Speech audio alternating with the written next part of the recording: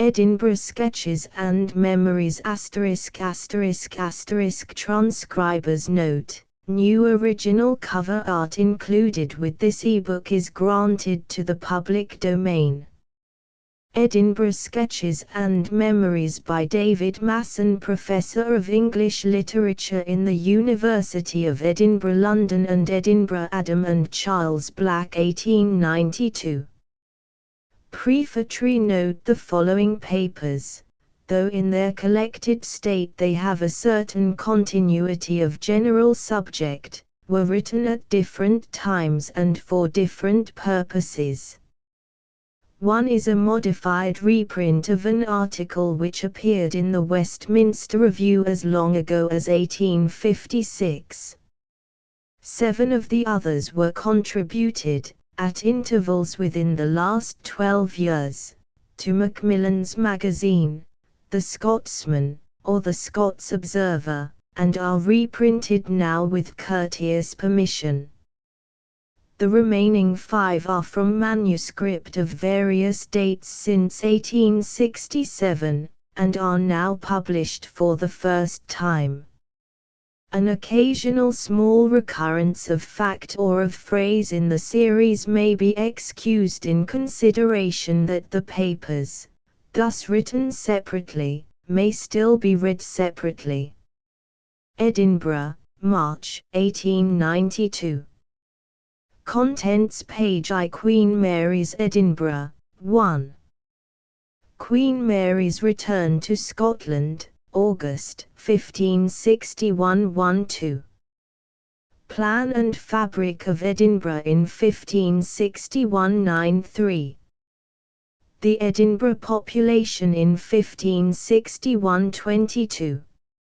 Robert Rollock and the Beginnings of Edinburgh University 35-3. King James's Farewell to Holyrood 61-4. Proposed Memorial to Drummond of Hawthorne Den 76 v. Allan Ramsay 88-6. Lady Wardlaw and the Baroness Nairn 110-7. Edinburgh Through the Dundas Despotism 141-8.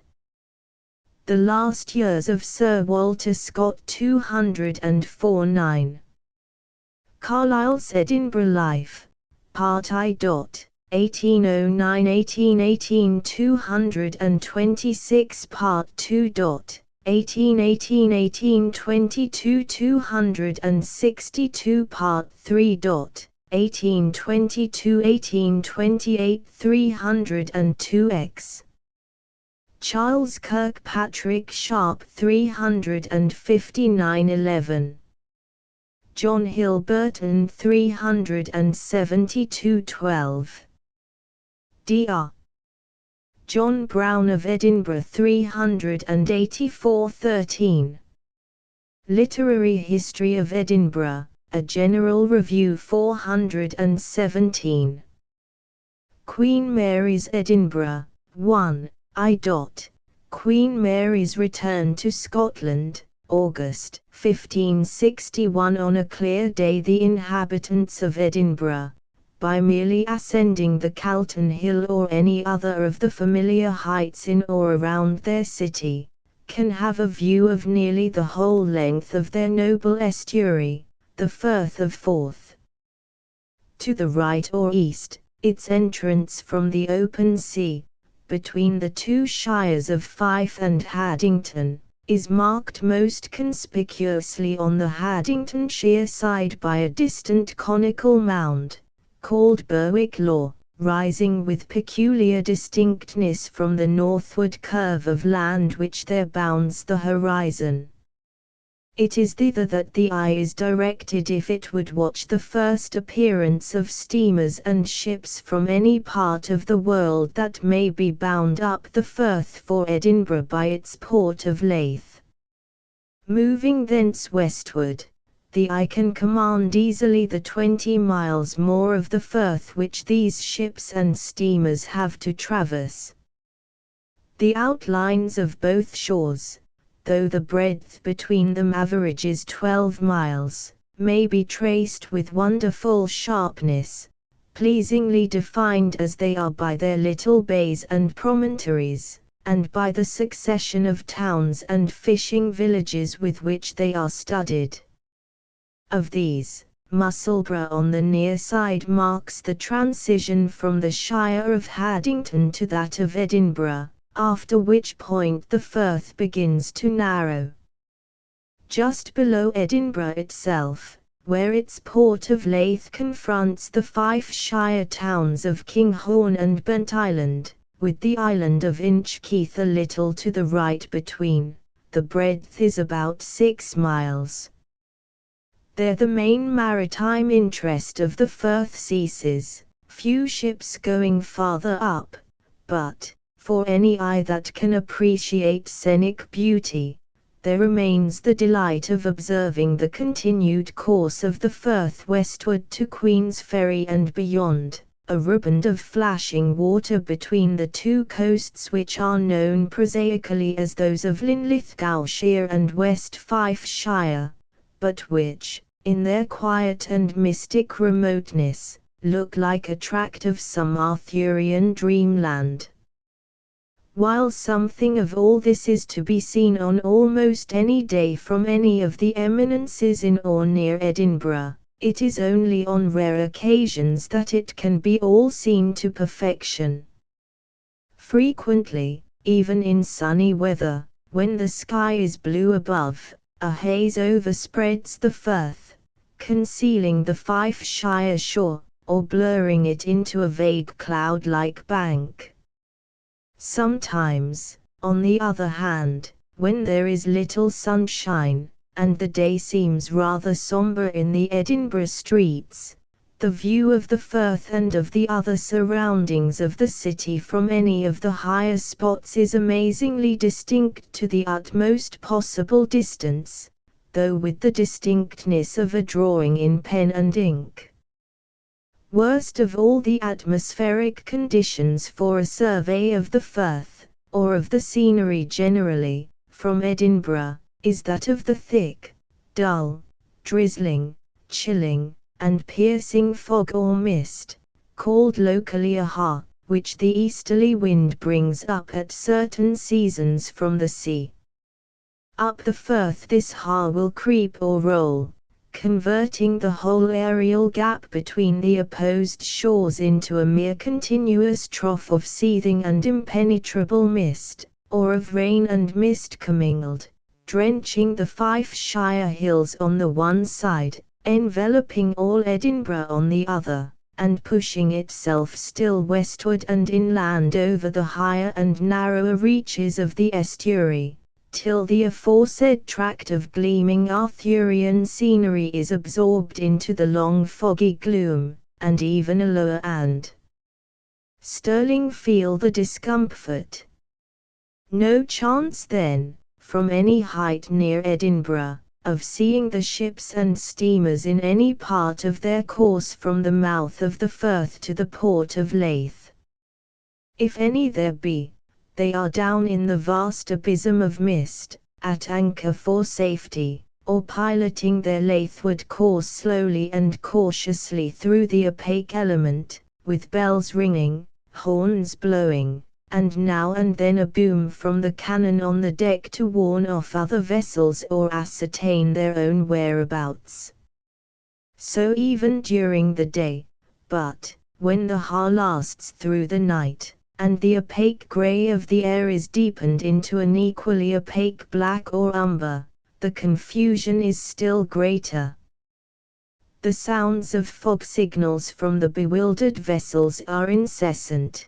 The shore lights from the piers and landing places can throw their yellow glare but a little way into the turbid consistency, and, if any adventurous vessel does manage to warp herself into port in such circumstances, it is with excited vociferation and stamping among those on board, and no less hurry-scurry among the men ashore who assist in the feat happily, an Edinburgh ha at once of such dense quality and of long duration is a rare occurrence.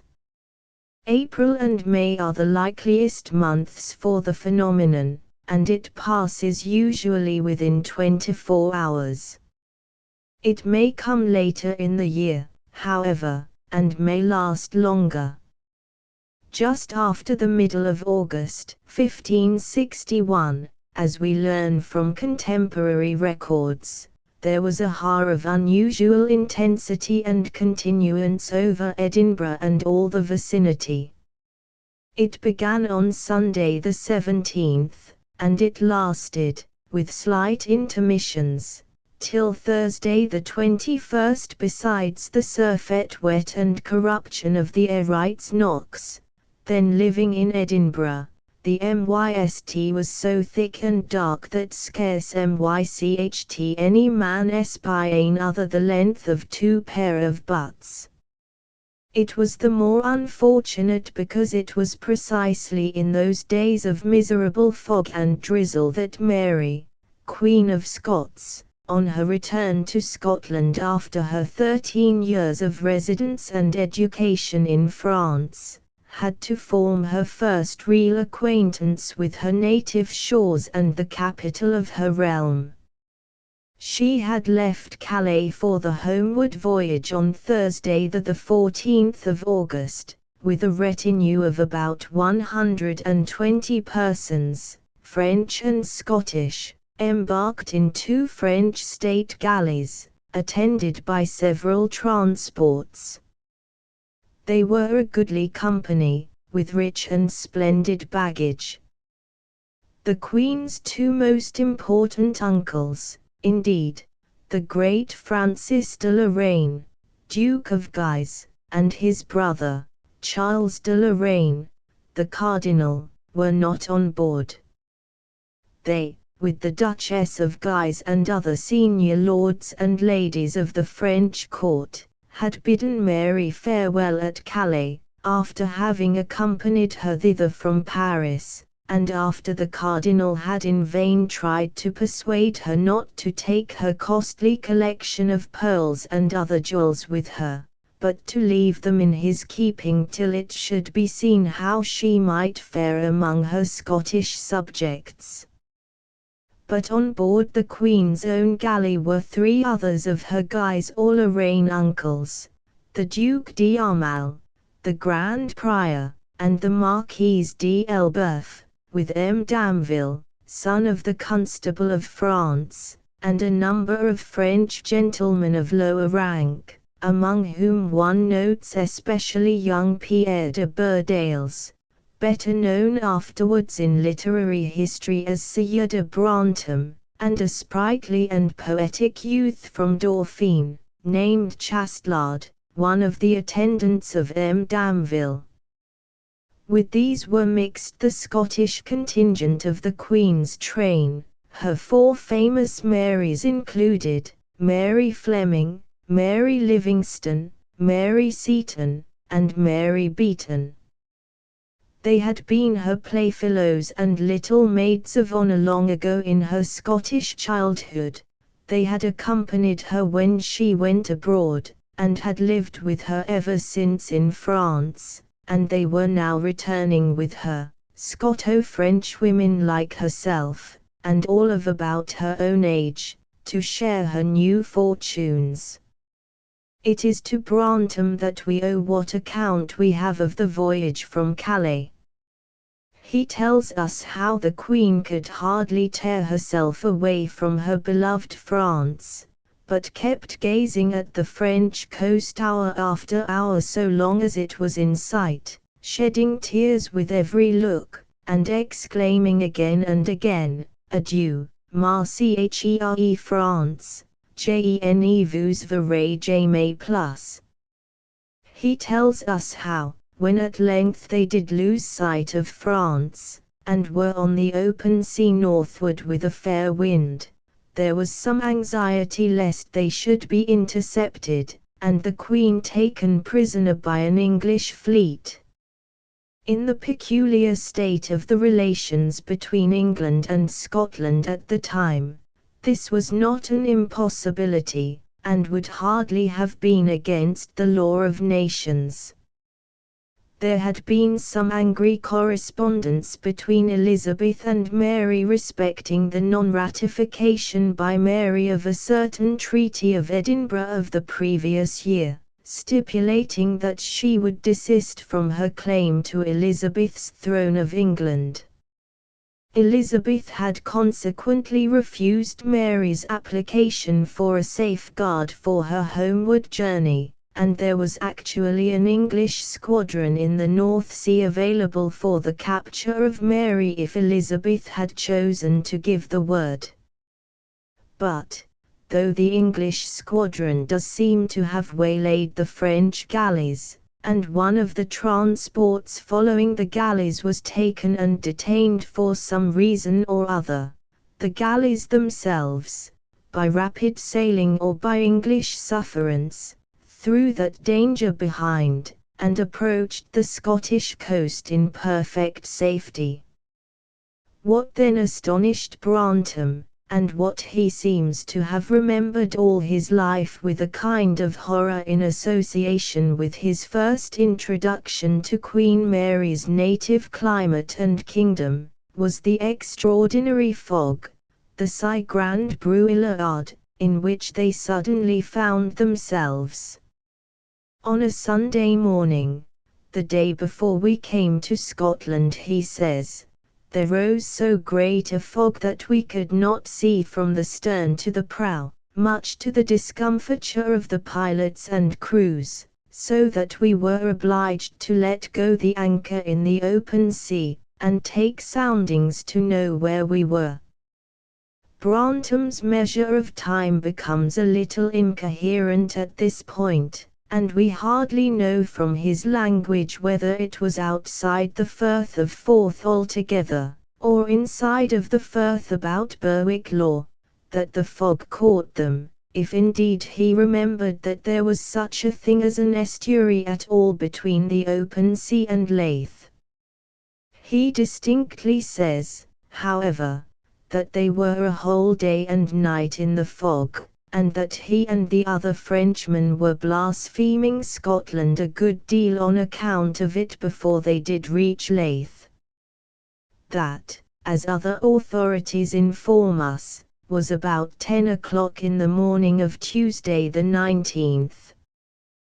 The Leith people and the Edinburgh people were quite unprepared, the last intimation from France having pointed to the end of the month as the probable time of the Queen's arrival, if she were to be expected at all. But the cannon shots from the galleys, as they contrived to near Leith harbour, were, doubtless, a sufficient advertisement. Soon, so far as the fog would permit, all Leith was in proper bustle, and all the political and civic dignitaries that chanced to be in Edinburgh were streaming to Leith. Not till the evening, according to one account, not till next morning, according to another, did the Queen leave her galley and set foot on shore.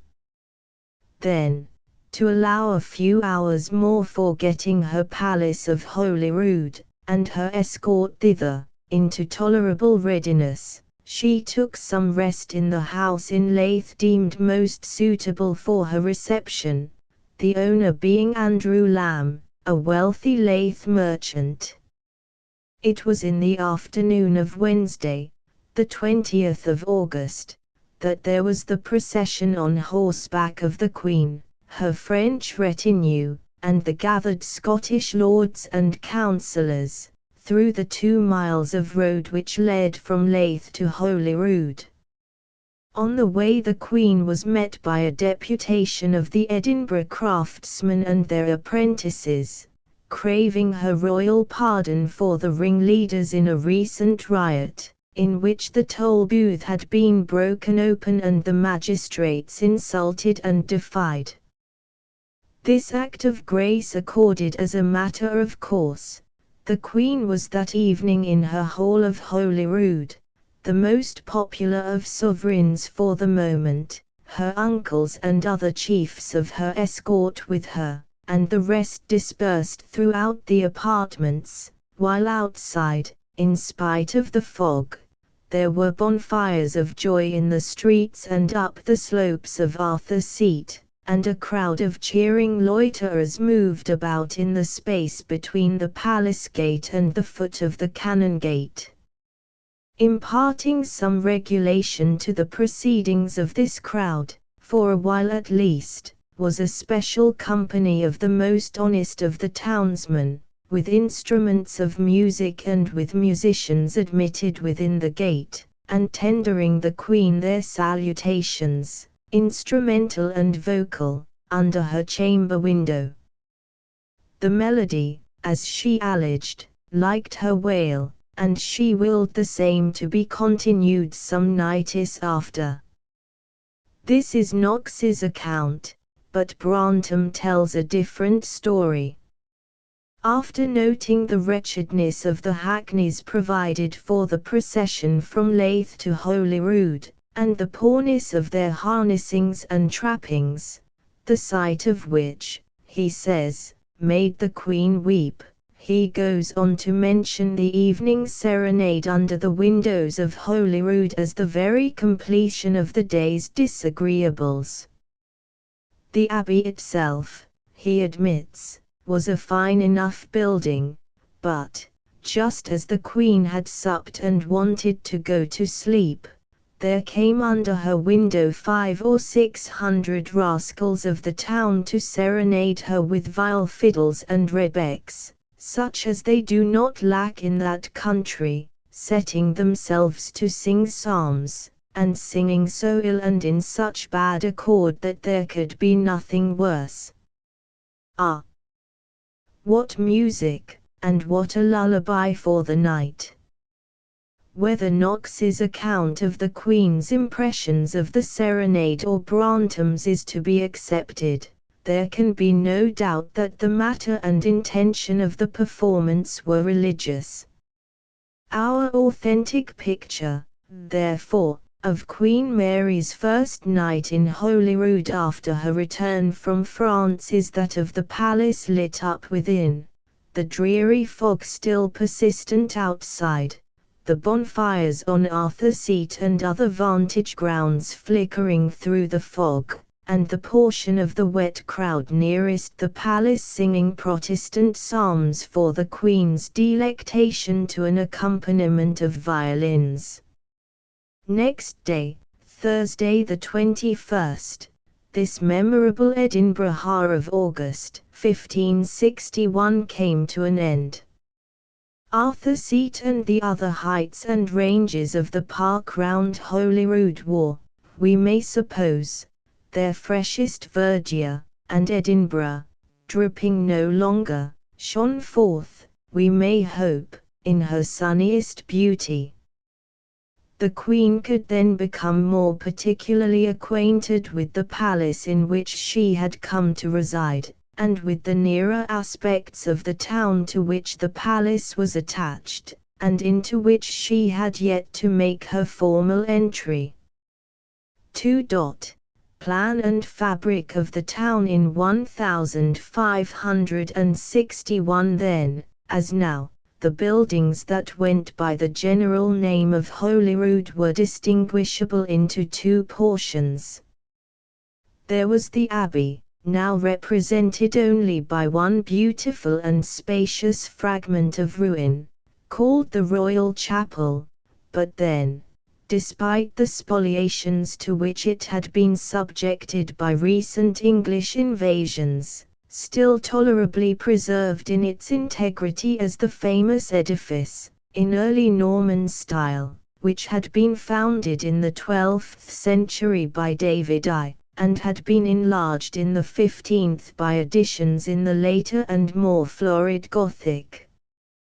Close by this was Holyrood House, or the palace proper, built in the earlier part of the 16th century, and chiefly by James IV, to form a distinct royal dwelling, and so supersede that occasional accommodation in the abbey itself which had sufficed for Scottish sovereigns before Edinburgh was their habitual or capital residence. One block of this original Holyrood house still remains in the two-turreted projection of the present Holyrood, which adjoins the ruined relic of the Abbey, and which contains the rooms now specially shown as Queen Mary's apartments. But the present Holyrood, as a whole, is a construction of the reign of Charles II, and gives little idea of the palace in which Mary took up her abode in 1561. The two-turreted projection on the left was not balanced then, as now, by a similar two-turreted projection on the right, with a facade of less height between, but was flanked on the right by a continued chateau-like frontage, of about the same height as the turreted projection, and at a uniform depth of recess from it, but independently garnished with towers and pinnacles. The main entrance into the palace from the great outer courtyard was through this chateau-like flank, just about the spot where there is the entrance through the present middle facade, and this entrance led, like the present, into an inner court or quadrangle, built round on all the four sides. That quadrangle of chateau, touching the abbey to the back from its northeastern corner, and with the two-turreted projection to its front from its northwestern corner, constituted, indeed, the main bulk of the palace. There were, however, extensive appurtenances of other buildings at the back or at the side farthest from the abbey, forming minor inner courts, while part of that side of the great outer courtyard which faced the entrance was occupied by offices belonging to the palace, and separating the courtyard from the adjacent purlieus of the town. For the grounds of both palace and abbey were encompassed by a wall, having gates at various points of its circuit, the principal and most strongly guarded of which was the Gothic porch admitting from the foot of the Canongate into the front courtyard. The grounds so enclosed were ample enough to contain gardens and spaces of plantation, besides the buildings and their courts.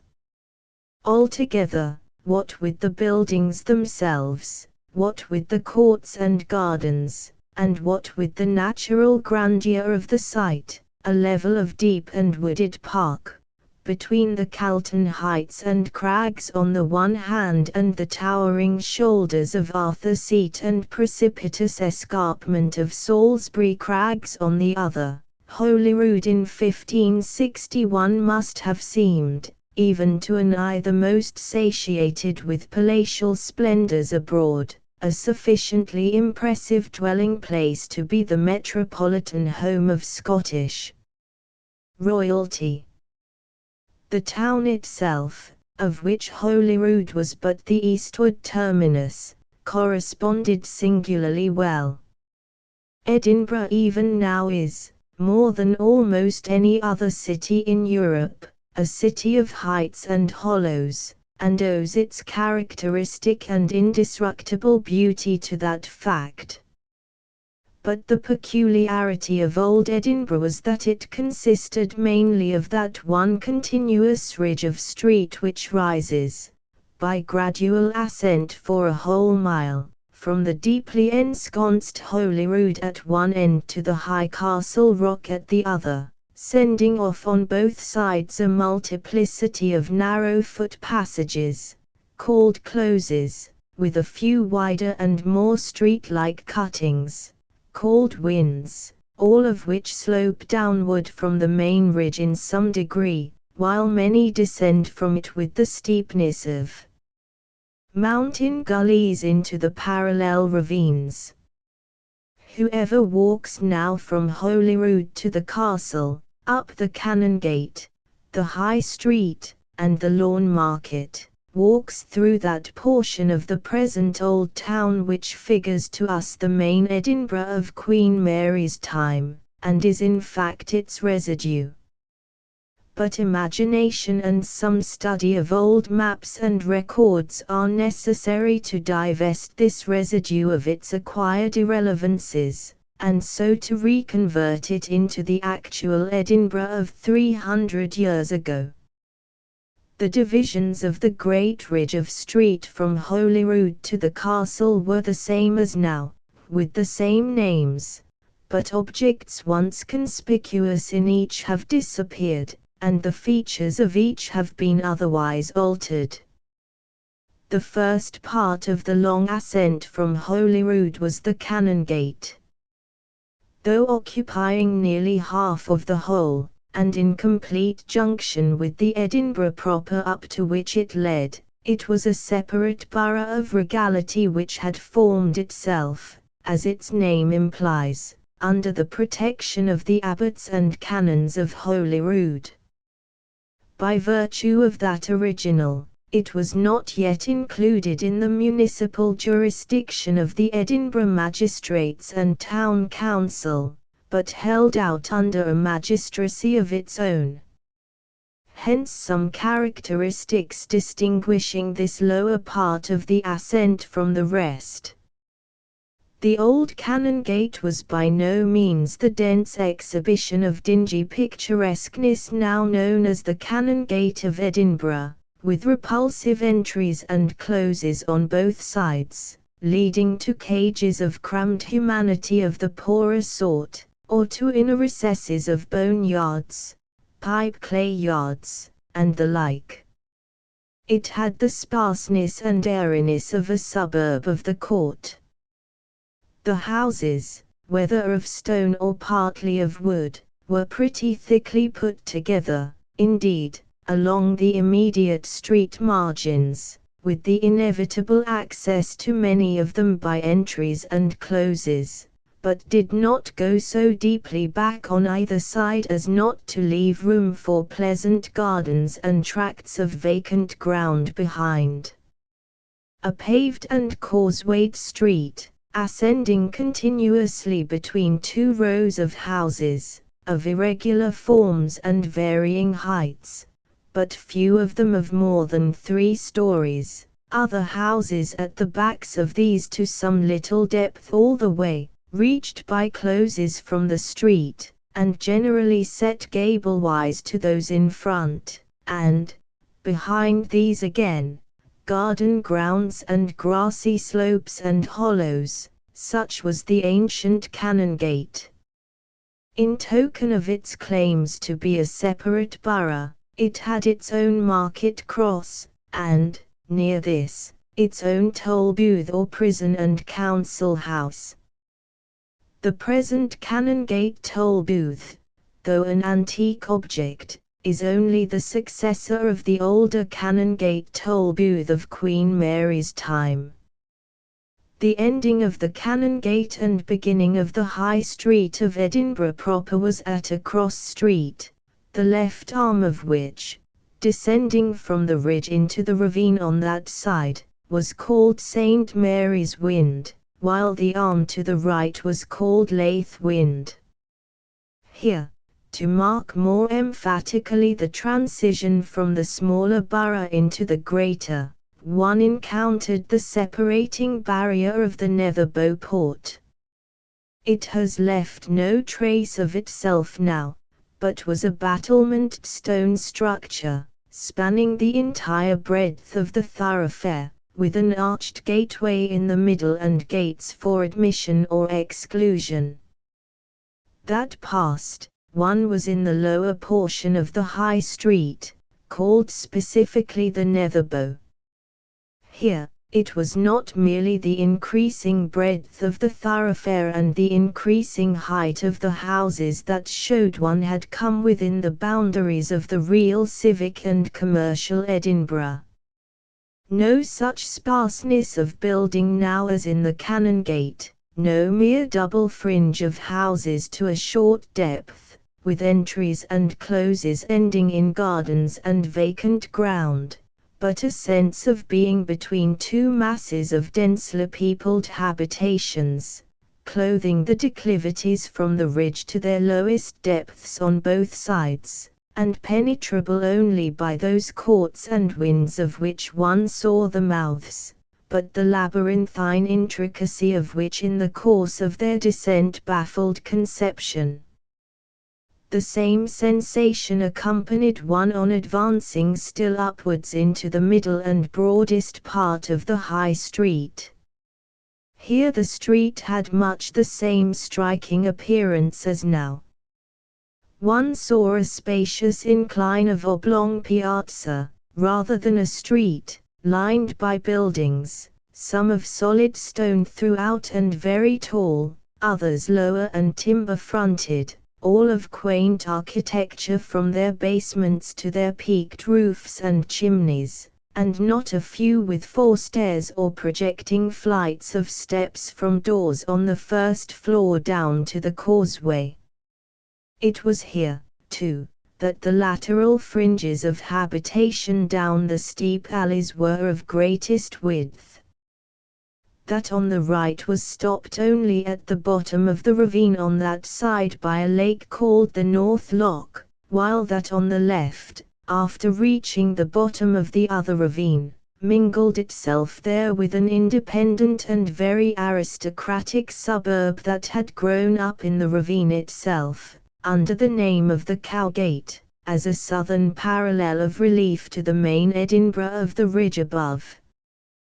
This low-lying, aristocratic suburb, though accessible from the piazza of the High Street by the winds and closes on the southern side, did not come easily into the cognizance of a stranger that might be exploring the piazza itself.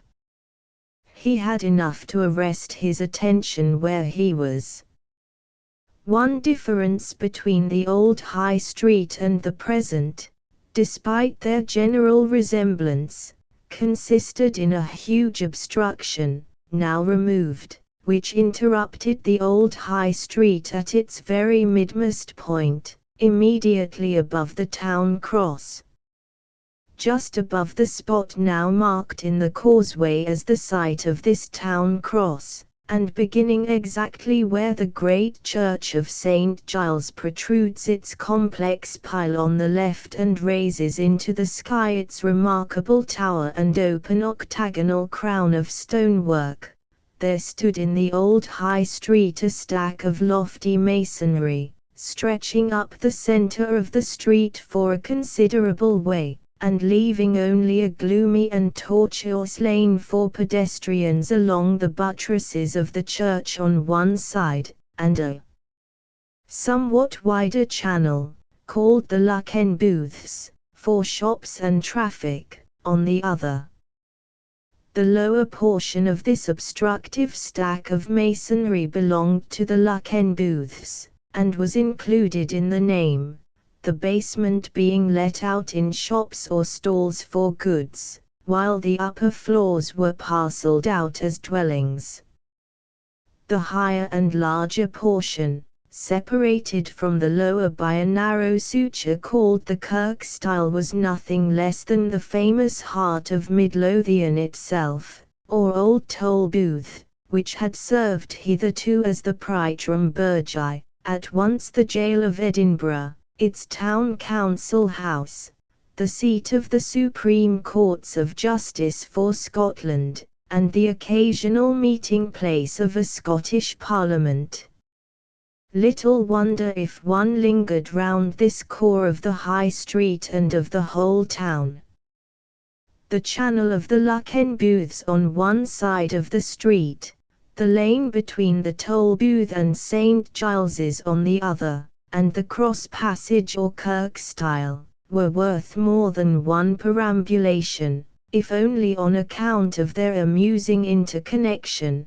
At the back of St. Giles's Church, overhanging the Cowgate, was St. Giles's Churchyard, the chief cemetery of the town, and the Toll Booth alone might well detain one by its look and the interest of its associations.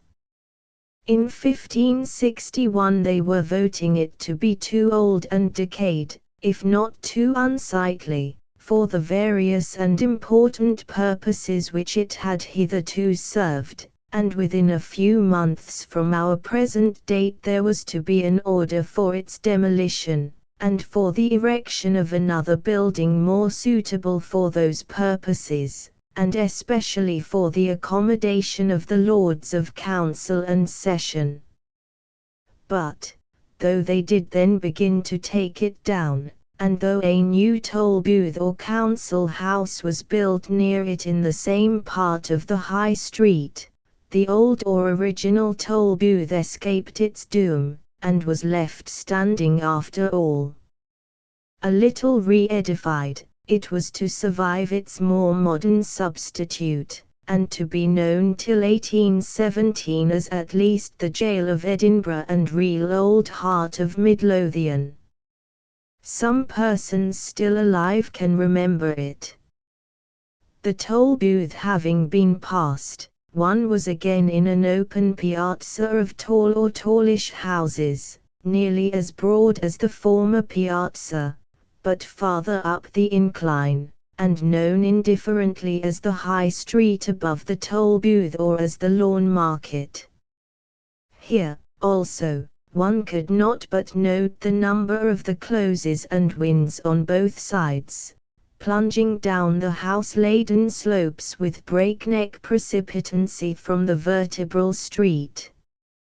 At the head of this piazza, however, where it began to narrow, and where there was an obstruction across it in the form of a clumsy building called the Buttertron or Way House, there was one offshoot to the left of greater consequence than any mere wynd or close.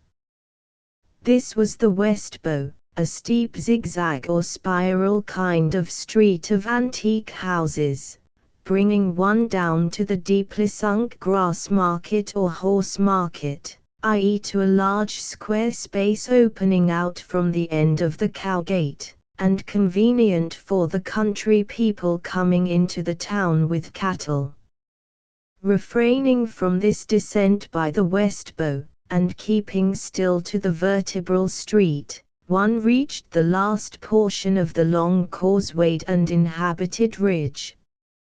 This was the Castle Hill, a narrowish continuation of the High Street, so steep as to require climbing rather than walking, but up which, nevertheless, there was still a plentiful straggling of houses, perched anyhow, with closes and paved yards reticulating what lateral depth of earth they could cling to, and with views of dizzying profundity from their back windows.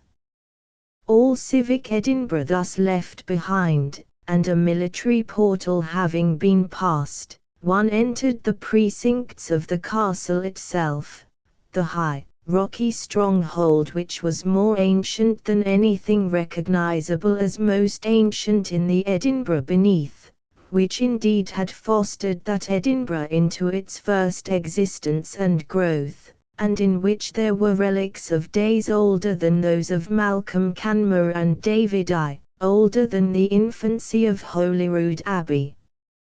After the long walk upwards between the two lines of close-packed houses, with perpetual mouths of mere wynds and closes for a whole mile, it was something to emerge into the open air, even in the battlemented exterior esplanade or courtyard of this castle, slanting up the hillside to the moat and drawbridge.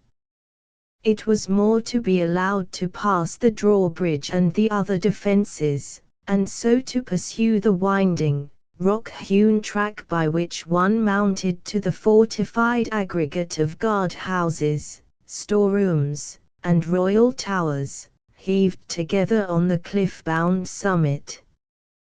What a platform then to stand on, beside the cannon, in any of the ledges of the embrasured parapet. The feeling for scenery, they say, had not been much developed in the 16th century, but no more in that century than in this could any human eye have gazed with indifference on the vast panorama of Scottish land and water that burst into the vision from Edinburgh's Castle Rock. To the north there were villages and farmsteads dotting the range of fields towards the Firth, which is now covered with the streets of the new town, and beyond these always the unwearying loveliness of the face of the Firth, with the boundary of the Fifeshire hills. To the west, the near Corstorphins, and over these also a tract of varied country, fading away up the course of the Firth into a purple suggestion of Stirling and the first spurs of the Highlands.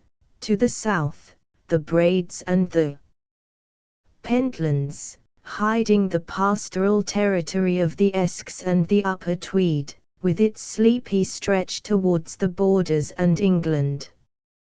Scores of castles and keeps, each the residence of some nobleman or laird of distinction, could be counted within this sweep of the eye, north, west, and south, over the immediate vicinity of Edinburgh. But, if one's interest were still rather in the town itself, it was the eastward glance that would help most to complete and define the previous impressions. The whole sea approach to Edinburgh by the Firth was now splendidly visible, with the already described curve of the hither coast from Berwick Law to Leith. The road from Leith to Holyrood was plainly discernible, and the Canongate and Edinburgh could be looked down upon together, and seen in connected shape and ground plan. However slight the defences of the Canongate and Holyrood, Edinburgh proper, it could now be seen, was carefully enclosed and bastioned. On the north side, the North Loch, washing the base of the Castle Rock and filling the valley through which the railway now runs, was sufficient protection, but all the rest of the town was bounded in by a wall, called the Flodden Wall. It had been constructed mainly in the panic after the Battle of Flodden in 1513 to supersede an older and less perfect circumvallation, but had been much repaired and modified since. It started from the east end of the North Loch and ran thence along Leith Wynd and St Mary's Wynd, crossing the High Street at the Nether Beauport, and so shutting out the Canongate. It then went so far south as to include the whole of the Cowgate and some space of the heights beyond the ravine of the Cowgate, and the west bend of its irregular rectangle. After recrossing this ravine a little beyond the Grassmarket, riveted itself to the Castle Rock, on its most precipitous side, at the head of the High Street. There were several gates in the circuit of the wall besides the Nether Beauport, the chief being the Cowgate Port, which was also to the east, the Kirk of Field Port, afterwards Potterrow Port, and Greyfriars Port, afterwards Bristow Port, both to the south, and the West Port, just beyond the Grassmarket and the sole inlet from the west. When these gates were closed, Edinburgh could rest within herself, tolerably secure from external attack, and conscious of a reserve of strength in the cannon and garrison of the dominating castle. Even if the town itself should yield to a siege, the castle could hold out as a separate affair, impregnable, or almost impregnable, within her own fortifications. Successful assaults on Edinburgh Castle were among the rarest and most memorable accidents of Scottish history. 3. The Edinburgh population in 1561, such having been the fabric or shell of Edinburgh in 1561, what was the contained life? The entire population, the Canongate included, was probably less than 30,000, but, confined as this population was within such strait limits, obliged to accommodate itself to one such ridgy backbone of principal street, with off-going winds and closes and but one considerable and low-lying parallel, and having to make up, therefore, by the vertical height of the houses for the impossibility of spreading them out, its compression of itself within the houses must have been exceedingly dense. As the political capital of the nation, the seat of government and of the central law courts, Edinburgh not only counted a number of families of rank among its habitual residents, but drew into it, for part of every year at least, representatives of the Scottish nobility, and of the lairds of mark and substance, from all the lowland shires. Only a few of the greatest of these, however, had town mansions of their own, with any semblance of sequestered approaches and adjuncts, whether in the Canongate or the Cowgate.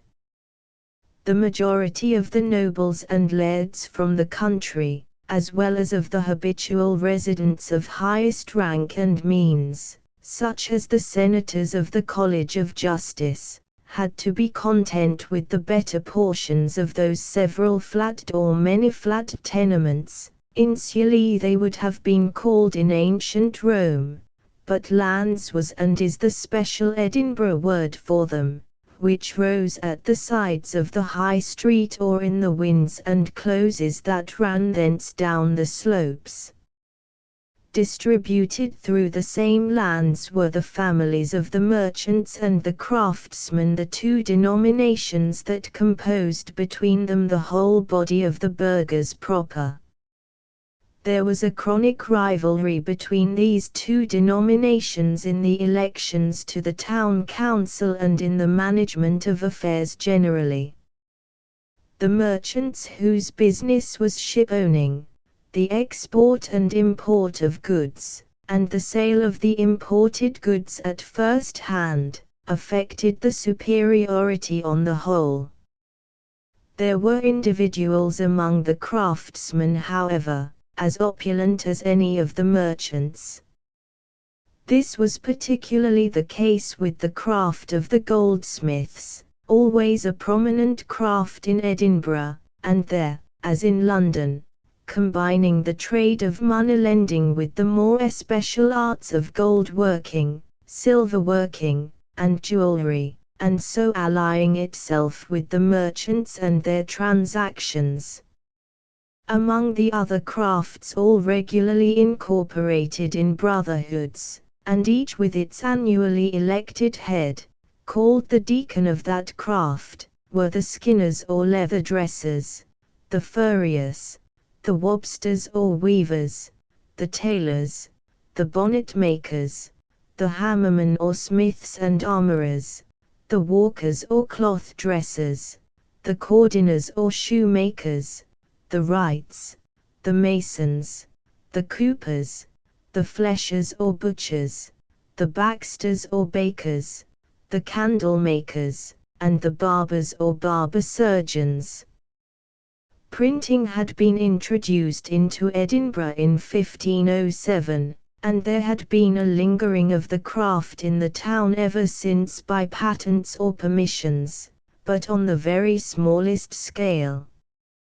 To the merchants and craftsmen and their families there have to be added, of course, the numerous dependents of both these classes of the burghers, called in the simple language of that time their servandis.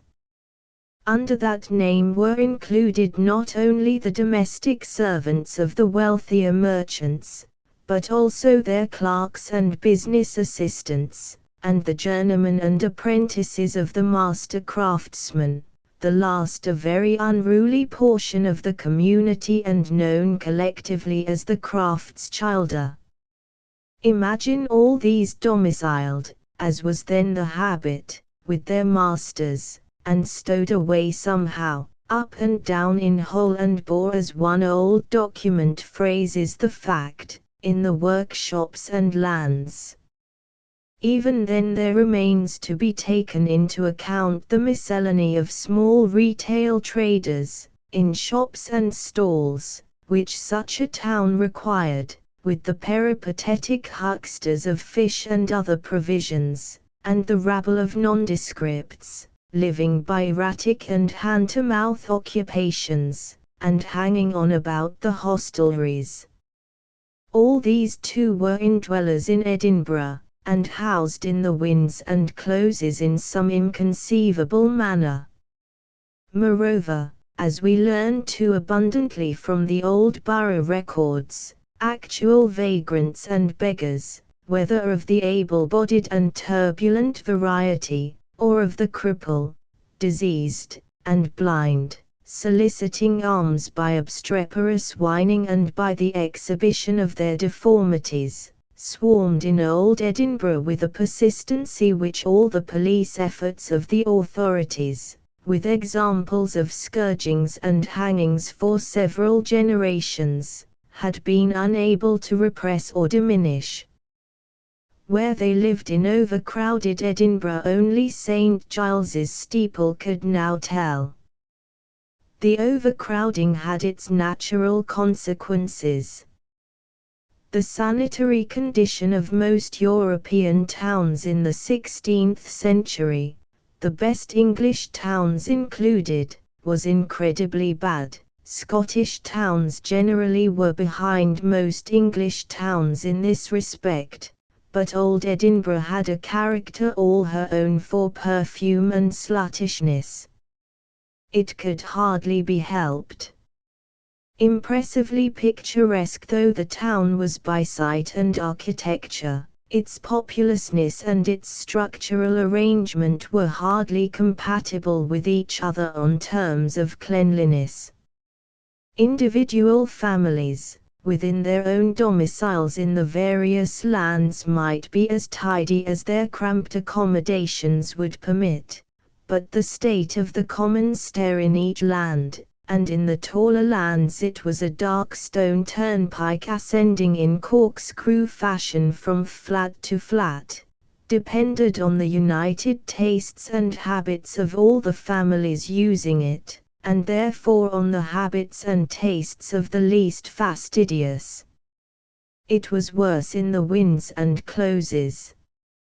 Not only did all the refuse from the habitations on both sides find its way into these, generally by the easy method of being flung down from the windows overnight, but the occupations of some of the ground floor tenants, butchers, candlemakers, etc., added contributions heterogeneously offensive.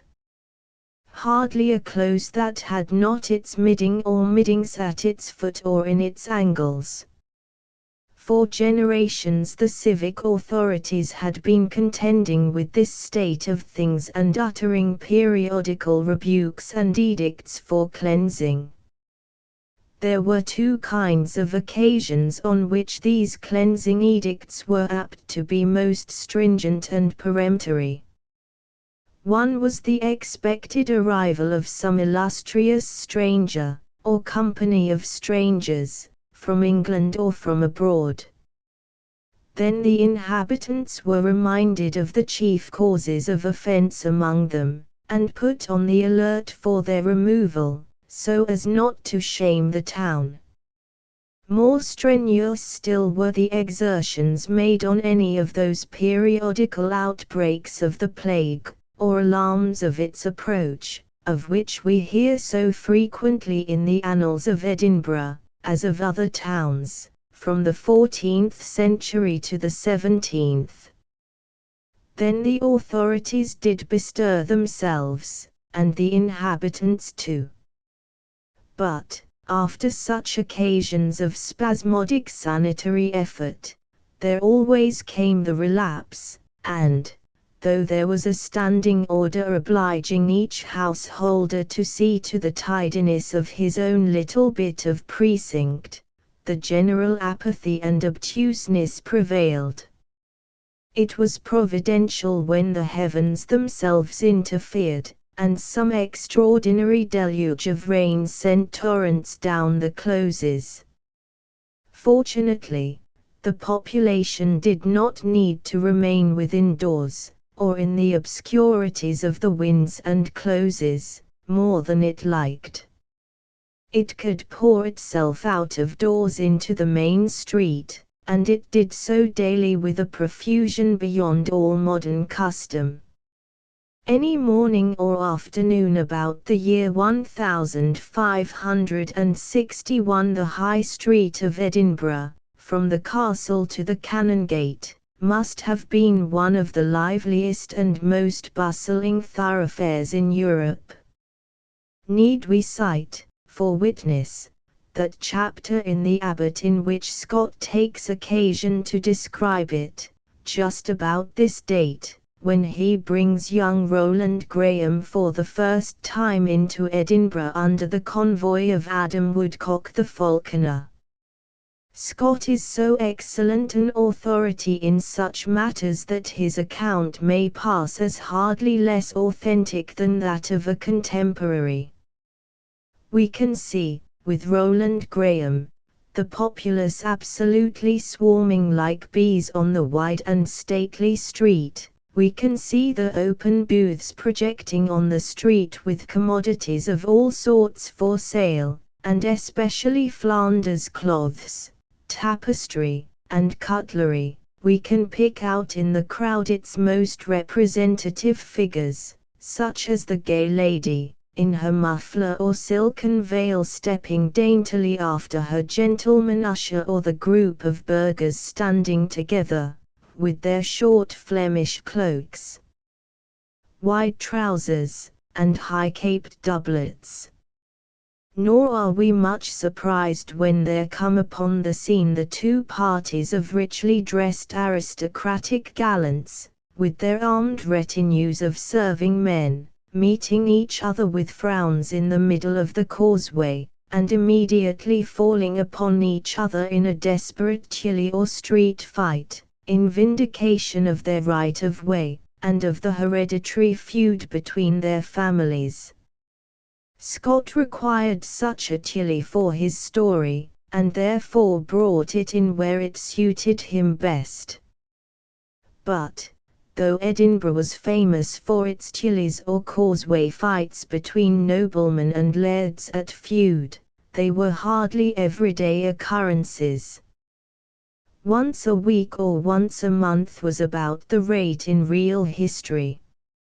For greater authenticity, therefore, we may seek glimpses of the High Street of Old Edinburgh in Scottish literature of earlier date than the Waverley novels. The Scottish poet Dunbar has left us two pieces picturing very distinctly the Edinburgh of 1513, which he knew so well. He calls it our noble town as if patriotically proud of it all in all, but it chances that in both the poems he is more sarcastic than complimentary. One is an express address of objurgation to the merchants of Edinburgh for their disgraceful neglect of the noble town and its capabilities. Why, he asks, do they let its streets be overrun by beggars, so that nane may make progress through them? Why do they let the fairest parts be given up to tailly-ouries, sutteries, and craftis vile? Why do they let the vendors of haddocks and of skatis and minstrels with but two wearisome tunes, which they repeat eternally, go everywhere bawling up and down? He complains more particularly of the High Street. He speaks of the projecting four stairs there as making the houses murk. He declares that at the Cross, where one should see gold and silk, one sees nothing but crudis and milk, and that nothing is sold in all the rest of that lower piazza but poor shellfish or common tripe and pudding. and he is positively savage on the state of the blocked isthmus between the two piazzas beside St. Giles's Church and the toll booth. There, where the merchants themselves most resort, and where the light is held from their parish kirk by the stupid obstructions which they permit, they are hampered in a malodorous honeycomb of lanes, which may suit their tastes for exchange purposes, but is hardly to their credit. To these particulars about the High Street from one of the poems we may add, from the other, linen hung out to dry on poles from the windows, cadges of coals with wheeled carts, cadges of other articles with creels only slung over their horses, and dogs and boys in any number running in and out among the carts and horses. All in all, Dunbar's descriptions of Edinburgh are satirical in mood, and sum themselves up in this general rebuke to the Edinburgh merchants in the first of the two poems: "Why will ye, merchants of renown, lat Edinburgh, your noble town, for lake of reformation, the common profit tine and fame? Think ye not shame that one other region sall with dishonour hurt your name?" This is hardly the Edinburgh of subsequent romance, as we see it in Scott's Abbot, but that Scott had good warrant for what he wrote there, other than his own imagination, appears from a supplement to Dunbar furnished by Sir David Lindsay. The Edinburgh which Sir David Lindsay knew was the Edinburgh of a later generation than Dunbar's, say from 1513 to 1555, and, whether from this lapse of time or from difference in the tempers of the two poets, Sir David Lindsay's Edinburgh is liker Scott's than Dunbar's. Thus, in one poem of Lindsay's, "Adieu, Edinburgh, thou hight triumphant town, within whose bounds writ blithful have I been, of true merchants the root of this region, most ready to receive court, king, and queen. Thy policy and justice may be seen, were devotion, wisdom, and honesty and credence tint, they might be found in thee." In another of his poems he describes Edinburgh on a gala day, when there was a procession through its high street, such as he himself, as Leon King of Arms, might have marshalled. The occasion was the entry into Edinburgh in May 1537 of Magdalene, daughter of Francis I of France, the young bride of James V. And the dirge-like form of the description, that of an indignant address to death, is accounted for by the fact that the poet is looking back on the splendours of her welcome into the Scottish capital when the too swift close of her fair young life, only a few weeks afterwards, had turned them into matter of mournful recollection. Thief! Saw thou not the great preparatives of Edinburgh, the noble famous town? Thou saw the people labouring for their lives to make triumph with trump and clarion. Sic pleasure never was in this region as suld have been the day of her entrace, with great properness given to her grace. Thou saw make and writ costly scaffolding, depaint it wheel with gold and silver fine, ready prepare it for the upsetting, with fountains flowing water clear and wine, disguise it folks, like creatures divine, on ilk scaffold, to play ane sindry story, but all in greeting to knit thou that glory. Thou saw their mony ane lusty fresh galland, we'll order it for resaving of their queen, ilk craftsman, with bent bow in his hand, full gayotly in short clothing of green.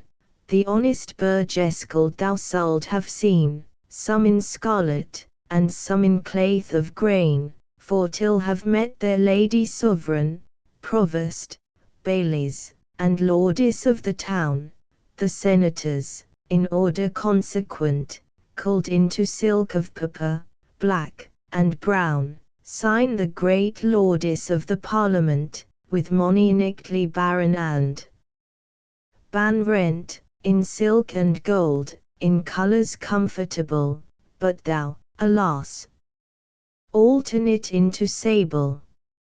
Sign all the Lordes of religion, and princes of the priestess venerable, full pleasantly in their procession, with all the cunning clerkees honourable, but, theftuously, thou tyrann treasonable, all their great solace and solemnities thou tenit intildulaful diriges. Sign, next in order, passing through the town, thou sult have heard the din of instruments, of tabran, trumpet, shalm, and clarion, with word redoundand through the elements, the heralds, with their awful vestments, with maces, upon either of their hands, to rule the press with burnist silver wands.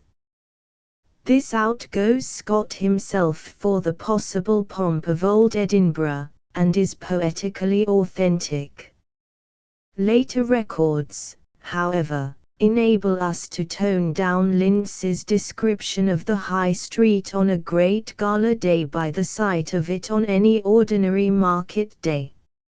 Since the reign of James III, it appears, there had been an authorized distribution of the markets for different kinds of commodities through prescribed parts of the town, with the general effect that, while livestock and such bulkier commodities as wood and fodder were sold and bought only in the grass market and its low-lying purlieus, the markets for all other commodities were divided mainly between the two piazzas of the High Street, each having its own tran or weighing apparatus.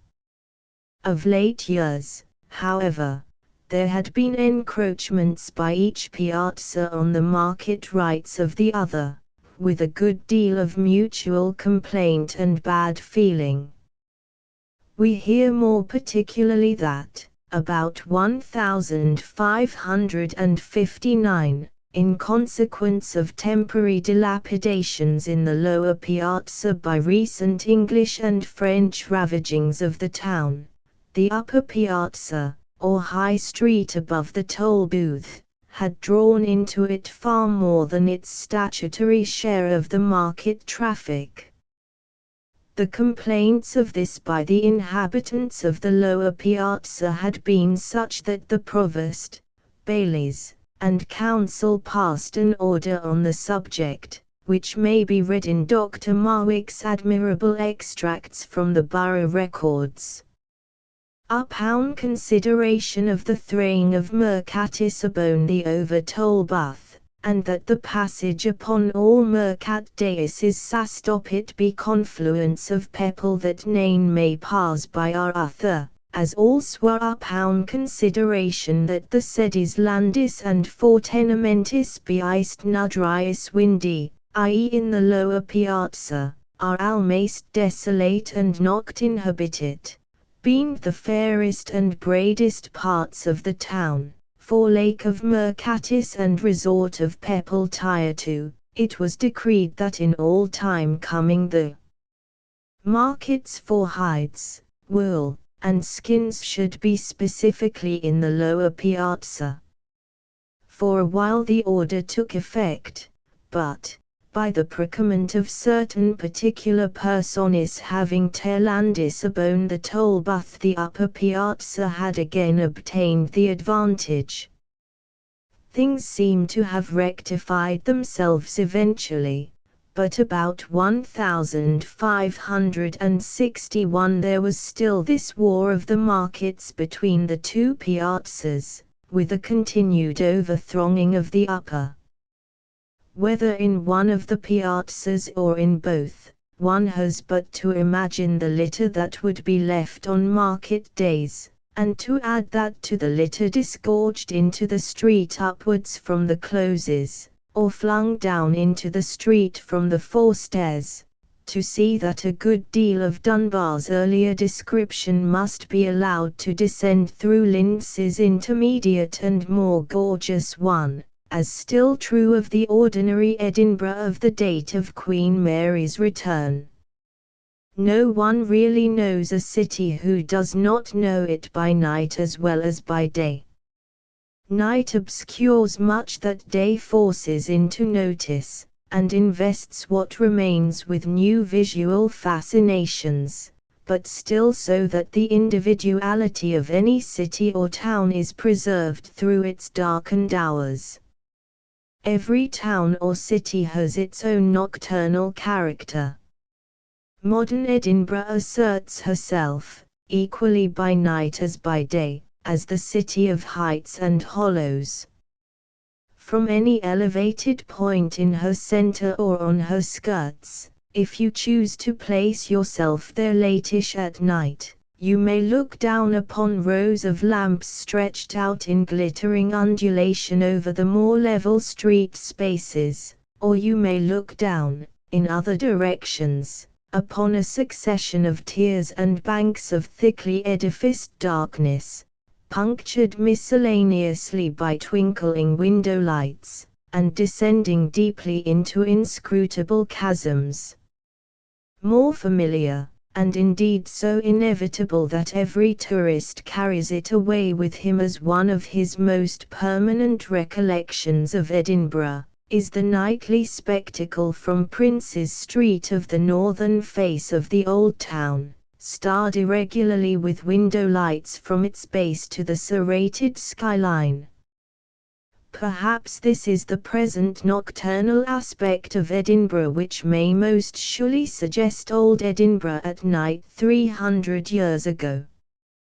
For, though we must be careful, in imagining old Edinburgh, to confine ourselves strictly and exactly to as much of the present Edinburgh as stands on the ancient site, and therefore to vote away Prince's Street, the whole of the rest of the new town, and all the other accretions, this aspect of the old town at night from the north cannot have changed very greatly.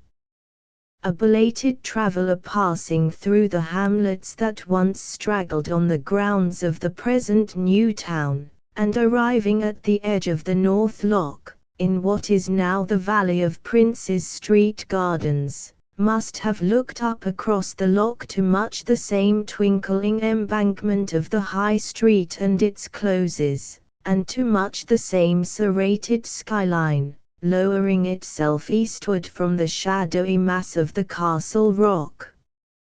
If the traveller desired admission into the town, he could not have it on this side at all, but would have to go round to some of the ports in the town wall from its commencement at the east end of the North Loch. He might try them all in succession: Lathwind Port, the Netherbow Port, the Cowgate Port, the Kirk of Field Port, Greyfriars Port, and the West Port, with the chance of finding that he was too late for entrance at any, and so of being brought back to his first station, and obliged to seek lodging till morning in some hamlet there, or else in the Canongate. He could perform the whole circuit of the walls, however, in less than an hour, and might have the solace, at some points of his walk, of night views down into the luminous hollows of the town, very different from his first view upward from the North Loch. While the belated traveller was thus shut out, the inhabitants within might be passing their hours till bedtime comfortably enough, whether in the privacy of their domiciles, or in more or less noisy loitering and locomotion among the streets and winds. If it were clear moonlight or starlight, the winds, and especially the stately length of the High Street, would be radiantly distinct, and locomotion in them would be easy. But even in the darkest nights the townsmen were not reduced to actual groping through their town, if ennui, or whim, or business, or neighborly conviviality determined them to be out of doors.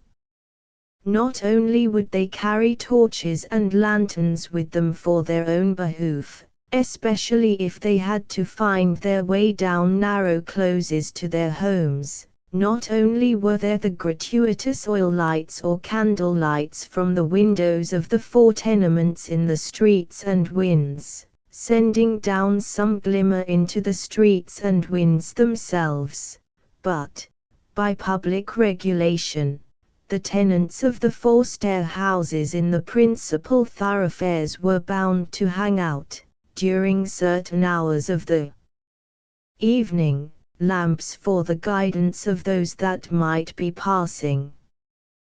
One has to remember, however, that people in those days kept very early hours. By 10 o'clock every night old Riki was mostly asleep.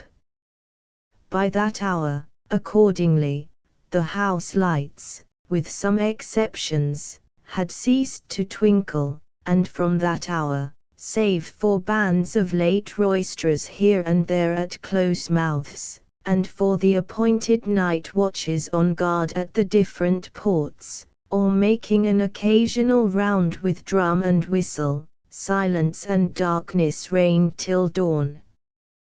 The Provost of Edinburgh in 1561 was Archibald Douglas of Culspindy, a well-known laird of the great kin of the Angus Douglases. He had held the office continuously by annual election since 1553, with only 2 years of break. The 4 bailies under him, answering to the alderman of an English town, were David Forster, Robert Kerr, Alexander Home, and Alan Dixon, all merchant burgesses. It would be possible, I believe, even at this distance of time, to give the names of as many as 1,000 or 1,500 other persons of the population, with particulars about not a few of them.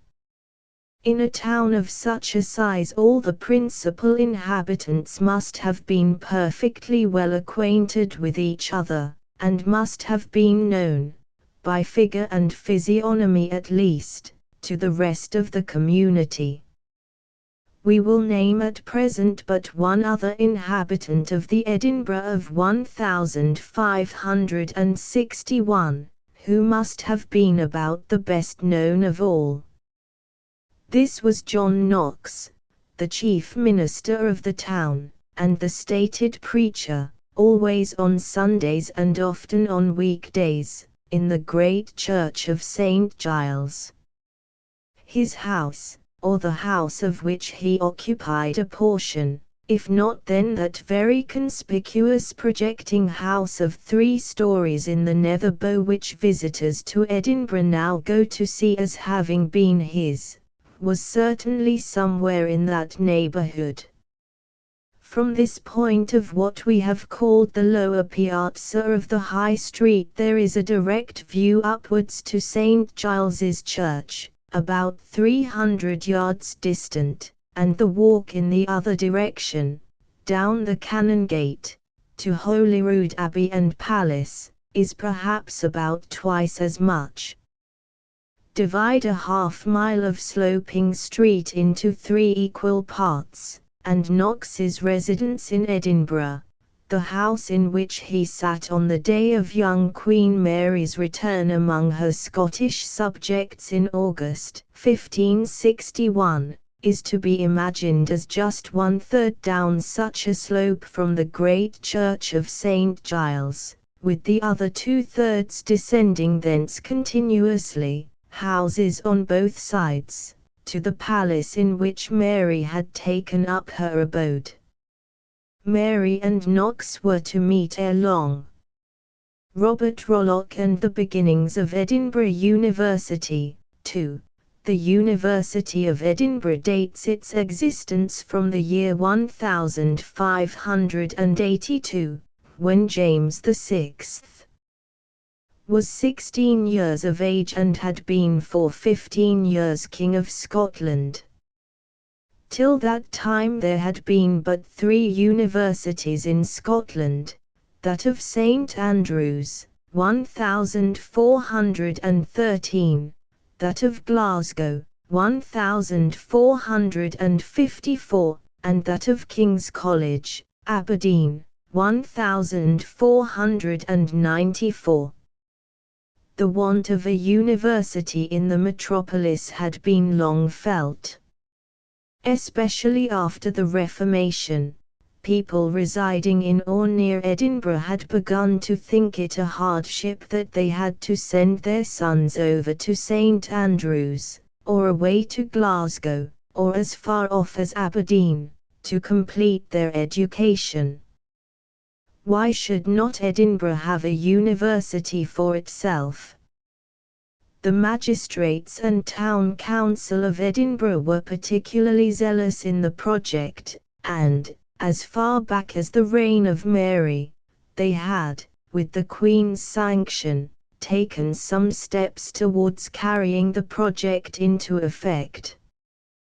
They had fixed on the site of the intended new college.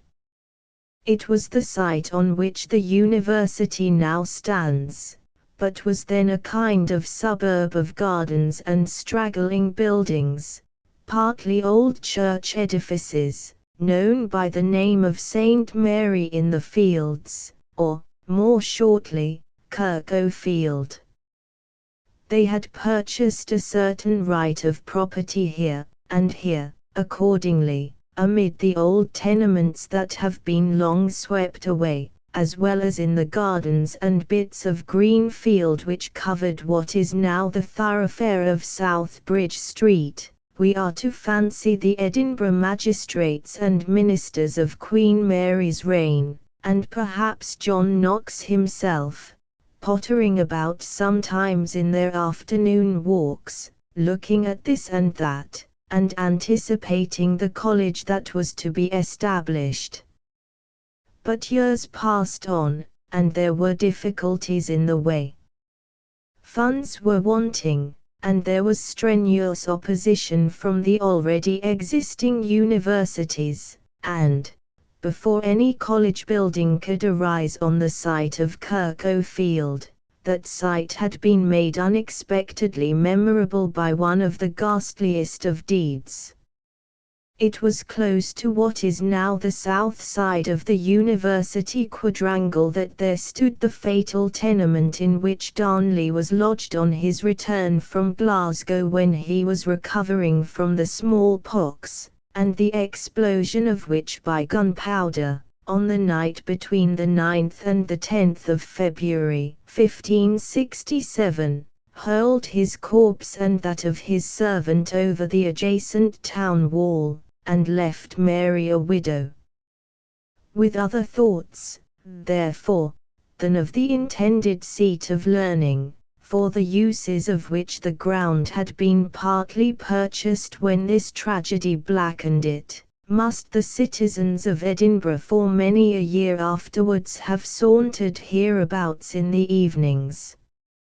But shocks of the kind are transient, and, when, in the quieter though still agitated days of King James, certain liberal citizens began to move anew for the foundation of the much-needed university, chief among whom were Mr. James Lawson, Knox's successor as Minister of Edinburgh, Mr. William Little, afterwards Lord Provost, and his brother, Mr. Clement Little, an Edinburgh lawyer. There was no dream of any other site for it than that which had been already chosen. With creditable quickness the town council proceeded to convert the long-cherished design into a reality. Masons and carpenters were set to work, and, what with the patching up of old buildings already on the ground, what with the erection of frugal additions, a kind of makeshift beginning of a college was at last knocked together. A charter from King James, dated Stirling, the 14th of April 1582, made all right. It empowered the Lord Provost, magistrates, and Town Council of Edinburgh to found and gradually complete within the city what should be to all intents and purposes a true university, or studium generale. King James, as has been said, was then still in his boyhood. His unhappy mother was in the 14th year of her captivity in England. A material fabric for lodging the University of Edinburgh having been thus roughly provided, all that was further necessary was to procure teachers.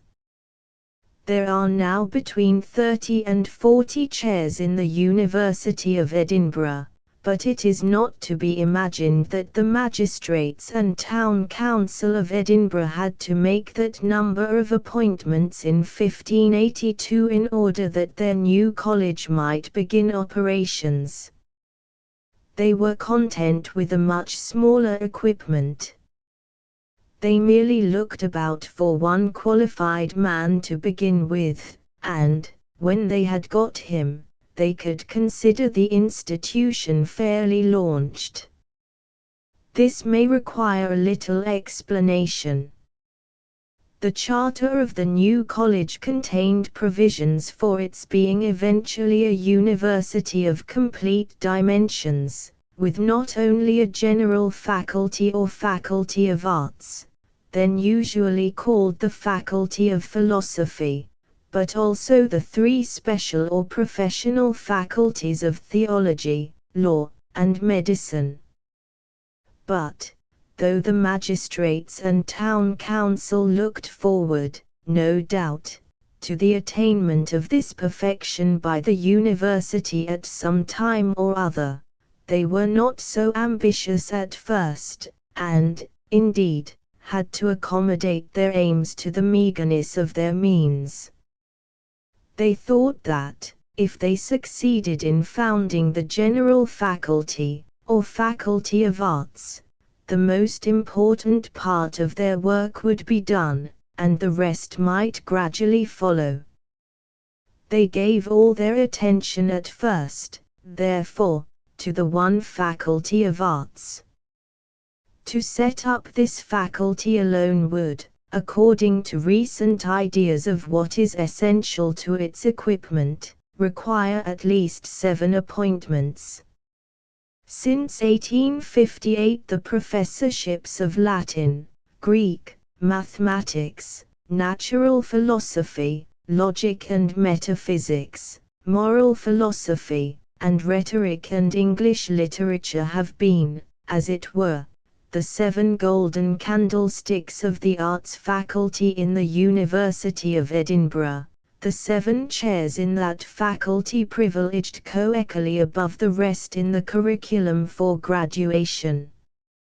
In those old days, however, there was no notion that even as many as 7 separate candlesticks were needed. Latin was preeminent as the sine qua non for all the rest. It was the language in which all the formal instruction within every university was then given, and with which, so far as concerned the power of understanding it, speaking it, and to some extent writing it, all students were supposed to be acquainted before they commenced their university course. Further, in the other subjects, which were all taught through this medium of Latin, there was no such division of labor as at present. Mathematics and natural philosophy had not then attained such dimensions in the world of knowledge, nor were moral philosophy and rhetoric so extricated from logic and metaphysics, nor was proficiency in any or all of those subjects deemed so incompatible with a competent knowledge of Greek, but that one and the same professor could be expected to take students through the whole series of studies by himself. Now it would be but a sad jumble of superficialities that would result from such a system of individual professorships of everything. But in those days the totum sabile had not come to be so monstrous or heterogeneous an aggregate but that it might be supposed capable of being carried with tolerable compactness under one able man's hat, and of being taught by such a man more or less effectively by means of a series of established Latin textbooks. The supposition, though absurd enough even then, was the less absurd because the subjects were made to follow each other in a regular order through a university course of 4 years. The professor began in his first year with the simpler subjects, and then carried the same students, in their second, third, and fourth years, through the more difficult subjects, until, at the end of the 4th year, he had fitted them for their graduation, or, as it was called, their laureation in arts.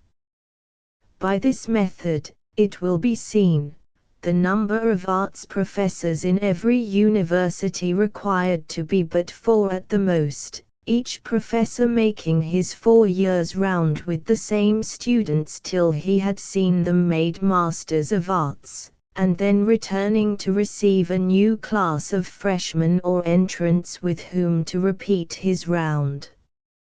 In fact, in each of the already established universities of Scotland there were 4 such principal arts professors, or philosophy professors.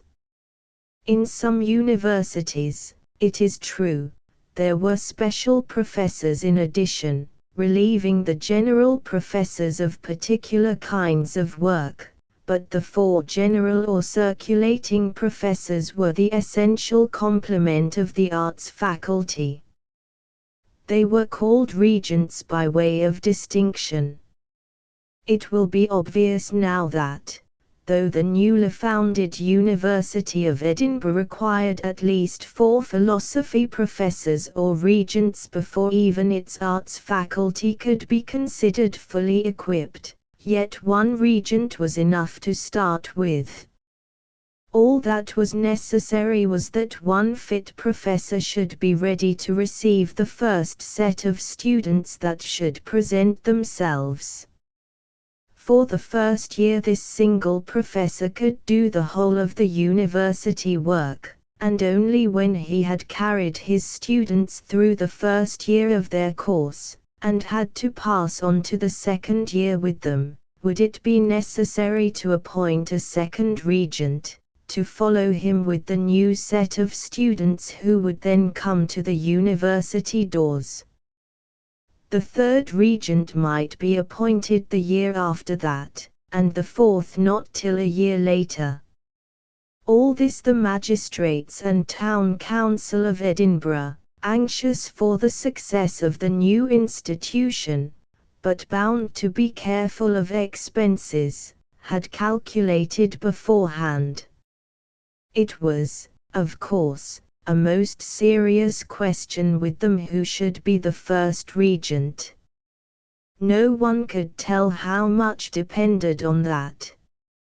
A bad appointment might wreck the university at the outset. Fortunately, through the recommendation of that same Mr. James Lawson, Knox's successor in the ministry of Edinburgh, who had already had so much to do with the founding of the university, the magistrates and town council selected a man whose appointment neither the city nor the university had any cause afterwards to regret. This was Mr. Robert Rollock. The Reverend Robert Rollock would be now the designation, then one of the philosophy professors in the University of St. Andrews. He was a Stirlingshire man by birth, had been educated at St. Andrews, was 28 years of age, and had already won good opinions among those who knew him. A deputation having been sent to St. Andrews to invite him to the new post, He came to Edinburgh in September 1583 to offer himself for inspection, and on the 14th of that month an agreement was signed between him and the Lord Provost, magistrates, and town council. Rollock, on his part, agreed to enter to the college newly founded within the borough and to exercise the office of the regent of the said college, in instruction, government, and correction of the youth and persons whilk shall be committed to his charge, faithfully attending always to the rules and injunctions to be given him by the provost, bailies, and council, for the whilkes causi they, on their part, binds and oblices tame and their successores thankfully to content and pay. To the said Mr. Robert the sum of 40 pundis usual money of this realm, at TWA termis in the year, candlims and lambs, BTWA equiportionis, and sal sustain him and our servant in their ordinary expenses. A tower, I moreover, the said Mr. Robert sal repair and have, for his labours to be taking in instructing every bairn repairing to the said college, yearly, as followeth, to wit, for the bairns inhabitants of the said borough, 40 shillings, and for the bairns of others, not inhabitants therein, 3 pundis, or mere as the bairns parentis please to bestow of their liberality. Further prospects of remuneration and promotion were held forth to Mr. Rollock, and there was every disposition to make him comfortable. An original portrait of Rollock now hangs in the Senate Hall of Edinburgh University. It is but a poor specimen of the painter's art, and it does not suggest that Mr. Rollock can have been an Apollo. It exhibits, however, a very distinct physiognomy, a physiognomy so distinct, so unlike anybody's else, that, were Mr. Rollock to reappear any afternoon now in the Canongate or in Prince's Street, there would be no difficulty in recognizing him.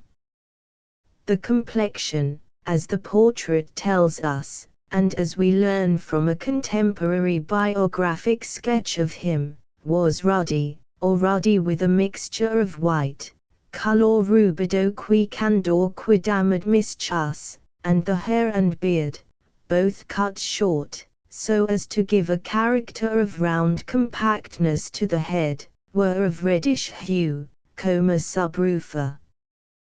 The biographic sketch, which is by one who knew him well, adds that he was of middle stature and of rather weakly health, and bears testimony to his piety, conscientiousness, peaceful disposition, and pleasant sociability.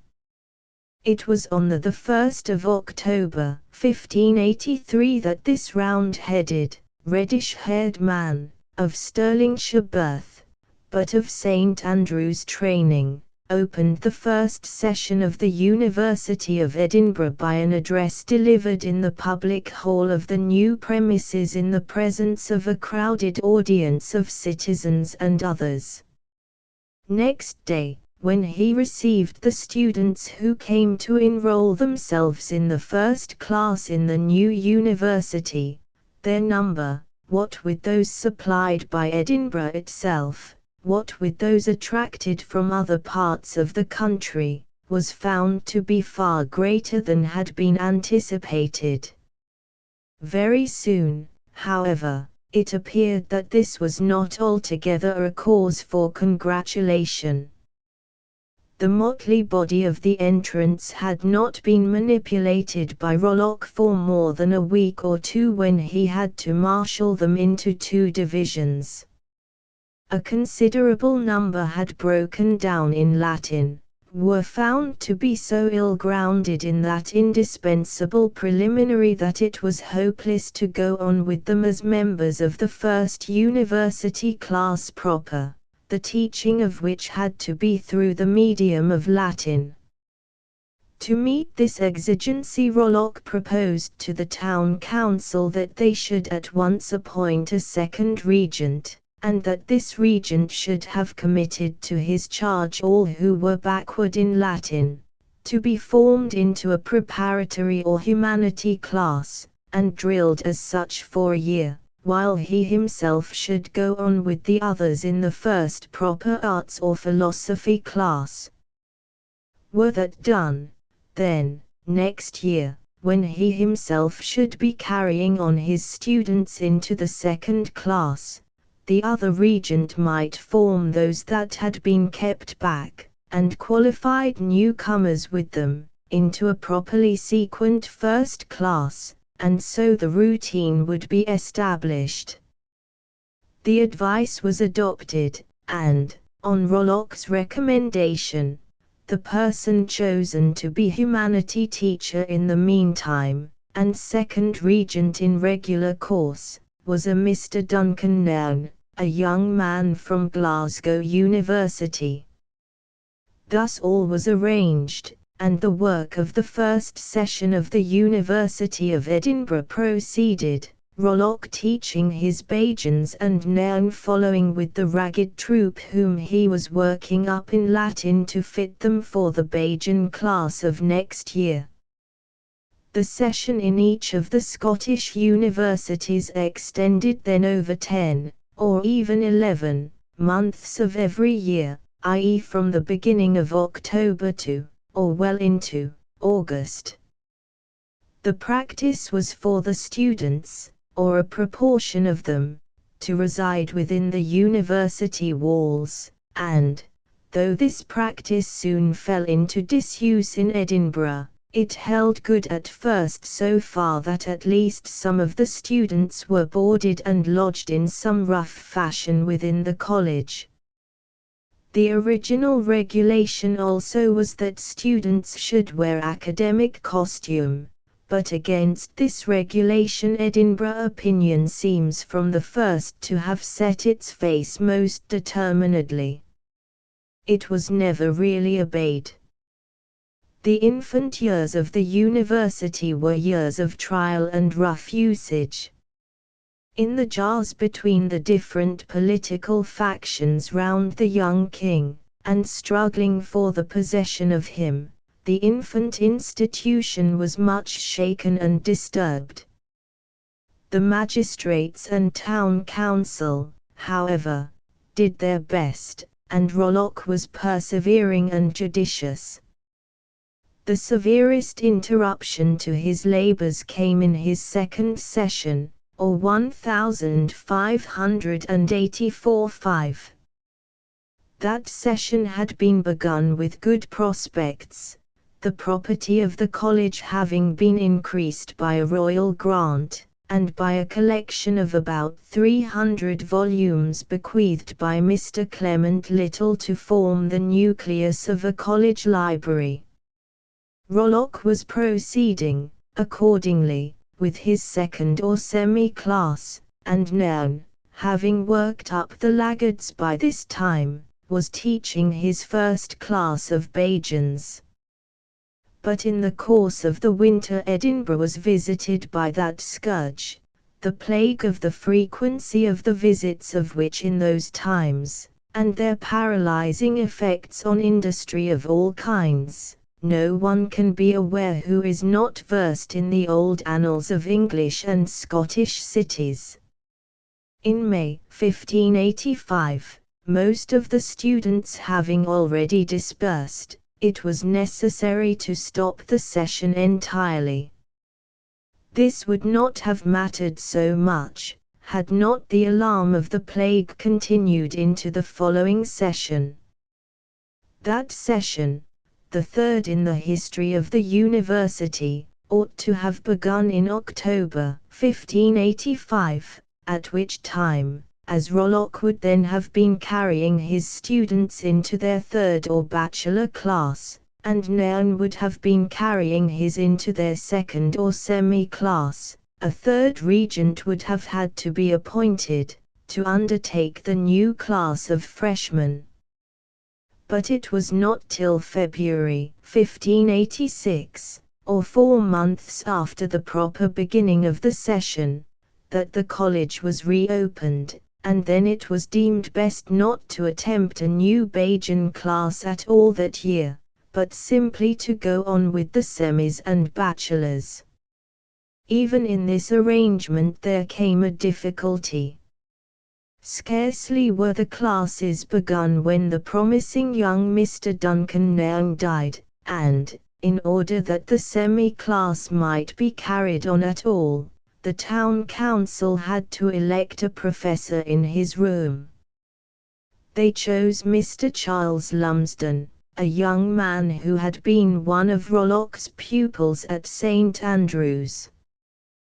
The services of this, the third regent or professor of philosophy in the university, did not, however, outlast the remainder of the session in which he had been appointed. A college professorship was not then a post of such attraction that it could be thought strange that Mr. Lumsden should resign it when, in the following October, he received a call to be minister of Duddingston parish. By his resignation at that moment, however, the college would have been left crippled, had not 2 new regents been at once appointed. These new regents, chosen by competitive trial out of 6 candidates, were Mr. Adam Colt and Mr. Alexander Scrimger.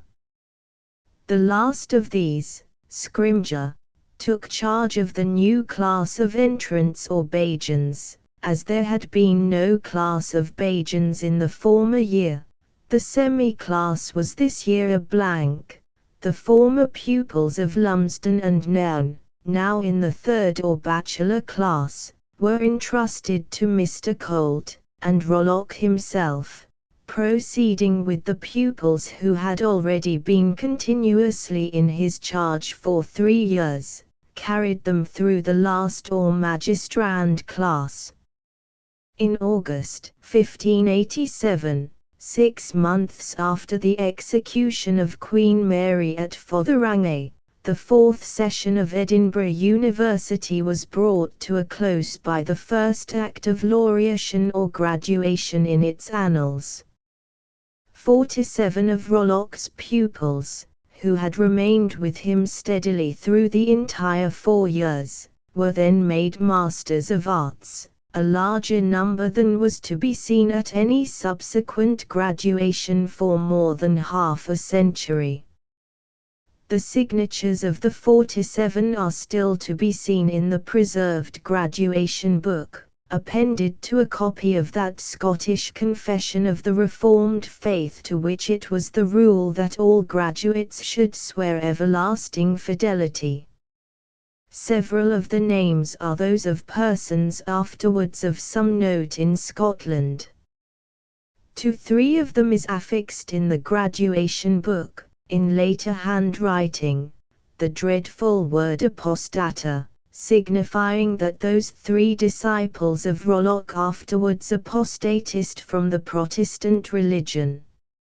Having thus followed Rollock through one complete cycle of his regency or professorship in arts, one would like to know something as to the nature and methods of his teaching. On this head the information is as follows. He began, as we have seen, by testing his students in the indispensable Latin. But, though ability to read ordinary Latin authors, to write in Latin, and also to speak Latin in some fashion and understand spoken Latin, were prerequisites to his course, the business of that course itself included necessarily much reading in particular Latin classics, whether for their matter or for their style. Very soon in his first class, however, he attacked Greek, teaching it from the grammar upwards, until easy Greek authors could be read. Greek was continued, for its own sake, into the 2nd and 3rd years of the course, but the chief business of those years, and of the fourth, was philosophy as divided into logic, ethics, and physics. In each of these departments the philosophical teaching consisted chiefly of expositions of Aristotle. Whether in the original Greek, or, as is more probable, in Latin versions, Rollock, we are expressly told, read Aristotle daily with his pupils, beginning with the Organon Logicum, and then going through the Nicomachean Ethics and the Physics. The physics came probably in the last year, and in this year also, for mathematics and physical science were then usually delayed till the end. Certain additions to Aristotle, to wit, the Principles of Arithmetic, a sketch of the anatomy of the human body, astronomy as taught in the then standard treatise of Joannes a Sacro Bosco d'Asfra, and finally geography. Conceive the routine so sketched, conceive the steady plodding on day after day, for some hours every day, through 4 sessions of 10 or 11 months each, and conceive also the disputations in Latin among the students themselves every Saturday, and the express catechizings of them in religion on Sundays, and you will have an idea of what it was to be under Rollock in the first years of the University of Edinburgh. A still more minute account of what constituted the curriculum of study in the Faculty of Arts during the first age of the university is furnished by an abstract of the order of discipline in the university, drawn up in the year 1628. One cannot be sure that in every particular this order of discipline accords with what had been the practice of Rollock, but, as the abstract professes to be mainly a digest of rules and customs that had been already in force, it probably describes substantially the scheme of teaching introduced by Rollock and bequeathed by him to his successors. The scheme may be tabulated thus: first year, Latin, Greek, and the elements of logic. 1. Latin, exercises in turning English into Latin and in translation from Latin, with readings in Latin authors, chiefly Cicero. There seems also to have been practice in Latin verse-making. 2. Greek, the Greek grammar of Cleinidas, readings in the New Testament, in the orations of Isocrates, and, for poetry, in Phocylides, Hesiod, and Homer, also translation of Latin themes into Greek, and of Greek into Latin. Passages of the Greek authors read were got by heart, and publicly recited on Saturdays. 3. Logic. This was reserved till near the end of the session, and Ramus was the author used. There were disputations on Saturdays, and catechizings on Sundays. Second year, recapitulation of previous studies, with rhetoric, logic, and arithmetic. 1. Recapitulation, for the first month, with a final examination in Greek. 2. Rhetoric, Toulouse's Rhetoric, a short and very flimsy compend on the figures of speech, with instructions in delivery, and portions of other manuals, such as Cassander's Rhetoric and Aphthonius's Progymnasmata, a collection of specimens of Greek composition to illustrate various styles, also oratorical exercises by the students themselves. 3. Logic, Porphyry's introduction to Aristotle's Organon, and then, in the Organon itself, the categories, the prior analytics, and portions of the topics and the sophistics. 4. Arithmetic, towards the end of the session. disputations and declamations on Saturdays, and catechizings on Sundays. Third year, recapitulation of previous studies, with Hebrew grammar, logic, ethics, and physical science. 1. Recapitulation. This went back upon the Greek, and included examinations in rhetoric and in logical analysis. 2. Hebrew grammar, taught apparently from the beginning of the session. 3. Logic, the 2 books of Aristotle's posterior analytics. 4. Ethics, the first, second, half of the third, and the 4th and 5th books of Aristotle's ethics.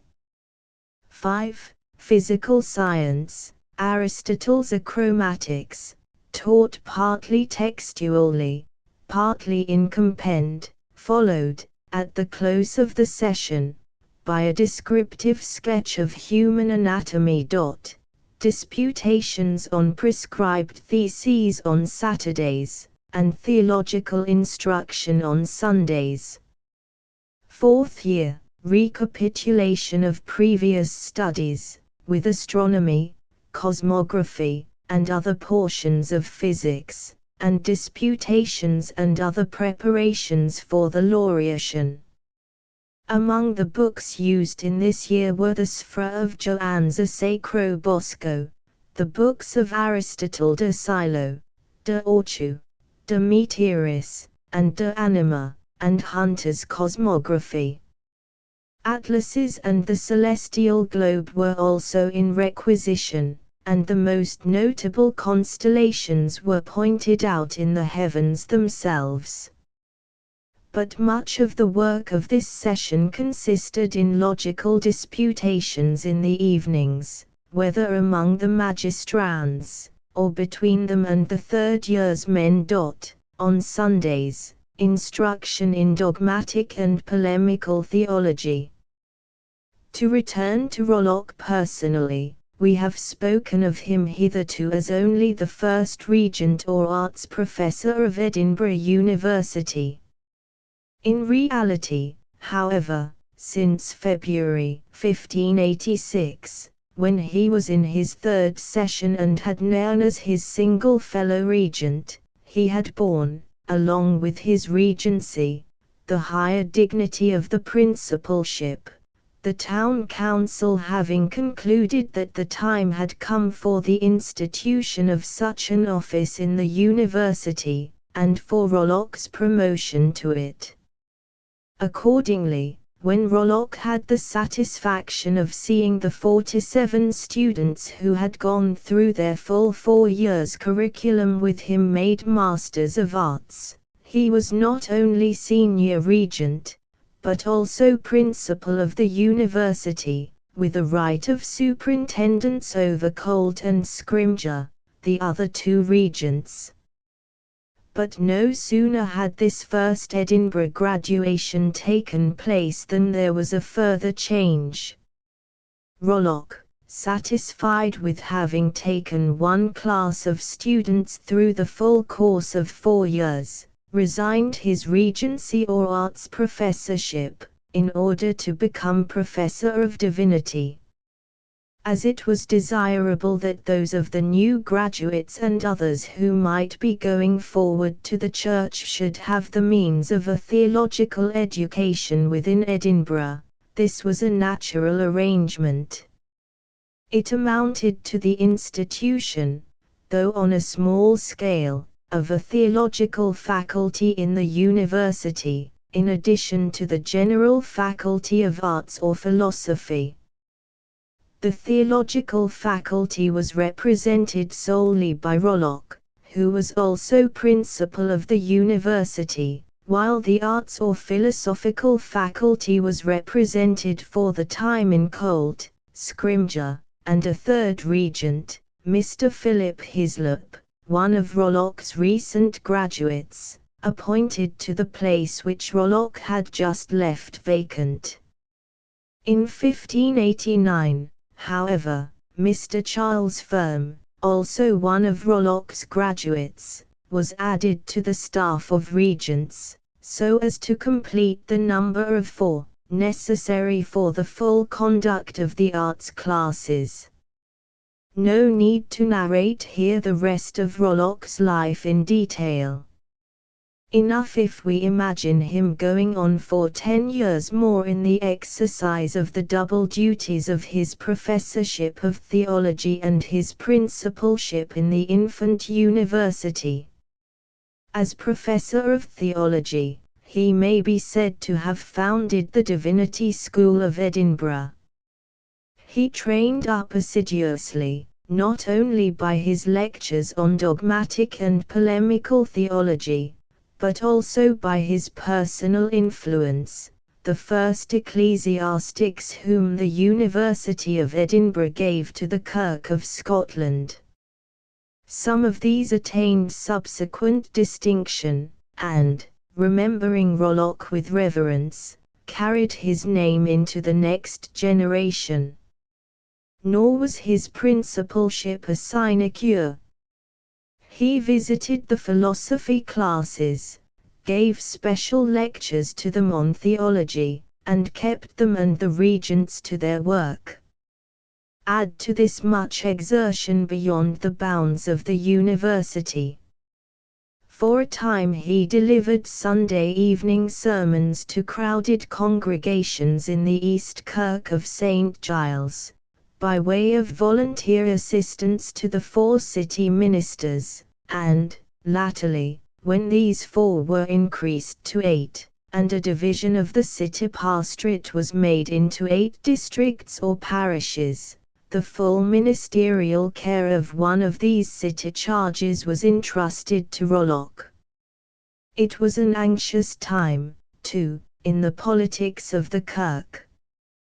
King James had begun those efforts of his for the subversion of the Presbyterian constitution of the Kirk, as it had been established by statute in 1592, in which he was to persevere so unflinchingly through the remainder of his resident reign in Scotland, though it was not till he removed to England, and could act upon his native kingdom from the vantage ground of his acquired English sovereignty, that the results were fully seen in the abolition of the Presbyterian constitution of the Kirk altogether and the substitution of episcopacy. Already in Rollock's time all Scotland was in anxious agitation in consequence of this anti-Presbyterian policy of the king and the vehement resistance to it offered by the majority of the Scottish clergy and of the Scottish people. Rollock himself, as a public man and leading Edinburgh minister, had to take his part in the controversy. It was a mild part, it would seem, and not entirely satisfactory to the more resolute Presbyterian spirits, but truthful and characteristic. Without following him, however, over this dangerous ground, farther than to say that he was moderator of the General Assembly held at Dundee in 1597, at which the king was present in person and there were some not unimportant attempts at a compromise, let us pass on to the year 1599, the last year but one of the 16th century. Rollock was then in his 44th year. He could look back on his services in connection with Edinburgh University as the most important work of his life. He had seen 15 sessions of that university begun and ended, during 4 of which he had been senior regent or arts professor, and during the remaining 11 principal and professor of theology. He had seen 11 graduations and a total of 284 Edinburgh Masters of Arts sent forth by these graduations into the world. The university, it is true, remained still but a fragment of what a complete university ought to have been. It contained as yet no faculty of law and no faculty of medicine. For education in these professions Scottish students had still to resort to foreign universities, as indeed they had to do for more than a century yet to come. But it was something to have established a theological faculty and a faculty of arts. The theological faculty was still represented entire in Rollock's own person, but in the arts faculty, on which the university depended most, he had seen 13 regents after himself appointed. The tenure of office of most of these had been vexatiously short, drawn off as they had been by the more tempting emoluments of parish charges and the like, but the 4 who were now in office as regents, Mr. Henry Charteris, Mr. Charles Firm, Mr. John Adamson, and Mr. William Craig, were all graduates of the university itself, and therefore all Rollock's own men. Moreover, the arts faculty had just been increased by the institution of a separate professorship of humanity, distinct from the 4 rotating regencies. To this professorship, the first holder of which was a certain excellent Mr. John Ray, fell a part of the work that had formerly been assigned to the regents of the first and second classes, viz. Instruction mainly in Latin, but also in elementary Greek and the rudiments of rhetoric. Such was the staff of Edinburgh University as Rollock left it. Though yet but in the prime of manhood, he had been long in ill health, and was now suffering from a painful and incurable disease. There are affectionate details of his deathbed doings and sayings, how he sent messages to the king, how the ministers and leading citizens of Edinburgh visited him, what advices he gave them, what pious ejaculations he uttered, and how, in especial, he spoke of the university of his love, and recommended it to the care of those who had the power to promote its interests. On the 9th of February, 1599, the 16th session of the university being then in progress, he breathed his last. There was a great concourse of citizens of all ranks at his funeral, and all over Scotland the rumour ran that the nation was poorer by the loss of the eminent Rollock. Verses in Latin, Greek, and English, by old pupils and others, were showered upon his grave. He left a widow, whom the magistrates and town council of Edinburgh pensioned, and a daughter, posthumously born, was also provided for. In deference to his dying injunctions, the town council appointed Mr. Henry Charteris, his favourite pupil, and then one of the regents, to be his successor in the principalship and in the professorship of divinity. Looked back upon now through the dense radiance of the subsequent history of the University of Edinburgh, expanded as that university has been in the course of centuries into its present 4-facultied completeness, each faculty of larger dimensions than Rollock could ever have dreamt of, and each with its memories of scores or hundreds of more or less shining celebrities that have belonged to it in past generations. Rollock himself, it must be admitted, dwindles into a mere telescopic star. That he is remembered at all now is due mainly to the fact that he was the first president of one of the most important institutions of the Scottish nation, and charged with the affairs of that institution in its struggling commencement, its day of small things. This in itself would be something. Many men have merited well of society simply because they have performed diligently the routine duties of the office they chanced to hold, and so have woven something of their own personality, though it may be hardly distinguishable afterwards, into the context of passing affairs and exigencies. Is this all, however, that we can say of Rollock? Not quite.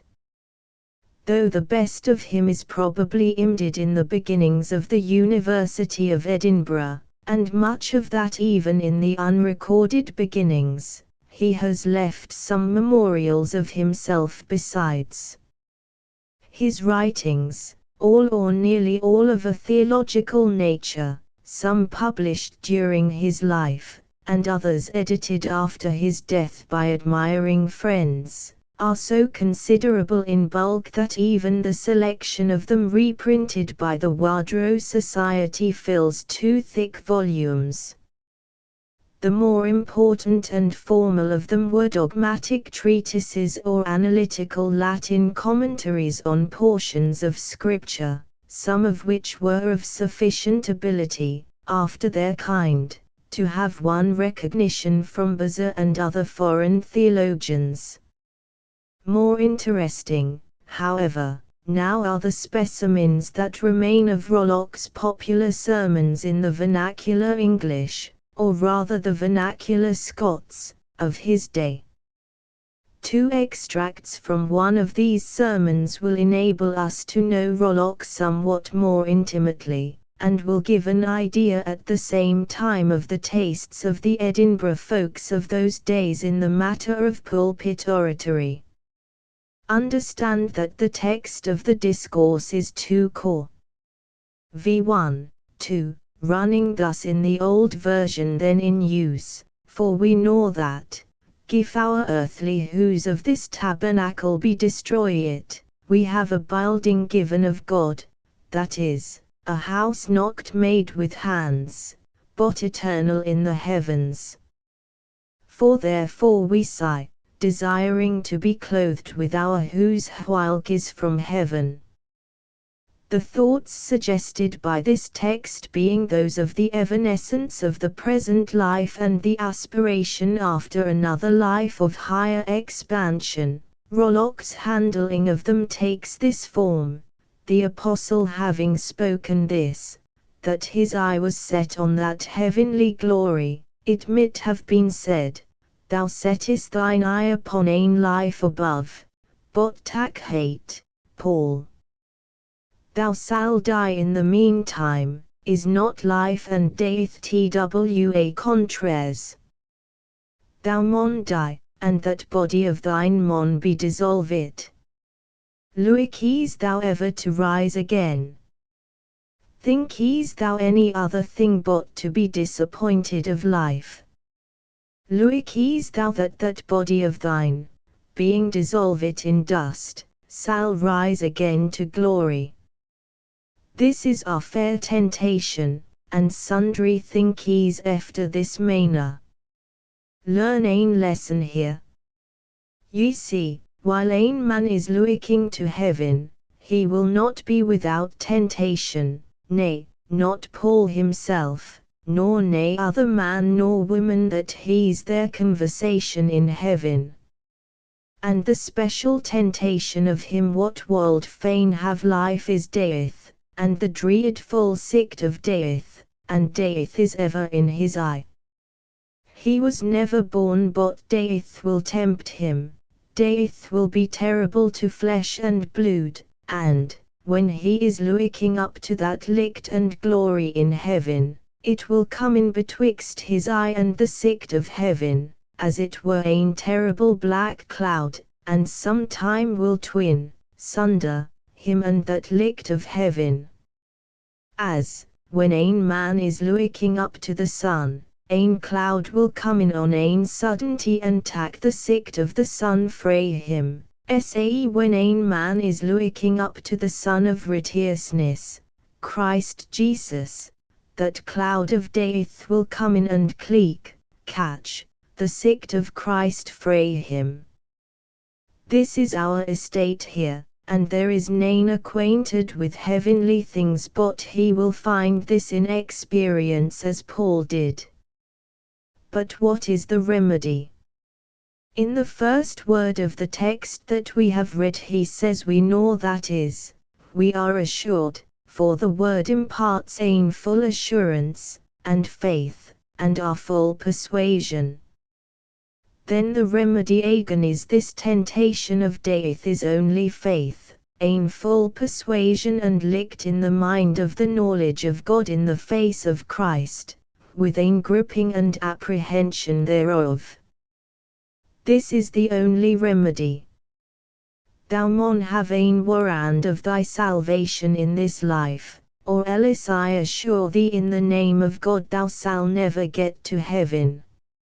It is ein straight way to come to heaven, and it is wonder hard to get the assurance of it. It is nae small matter to get ein assurance of life everlasting after death. Then look what warrants this man Paul had, that thou may press to have the like. The first ground of his assurance is in this second verse. For says he, this cause we sigh, desiring to be clothed, to put on as it were ein garment. Wherewith with our house whilk is frae heaven. These are his words. Then his first warrant and ground of his assurance is ein desire of that same in glory. What sort of desire? Ein earnest desire, with sitching and sobbing, not ein cold desire, but day and nicht crying and sobbing for life. Trowest thou say easily to get heaven that can never say earnestly in thy heart, God give me that heavenly life? Nah, thou will be disappointed. It is the violent that enters in heaven, Matt 11:12, as ye will see ein man violently thring, squeeze, in at our yet, gate. Thou that wold gang to heaven, make thee for thringing through while, until, all thy gutties be almost thrust it out. Paul, in the 8th chapter to the Romans, the 22 and 23 verses, uses the argumentis again is those wicked men that cannot seek for heaven. First he tackles his argument frae the elementis, the senseless and dumb creatures, what sobbies and groanies for the revelation of the Sonnes of God. O miserable man, the earth shall condemn thee, the floor thou sittest on is sitching, and wold fain heave that carcass of thine to heaven. The waters, the air, the heavens, all sitching for that last deliverance, the glory appertains to thee, and yet thou is lorkened. What shall betide thee? There is evidence here that Rollock cannot have been merely a stiff scholastic and pedagogue, but was a man of some real, if coarsish, fervour of heart, of whom it might be expected that he would have the power on occasion of putting his hand on the shoulders of any promising youth among his pupils, and doing him good by some earnest words of moral and spiritual stimulus. On the whole, however, the impression from the sermons and the other writings is that he was by no means a man of such extraordinary caliber intellectually as it was desirable, and perhaps possible, that the University of Edinburgh should have had for its first regent and principal, the shaper of its methods and its tendencies from the outset. High forms of study and speculation were then asserting themselves in the intellectual world of the British Islands, the influence of which had never reached Rollock, or to which, in his place and circumstances, he remained necessarily impervious. His administration of the university could only be according to the lights in which he had himself been educated, and which he brought with him from St. Andrews. What if the town council of Edinburgh, instead of sending to St. Andrews for Rollock to be the first head of the new university, had invited their neighbour, Napier of Merchiston, to the post? He was Rollock's senior by 5 years, the one man in all Scotland supremely fitted for the post, and, as he was to outlive Rollock 18 years, how different might have been the infancy of the university had he been in Rollock's place. But Napier was a layman and a laird, and the heavens would have fallen on the Edinburgh Town Council of 1583, as indeed they would have fallen on any subsequent Edinburgh Town Council till 1858, if they had thought of choosing any one but an ecclesiastic for the university principalship. Besides, it is possible that the Laird of Merchiston, a man of many acres, and the owner and inhabitant of one of the finest turreted mansions near Edinburgh, would have regarded the offer as a joke. It is in accordance with our estimate of Rollock all in all that, though, among the students sent forth from the University of Edinburgh during his principalship, there were some who distinguished themselves subsequently by their force and hard-headedness in the routine affairs of the Scottish Kirk and State, we do not find any among them whom the historian of the higher thought and literature of Britain cares to remember now.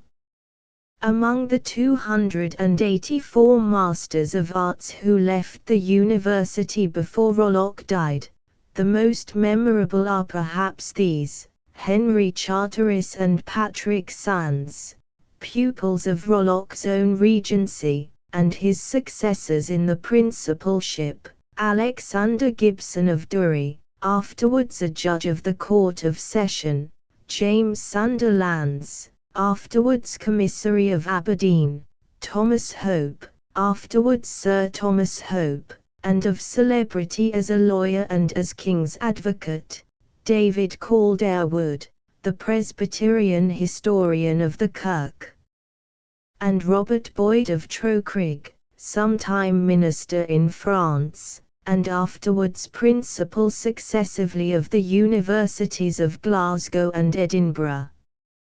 To these may be added, as memorable on another ground, John Ruthven, Earl of Gowrie, and his brother Alexander Ruthven, the two young chiefs or victims of the mysterious Gowrie conspiracy of 1600. The elder brother, a favourite of Rollock's, was a graduate of 1593, and the younger graduated in 1598.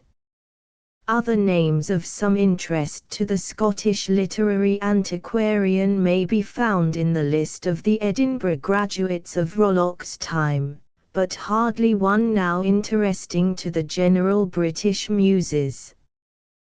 But, indeed, Scotland had then entered on a period of her history during which the higher and more meditative muses found themselves dismissed from her territory for a while. Precisely at the time when the University of Edinburgh was founded, the age of Scotland's richest outburst in all forms of a thoroughly native literature had come to an end, closed, we may say, by the deaths of Knox and Buchanan, save that in Napier of Merchiston there was one peculiar survivor. From that date onwards through the whole of the 17th century the energies of Scotland were to be locked up all but continually and exclusively in one protracted business of political and ecclesiastical controversy. From that date, accordingly, the successive batches of graduates sent forth from the four Scottish universities, or rather, we should now say, from the 5 Scottish universities, for the University of Marischal College, Aberdeen, was added as a 5th in 1593, were absorbed, as clerics, lawyers, soldiers, and what not, into the service of a troubled social element requiring labours that left little sap in them for literary delights or for purely speculative exertions. Exceptions, of course, there are, and the 2 most notable of these belong to the University of Edinburgh. Drummond of Hawthornden was a graduate of that university in 1605. 6 years after Rollock's death. Robert Leighton, so dear to Coleridge as one of the finest Platonic spirits among the British theologians of the 17th century, was an Edinburgh graduate of 1631, and was Rollock's 6th successor in the principalship of the university, and known for 10 years in that capacity before they induced him to become bishop and archbishop. King James's Farewell to Holyrood. 3. It is a Saturday evening in Holyrood, the evening of Saturday, the 26th of March, 1603. All is dull and sleepy within the palace, the king and queen having retired after supper, and the lights in the apartments now going out one by one.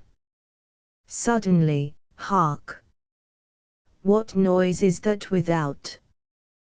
There is first a battering at the gate, and then the sound of a horse's hoofs in the courtyard, and of a bustling of the palace servants round some late arriver. It is the English Sir Robert Carey, brother of Lord Hunsdon. He had left London between 9 and 10 o'clock in the forenoon of the 24th. He had ridden as never man rode before, spur and gallop, all the way, through that day and the next, the 2 intervening nights hardly excepted, and here he is at Holyrood on the evening of the 3rd day, an incredible ride. His horse, the last he has been on, is taken from him all a foam, and he himself, his head bloody with a wound received by a fall and a kick from the horse in the last portion of his journey, makes his way staggeringly, under escort, into the aroused king's presence.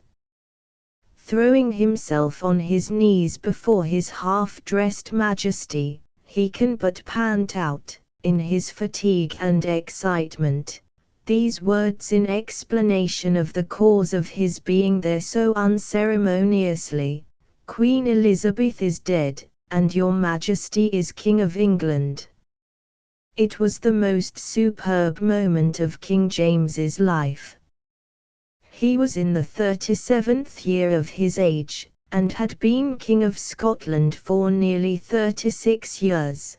But through the last 20 of these, or, at all events, ever since February 1586-7, when the captivity of his mother came to its tragical close at Fotheringay, his constant thought had been of the chance he had of being one day king also of England. Latterly the chance had grown into a probability, but it had never become a certainty. Although, according to all ordinary legal construction of the case, his hereditary claim to the English succession was paramount, there were impediments in the way. There were vehement objections to him on the part of large sections of the English community, and that especial and official recognition of his claims which might have gone far to overcome these objections, or to neutralize them, had remained wanting. Queen Elizabeth herself had, or was supposed to have, the right of nominating her successor, but, though her relations to James through the whole of his Scottish reign had been condescendingly kindly, though she had been in the habit of sending him letters of semi-parental advice, and sometimes of rebuke, in his minority, and had then and since shown her interest in him by allowing him a regular annual pension of English money, of no great amount but very welcome to him as a substantial supplement to his scanty Scottish revenues. She had always resisted his importunities in what was with him the all-important matter of his succession to her crown. Her declaration on that subject had been tantalizingly postponed, and James had been obliged to content himself with secret negotiations with such of her English statesmen and courtiers as might be able to persuade her to some distinct decision in his favour while there was yet time, or, if that should not be accomplished, might have influenced themselves in bringing about the event which she had left undetermined. Such negotiations round the imperious old queen, clinging to life and sovereignty as she did, and regarding as little better than treason all speculation as to what would be after her death, were necessarily perilous, but they had been going on for some time, with the result that a party had been formed in the English court favourable to the succession of King James, should circumstances make it possible. At the centre of this party was Secretary Sir Robert Cecil, Elizabeth's chief minister since the death of his father, the great Lord Burleigh, in 1598. Elizabeth died in her palace at Richmond, in the 70th year of her age, about 3 o'clock in the morning of Thursday the 24th of March, 1602, so in the English reckoning, but in the Scottish it was 1603, after an illness of some days, during the first 4 of which she lay in great pain on cushions, and partly delirious, refusing to go to bed or to take any food. Her counsellors, Secretary Cecil and Archbishop Whitgift among them, had been in attendance from the first, and they had contrived, on the day before her death, while she was lying speechless in the bed into which they had at last forced her, to extract a sign from her which intimated her consent that James should be her successor, or which they found it convenient to construe to that effect. No sooner was she dead than there was a meeting of the council in an apartment near that in which the corpse lay, to draft a proclamation of James as the new sovereign, and to take other measures necessary in the crisis. Secrecy was essential for a few hours, and, as the palace was full of people, including the weeping court ladies and others not of the council, there were orders that the gates should be shut, and that no one should be permitted either to leave the palace or to enter it without special warrant. One person managed to evade the order and get in. This was the Sir Robert Carey of whom we have just heard. He was then a man of about 43 years of age, and well known at court, both from his high family connections and on his own account. His father, the late Lord Hunsdon, had been distinguished among Elizabeth's counsellors by being related to her by cousinship. His brother, the present Lord Hunsdon, was now of the council, and a sister of his, Lady Scroop, was one of the Queen's ladies-in-waiting.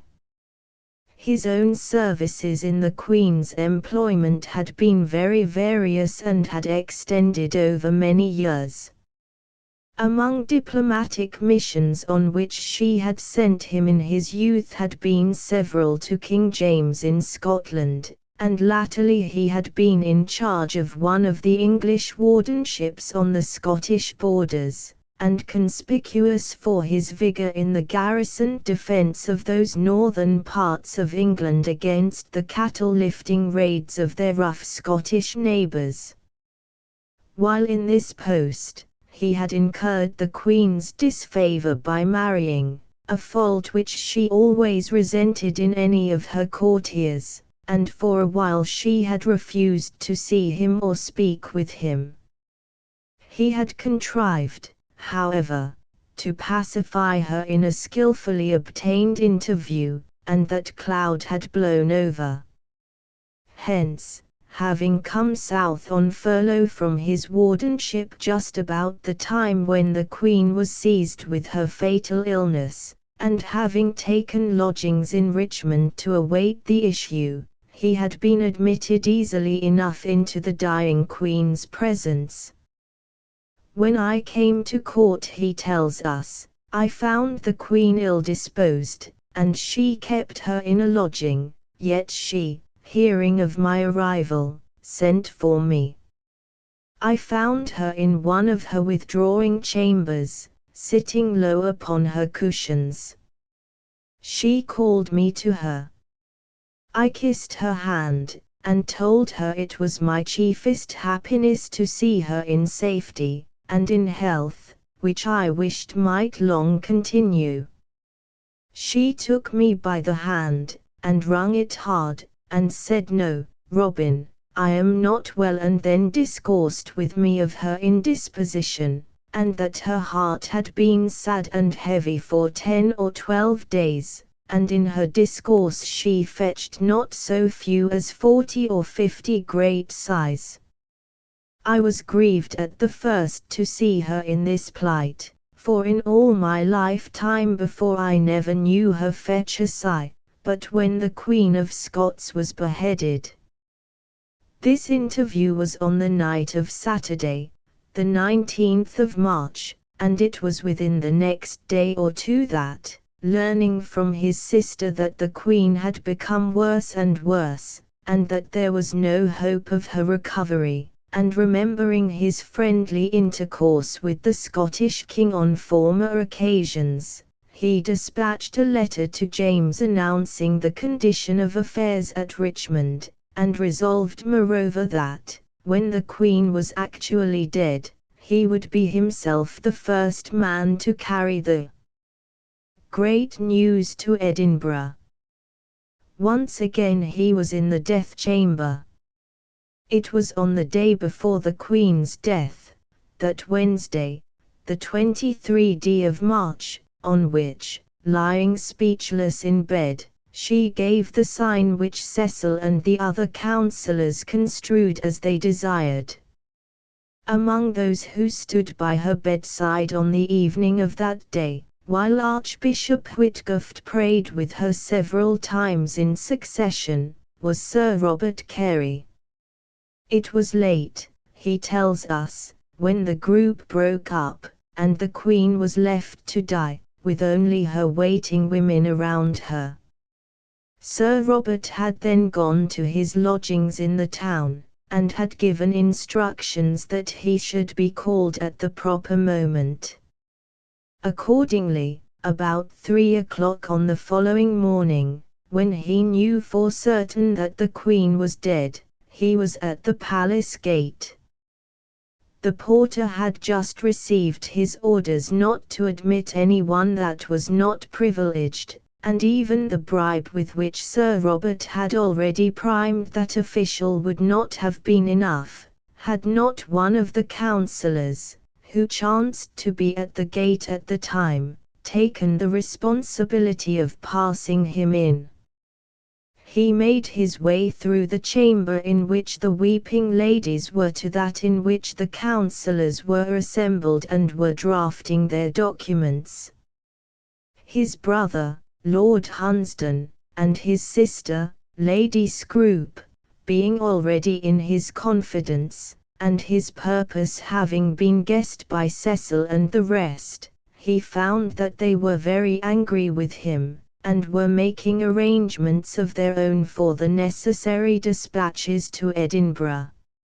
In fact, they laid hold of him, told him he must remain where he was till their pleasure should be known, and, to show that they were in earnest, sent peremptory fresh orders to the porter that no one was to be allowed to pass the gates except the servants that were to be sent presently to get ready the coaches and horses for the conveyance of the councillors themselves to Westminster. For an hour or so, Sir Robert walked about in the palace chagrined and disconcerted. He had got in with difficulty, but his exit seemed impossible. Bethinking himself at last, he went to the private chamber of his brother, Lord Hunsdon. His lordship, overpowered with the fatigues of the preceding days, was asleep, but was soon roused, and willing to assist.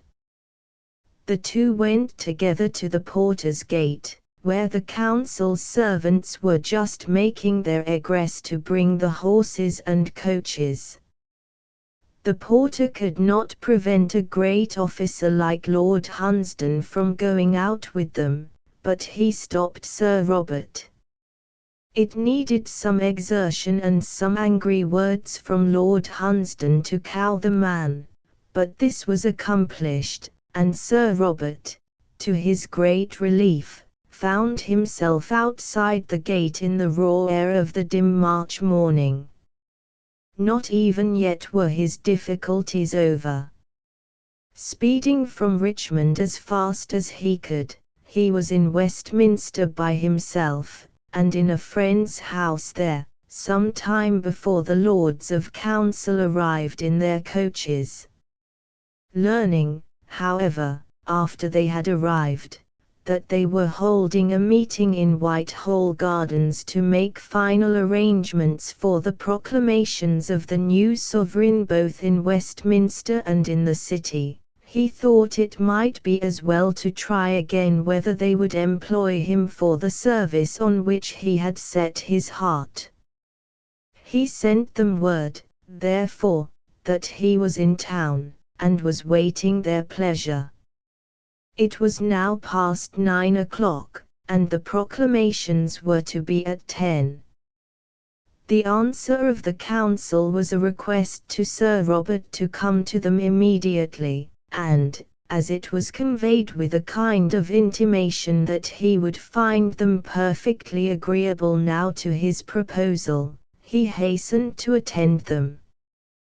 He was actually between the outer and the inner gate of Whitehall for this purpose, when a word sent out to him by a friendly counsellor made him aware that the council were deceiving him, and that, if he appeared among them, he would be laid fast. Then he hesitated no longer. Giving the council the slip, and not staying for the proclamations or for anything else, he took horse at once, somewhere near Charing Cross, and was off for his tremendous ride northwards. He himself tells us the successive stages of his ride. He was at Doncaster that night, a distance of 155 miles from London. Next night he reached a house of his own at Witherington in Northumberland, about 130 miles from Doncaster. Leaving Witherington on Saturday morning, he accomplished some 50 miles more before noon that day, bringing him to Norham, close to the Tweed, after which there were still about 65 miles of that Scottish portion of his ride which lay between Norham and Edinburgh. He had hoped to be at Holyrood House before supper time, but his dizziness and loss of blood from the fall from his horse in this last portion of his journey delayed him, as we have seen, for an hour or two. After his first abrupt salutation of King James in Holyrood that Saturday night, there was naturally a longish colloquy between them. In the course of this colloquy the king's first excitement of joy was damped for a moment by the reflection that the messenger had come of his own motive merely, and without letters from the English Privy Council. The production of a sapphire ring by Sir Robert removed, he tells us, all doubts. The ring, it appears, had been thrown to him out of one of the windows of Richmond Palace, just before he left, by his sister Lady Scrope, and one account makes it out that it had been a gift by King James himself to Queen Elizabeth, and that Lady Scrope took it off the withered finger of the Queen after her death, to serve as a token that could not be mistaken. Sir Robert's own account does not quite imply this, but may be so interpreted. All the members of the Hunsdon family, one gathers, were known to King James as having been for some time active in his interest. It was late before the colloquy ended, and Sir Robert was dismissed by the king for his much-needed rest of some days, in or near Holyrood, in charge of the master of the household, and under care of a surgeon. Next day was Sunday, and, whatever whispers of the great event there may have been round King James himself in Holyrood, it does not appear that there was any hint of it that day among the congregations of the lieges in the Edinburgh churches. It is hardly possible that on the following day, when the proclamations of the new sovereign were palpitating northwards through England, with huzzas from town to town, in the very track of Sir Robert's ride, he had himself ordered them in Northumberland, the community of Edinburgh could still have remained ignorant of what had happened. There could be no public recognition of it, however, till the arrival of the authorized envoys from the English Privy Council, and they did not arrive, the laggards, till the morning of Tuesday, the 29th of March. They were Sir Charles Percy, brother of the Earl of Northumberland, and Thomas Somerset, Esquire, one of the sons of the Earl of Worcester, and they brought with them two documents. One was a copy of the proclamation of King James that had been made in London and Westminster on the 24th.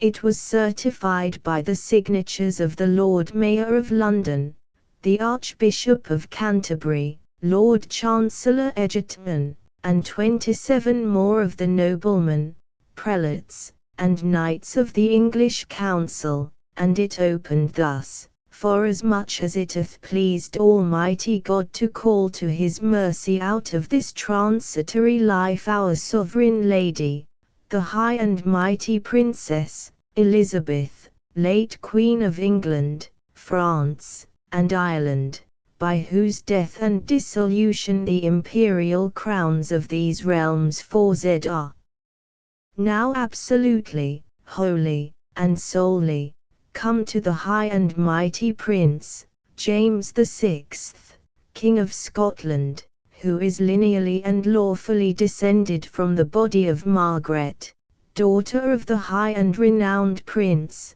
Henry VII, King of England, France, and Ireland, his great-great-grandfather, the said Lady Margaret being lawfully begotten of the body of Elizabeth, daughter to King Edward IV, by which happy conjunction both the houses of York and Lancaster were united, to the joy unspeakable of this kingdom, formerly rent and torn by long dissension of bloody and civil wars, the same Lady Margaret being also the eldest sister of Henry VIII, of famous memory, King of England as aforesaid. We therefore, the Lords spiritual and temporal of this realm, being here assembled, united and assisted with those of her late Majesty's Privy Council, and with great numbers of other principal gentlemen of quality in the kingdom, with the Lord Mayor, aldermen, and citizens of London, and a multitude of other good subjects and commons of this realm, thirsting now after nothing so much as to make it known to all persons who it is that, by law, by lineal succession, and undoubted right, is now become the only sovereign lord and king of these imperial crowns, to the intent that, by virtue of his power, wisdom, and godly courage, all things may be provided for which may prevent or resist either foreign attempts or popular disorder, tending to the breach of the present peace or to the prejudice of His Majesty's future quiet, do now hereby, with one full voice, and consent of tongue and heart, publicly proclaim that the high and mighty Prince, James VI, King of Scotland, is now, by the death of our late Sovereign, Queen of England, of famous memory, become also our only lawful and rightful liege lord, James I, King of England, France, and Ireland, defender of the faith. The other document was a missive letter to King James, signed by nearly the same persons, and expressing their profound allegiance to him individually, and their desire to see him in England as speedily as possible. It contained, however, this paragraph: "Further, we have thought meet and necessary to advertise your Highness that Sir Robert Carey is this morning departed from hence towards your Majesty, not only without the consent of any of us who were present at Richmond at the time of our late Sovereign's decease, but also contrary to such commandment as we had power to lay upon him, and to all decency, good manners, and respects which he owed to so many persons of our degree, whereby it may be that your Highness, hearing by a bare report of the death of our late Queen, and not of our care and diligence in establishing of your Majesty's right here in such manner as is above specified, may either receive report or conceive doubts of other matter than,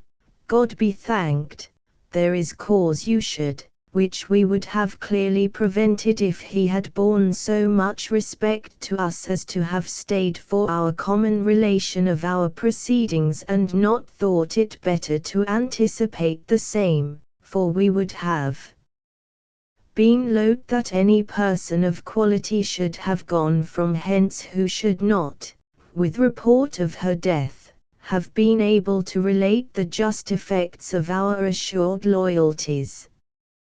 Both documents were read that day in the Scottish Privy Council in Edinburgh, and their purport was published for the general information. What commotion in Edinburgh through the next few days! The King's leave-taking had to be hurried, and it was on Sunday the 3rd of April that, rising from his place in St. Giles's Church after the sermon, he made what had to pass as his farewell speech to all his Scottish subjects. It was a speech intended to console them for their grievous loss. "There is no more difference," he said, "betwixt London and Edinburgh, yet not so much, as betwixt Inverness or Aberdeen and Edinburgh, for all our marches are dry, and there be no ferries betwixt them, and, after dilating somewhat further on the undeniable fact of the geographical continuity of his new kingdom with his old, he mentioned one of its probable consequences. Ye need not doubt, he said in conclusion, but, as I have a body as able as any king in Europe, whereby I am able to travel, so I shall visit you every 3 years at the least, or ofter as I shall have occasion." On Tuesday, the 5th of April, All being ready for his departure, there was the long procession, amid thunders of cannon from the castle, which conducted him out of Edinburgh towards Berwick, there to begin the very leisurely tour through the northern and midland counties of England by which he came to London early in May. Many Scottish lords and gentlemen were in his retinue, but none of the royal family. The Queen, Prince Henry, and the Princess Elizabeth were to follow soon, and Prince Charles, afterwards Charles I, then a rickety child in his 3rd year, and unfit to travel, was to remain in Scotland for about a year longer, under the charge of Lord and Lady Fivey, afterwards known as Earl and Countess of Dunfermline. From and after the 5th of April, 1603 Holyrood, though not quite left to the rats, was no longer the home of royalty.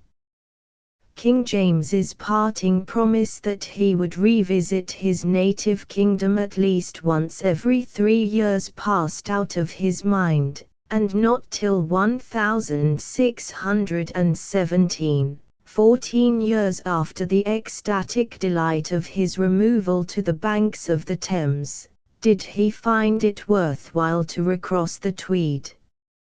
Holyrood, with the other royal palaces of Scotland, was then refurbished for his temporary accommodation, but with that exception, and the further exception of 2 subsequent visits of Charles I to Edinburgh, there was to be no sight of a sovereign face for many a day in the towered edifice under Arthur's Seat.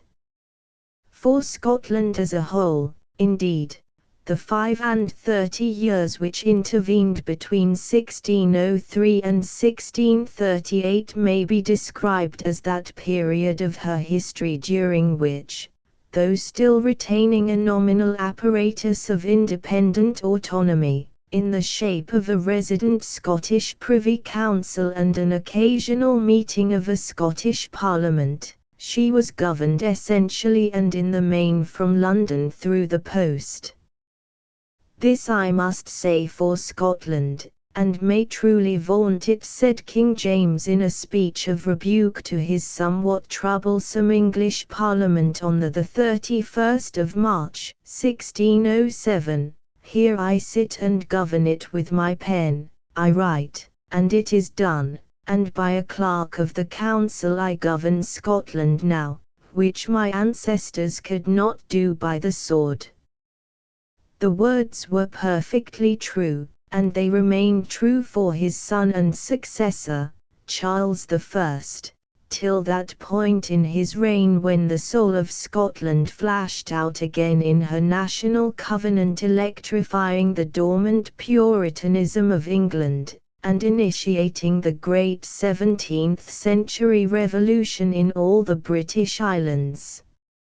It is so long ago now, and so much has happened between, that one almost forgets to ask what became of Sir Robert Carey. Should there be any interest in that subject, however, here are the facts in brief. Though appointed by King James, before he left Edinburgh, to be one of the gentlemen of his bedchamber, and promised further promotion, he did not at first benefit so much as he had expected from his signal piece of service to that king. After accompanying the king to England, he lost even his place in the bedchamber, and, probably from the grudge which Secretary Cecil and the other English councillors still owed to him, was kept otherwise in the background for some time. Gradually, however, he recovered favour. His first considerable rise was when Lord and Lady Dunfermline brought the sickly Prince Charles into England. Sir Robert Carey's wife was then selected as the fittest person to succeed Lady Dunfermline in the charge of the delicate boy, and the honour to Sir Robert and his wife was the less envied them because it was generally expected that the boy would die in their hands. But he grew up under their careful tending, with evident improvement of his health year after year from his 5th year to his 11th, and this ensured their future fortunes. Queen Anne always stood their friend, and influenced the king in their favour. Prince Henry, while he lived, treated them with respect, and after Prince Henry's death in 1612, when Prince Charles became heir apparent in his room, who but Sir Robert Carey could be the chief man about the heir apparent and the chamberlain of his household. There were ups and downs still, but Sir Robert and his wife had gifts and pensions, saw their sons and daughters suitably married, and found themselves in the English peerage at last. In 1621 Sir Robert became Baron Leppington. This was his last honour from King James, but in March 1626, at the coronation of Charles I, he was created Earl of Monmouth. He was then about 66 years of age, and he lived in that dignity till 1639. When he died at the age of about 80. His memoirs, written by himself, were first published from the manuscript in 1759. Proposed memorial to Drummond of Hawthornden. 4. It is 2 centuries and a half since Drummond of Hawthornden died, but he is still one of the most interesting figures in Scottish history. A genius the most polite and verdant that ever the Scottish nation produced was the character given of him in 1656 by Milton's nephew and pupil, Edward Phillips, in the preface to a collective edition of Drummond's poems brought out in London that year under Phillips's editorial care. Very possibly the words are Milton's own, for Phillips derived his notions of poetry from Milton, and there is other evidence of Milton's familiarity with the poetry of Drummond. At all events the words are singularly exact for their purpose.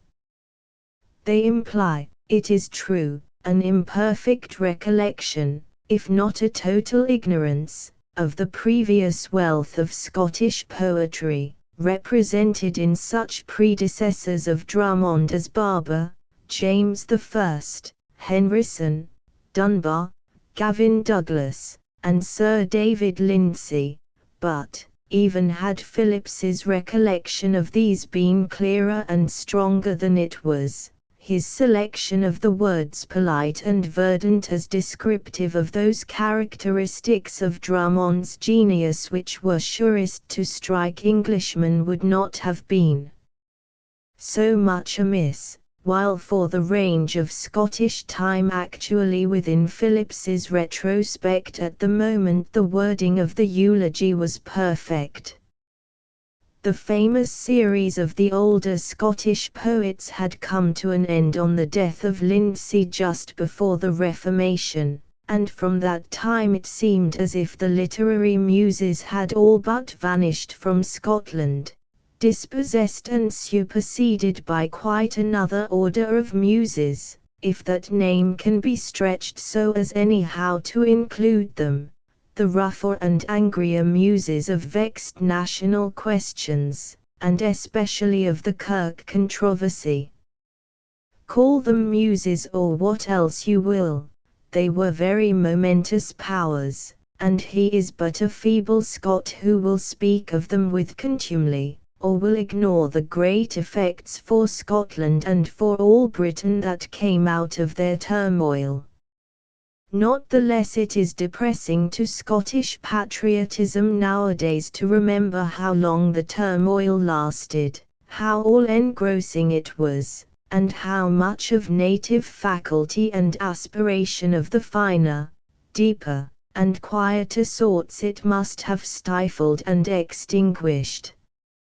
For the first 20 years after the Reformation there is the compensation, indeed, of the oratory and preeminent prose energy of Knox, and of the great literary fame and exquisite Latinity of Buchanan.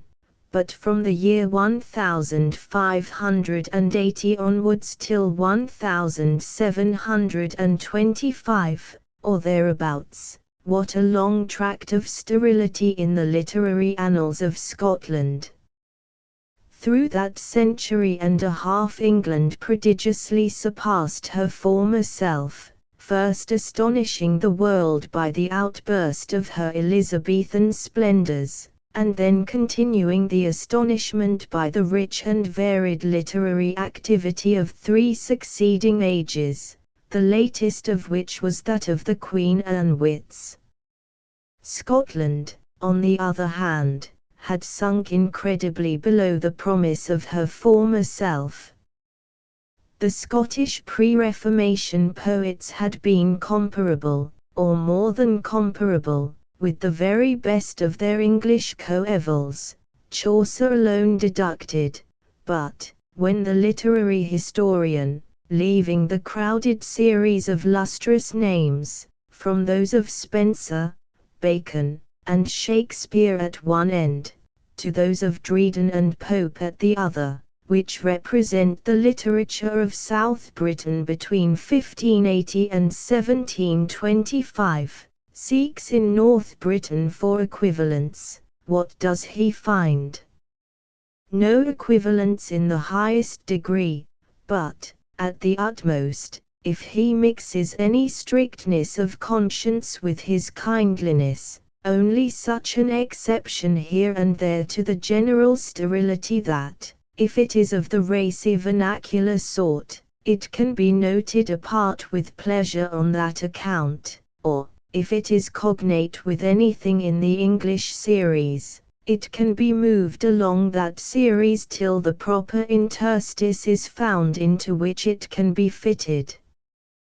One indubitable exception, the exception in chief, was Drummond of Hawthornden. Born amid a people almost wholly absorbed in their Kirk controversy, it had somehow happened that here was one Scot whose ideal of life differed from the common. Of a meditative and philosophical temperament from his boyhood, a lover of books, art, and music, and with his tastes in such matters educated by foreign travel and by a familiarity with the recent English Elizabethan literature which must have been then excessively rare in North Britain, he had no sooner become Laird of Hawthornden by his father's death in 1610 than, abjuring all other occupations, he schemed out for himself that life of studious leisure which suited him best, and for which there could not, in all Scotland, have been a more beautiful home than the leafy dell of his lairdship and habitation, dear wood, and you, sweet solitary place, where from the vulgar eye estranged life. Here, accordingly, it was that, between 1610, when he was in his 25th year, and 1625, when he was in his 40th, he wrote at intervals, and uniformly in that southern English which he foresaw was thenceforward to be the general literary tongue of the British Islands, most of the poems by which he is now remembered. The quantity altogether was not large, and the pieces were all short individually, but the quality was genuine. No such poetry of artist-like delight in beauty of scenery, the soft and luscious in color, form, language, and sound, pervaded at the same time by such a fine and high vein of pensive reflectiveness, had appeared in Scotland for many a day. This was at once recognized among his own countrymen, but the poems, or the rumour of them, went beyond Scotland. Before the close of the reign of the Scottish King James in England, Drummond was certainly the one man living in Scotland who was thought of by the London men of letters round the court of that king as belonging, by right of real merit, to the poetic brotherhood of the reign. A London Scot or two, it is true, having the advantages of proximity and of court connection, did divide with Drummond the applauses of the London circle of critics for Scottish merit in English verse-making, but, if the vote had been seriously taken, it was to Drummond that the competent judges would have sent the laurel. Hence, indeed, some of the most memorable incidents in Drummond's biography. Hence it was that the Elizabethan veteran Michael Drayton entered into such loving correspondence with him, addressing him "my dear, noble Drummond." Hence it was that, when any eminent Londoner chanced to make a tour in Scotland, he was sure to seek an introduction to Drummond, and hence that immortal visit of the great Ben Jonson himself, when he was Drummond's guest in Hawthornden for a whole week in the winter of 1618-9, entertained Drummond with all the gossip of London for 30 years back, stunned him with loud talk about everything, and drank an immensity of his wine. Phillips's encomium of 1656, when Drummond had been 7 years dead, only expressed, one can see, an opinion already formed while Drummond was still alive, and in the prime of his manhood. The encomium included, or ought to have included, more than Drummond's performances in verse. His fine and verdant genius is no less discernible in his prose writings. His little essay entitled A Cypress Grove is a piece of prose so superlatively excellent that one wonders how it should be so little known, why, in fact, it should not have had a prominent place in all professed collections of the flowers of English 17th-century prose. For high-toned philosophic thoughtfulness, ingenuity of artistic fantasy, musical beauty of style, and perfection of literary taste and finish, there is nothing superior, of the same length, if anything quite equal, in all Sir Thomas Browne, or in all Jeremy Taylor. That essay was published in 1623, as an adjunct to one of his volumes of poems, and, though there is a good deal of other and later prose from Drummond, it is mainly of a character less readable now, and less acceptable in some quarters where it may still receive attention. For the questions vexati did at last coil themselves round Drummond, and in his later years, in his own despite, he had to become a polemical politician. King James had been succeeded by King Charles. On the 23rd of July, 1637, Jenny Geddes hurled her stool in St. Giles's, and Scotland then passed into that trebly troubled period of her always troubled history which, commencing with her own defiance to Charles and Laud in her national Scottish Covenant, and proceeding thence to her alliance with the English parliamentarians in the Solemn League and Covenant, includes Montrose's brief year of royalist outblaze and anti-covenanting triumph, and all the rest of the checkered sequel till the English Republicans brought Charles to the block. No Scot through that long agony was permitted to be neutral. If any one had tried, he would have been torn from his retirement, and obliged to declare himself. Drummond did declare himself, and it was on what was then, and still is, among his countrymen, the unpopular side. In a series of prose tracts, circulated surreptitiously, some of them of the nature of satirical squibs, he advocated views of Scottish politics which were very much those of Montrose and the Hamiltons. Even where this may be remembered, in a general way, to his discredit now, there is much, however, in the tracts themselves to arrest the unfavourable judgment and turn it into respect. Their literary ability and clever wit may count for little with those who resent their purport, but there are passages of high-minded and eloquent earnestness that must startle any reader in such a context. While inculcating upon his countrymen an effete and impracticable political philosophy of passive obedience, and while indicating a preference on Drummond's own part for something of that florid Anglican ecclesiasticism against which his countrymen were fighting, he flings out to the right and to the left remonstrances much needed on both sides, and especially a doctrine of religious toleration far beyond the apprehension of either, or of the time generally. Lord he virtually shoves aside as an interloper, and, on the whole, the substance of the tracts, in one of the two directions to which they were addressed, is like a message to Charles that he had been unfortunately wrong in his Scottish policy from the first, inasmuch as Scotland always had been Scotland, was Scotland still, and could not be drilled by any mortal force against her own will into anything else. Here, in fact, Drummond reveals his very heart.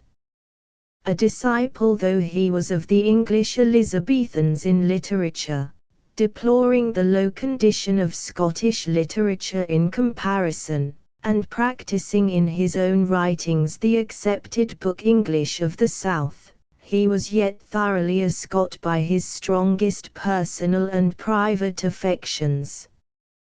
No Scot of his generation more fond of the antiquities and legends of his country, or more learned in that kind of lore. His chief pastime all through his life was in researches into Scottish records and family genealogies back to Malcolm Canmore and beyond, and his special recreation amid the troublesome party pamphleteering of his later years was the composition of his History of the Five Jameses. This was not published till some years after his death, and, though of some interest as a specimen of the silvering effect of his ornate English upon very savage matters, is the poorest of all his writings in respect of real worth. But what of that other relic of Drummond, if it be really his, which did not come to light till 30 years after his decease, and then in the surprising form of a piece of broad Fifeshire farce in dog-Latin hexameters, entitled Polemomidinaia inter Vitarvamit Nebenam, i.e. the midden-fecht between Tarvet and New Barnes. If that really is Drummond's, which is possible, or even probable, though not absolutely certain, it is one excellent feather more in his cap.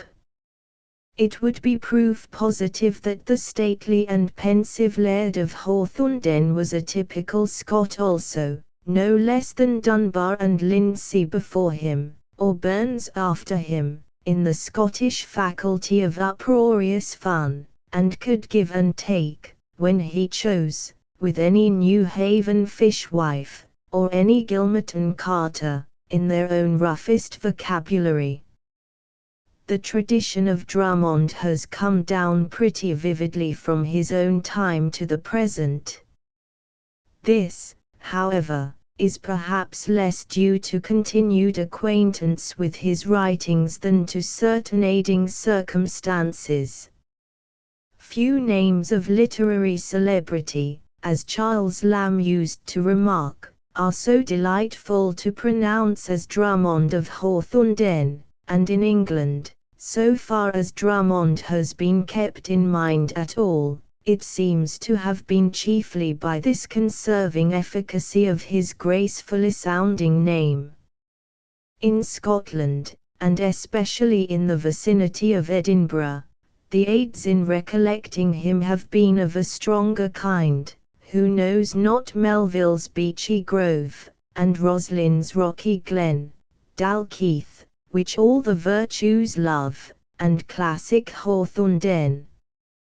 When Scott wrote these lines, 91 years ago, the reputation of the Valley of the Esk for scenic beauty and picturesqueness, and the fashion of holiday peregrinations to it, on that account and on account of the attractions of its historical associations, by the citizens of Edinburgh or by tourists visiting Edinburgh, had already been fully formed. The reputation and the fashion have been kept up ever since, and Drummond's memory has had the benefit.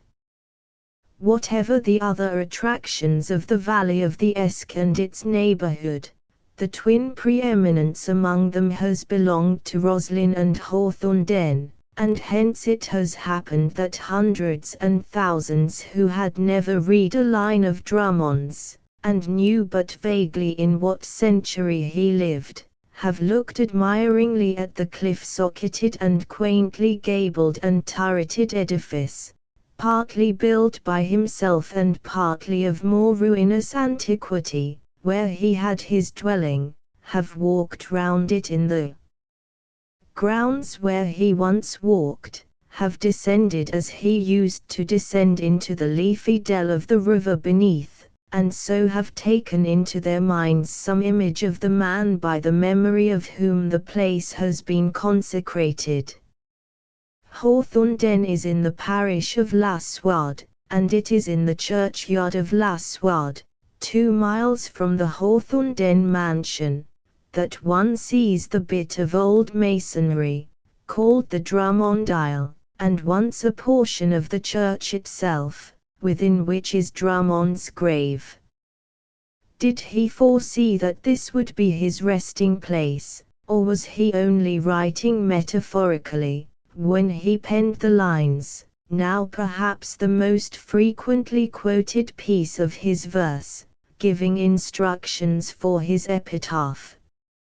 His most intimate friend and correspondent through his life was Sir William Alexander of Menstrie, eventually Earl of Stirling and Secretary of State for Scotland, one of those London Scots above mentioned who divided for a while with Drummond in London literary circles the palm of the primacy in Scoto-British poetry. There was no jealousy between them on that account. On the contrary, Alexander, as a man of high court influence, regarded himself as standing in a relation of patronage to Drummond, while Drummond, acknowledging this relation, and proud of it, looked up to Alexander and admired him hugely. Their friendship, nevertheless, was as close and affectionate as ever bound two men together, and in their letters to each other they always, to signify this, called themselves, in the fashion of the pastoralists, Alexis and Damon. Well, it was in the year 1621, or thereabouts, that Drummond, then only about 35 years of age, but hardly recovered from a severe illness which had brought him to the doors of death and left him in a mood of melancholy depression, sent a sonnet to Alexander, containing these lines: "Amidst thy sacred cares and courtly toils, Alexis, when thou shalt hear wandering fame tell death hath triumphed o'er my mortal spoils, and that on earth I am but a sad name, if thou e'er held me dear, by all our love, by all that bliss, those joys, heaven hear us gave, I conjure thee, and by the maids of Jove, to carve this short remembrance on my grave. Here Damon lies, whose songs did sometime grace the murmuring Esk, may roses shade the place. In the memorial to Drummond now proposed by the influential committee of which Lord Melville is chairman, it is intended that this instruction shall be obeyed as faithfully as possible. The bushing of roses round the grave was but a wish, and a bushing of roses round the Drummond aisle in Lasward churchyard is unfortunately not practicable in that situation. But there may be some decoration of the little aisle containing the grave, and on the wall, whether in the interior or outside, there may be a medallion of Drummond or other commemorative sculpture, with room for his own words of epitaph. That, most properly, is to be the first object, the primary object, of the committee that has been formed for the promotion of the memorial. Should the amount of the subscriptions, however, permit something more, the precise form of the addition may be matter for consideration. Should there be a bust or other piece of monumental sculpture besides that which is to decorate the sepulchre at Lasward, surely Edinburgh is the place for that supplement, and, within Edinburgh, perhaps St. Giles's Cathedral.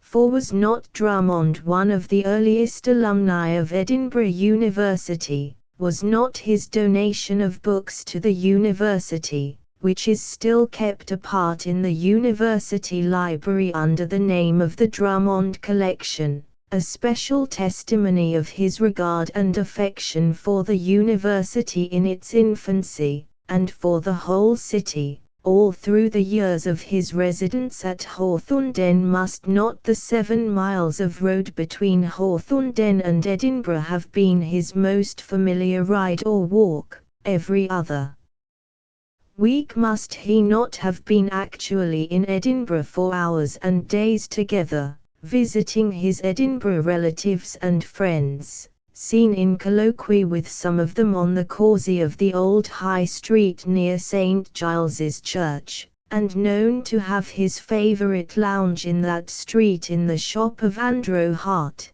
bookseller and publisher, just opposite the cross? Although the increase among us of late of the practice of such commemorative tributes to eminent personages of the past has provoked cynical criticism in some quarters, it is really one of the creditable signs of our time. The more numerous the objects of interest to any nation in its own history, or in history generally, in times preceding the bustle of the present, the richer the mind of that nation, and the higher its capabilities. Even the range of time to which it will go back for worthy objects of interest must count for something in the reckoning. The recent is only the departing present, and has so left its residues in the present, whether of admirations or of animosities, that participation in testimonies of regard for public men remembered as having recently moved amidst us signifies little more with many than sensitiveness to the common duties of present social life, or sometimes even of present political partisanship. To be susceptible of the commemorative instinct with respect to objects and persons removed from ourselves by a generation or two, or a century or two, is a rarer thing, and implies a larger and finer endowment of historical knowledge and feeling. Allan Ramsay, 5. In the reign of Queen Anne there were the stirrings of a literary revival in Scotland. No name connects itself more distinctly with this interesting phenomenon than that of Allan Ramsay. Born in 1686, of humble parentage, in the village of Leadhills, in the wild inland parish of Crawford Mooy in Lanarkshire, and educated in the ordinary fashion at the parish school there. Ramsay was brought to Edinburgh in 1701, when he was in his 15th year, and was apprenticed to a periwig maker. The statement sometimes made that he began life as a barber is therefore incorrect. The crafts of the barber and the wig maker were then distinct. Wig and periwig are one and the same thing, and both are derived, it seems, though one would hardly suppose so, from the Latin pilus, hair. Thus, Latin, pilus, hair, Old Italian, pillica, a mass of hair or head of hair, this, still in Old Italian, corrupted into peruca, whence the French perruque, that word adopted into English, but generally twirled into periwig to make it native, from which word periwig if you lop off the peri, the sole remnant of the original pilus, you have the mere twirl or termination wig, standing as a substantive word and answering the whole purpose. Now a wig maker, periwig maker, or perruquier, was no mean tradesman in those old times, extending from the middle of the 17th century to near the end of the 18th, when it was the strange custom, in all civilized European countries, for people to wear artificial heads of hair, not as mere substitutes for the natural growths in cases of necessity, which had been a usage everywhere from time immemorial, but as fashionable adornments of bulging volume and fantastic device.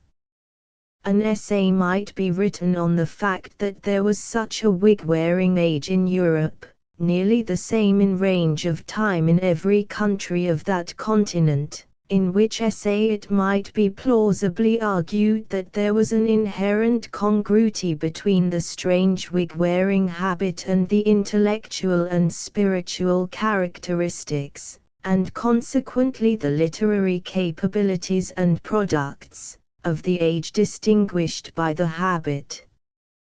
One can hardly conceive Addison or Dr. Johnson, for example, without a wig, or Wordsworth, or Byron, or Sir Walter Scott, with one.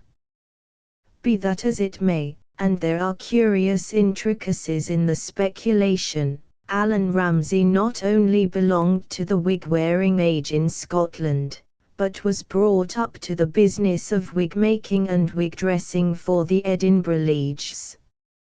It was no bad employment in a population of between 30,000 and 40,000 inhabitants, including resident noblemen and lairds, and a good many professional men and merchants, all of whom wore wigs, and liked them to be handsome.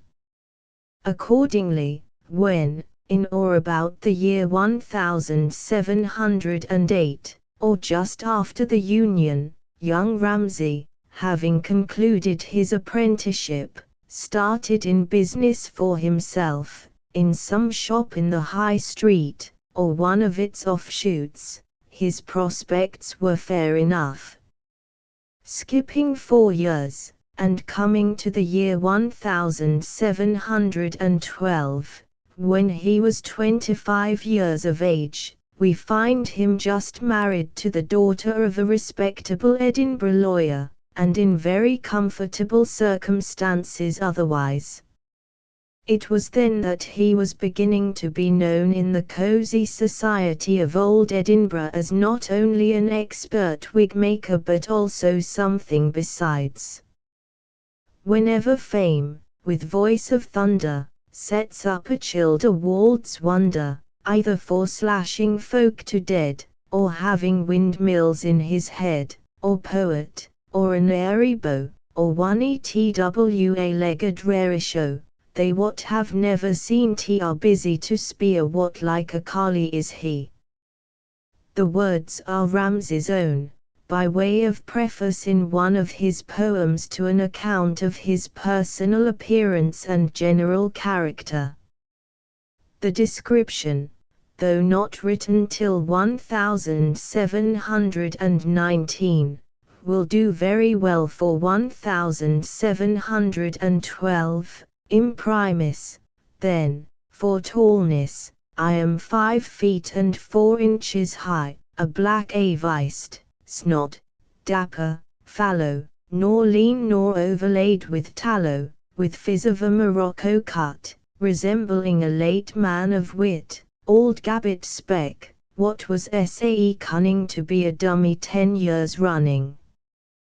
Then, for the fabric of my mind, 'tis mere to mirth than grief inclined, I rather choose to laugh at folly than show dislike by melancholy, well judging a sour heavy face is not the truest mark of grace. Elsewhere, more briefly, he describes himself as a little man that loes my ease, and again as one who much enjoyed, in good company, an evening and guffaw.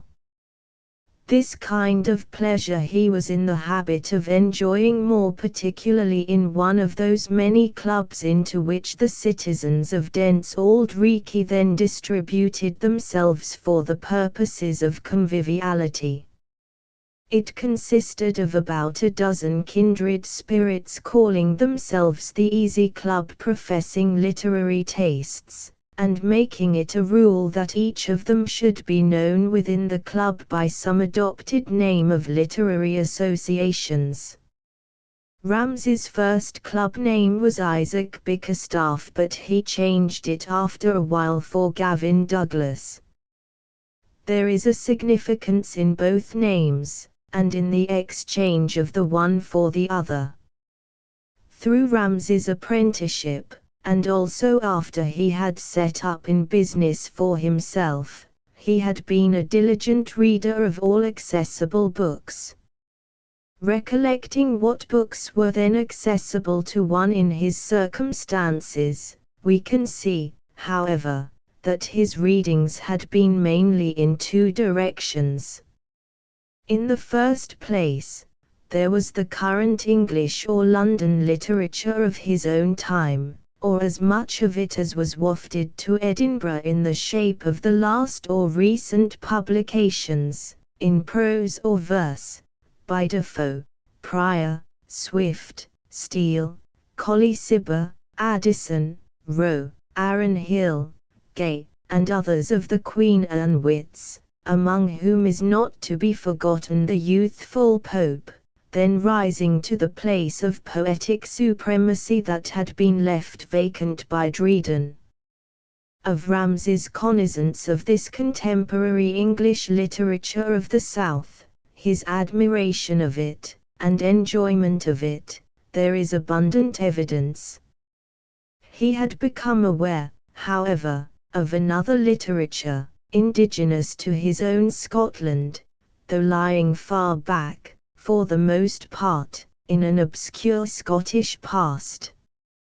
Through Watson's collection of comic and serious Scots poems, Ruddiman's edition of Gavin Douglas's translation of Virgil, and Sage's edition of Drummond of Hawthornden, he had been attracted to the old Scottish poets, finding in them a richness of antique matter that came home to his heart amid all his readings in Steele, Pope, and Addison.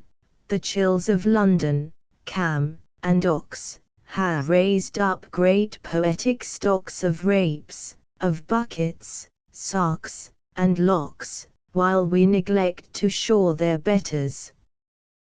This provokes me to reflect on the learned days of Gorn Dunkell, our country then a tale could tell, Europe had nane mere snack and snell at verse or prose, our kings were poets to themsel, bored and jocose.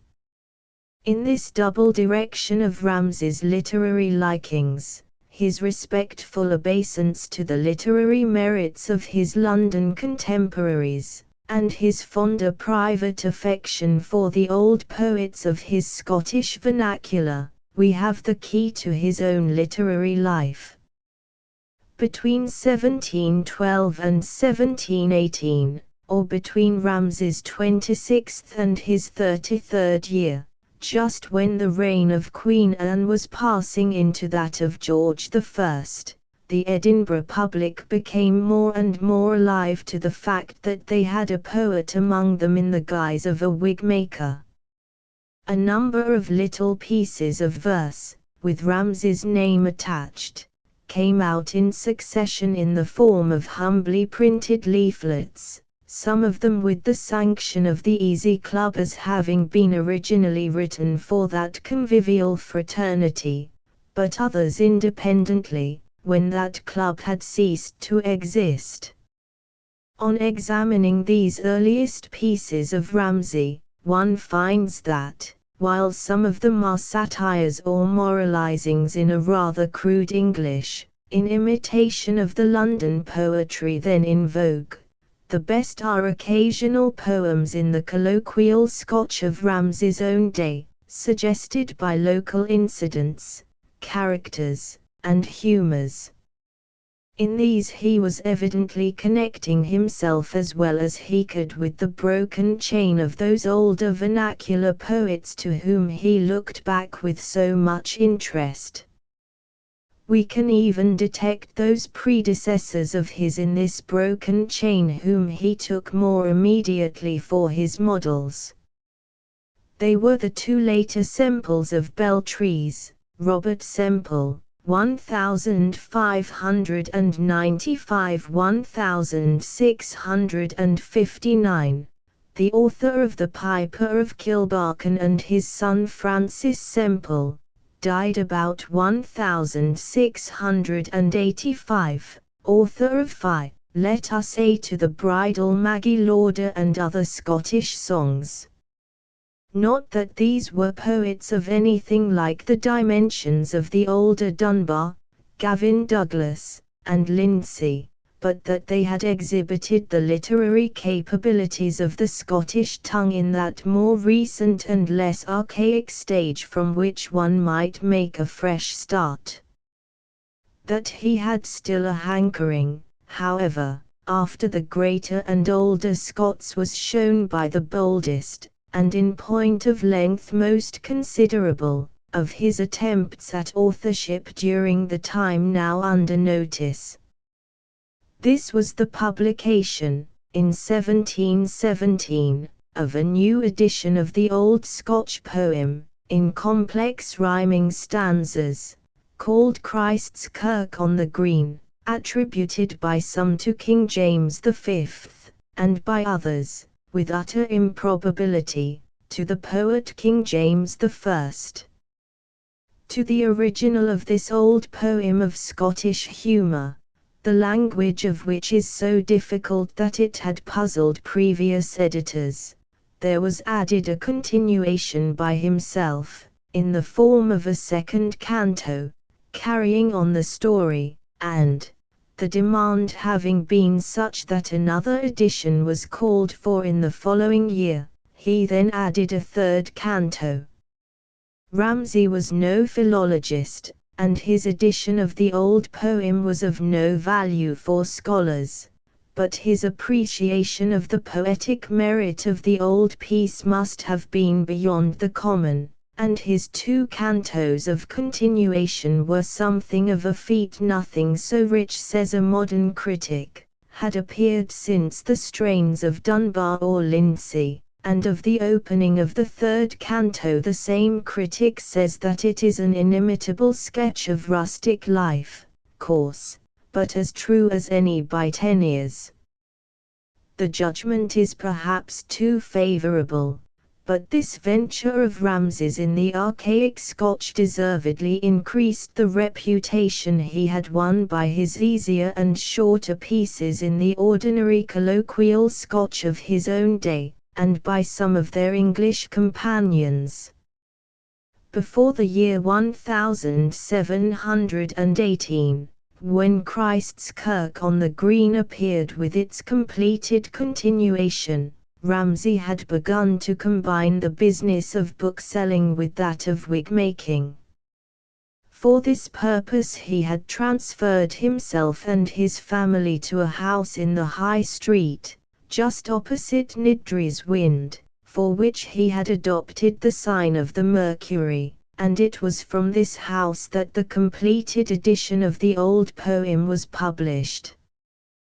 The house still stands, now numbered 153 in the street, glass-fronted to a great extent in the 2 stories above the basement, and with the old stone stair of entrance to these stories, but bereft of an upper story and attics which once belonged to it and gave it a more imposing look. To understand, however, the dignity of the house and its situation in Allan Ramsay's days, one has to remember that the Edinburgh of those days consisted all but entirely of that one long descending ridge or backbone of edifices from the castle to Holyrood, of which the High Street proper was the main portion. One must remember further that the High Street was not then the continued clear oblong from the Lawn Market to the Netherbow which we now see, but that upper portion of the middle of it, along the face of St. Giles's Church, there ran an obstructive block of buildings, consisting of the old toll booth or heart of Midlothian at the upper end, and a tall pile of dwelling houses and shops, called the Lucken Booths, at the lower end, the effect of which was to choke the traffic at that part, and divide it between a narrow tortuous-foot passage along the buttresses of the church on the one side and a somewhat wider causey for vehicles on the other. Now, as Ramsay's new house was a good way below this obstruction, and in that open space of the High Street where there was plenty of room to breathe, it was in an excellent position for bookselling or any similar business. There was actually a temptation for a citizen lingering in this spot to ascend Allan Ramsay's stone stair to have a look at the books on sale, especially if he could have his wig dressed at the same time. That this was possible we have Ramsay's own word. It is generally represented in memoirs of him that he had given up wig-making when he entered his new shop of the Mercury opposite to Nidri's Wynd, and there took to bookselling, but these lines, appended to the description of his personal appearance and character in the poem already quoted, settle the question, say, "Wad ye ken my gate of fending, my income, management, and spending? Born to nae landship, mare's the pity, yet denizen of this fair city, I make what honest shift I can, and in my ain house am good man, which stands in Edinburgh's street the Sunside. I theek the out and line the inside of mony a douse and witty push, and baith ways gather in the cash." Ramsay remained in this house in the High Street about 8 years. They were busy and prosperous years. During the first 3 of them, or from 1718 to 1721, he continued to send forth miscellaneous little pieces, some in English but most in Scotch, in sheets or half-sheets, to be bought separately. There were songs, satirical sketches and squibs, elegies, metrical epistles to friends or to public persons, odes on Edinburgh events or on such national occurrences as the collapse of the South Sea Bubble, and a few essays in a more general and serious vein, chiefly in the English heroic couplet, such as the Morning Interview, Tartney or the Plaid, and Content. The sheets or half-sheets were bought eagerly. It was at this time, indeed, according to the tradition, that the good wives of Edinburgh were in the habit of sending out their children, with a penny or twopence, to buy Allan Ramsay's last piece whatever it might be. His popularity, however, did not rest on such humble demonstrations of liking. He was now one of the most respected of the citizens of Edinburgh, spoken of universally among them as their poet, and on terms of personal intimacy with the most distinguished of them. He had become a notability even beyond the bounds of Edinburgh, through the south of Scotland, if not yet in all Scotland. His name had even been carried to London, with the effect of some vague notion of him among the English wits there as a poet in the colloquial Scotch possessing all the north part of the island by himself. This recognition of him in the south seems to have begun about the year 1720, and to have been occasioned by a little Scottish pastoral elegy, entitled Rishi and Sandy, which he had written on the death of Addison in the previous year. The Rishi of this piece is Sir Richard Steele, and the Sandy is Mr. Alexander Pope, and they are represented as two fellow shepherds of the famous deceased bewailing his loss in a colloquy. Steele and Pope could hardly avoid hearing of such a thing, and, indeed, pirated copies reached London, and there was a reprint of the elegy there from Lintott's press, with the Scotch dreadfully mangled. It seems to have been with a view to prevent such piracy and misprinting of his productions in future, as well as to confirm his reputation by putting all his writings before the public in permanent form, that Ramsay, in the course of 1720, sent out subscription papers for a collected edition of his works. The appeal was most successful, and in July 1721 the collected edition did appear, in a handsome quarto volume, of about 400 pages, with the title Poems by Allan Ramsay, printed by Mr. Thomas Ruddiman for the author. The alphabetical list of subscribers prefixed to the volume contains nearly 500 names, most of them Scotch, but with a sprinkling of English. Among the Scottish names are those of nearly all the Scottish nobility of the day, in the persons of 7 dukes, 5 marquises, 21 earls, 1 viscount, and 23 lords, while the columns are crowded with the names of the best-known baronets, knights, lairds, judges, lawyers, merchants, and civic functionaries in and round about Edinburgh and in other parts of Scotland. Among the few names from England one reads with special interest, besides that of the literary Scoto-Londoner John Arbuthnot, M.D., these three, Mr. Alexander Pope, Sir Richard Steele, for 2 copies, and Mr. Richard Savage. The volume was dedicated to the ladies of Scotland in a few gallant and flowery sentences, and there was a preface, addressed specially to the critics, full of shrewd sense, and showing Ramsay's command of an easy and light style of English prose. Another distinction of the volume was a portrait of the author, excellently engraved after a painting by an Edinburgh artist friend.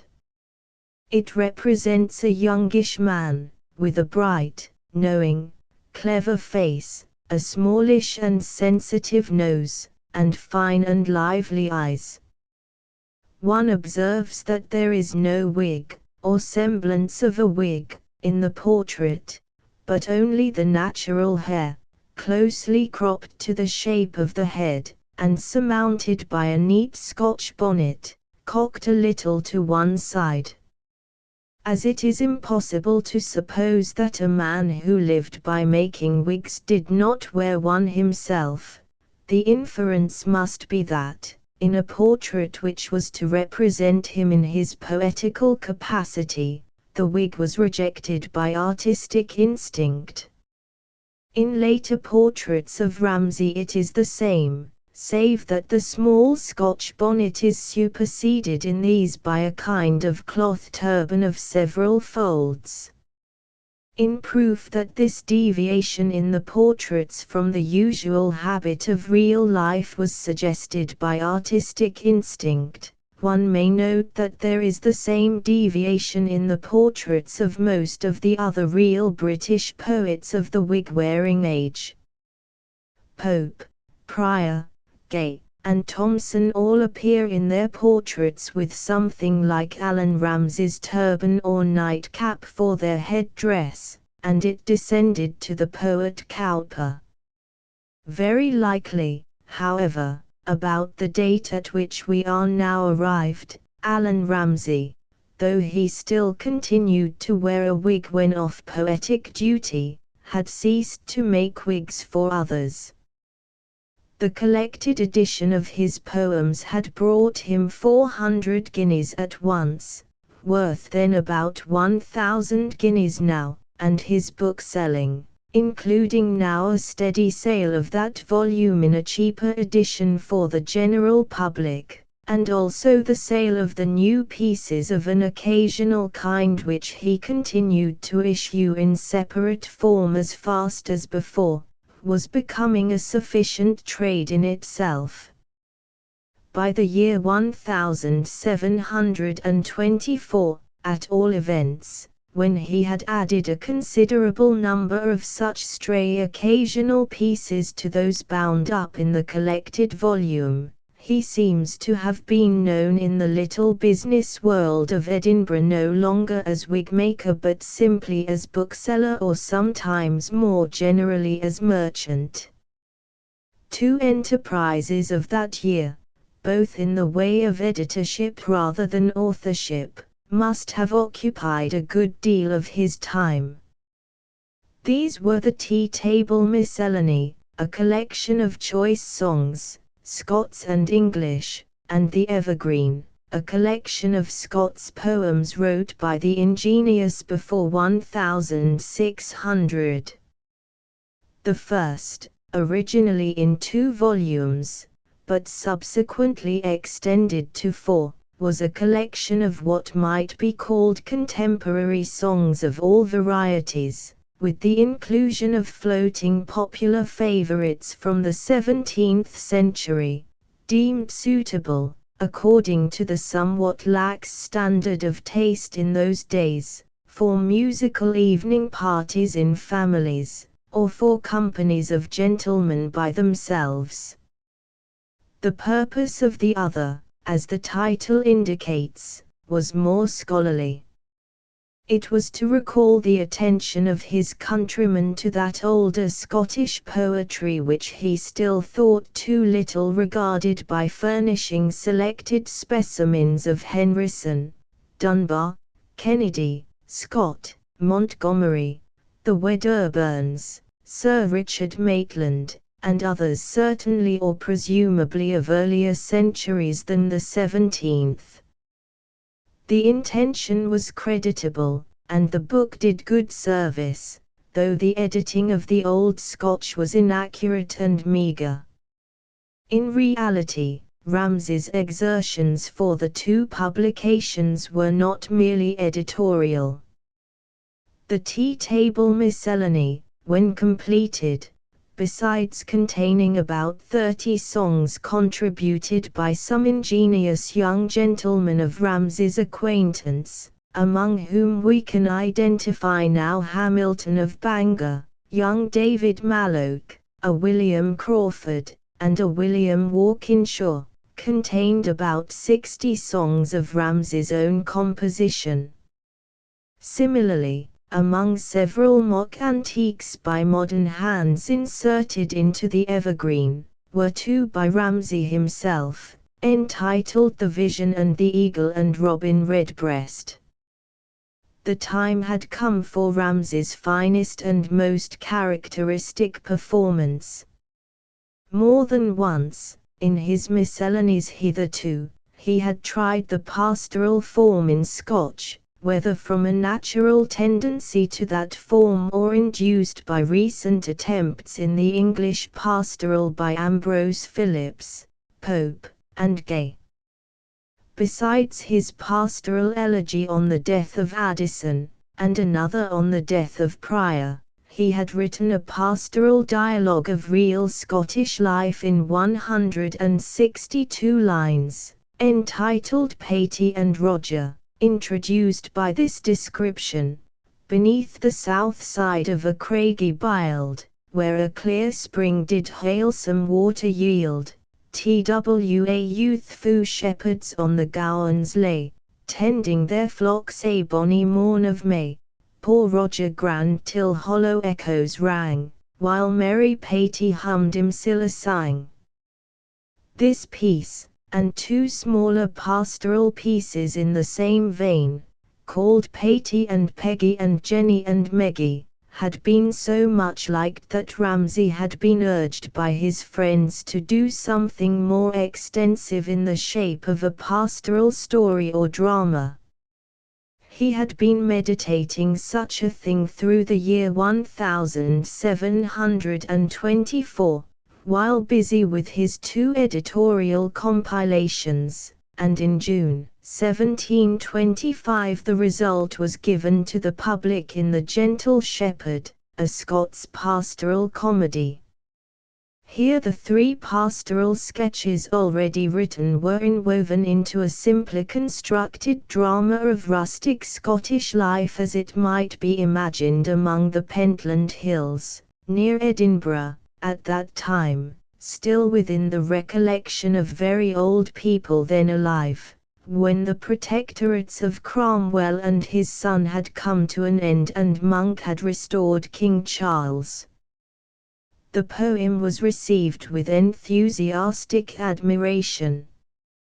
There had been nothing like it before in Scottish literature, or in any other, nothing so good of any kind that could be voted as even similar, and this was at once the critical verdict.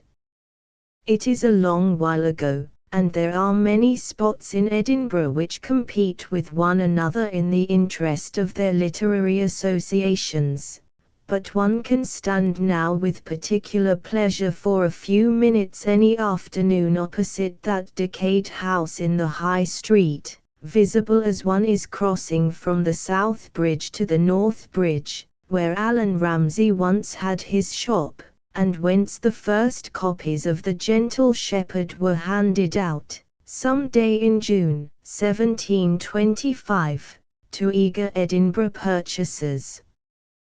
The tenancy of this house by Ramsay lasted but a year longer.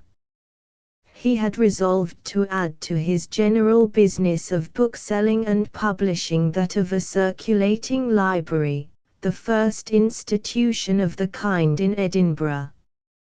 For this purpose he had taken new premises, still in the High Street, but in a position even more central and conspicuous than that of the Mercury opposite Niddry's Wynd. They were, in fact, in the easternmost house of the Lucken Booths, or lower part of that obstructive stack of buildings, already mentioned, which once ran up the High Street alongside of St. Giles's Church, dividing the traffic into two narrow and overcrowded channels.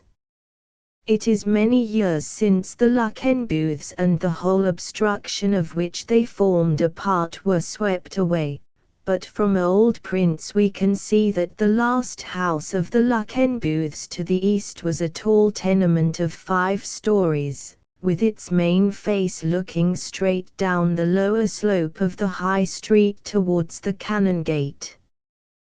The strange thing was that, though thus in the very heart of the bustle of the town as congregated round the cross, the house commanded from its higher windows a view beyond the town altogether, away to Aberlady Bay and the farther reaches of sea and land in that direction. It was into this house that Ramsay removed in 1726, when he was exactly 40 years of age. The part occupied by him was the flat immediately above the basement floor, but perhaps with that floor in addition.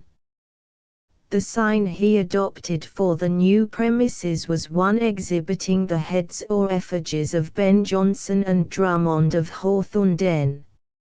Having introduced Ramsay into this, the last of his Edinburgh shops, we have reached the point where our present interest in him all but ends. In 1728, when he had been 2 years in the new premises, he published a second volume of his collected poems, under the title of Poems by Allan Ramsay, Volume 2, in a handsome quarto matching the previous volume of 1721, and containing all the pieces he had written since the appearance of that volume, and in 1730 he published a collection of 30 fables. These were his last substantive publications, and with them his literary career may be said to have come to a close. Begun in the last years of the reign of Queen Anne, and continued through the whole of the reign of George I. It had just touched the beginning of that of George II, when it suddenly ceased. Twice or thrice afterwards at long intervals he did scribble a copy of verses, but, in the main, from his 4th to 5th year onwards, he rested on his laurels.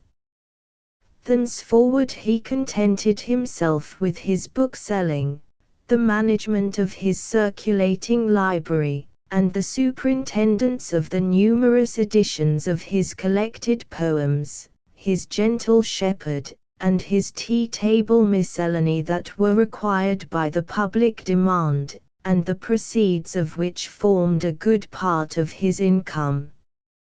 It would be a great mistake, however, to suppose that, when Allan Ramsay's time of literary production ended, the story of his life in Edinburgh also came to a close, or ceased to be important. For 28 years longer, or almost till George II gave place to George III, Ramsay continued to be a living celebrity in the Scottish capital, known by figure and physiognomy to all his fellow citizens, and Ramsay's bookshop at the end of the Lucken Booths, just above the cross, continued to be one of the chief resorts of the well-to-do residents, and of chance visitors of distinction. Now and then, indeed, through the 28 years, there are glimpses of him still in special connections with the literary, as well as with the social, history of Edinburgh. When the English poet Gay, a summer or two before his death in 1732, came to Edinburgh on a visit, in the company of his noble patrons, the Duke and Duchess of Queensberry, and resided with them in their mansion of Queensberry House in the Canongate, now the gloomiest and ugliest looking house in that quarter of the old town, but then reckoned of palatial grandeur, whither did he tend daily, in his saunterings up the Canongate, but to Allan Ramsay's shop. One hears of him as standing there with Allan at the window to have the city notabilities and oddities pointed out to him in the piazza below, or as taking lessons from Allan in the Scottish words and idioms of the Gentle Shepherd, that he might explain them better to Mr. Pope when he went back to London. Some years later, when Ramsay had reached the age of 50, and he and his wife were enjoying the comforts of his ample success, and rejoicing in the hopes and prospects of their children, 3 daughters, no a Warladraggle among them, all fine girls as Ramsay informs us, and 1 son, a young man of 23, completing his education in Italy for the profession of a painter, there came upon the family what threatened to be a ruinous disaster. Never formerly an anti-Presbyterian, and indeed regularly to be seen on Sundays in his pew in St. Giles's High Kirk, but always and systematically opposed to the unnecessary social rigours of the old Presbyterian system, and of late under a good deal of censure from clerical and other strict critics on account of the dangerous nature of much of the literature put in circulation from his library, Ramsay had ventured at last on a new commercial enterprise, which could not but be offensive on similar grounds to many worthy people, though it seems to have been acceptable enough to the Edinburgh community generally. Edinburgh having been hitherto deficient in theatrical accommodation, and but fitfully supplied with dramatic entertainments, he had, in 1736, started a new theatre in Cara Urbas Close, near to his former High Street shop. He was looking for great profits from the proprietorship of this theatre and his partnership in its management. Hardly had he begun operations, however, when there came the extraordinary statute of 10 George II. 1737, regulating theatres for the future all over Great Britain. As by this statute there could be no performance of stage plays out of London and Westminster, save when the King chanced to be residing in some other town, Ramsay's speculation collapsed, and all the money he had invested in it was lost. It was a heavy blow, and he was moved by it to some verses of complaint to his friend Lord President Forbes and the other judges of the Court of Session. While telling the story of his own hardship in the case, he suggests that an indignity had been done by the new Act to the capital of Scotland, "Shall London have its houses twa and we doomed to have nae never? Is our metropolis, and's the place where lang syne dwelled the royal race of Fergus, this gate dwindled down to a level with ilk Clachan town, while thus she suffers the subversion of her maist rational diversion." However severe the loss to Ramsay at the time, it was soon tided over. Within 6 years he is found again quite at ease in his worldly fortunes. His son, for some years back from Italy, was in rapidly rising repute as a portrait painter, alternating between London and Edinburgh in the practice of his profession, and a man of mark in Edinburgh society on his own account, and, whether by a junction of the son's means with the father's, or by the father's means alone, it was now that there reared itself in Edinburgh the edifice which at the present day most distinctly preserves for the inhabitants the memory of the Ramsay family in their Edinburgh connections. The probability is that, since Allen had entered on his business premises at the end of the Lucken Booths, his dwelling house had been somewhere else in the town or suburbs, but in 1743 he built himself a new dwelling house on the very choicest site that the venerable old town afforded. It was that quaint octagon-shaped villa, with an attached slope of green and pleasure ground, on the north side of the castle hill, which, as well from its form as from its situation, attracts the eye as one walks along Prince's Street, and which still retains the name of Ramsay Lodge. The wags of the day, making fun of its quaint shape, likened the construction to a goose pie, and something of that fancied resemblance may be traced even now in its extended and improved proportions. But envy may have had a good deal to do with the comparison. It is still a neat and comfortable dwelling internally, while it commands from its elevation an extent of scenery unsurpassed anywhere in Europe.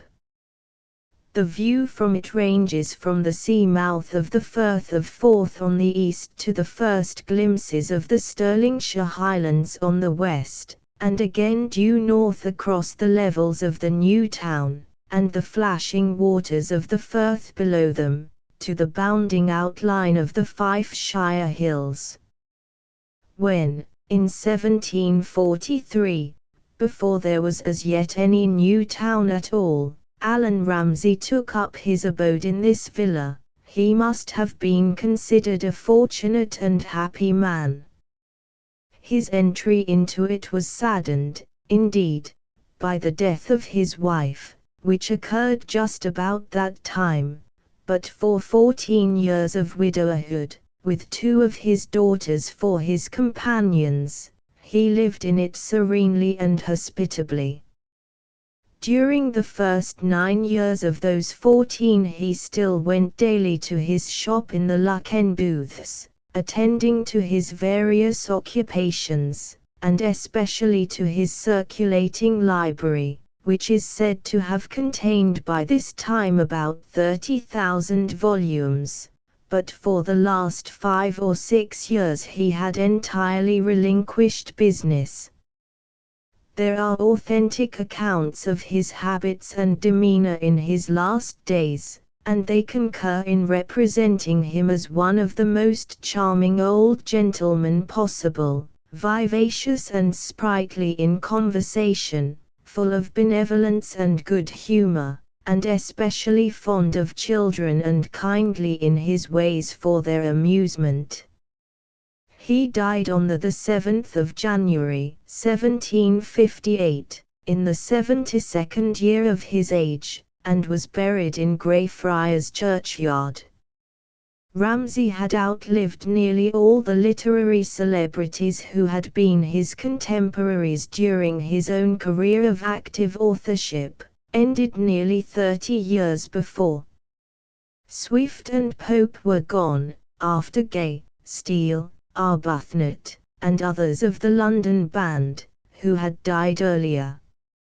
Of several Scotsmen, his juniors, who had stepped into the career of literature after he had shown the way, and had attained to more or less of poetic eminence under his own observation, 3. Robert Blair, James Thomson, and Hamilton of Bangor, had predeceased him. Their finished lives, with all the great radiance of Thomson's, are wholly included in the life of Allan Ramsay.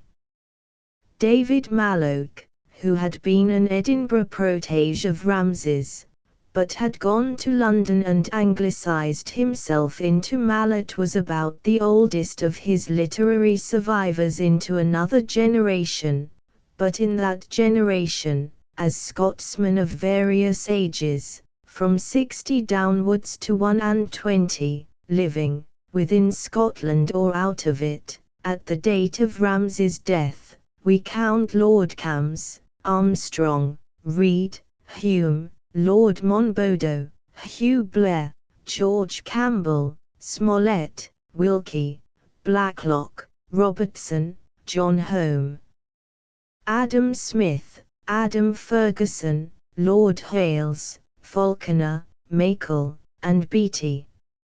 Such of these as were residents in Edinburgh had known Allan Ramsay personally, others of them had felt his influence indirectly, and all must have noted his death as an event of some consequence. The time is long past for any exaggeration of Allan Ramsay's merits. But, call him only a slipshod little Horace of Auld Reekie, who wrote odes, epistles, satires, and other miscellanies in Scotch through 20 years of the earlier part of the 18th century, and was also, by a happy chance, the author of a unique and delightful Scottish pastoral, It remains true that he was the most considerable personality in Scottish literary history in order of time after Drummond of Hawthornden, or, if we think only of the vernacular, after Sir David Lindsay, and that he did more than any other man to stir afresh a popular enthusiasm for literature in Scotland after the union with England.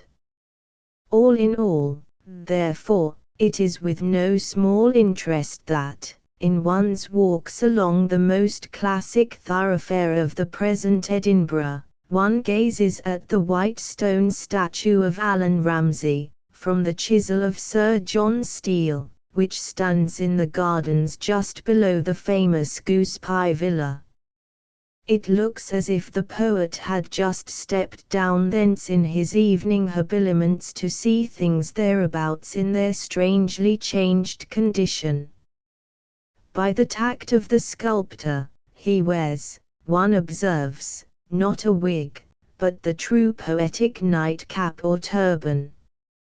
Lady Wardlaw and the Baroness Nairn, 6. In 1719 there was published in Edinburgh, in a tract of 12 folio pages, a small poem, 27 stanzas or 216 lines long, entitled Hardine Newt, a fragment. It was printed in old spelling, to look like a piece of old Scottish poetry that had somehow been recovered, and it seems to have been accepted as such by those into whose hands the copy had come, and who were concerned in having it published. Among these were Duncan Forbes of Culloden, afterwards Lord President of the Court of Session, and Sir Gilbert Elliot of Minto, afterwards Lord Justice Clerk.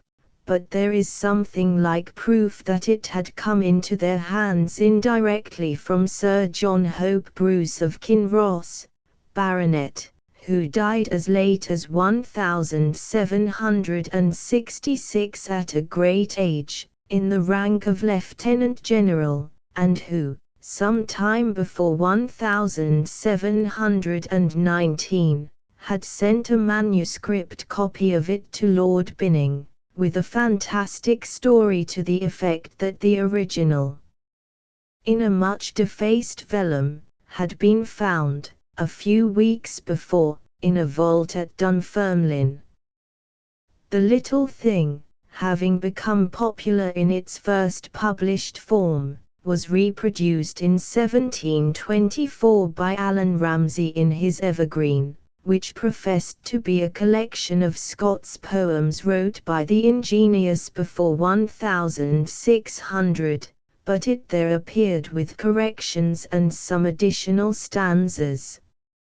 In 1740 it had the honour of a new appearance in London, under anonymous editorship, and with the title Hardine Newt, a fragment, being the first canto of an epic poem, with general remarks and notes.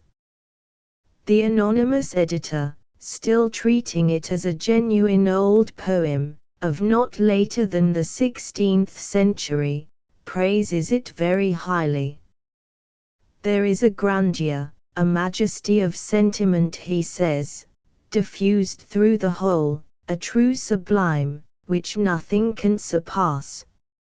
It was but natural that a piece of which this could be said should be included by Percy in his Relics of Ancient English Poetry, published in 1765. It appeared, accordingly, in the first edition of that famous book, still as an old poem and in antique spelling, and it was reprinted in the subsequent editions issued by Percy himself in 1767, 1775, and 1794, though then with some added explanations and queries. It was through Percy's collection that the poem first became generally known and popular. Even there, though in very rich company, it was singled out by competent critics for special admiration. But, indeed, good judges, who had known it in its earlier forms, had already made it a favorite. The poet Gray admired it much, and Thomas Warton spoke of it as a noble poem and introduced an enthusiastic reference to it into one of his odes. Above all, it is celebrated now as having fired the boyish genius of Sir Walter Scott.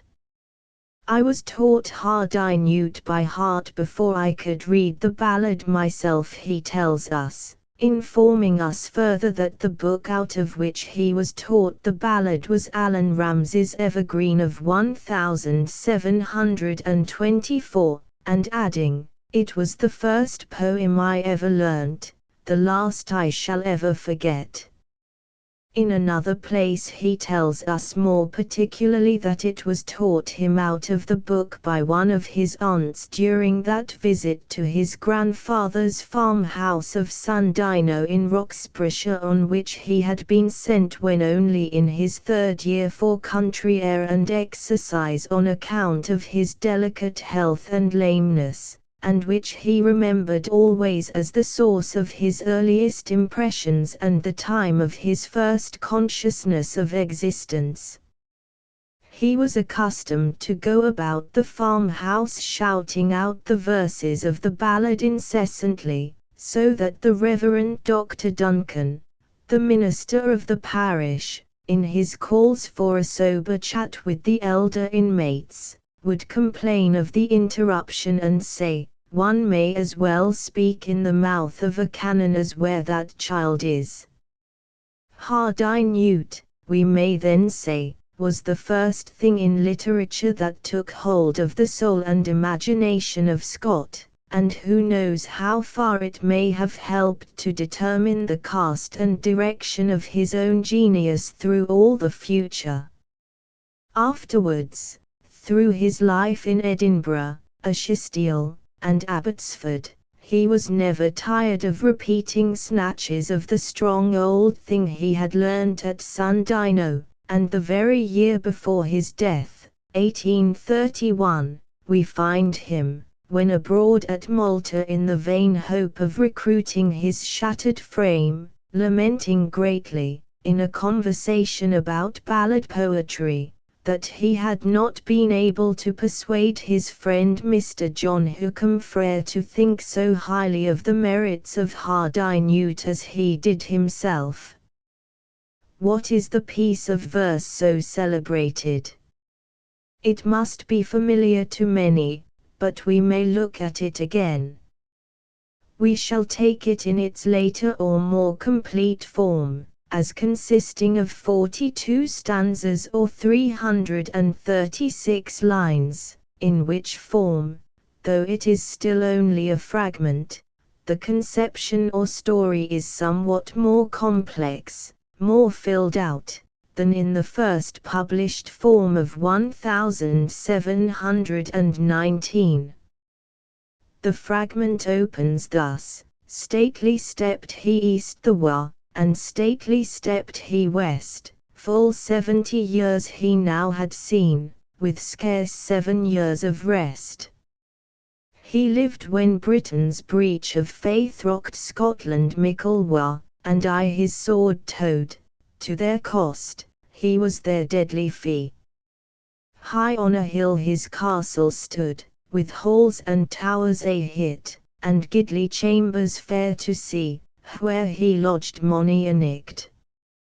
His dame, sae peerless and fair, for chaste and beauty deemed, nae marrow had in a' the land, save Eleanor the Queen.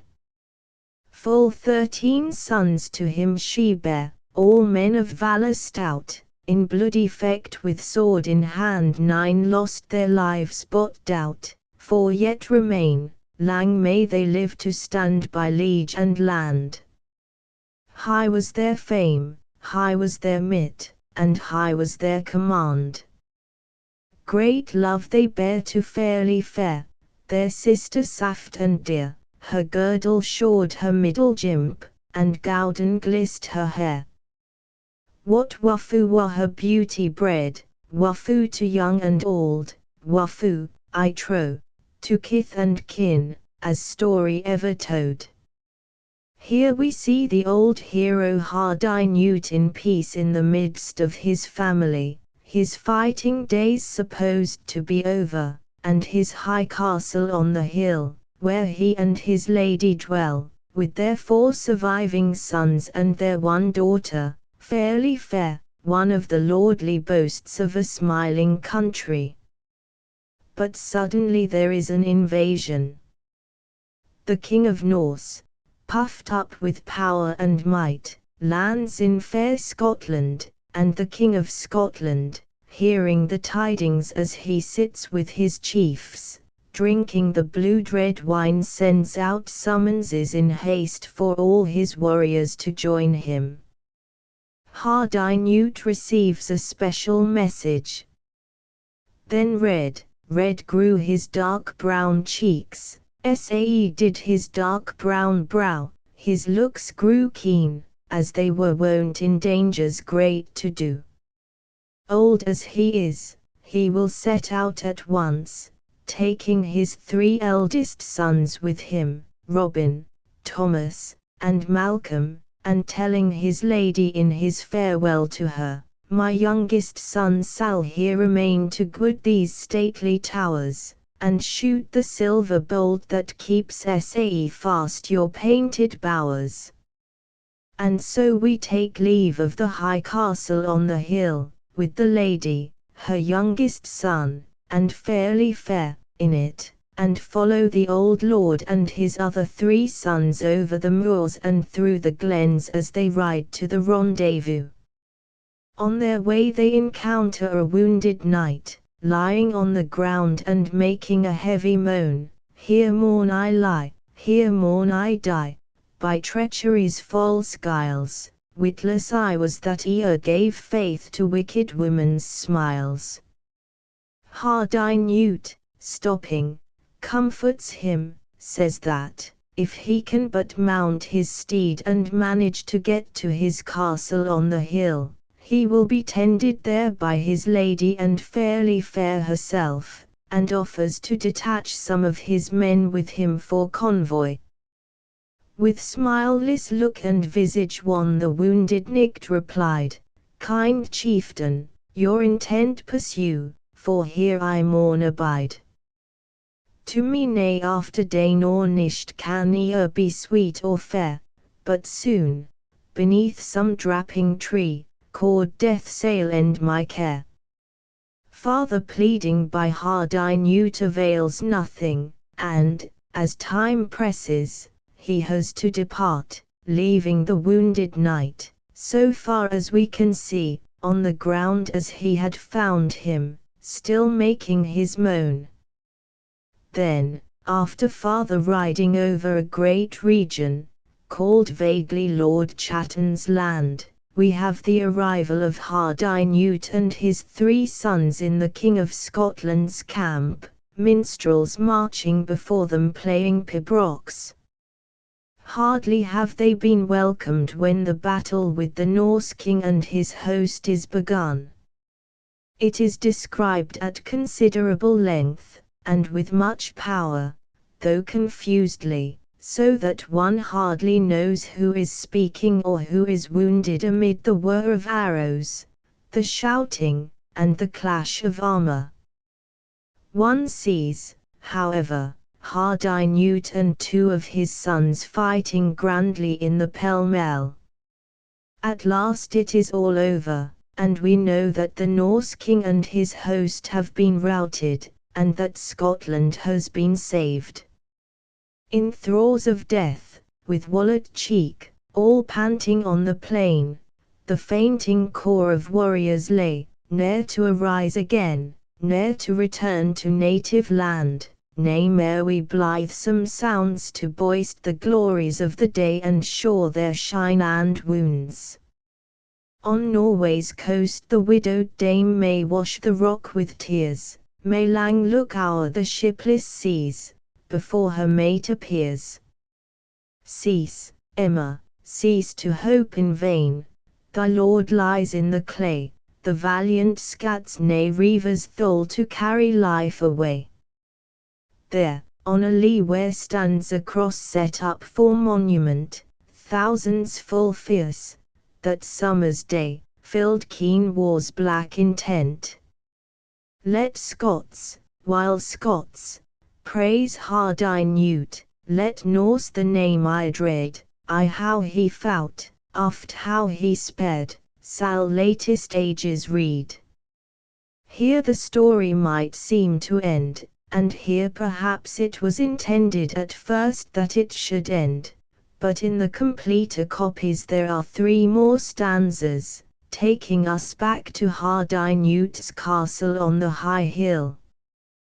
We are to fancy Hardineute and his sons returning joyfully thither after the great victory. Loud and chill blew the westlin wind, sair beat the heavy shower, murk grew the nisht ere Hardineute won near his stately tower, his tower, that used with torches bleeze to shine sae far at nisht, seemed now as black as morning weed, nae marvel sair he sickdy.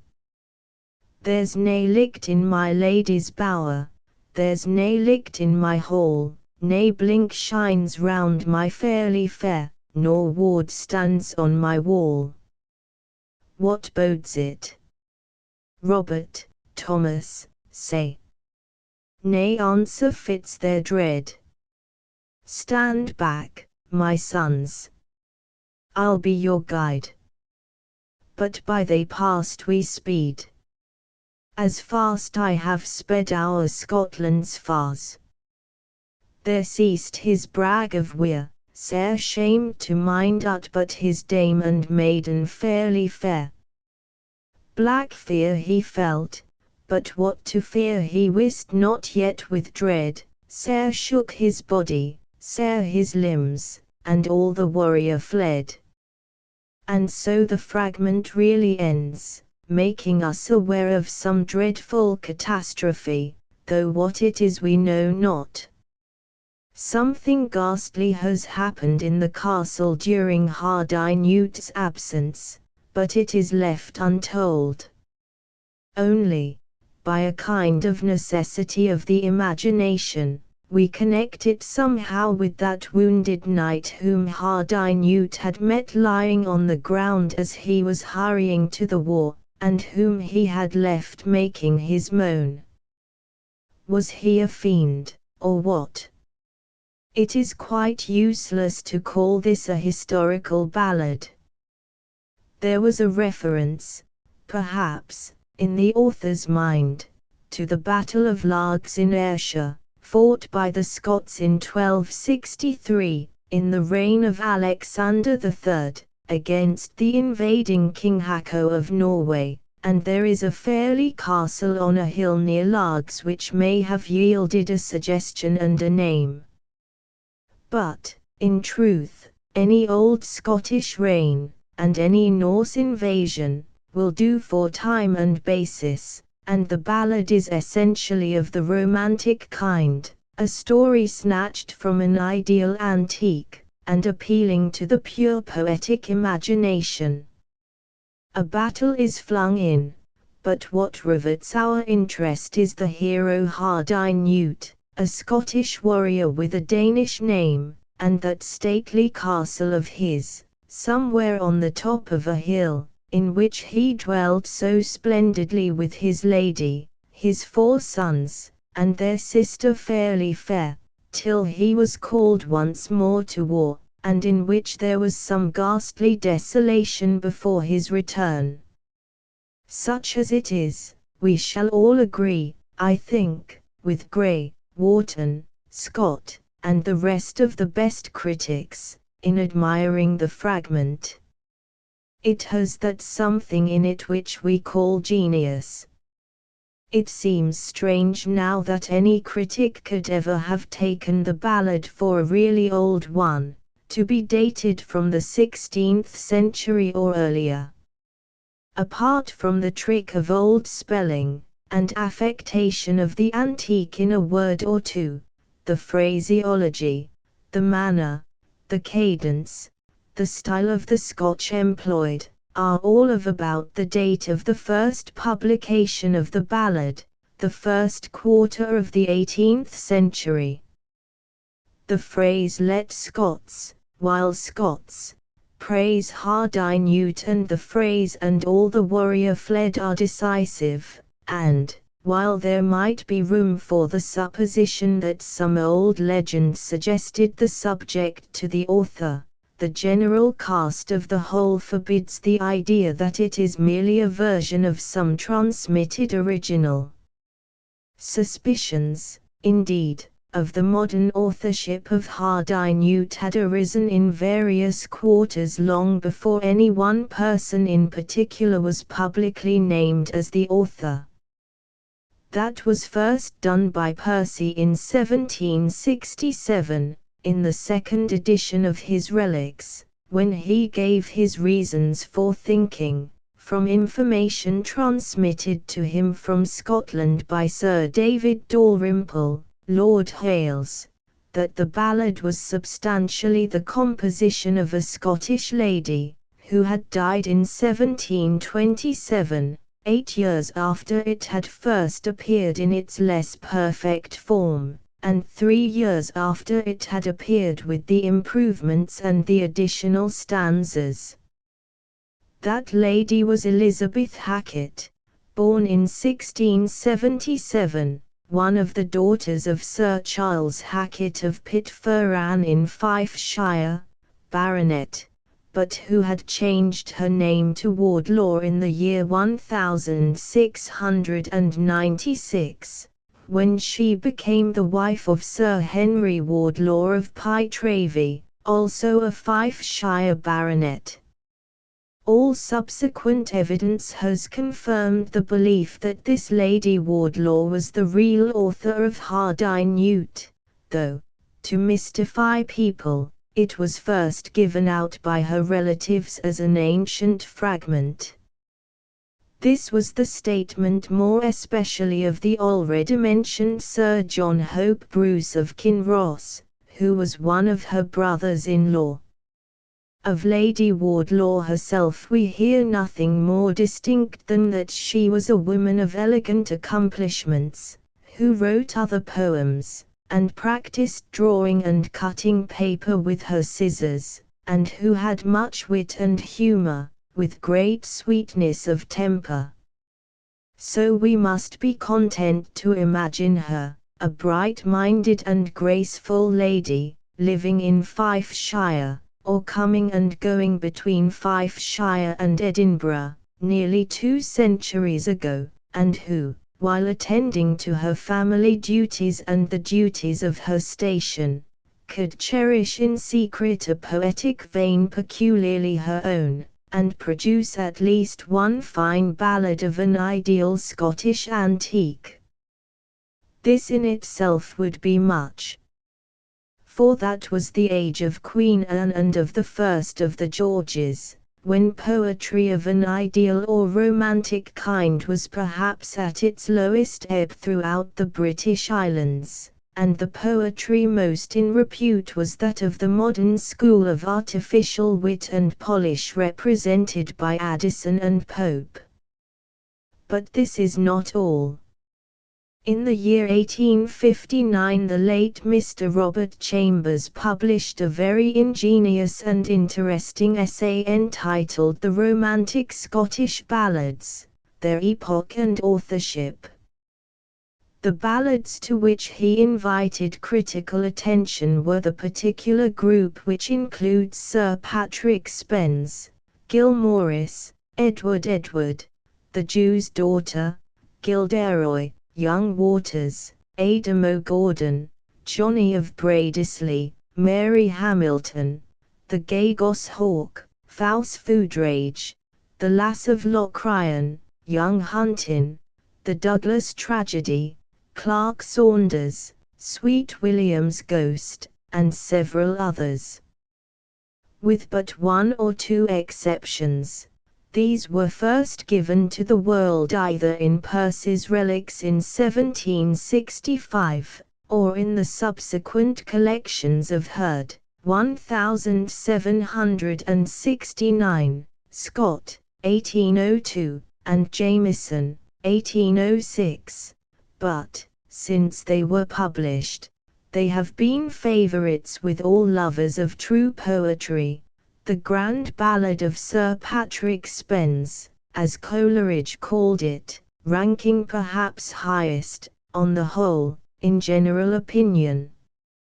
There is a certain common character in all the ballads of the group, a character of genuine ideality, of unconnectedness or but hazy connectedness with particular time or place, of a tendency to the weirdly, and also of a high-bred elegance and lightsome tact of expression, distinguishing them from the properly historical Scottish ballads, such as the Battle of Otterburn, or the border ballads proper, such as Kinmont Willie, or the homely rustic ballads of local or family incident of which so many have been collected. Hence the distinctive name of romantic usually applied to them.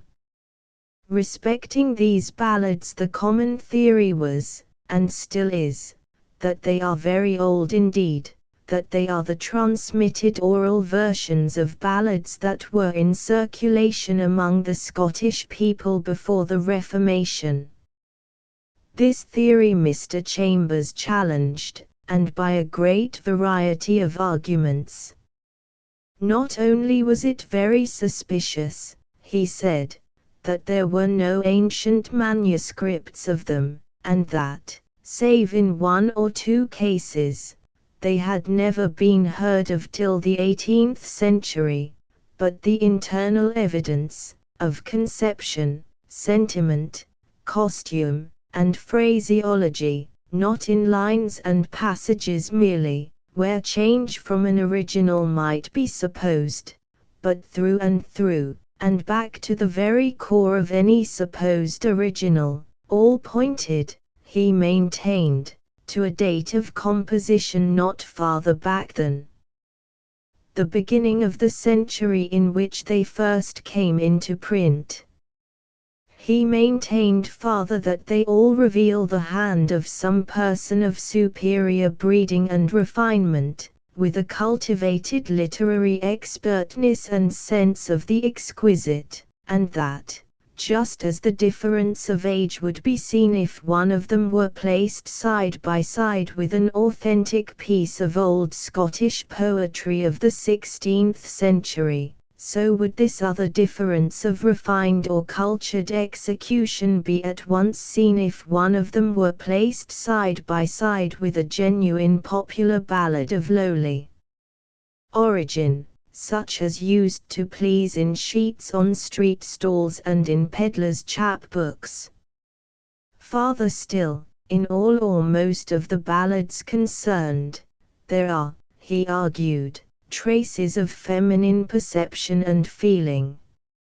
And so, still pressing the question, and noting the recurrence of phrases and ideas from ballad to ballad of the group, not to be found in other ballads, but looking like the acquired devices of one and the same writer's fancy, some of the most remarkable of which recurring ideas and phrases he chased up to the ballad of Hardinute, he arrived at the conclusion that there was a great likelihood that all or most of the ballads he was considering were either absolutely the inventions of Lady Wardlaw of Pytravy, or such complete recasts by her of traditional fragments that she might be called the real author.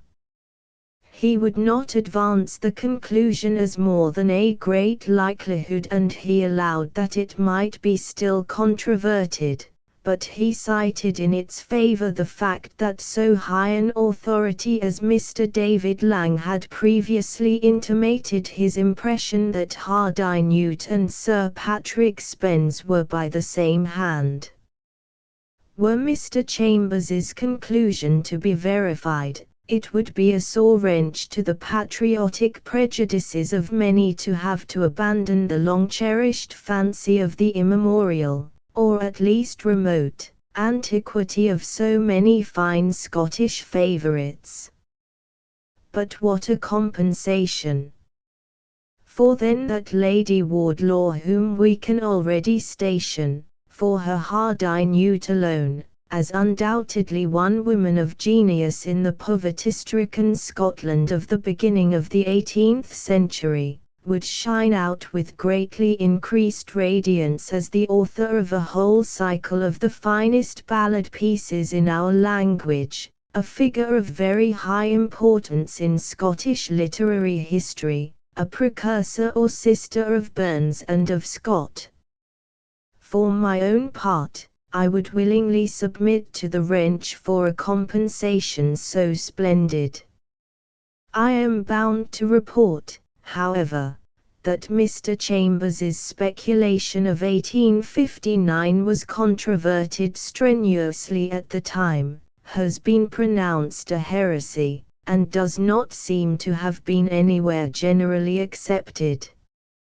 It was controverted especially, within a year from its appearance, in a pamphlet of reply by Mr. Norval Klein of Aberdeen, entitled The Scottish Romantic Ballads and the Lady Wardlaw Heresy, and I observe that Professor Child of America, in his great collection of English and Scottish ballads, pays no respect to it, treats it as exploded by Mr. Klein's reply, and expressly dissociates Sir Patrick Spens and other ballads of the class from hardihood.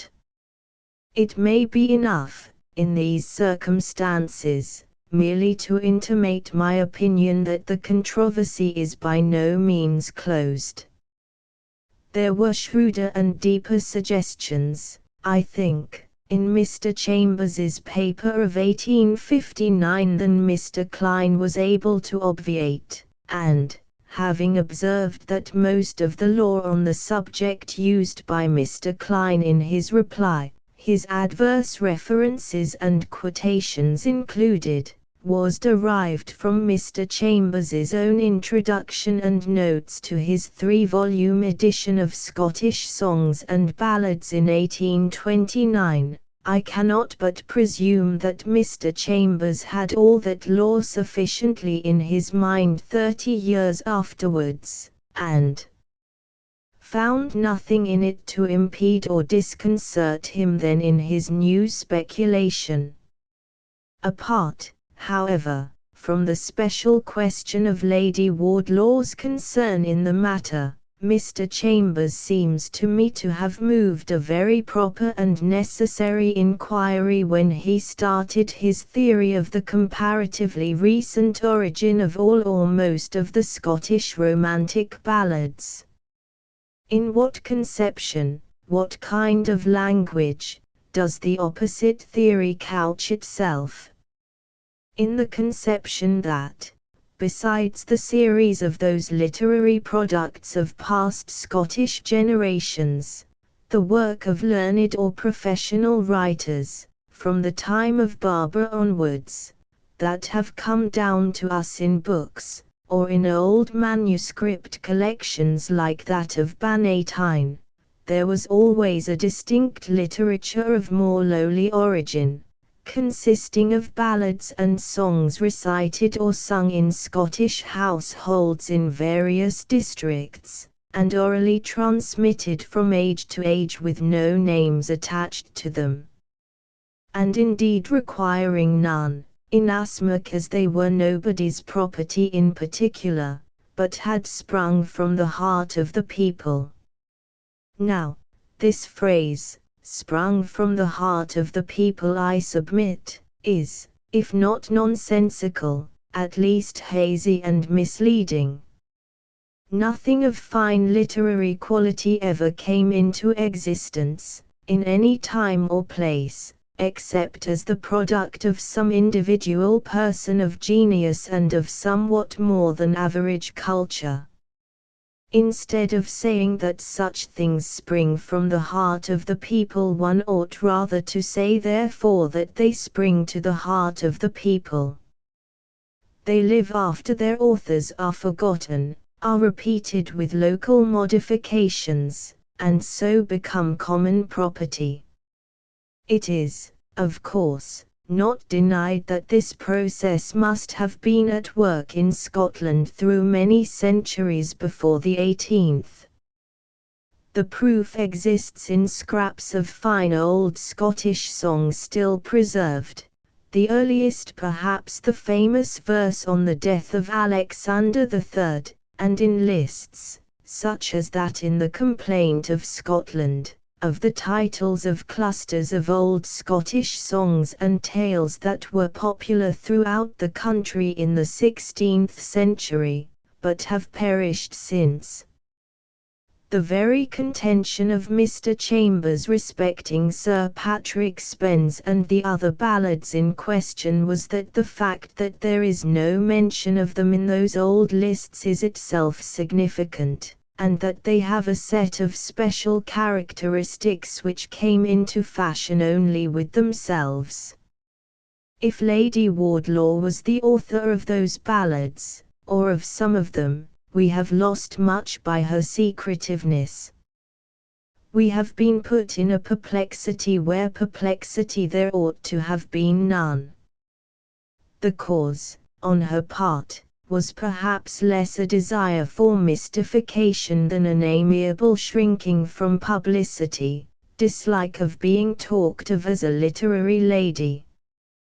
This was a feeling which the ungenerous mankind of the last century, husbands, brothers, uncles, and brothers-in-law, thought it proper to foster in any feminine person of whose literary accomplishments they were privately proud. It affected the careers of not a few later Scottish women of genius in the same century, and even through part of our own. Passing over several such, and among them Lady Anne Bernard, the authoress of Auld Robin Grey, let me come to an instance so recent that it can be touched by the memories of many that are still living. In the year 1766, 7 years after the birth of Burns, and 5 before that of Scott, there was born, in the old house of Gaskin Strathern, Perthshire, a certain Carolina Oliphant, the third child of Lawrence Oliphant the younger, who, by the death of his father the next year, became the Laird of Gask and the representative of the old family of the Oliphants. They were a Jacobite family to the core. The Laird and his father had been out in the rebellion of 1745. They had suffered much in consequence and been long in exile, and not till a year or two before the birth of this little girl had they been permitted to return and settle on their shattered estates. They were true to their Jacobitism even then, acknowledging no king but the one over the water, praying for him, corresponding with him, and keeping up the recollection of him in their household as almost a religion. Carolina was named Carolina because, had she been a boy, she was to have been named Charles, and she used to say that her parents had never forgiven her for having been born a girl. But 2 boys were born at last, and there were sisters both older and younger, and so, among Oliphants, and Robertsons of Struan, and Murrays, and other relatives, all Jacobite, and all of the Scottish Episcopal persuasion, Carolina grew up in the old house of Gask, hearing Jacobite stories and Highland legends from her infancy, and educated with some care. The mother having died when this, her third, child was but 8 years of age, the Laird was left with 6 young ones. A poor valetudinary person as he describes himself, he seems, however, to have been a man of fine character and accomplishments, and to have taken great pains with his children. King George III, hearing somehow of his unswerving Jacobitism and the whimsicalities in which it showed itself, is said to have sent him this message by the member for Perthshire: "Give my compliments, not the compliments of the King of England, but those of the Elector of Hanover, to Mr. Oliphant, and tell him how much I respect him for the steadiness of his principles." Somewhat stately and melancholic himself, and keeping up the ceremonious distance between him and his children then thought proper, the Laird of Gask had those liberal and antimorose views of education which belonged especially to Scottish nonjuring or Episcopalian families. A wide range of reading was permitted to the boys and the girls. Dancing, especially real dancing, was incessant among them, at home, in the houses of neighbouring lairds, or at county balls. In music, especially in Scottish song, they were all expert, so that the rumour of a coming visit of Neil Gow and his violin to Strathern, with the prospect it brought them of a week extraordinary of combined music and real dancing, would set them all madly astir. But the most musical of the family by far was Carolina. She lived in music, in mirth, legend, Highland scenery, and the dance, a beautiful girl to boot, and called the flower of Strathern, of tall and graceful mien, with fine eyes, and fine sensitive features, slightly proud and aquiline. And so to 1792, when her father, the valetudinary laird, died, some of his children already out in the world, but this one, at the age of 26, still unmarried. For 14 years more we hear of her as still living in the old house of Gask with her brother Lawrence, the new laird, and with the wife he brought into it in 1795, the even tenor of her existence broken only by some such incident as a visit to the north of England. During this time it is that we become aware also of the beginnings in her mind of a deep new seriousness, a pious devoutness, which, without interfering with her passionate fondness for song and music, or her liking for mirth and humour and every form of art, continued to be thenceforth the dominant feeling of her life, bringing her into closer and closer affinity with the fervid or evangelical in religion in whatever denomination it appeared.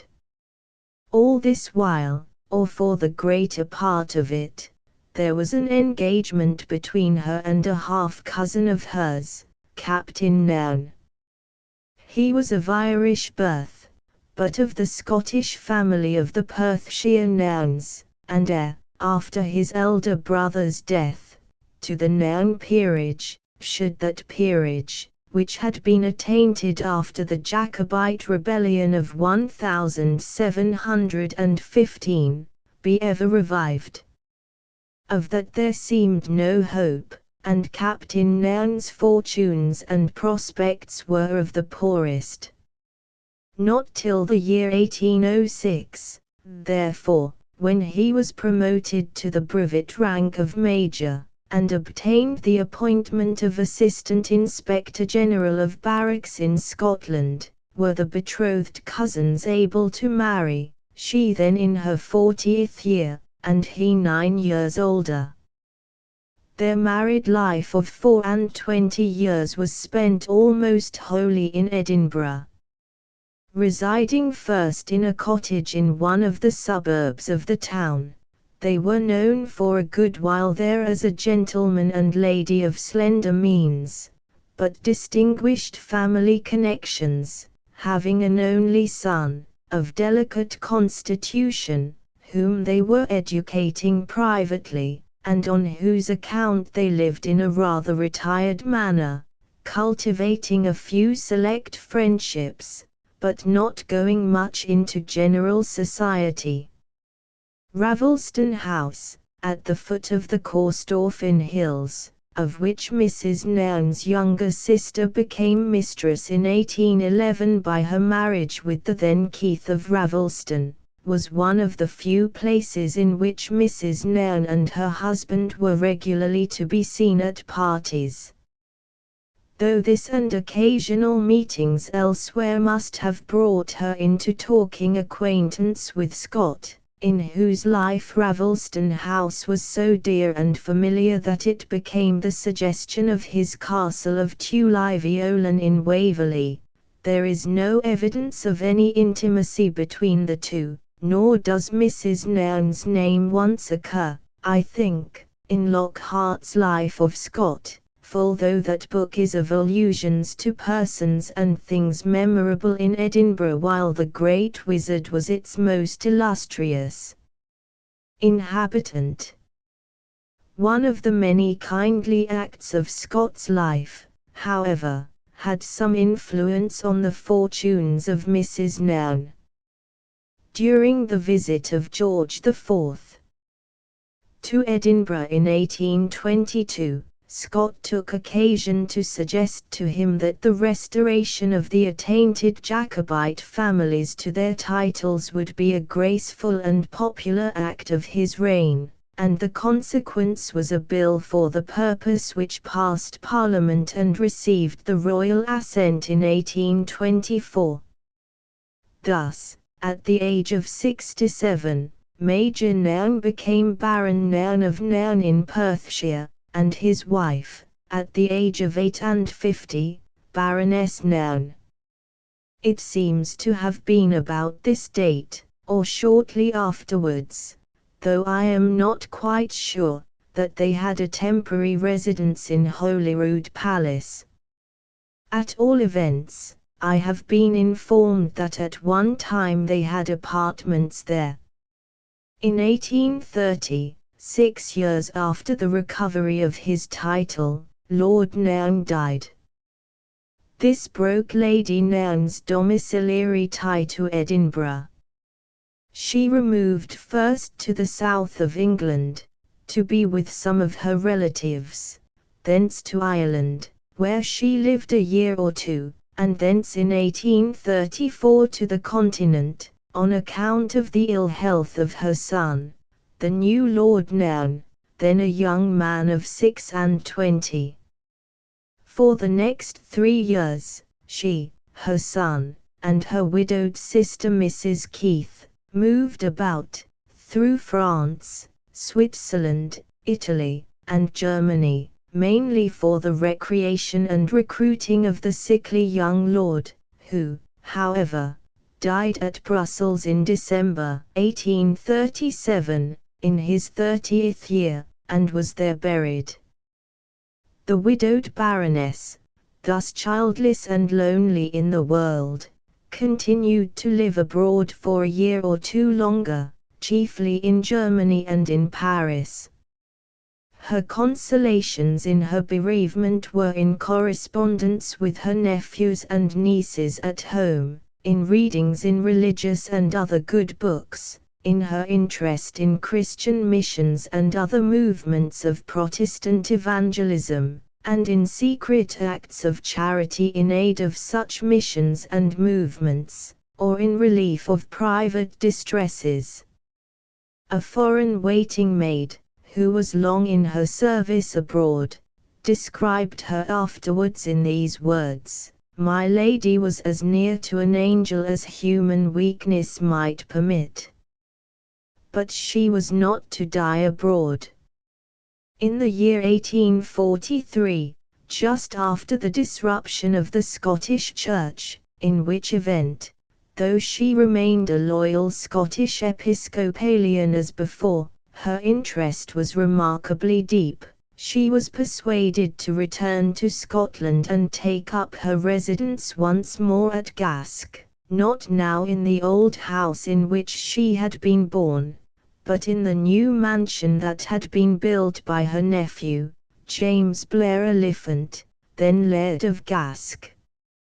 Here she lived 2 years more, in the serene piety of a beautiful old age, and in deeds, every week or every day, of benevolence and mercy. She was able to visit Edinburgh once or twice, and it was there, in the year 1844, that she consulted Dr. Chalmers, whom she admired greatly and with whom she had already been in correspondence, as to fit objects for such charitable donations as her thrift enabled her to spare. She gave him, besides other smaller sums, the £300 which enabled him to accomplish the object he had then most at heart by acquiring a site for the schools and church he had resolved to plant, and did plant, amid what he called the heathenism of the West Port, in the very labyrinth of closes in that rank neighbourhood which had been made hideous by the Burke and Hare murders of 1828. Dr. Chalmers alone knew of the gift, no one else. A few months more of invalid existence at Gask House, with failing memory, and somewhat paralytic, and the saintly lady's life was over. She died the 27th of October, 1845, in the house of Gask, at the age of 79. Her remains rest in a chapel near that house, erected for episcopal service on the site of the old parish church, in the midst of the scenery of her native Strathern, which she loved in life so well. That this woman had ever written a line of verse was a secret which she all but carried to the grave with her. And yet for 50 years, no less, people all round her had been singing her songs and talking about them with admiration, and phrases from them had become household words throughout Scotland, and some of them were universally spoken of as the finest Scottish songs.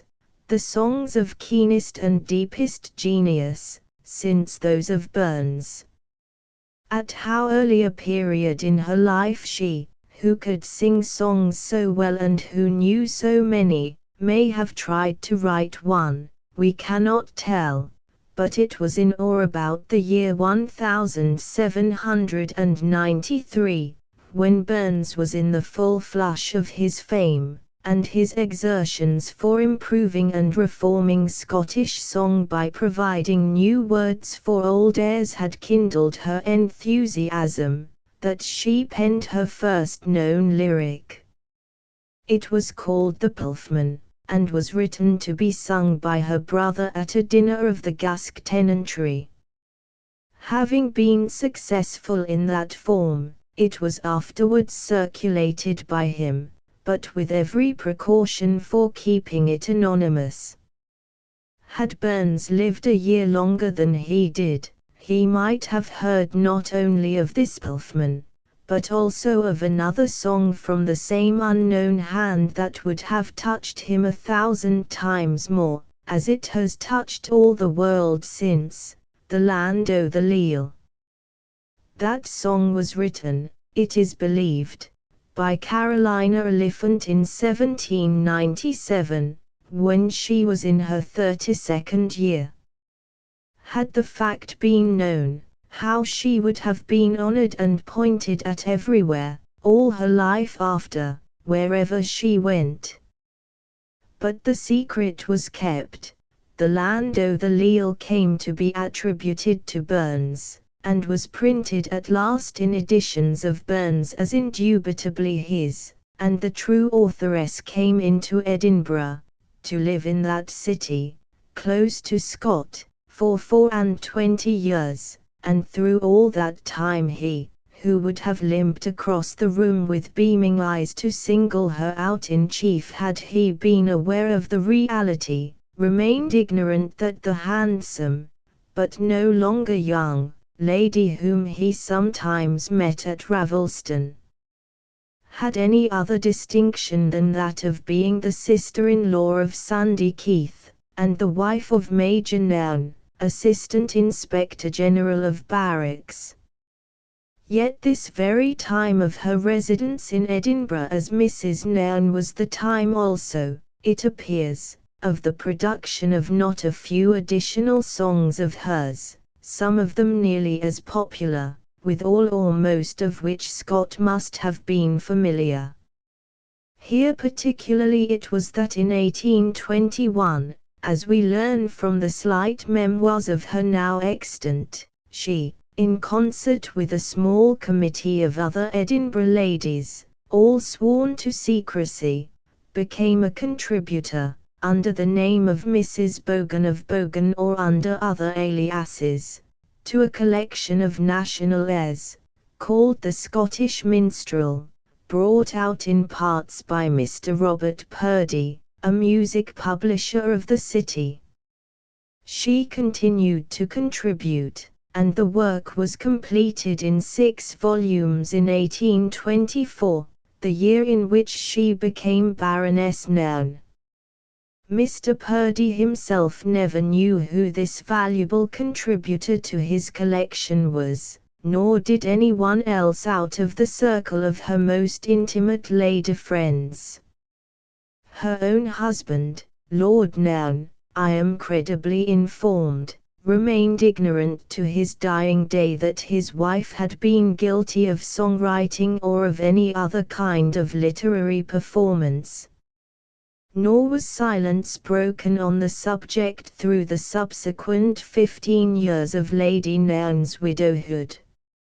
Away in England, Ireland, or abroad, through 13 of those years, she would still pen a little Scottish lilt occasionally, when some feeling moved her, and so till, returning to Scotland in her old age, with no one knows what memories of private sadness under her semi-aristocratic reticence and her gentle Christian faith, she lingered out her last year or two, and then died. Her secretiveness as to the authorship of the songs that might have made her famous when living was preserved to the last. Just before her death she had consented that a collective edition of them should be published, but without her name. 2 months after her death, when Dr. Chalmers thought himself absolved from his promise of secrecy as to the name of the donor of the £300 for his church and schools in the West Port, he announced at a public meeting that the donor, then in her grave, had been Lady Nairn, of Perthshire. Even he cannot have then known of any other title of hers to regard, for, if he had, and if I know Dr. Chalmers, he would have added, with all the emotion of his great heart, authoress of the Land o' the Leal. It occurs to me sometimes that in that very year 1844, when this Scottish woman of genius was on her last visit to Edinburgh, and in occasional conferences with Dr. Chalmers in his house in Morningside, I might myself have seen her in his company or neighborhood.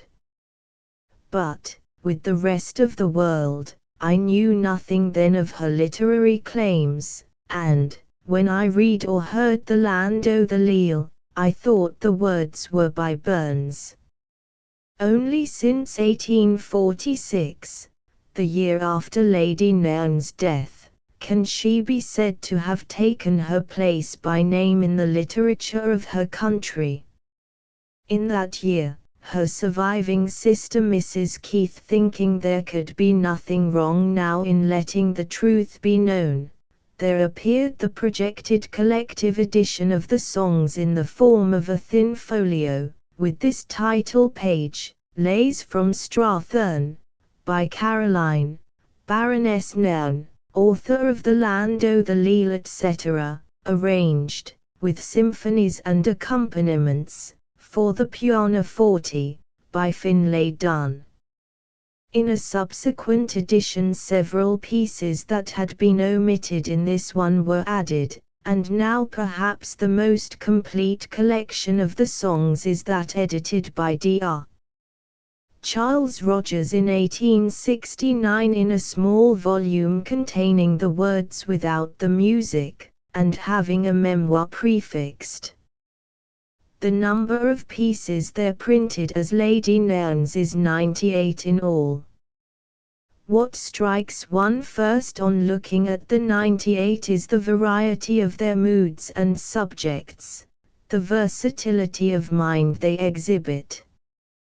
There are Jacobite songs, and, what is remarkable in one brought up in Jacobite sentiments and traditions, there are songs of sympathy with Knox, the Covenanters, and the old Scottish Presbyterians and Whigs, the very contradictories of Scottish Jacobitism.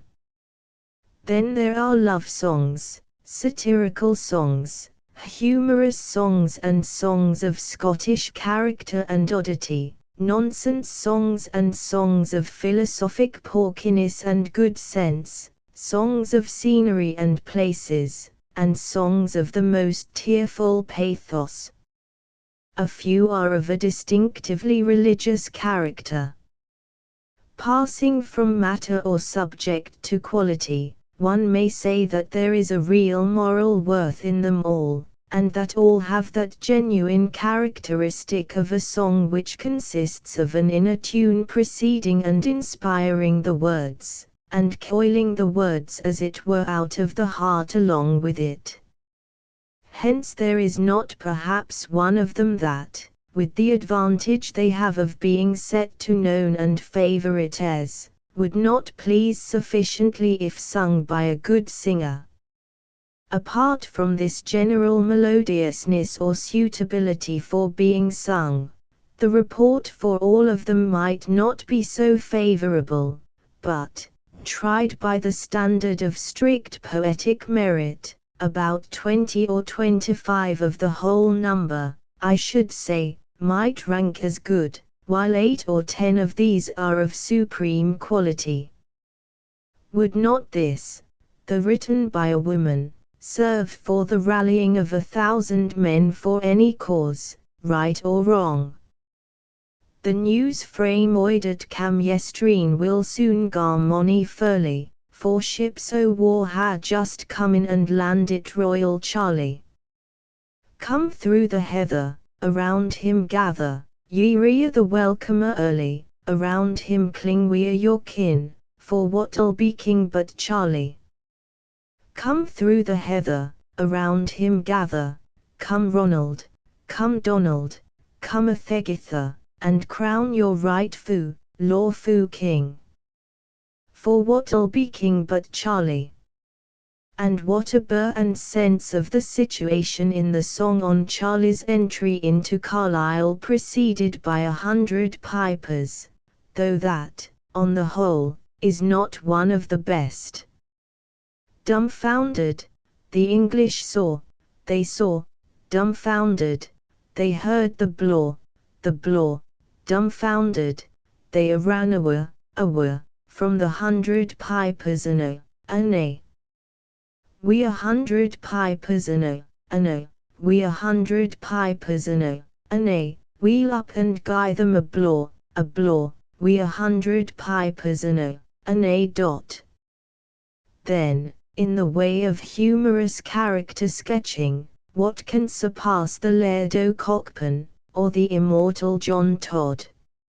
So well known are these throughout Scotland that it would be absurd to quote them if only Scottish readers were concerned, but, for the convenience of other readers, here they are, each entire, the Laird o' Cockburn.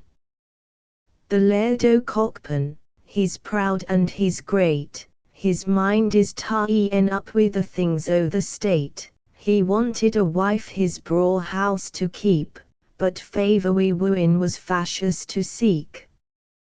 Down by the dyke side a lady did dwell, at his table head he thought she'd look well. Maxie Elishas a doctor o Clavis Harley, a penniless lass wi' a lang pedigree. His wig was weel powthery, and as good as new, his waistcoat was white, and his coat it was blue, he put on a ring, a sword, and cocked hat, and what could refuse the laird wi' that? He took the grey mare and rad cannily, and rapped at the yet o Clavis Harley, gae tell Mistress Jean to come speedily ben, she's wanted to speak with the Laird o Cockpen. Mistress Jean she was marking the elder flower wine, and what brings the Laird at sic a like time. She put aff her apron, and on her silk gown, her much wi' red ribbons, and gaed awa down. And, when she cam ben, he bowed full low, and what was his errand he soon let her know. Amazed was the laird when the lady saidna, and wi' a laich curtsy she turned awa. Dumbfounded he was, but nae sigh did he gie, he mounted his mare, and he rad cannily, and often he thought, as he gaed through the glen, she's daft to refuse the Laird o Cockpen. John Todd. He's a terrible man, John Todd, John Todd, he's a terrible man, John Todd. He scolds in the house, he scolds at the door, he scolds in the Vera High Road, John Todd, he scolds in the Vera High Road. The weans a fear John Todd, John Todd, the weans a fear John Todd, when he's passing by, the mithers will cry, here's an ill wean, John Todd, John Todd, here's an ill wean, John Todd. The callants a fear John Todd, John Todd, the callants a fear John Todd, if they steal but a neep, the laddie he'll whip, and it's unco weel done o John Todd, John Todd, and it's unco weel done o John Todd. And saw ye nae wee John Todd, John Todd. Oh saw ye nae wee John Todd. His bannet was blue, his shoon maistly new, and weel does he keep the kirk road, John Todd, and weel does he keep the kirk road. How is he fendin', John Todd, John Todd? How is he fendin', John Todd? He's scourin' the land wi' a rung in his hand, and the French wadna fritten John Todd, John Todd, and the French wadna fritten John Todd. Ye're sunbrint and battered, John Todd, John Todd, ye're torted and tattered, John Todd, wi' your old stripitco, ye look maist like a fool, but there's now sigh the lining, John Todd, John Todd, but there's now sigh the lining, John Todd. He's weel respect it, John Todd, John Todd, he's weel respect it, John Todd, he's a terrible man, but we'd a gay rang if he should leave us, John Todd, John Todd, if he should leave us, John Todd. Again, in another key, how would Edinburgh, how would New Haven, how would all the coasts of the Forth, like to lose that famous song of the fisherwomen, written long ago for Neil Gow, and sent to him anonymously for the purposes of his concerts. What'll buy my caller herring? They're bonny fish and halesome foreign. What'll buy my caller herring, new drawn frae the Forth? When ye were sleeping on your pillows, dreamed ye aught o' our pooey fellows, darkling as they faced the billows, to fill the woven willows. By my caller herring, new drawn frae the Forth. What'll buy my caller herring? There no broked here without brave darin, by my caller herin, hold through wind and rain. What'll by my caller herin? Oh, ye may see a them vulgar foreign, wives and mithers, mayst despairin, see a them lives o men. Yet in another strain take this little advice of ethical wisdom, which, simple though it is, might have been written by Gertie. Saw ye ne'er a lanely lassie, thinking, gin she were a wife, the sun o' joy wad ne'er gae down, but warm and cheer her a her life. Saw ye ne'er a weary wife, thinking, gin she were a lass, she wad I be blithe and cheery, lightly as the day wad pass. Wives and lasses, young and aged, think na on each other's state, ilka ane it has its crosses, mortal joy was ne'er complete. Ilka ane it has its blessings, peevish dinna pass them by, but, like choicest berries, seek them, though among the thorns they lie. Another and another still might be quoted, each with its peculiarity, hardly any two alike, and I am not sure but some of those that would be selected as of the highest quality were among the earliest.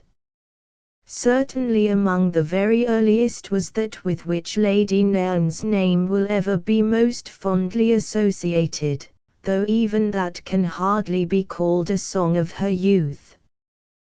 While there is death in the world, and the heart will think of what may be beyond death, or the tears will come at the thought of parting with loved ones, or at the memory of their vanished faces in the mystic musings of the night, will not this song, wherever the Scottish tongue is spoken, be the very music of resignation struggling with heartbreak? I'm wearing awa, Jean, like snow-wreaths in Thor, Jean, I'm wearing awa to the land o' the leal. There's nae sorrow there, Jean, there's neither cord nor care, Jean, the day is aye fair in the land o' the leal. Our bonny bairn's there, Jean, she was baith good and fair, Jean, and oh, we grudged her sair to the land o' the leal. But sorrow's sail wears past, Jean, and joy's a coming fast, Jean, the joy that's aye to last in the land o' the leal. Then dry that tear foo-ee, Jean, my soul langs to be free, Jean, and angels wait on me to the land o' the leal. Now, fare ye weel, my ain Jean. This world's care is vain, Jean, we'll meet and I be fain in the land o' the leal. In quoting this song I have given the words as it has been universally voted, by men at least, that they should be accepted. Lady Nairn wrote I'm wearing awa, John meaning the song to be the supposed address of a dying wife to her husband, and so the words still stand, with other differences of text, in the authentic original.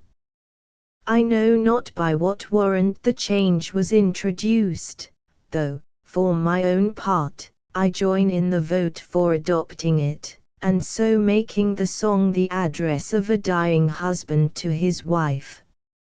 Had there been such a various reading in the text of one of the odes of Horace, what comments there would have been upon it, what dissertations! But, though the song of the land o' the leal is more touching than any in Horace, the modification of its original form has passed hitherto without much comment.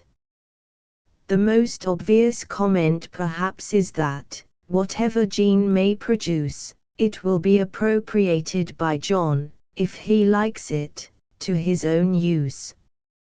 Edinburgh through the Dundas despotism, 7. Will anybody give us a history of Scotland from the year 1745 onwards to the present time? It is not likely that anybody will.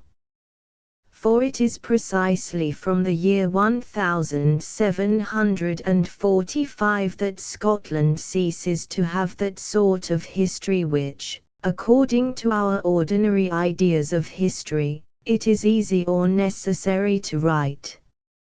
Some 40 years before that time, Scotland had parted with her independent autonomy by the Treaty of Union. There was an end of an old saying, and the smaller country, though nominally only united to the larger, was virtually, for purposes of general history, incorporated with it.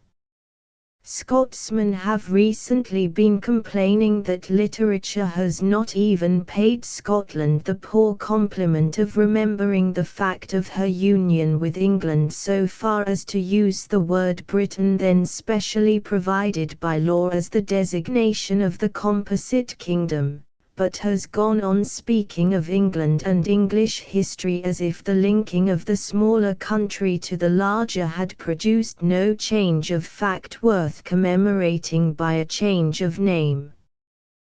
The practice is as unscholarly as it is unconstitutional, and is a recent and violent departure from the established usage of the best English writers of the 18th century and the earlier part of the present. But the continuity of English life was too little disturbed perhaps by the mere admission into the Parliament at Westminster of 16 peers and 45 members for counties and boroughs from the other side of the Tweed, to make it reasonable to expect that all Englishmen would forever thenceforth keep to the correct and legal usage, employing the words England and English only in their proper historical senses, but saying Britain, British, Britannic, etc., whenever the aggregate unity should be in view. It was actually proposed, in the first draft of an inscription to be engraved on a public memorial to a famous statesman recently deceased, to include among his mentioned distinctions that of his having been twice Prime Minister of England, and the absurdity had to be stopped by pointing out that for several ages there had been no such office or entity anywhere in the world. Even patriotic Scottish writers, for example, Sir Archibald Alison, have given way to the habit of using the word England for the conjunct community oftener than the legal word Britain. Apart, however, from all controversy in the matter of names, it is plain that from the date of the Union Scotsmen themselves have considered their national history, in all ordinary senses, as then concluded. Our textbooks of Scottish history close at the year 1707. For about 40 years after that date, indeed, Scotland contrived by vigorous exertions to make her separate existence still felt. The fierce flutter of the Tartans in the two rebellions of 1715 and 1745 drew the historians hurriedly back to her after they thought they had done with her, and so it is not uncommon in books of Scottish history to find the narrative continued, by way of appendix, as far as to 1745. But then the historian takes his final leave. With the furious Cumberland and the government whom Cumberland served, he scatters the Tartans for the last time, he breaks up the Highlands by forts and roads, he abolishes hereditary jurisdictions, he grubs up, so to speak, all the roots and relics of the old Scottish autonomy which since the Union had been left in the ground and had proved troublesome, and, when he turns his back on Scotland again, it is with an assurance that he will never be recalled, and that from that hour all on the north side of the border will be, like cleared land, left quiet and fallow. Scotland is, then, thought of as but a part of Great Britain. And yet, in another sense, what do we see? Why, that this very period of the historical non-existence of Scotland is the period of her most energetic, most peculiar, and most various life. What Scotland was in the world before 1745 is as nothing compared with what, even purely as Scotland, she has been in the world since 1745. Till 1745 she was cooped up within herself, a narrow nation leading a life of intense internal action, and the most thrilling facts of her history, such as the wars of independence against England, and the Presbyterian Reformation under Knox, were of a kind the contemporaneous interest of which was confined within her own bounds. Even after the union of the crowns in 1603, it was only indirectly and collaterally, as in the Scottish episodes of the Great Civil War and its sequel, that the influence of Scotland in general history became very notable. But since 1745 the Scottish element has visibly acquired a proportion in the general mass of things which it never had before.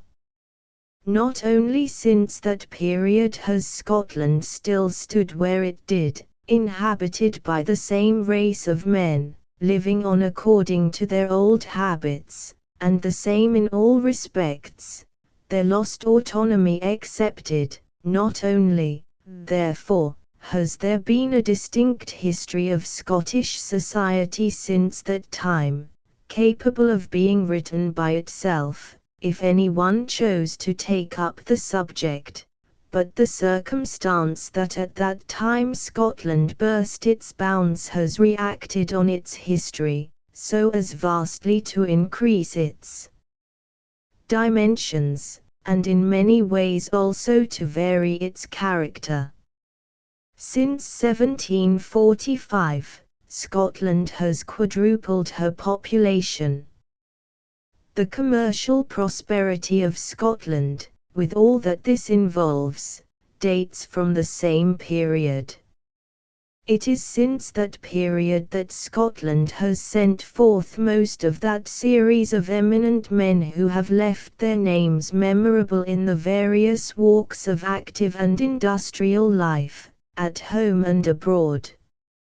From that period, with some allowance for those numerous Scottish thinkers who taught philosophy in the European universities in earlier centuries, dates the rise and development of what is known as the Scottish philosophy.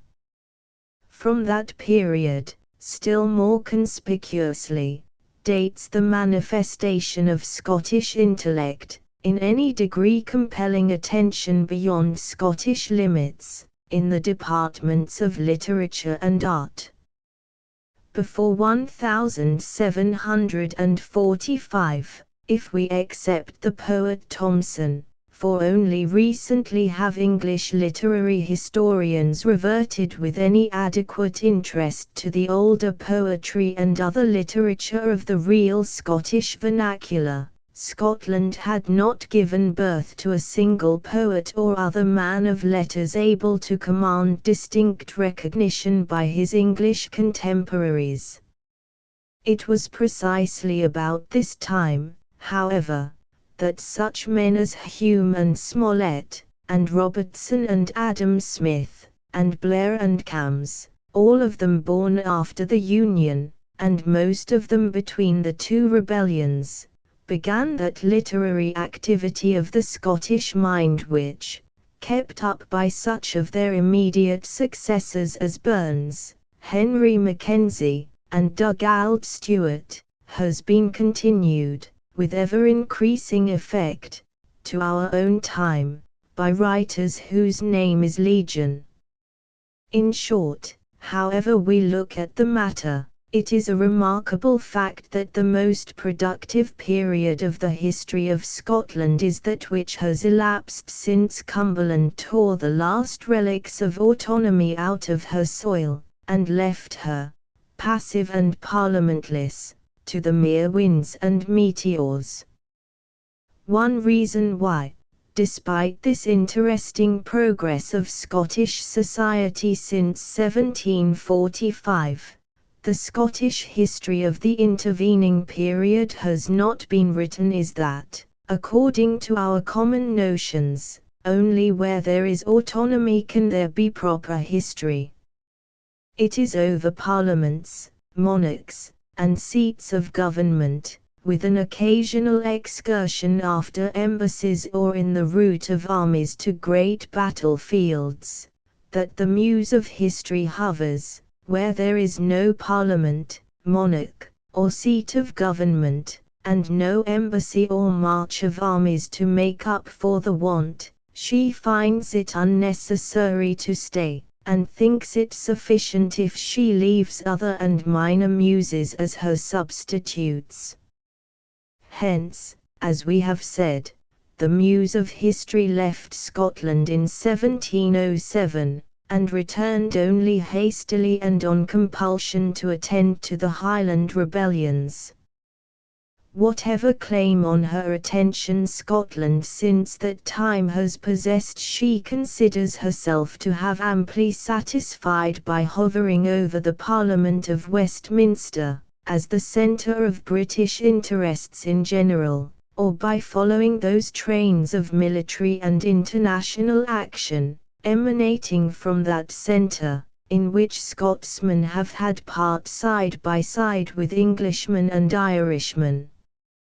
The task of recording purely Scottish events in their sequence during the last 150 years, of taking note of all the flitting social phenomena of which during that period the land north of the Tweed has been the scene, has accordingly devolved on the muse of individual biography, aided by the muse of economical dissertation and statistics, and it seems somewhat problematical, as has been said, whether the materials which these subordinate muses have gathered, in the shape of miscellaneous lives of remarkable Scotsmen since 1745, and miscellaneous sketches of Scottish life and society since then, will ever be organized into a regular history.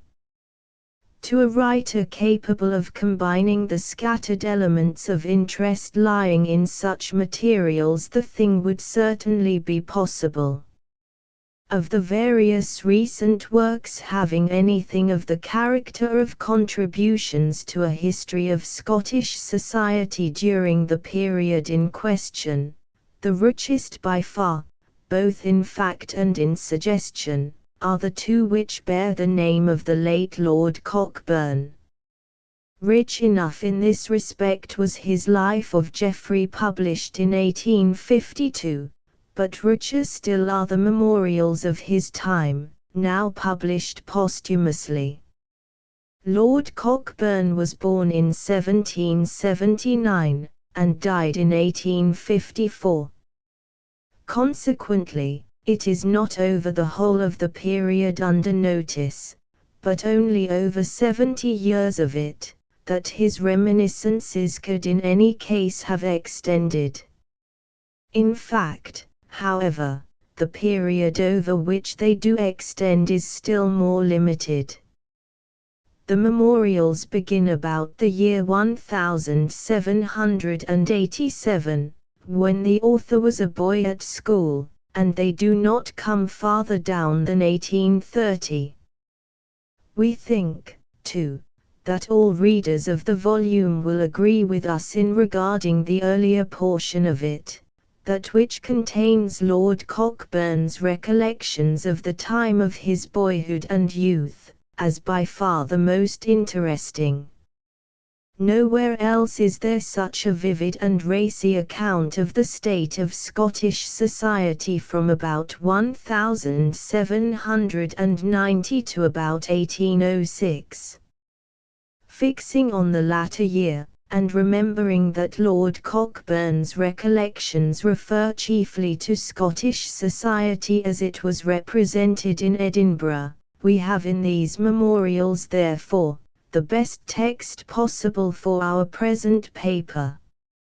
First of all, the memorials, taken in connection with the life of Geoffrey, bring more distinctly before us than had ever been done previously, or, at all events, since the time of the Reform Bill agitation, the anomalous system of polity by which Scotland was governed not so very long ago.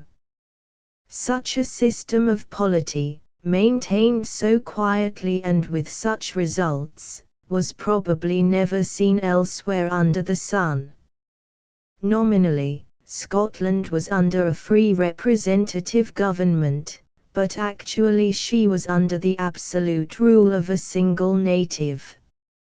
Ever since the Union of 1707, when the Scottish autonomy ended and Westminster became the seat of the one imperial government for England and Scotland together, that government, except in a few instances when attempts were made to rule Scotland directly by English methods, and the attempts raised storm and whirlwind, had found it convenient to entrust the sole management of Scottish affairs to a single minister, who, by his Scottish birth and connections on the one hand, and his connections with the Cabinet and the Parliament at Westminster on the other, could act as a kind of responsible middleman.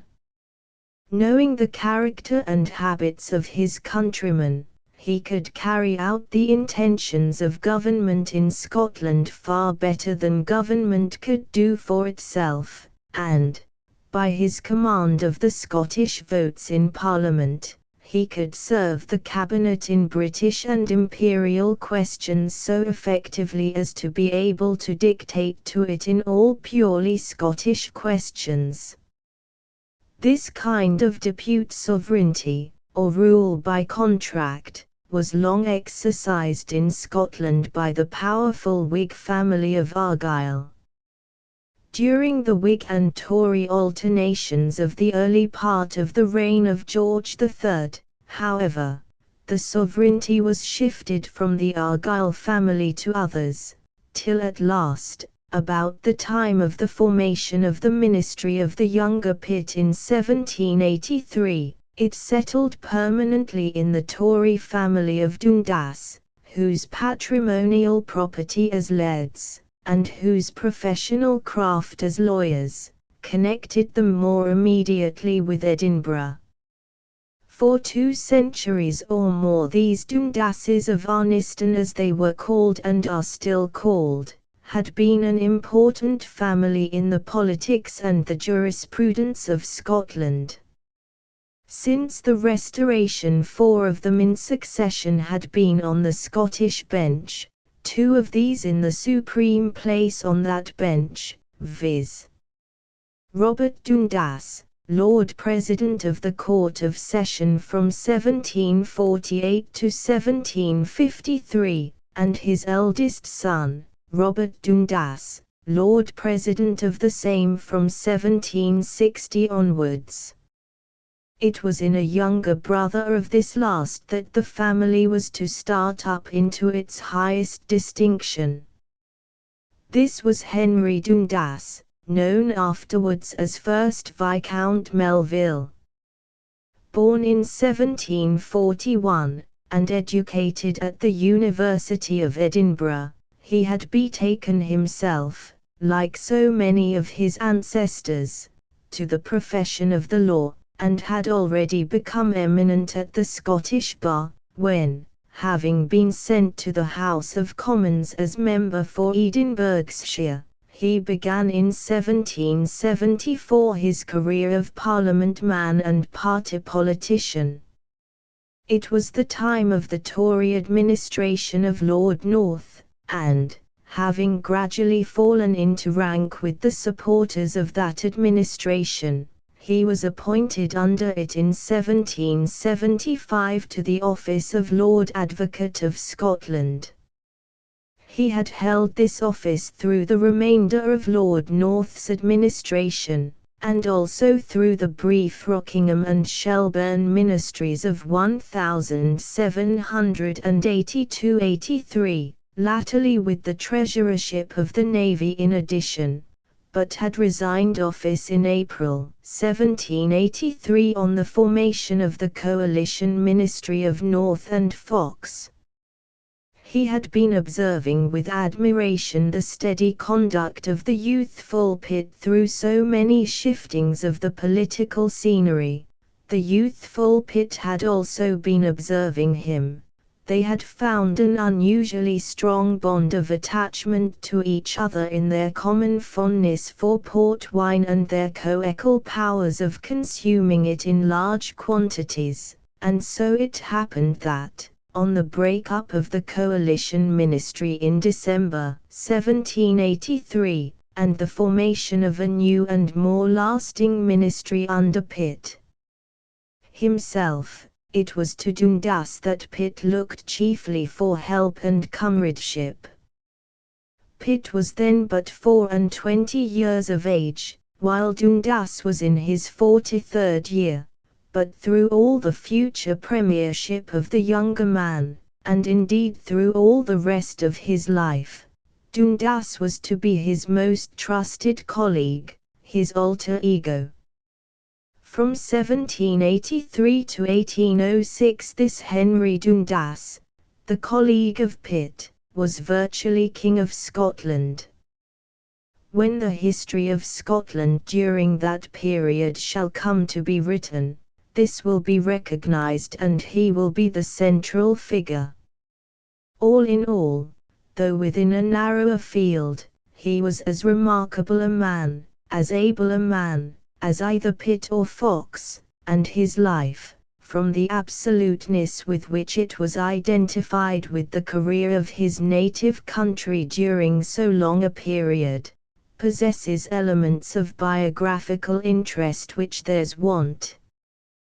Both Lord Brougham and Lord Cockburn have sketched the character of this important man, of whom, in their youth, Scotsmen were continually speaking as subjects speak of their liege lord.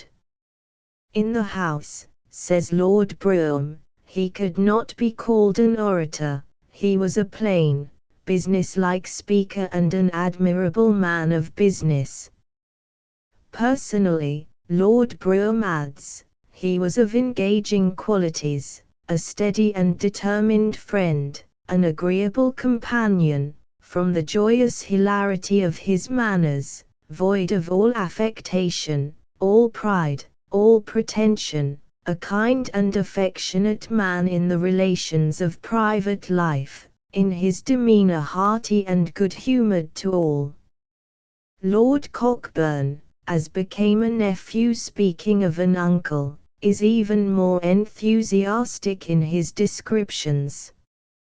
Handsome, gentlemanlike, frank, cheerful, and social, says Lord Cockburn, he was a favourite with most men, and with all women, too much a man of the world not to live well with his opponents when they would let him, and totally incapable of personal harshness or unkindness.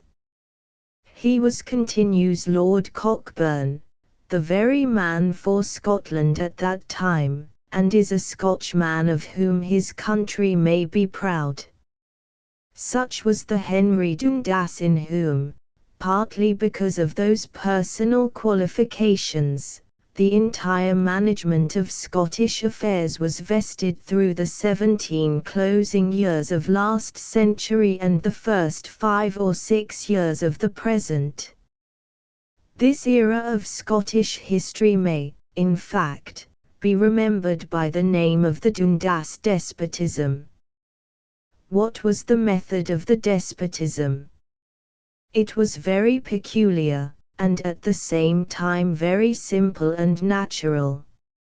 Mr. Dundas, sitting in the House of Commons, first as member for the Shire of Edinburgh, but from 1787 onwards as member for Edinburgh itself, was a leading power in the Pitt administration. On joining that administration he had not resumed his old office of Lord Advocate, which was given to his friend Hay Campbell, but had been content with resuming his former post of the Treasurership of the Navy, to which were subsequently added in succession the presidency of the Board of Control for Indian Affairs, i.e. the Ministry for India, the Home Secretaryship, the Secretaryship for War, and the First Lordship of the Admiralty. It was perhaps as Minister for India that he most usefully distinguished himself in his capacity as a British statesman.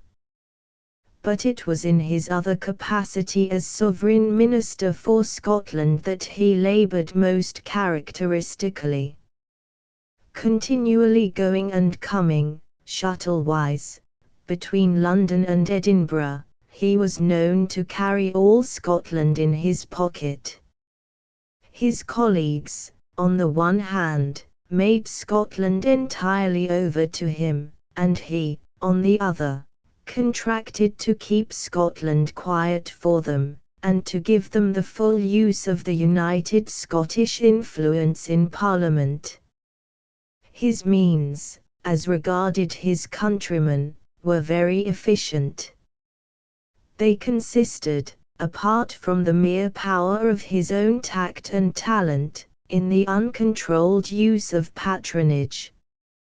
The population of Scotland at that time did not exceed 1.5 million, a population in which, according to the ordinary calculation, there could not be more than about 350,000 adult males. This was a nice little compact body to keep in order, and not above one man's strength, if he had offices enough at his disposal. But it was not even necessary to deal with all this little mass directly. There was no popular representation in Scotland. 15 out of the 45 Scottish members of the House of Commons were members for boroughs, and these were elected by the town councils, who were themselves self-elected, and nearly permanent. Nay, the Edinburgh Town Council alone returned a member directly. The other borough members were for districts of boroughs and were elected by delegates from the various town councils included in the several districts. The county constituencies, on the other hand, who elected the 30 county members, did not exceed 1,500 or 2,000 persons for all Scotland. Accordingly, government, through Dundas, had only to deal directly with an upper 2,000 or so, including the town councils, a body not too large, as Lord Cockburn says, to be held completely within government's hand. Gratitude for places conferred, fear of removal from place, and hope of places to be obtained for themselves and their relations or dependents, were the forces by which they were held. Nobody could get a place or could hold a place except through Harry Dundas, and he had places enough at his disposal to give all the necessary chance. There was, first, all the patronage of Scotland itself, including judgeships, sheriffships, professorships, clerical livings, offices of customs and excise, and a host of minor appointments, all within the control of Dundas, to be distributed by him according to his personal knowledge, or the representations of his friends. Then there were commissions in the Army and Navy, appointments in the India Service, medical appointments, and posts in the various departments of the public service in England, all excellent as openings for young Scotsmen who could not be provided for at home, and in the patronage of which Dundas had his full share by official right or as a member of the General Ministry. The political faith of Scotland was, therefore, simply Dundasism, and it was in a great measure the result of Dundas's own political position that this Dundasism was equivalent to Toryism. As the colleague and friend of Pitt, the member of a government whose main feeling was hatred to the French Revolution, and to everything at home that savoured of sympathy with that revolution, Dundas willed that his subjects should be Tories, and they were. At last Toryism became the ingrained national habit. Lord Cockburn describes feelingly the utter political abjectness of Scotland during the Dundas reign. As in England, so in Scotland, everything rung and was connected with the revolution in France, everything, not this or that thing, but literally everything, was soaked in this one event. But in Scotland, more than in England, horror of the French Revolution and of every doctrine or practice that could be charged with the remotest suspicion of connection with it, became the necessary creed of personal safety. To resent every idea of innovation or of popular power, nay, every recognition of the existence of the people politically, as blasphemy, Jacobinism, and incipient treason, was the same thing as allegiance to Dundas, and this, again, was the same thing as having any comfort in life. Hence, 3/4 of the entire population, and almost all the wealth and rank of the country, were of the Tory party, and no names of abuse were hard enough, no persecution was harsh enough, for the daring men, consisting perhaps of about 1/4 of the middle and working classes, with a sprinkling of persons of a higher grade, who formed the small opposition.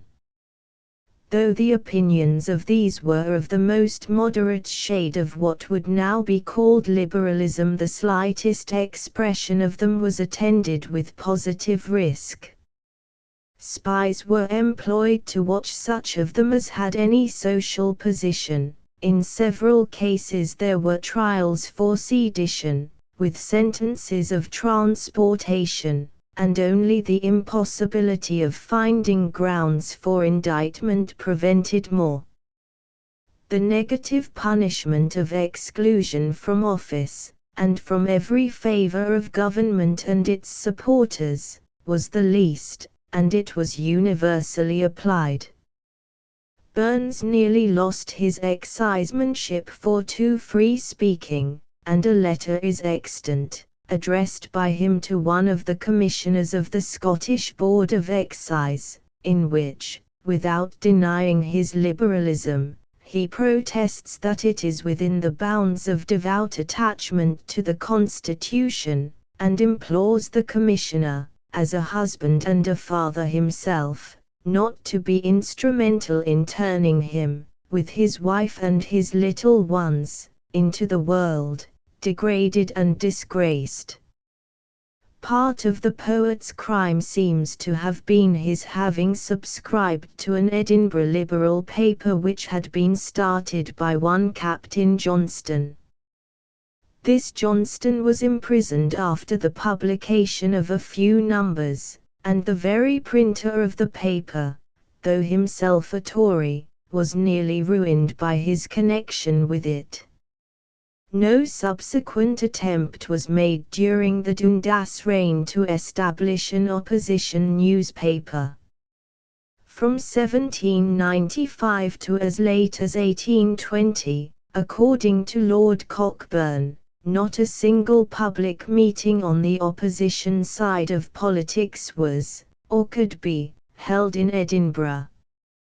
Elections of members of Parliament, whether for boroughs or for counties, in Scotland, were a farce. They were transacted quietly, by those whose business it was, in town halls or in the private rooms of hotels, and the people knew of the matter only by the ringing of a bell, or by some other casual method of announcement. Abject Toryism, or submission to Dundas and the existing order of things, pervaded every department and every corner of established or official life in Scotland: the church, the bench, the bar, the colleges and schools, and so powerfully were any elements of possible opposition that did exist kept down by the pressure of organized self-interest, and by the fear of pains and penalties, that the appearance at last from the Solway to Caithness was that of imperturbable political stagnation.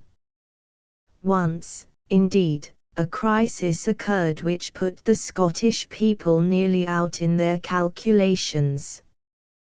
This was in March 1801, when Pitt resigned office, and Dundas along with him, and a new ministry was formed under Pitt's temporary substitute, Mr. Addington, afterwards Lord Sidmouth.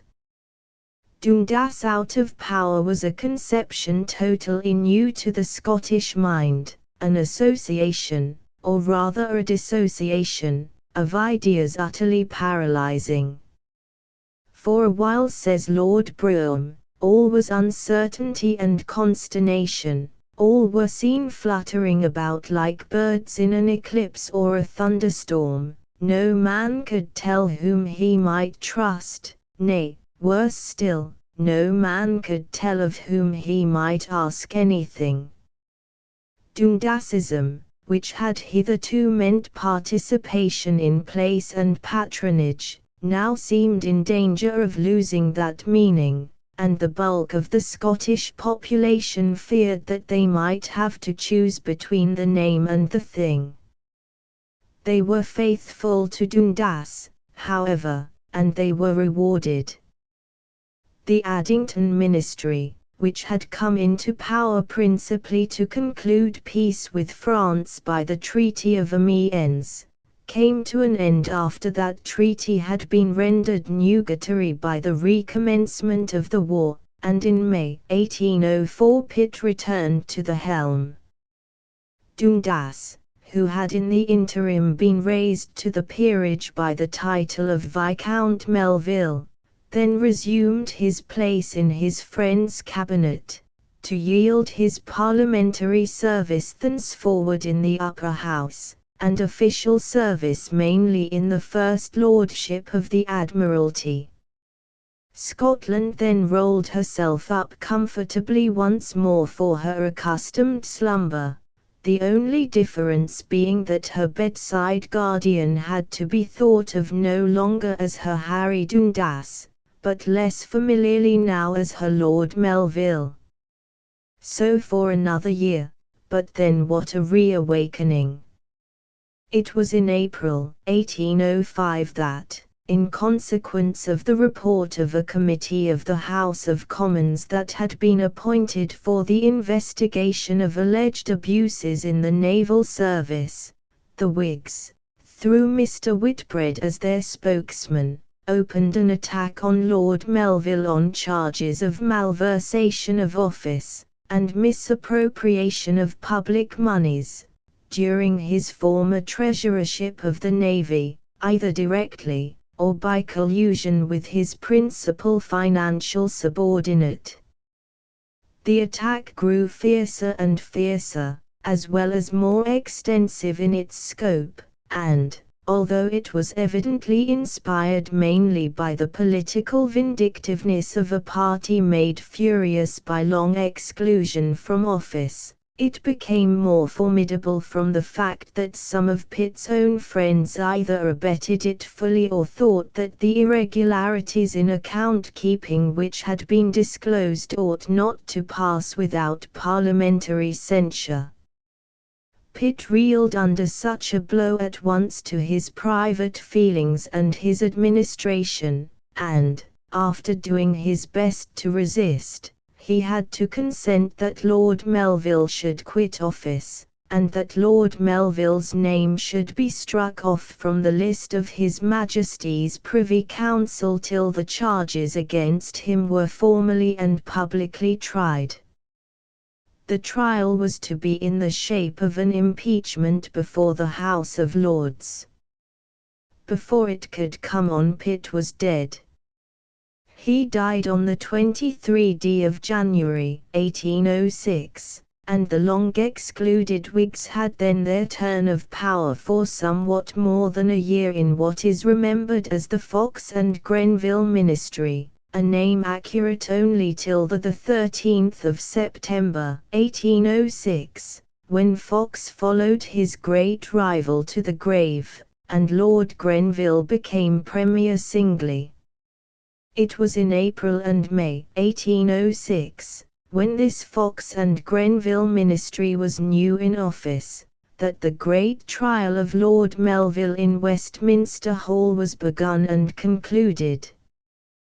The charges against him had been formulated into 10 articles, and he was acquitted upon all the 10. Unanimously on the only one which vitally impeached his personal integrity, by overwhelming majorities on 5 of the others, and by smaller but still decisive majorities on the remaining 4.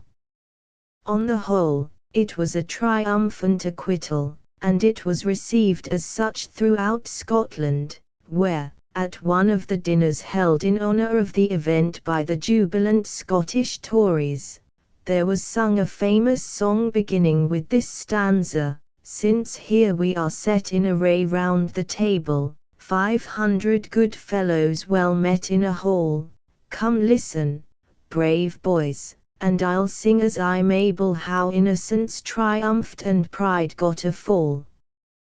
But push round the claret, come, stewards, don't spare it, with rapture you'll drink to the toast that I give. Here, boys, off with it merrily, Melville forever, and long may he live." Melville did live for some time longer, restored to his place in the Privy Council, and rehabilitated in honour, but never again in office, hardly caring to concern himself further with politics, and spending his last years mainly in Scotland. He died on the 27th of May, 1811, in the 70th year of his age. That system of the government of Scotland by proconsulship of which he had been so conspicuously the representative did not by any means die with him. It was continued, with variations and modifications, through those successive ministries of the later part of the reign of George III, and the whole of the reign of George IV, which fill up the interval between the death of Pitt and the eve of the Reform Bill, nay, not only so continued, but continued with the accompanying phenomenon that it was still a Dundas that exercised, occasionally at least, what did remain of the proconsulship. Robert Dundas, 2d Viscount Melville, who died as late as 1851, was a member of most of the successive administrations mentioned, from Perceval's of 1809-12, through Liverpool's of 1812-27, to Canning's and the Duke of Wellington's of 1827-30, holding one or other of his father's old posts in these administrations, and so or otherwise maintaining the hereditary Dundas influence in Scottish affairs while Toryism kept the field. But, While this prolongation of the Dundas influence in the second Lord Melville is not to be forgotten, it is the father, Henry Dundas, first Lord Melville, that has left the name of Dundas most strikingly impressed upon the history of Scotland, and it is the stretch of 22 years between 1783 and 1806, during which this greatest of the Dundases exercised the proconsulship, that has to be remembered especially and distinctively in Scottish annals as the time of the Dundas despotism. The Dundas despotism. O phrase of fear, unpleasing to a modern ear. What a Scotland that must have been which this phrase describes! A country without political life, without public meetings, without newspapers, without a hustings. Could any endurable existence be led in such a set of conditions? Could any good come out of it? Incredible as it may seem, there is evidence that the Scottish people did contrive, in some way or other, to lead not only an endurable but a very substantial and jolly existence through the Dundas despotism, and that not only a great deal of good, but much of what Scotland must now regard as her best and most characteristic produce, had its genesis in that time, though the exodus has been later. The various liberties of the human subject may be classified and arranged according to their degrees of importance, and a great many of them may exist where the liberty of voting for members of Parliament and of openly talking politics is absent. So it was in Scotland through the reign of Henry Dundas and his Toryism.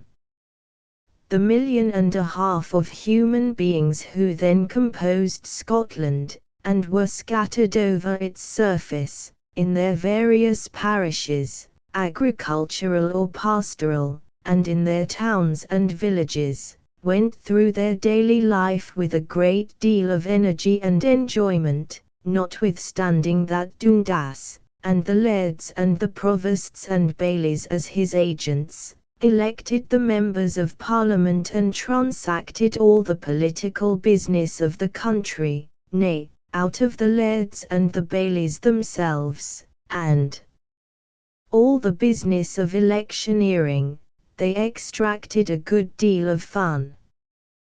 What mattered it to them that now and then some long-tongued fellow who had started a newspaper was stowed away in jail, or that an Edinburgh lawyer like Muir was transported for being incontinent in his politics?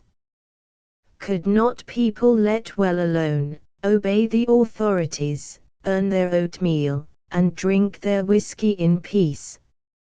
Few of Scott's novels come down so far as to this period of Scottish life, and it has not been much described in our other literature of fiction, but till lately there were many alive who remembered it, and delighted in recalling its savageries and its humours. Oh, the old Scottish times of the lairds, the moderate ministers, the provosts and the bailies, the lairds speaking broad Scotch, farming their own lands, carousing together, seeing their daughters married, and writing to London for appointments for their sons, the moderate ministers making interest for their sons, preaching Blair and Cord morality on Sundays, and jogging to christenings or to presbytery dinners through the week, the provosts and bailies in their shops in the forenoon, or meeting in the morning at their dyed chack after a man was hanged. Every considerable town then had its hangman, who was frequently a well-to-do person that sold fish or some such commodity. And then, all through society, the flirtations, the friendships, and the long winter evenings at the fireside, with the cracks between the good man and his neighbours, and the alternative of a hand at cards or a well-thumbed book for the young folks. What stalwart old fellows, both of the douce and of the humorous type, oracular and respected in their day, and whose physiognomies and maxims are still preserved in local memory, lived and died in those days and made them serve their turn. Nay, of the Scotsmen who have been eminent in the intellectual world, what a number belong by their birth to the reign of Dundas, and were nurtured amid its torpid influences. Burns closed his life in the midst of it. Dugald Stewart and James Watt lived through it. Scott, Geoffrey, Chalmers, Wilson, Hamilton, and Carlyle are all, more or less, specimens of what it could send forth. Vicaria fortes ante Agamemnona. There was pith in Scotland before there was parliamentary reform. Naturally it was in Edinburgh that the various elements of Scottish life at this time were seen in their closest contact and their most intimate union or antagonism. It was here that Dundas lived when he was in Scotland, and here were the central threads of that official network by which, through Dundas, Scotland was connected with the English government. Edinburgh was then still the chief city of Scotland, even in population, for, though now Glasgow has far outstripped it in that particular, then the two cities were happy in numbering little more than 80,000 each. At least, in the census of 1801 Edinburgh stands for 82,000. Or almost exactly neck to neck with Glasgow, which stands for 83,000. Dundee, which came next, reckoned but 29,000, Aberdeen, 27,000, and Leith and Paisley each about 20,000. Few other Scottish towns had a population of more than 10,000. Was there ever another such city to live in as Edinburgh? And I forgot the clouded Forth, the gloom that saddens heaven and earth, the bitter east, the misty summer, and grey metropolis of the north.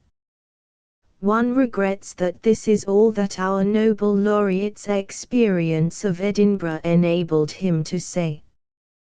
The east winds do bite there fearfully now and then, and blow a dust of unparalleled pungency in your eyes as you cross the North Bridge, but, with that exception, what a city! Grey. Why, it is grey, or grey and gold, or grey and gold and blue, or grey and gold and blue and green, or grey and gold and blue and green and purple, according as the heaven pleases, and you choose your ground. But, take it when it is most somberly grey, where is another such grey city?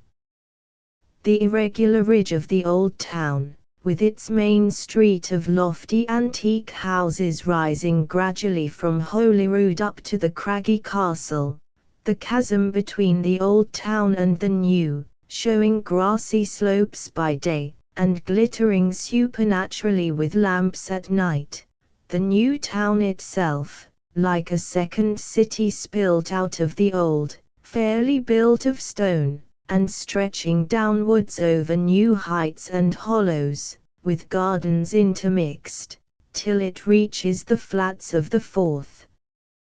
Then Calton Hill in the midst, confronted by the precipitous curve of the Salisbury Crags, Arthur Seat looking over all like a lion grimly keeping guard, the wooded Corstorphins lying soft away to the west, and the larger Pentlands looming quiet in the southern distance. Let the sky be as grey and heavy as the absence of the sun can make it, and where have natural situation and the hand of man combined to exhibit such a mass of the city picturesque?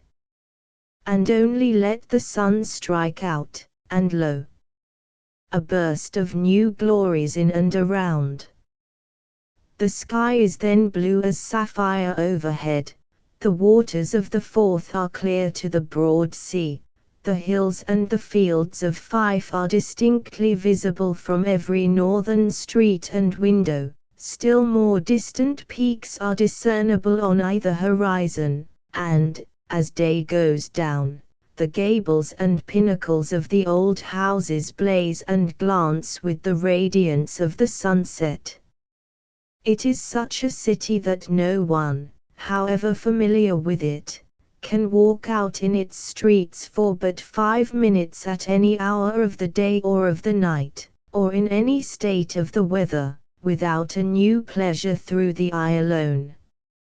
Add to this the historical associations. Remember that this is the city of ancient Scottish royalty, that there is not a close or alley in the old town, and hardly a street in the new, that has not memories of the great or the quaint attached to it, that the many generations of old Scottish life that have passed through it have left every stone of it, as it were, rich with legend. To an English poet all this might be indifferent, but hear the Scottish poets, Edinburgh, Scotia's darling seat. All hail thy palaces and towers, was the salutation of Burns, when first brought from his native Ayrshire to behold the Scottish capital.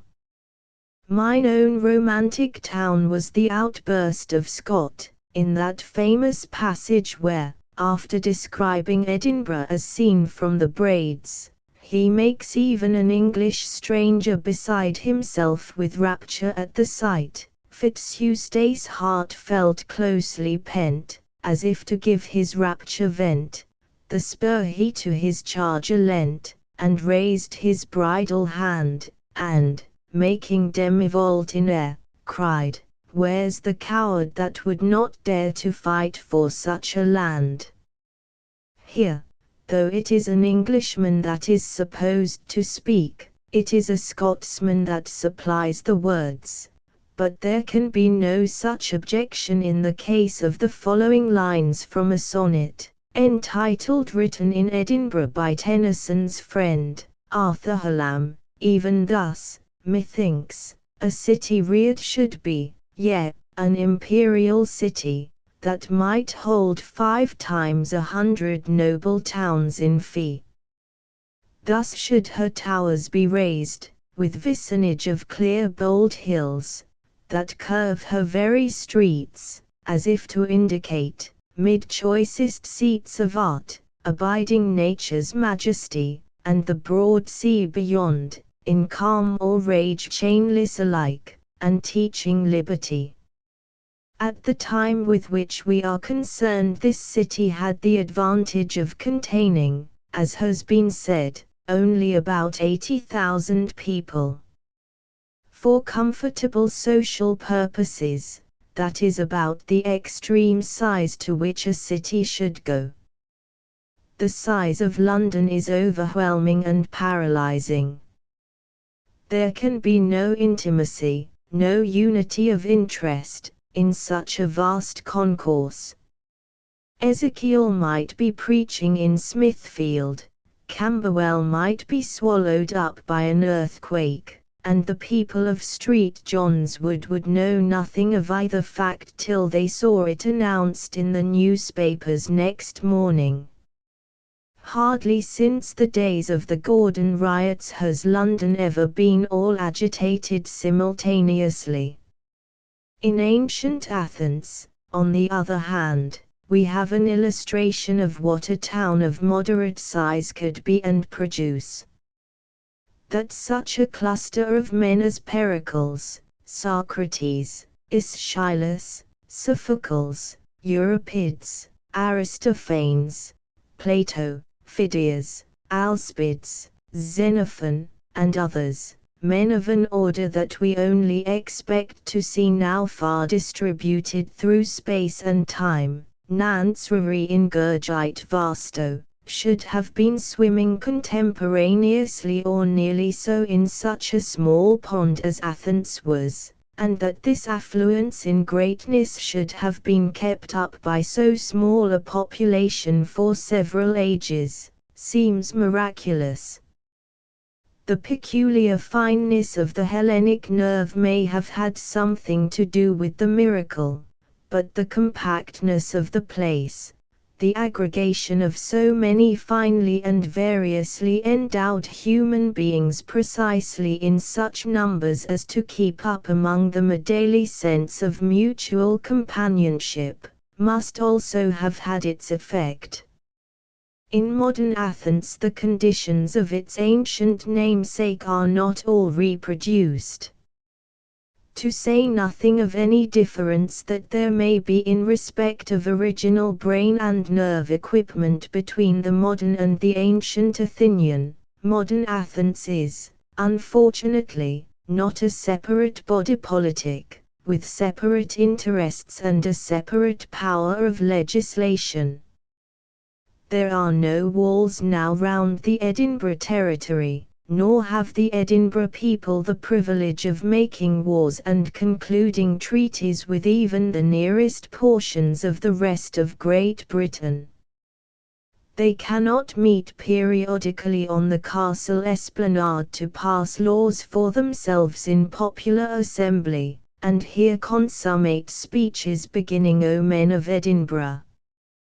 But, with many such differences, there are some similarities. Everybody in Edinburgh knows, or may know, everybody else, at least by sight. Everybody meets everybody else in the street at least once every day or two. The whole town is within such convenient compass that, even to go from one extremity of it to the other extremity, there is no need to take a cab unless it rains. It is a city capable of being simultaneously and similarly affected in all its parts. An idea administered to one knot of the citizens is as good as administered to the whole community. A joke made on the Mound at noon will ripple gradually to the suburbs, and into the surrounding country, before the evening. If such is the case even now, when the population is over 260,000, must it not have been still better when the population was only 80,000, and that population was more shut in within itself by the absence as yet of telegraphs and railroads? Moreover, the 80,000 people who were in Edinburgh when Henry Dundas ruled Scotland were people of a rather peculiar, and yet rather superior, mixture of sorts. There never has been any very large amount of trade or of manufacture in Edinburgh, nor much of the wealth or bustle that arises from trade and manufacture. For the roar of mills and factories, and for a society ranging correspondingly from the great millionaire uppermost to crowds of operatives below, all toiling in the pursuit of wealth, one must go to Glasgow. In Edinburgh the standard of the highest income is much lower, and the standard of the lowest is perhaps higher, than in Glasgow, nor is wealth of so much relative importance in the social estimate.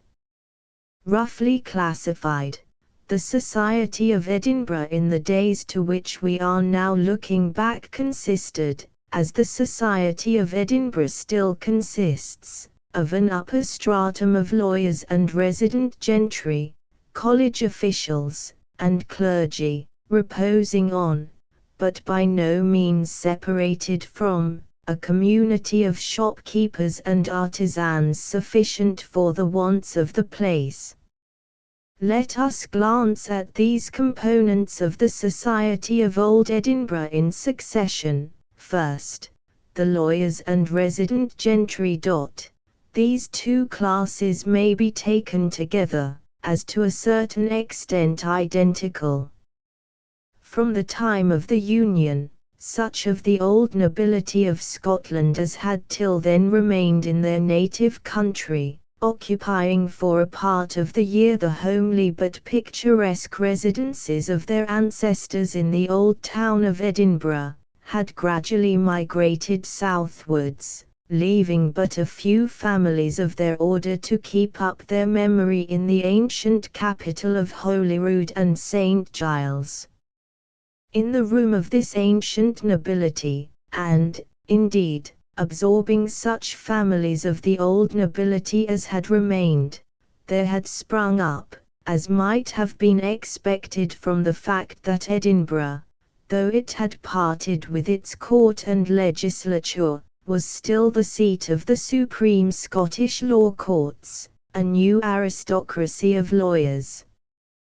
The lawyers, consisting, first, of the judges as the topmost persons, with their incomes of several thousands a year, and then of the barristers, older and younger, in practice or out of practice, but including also the numerous body of the writers to the signet and other law agents, are now, and for the last century or two have been, the dominant class in the Edinburgh population.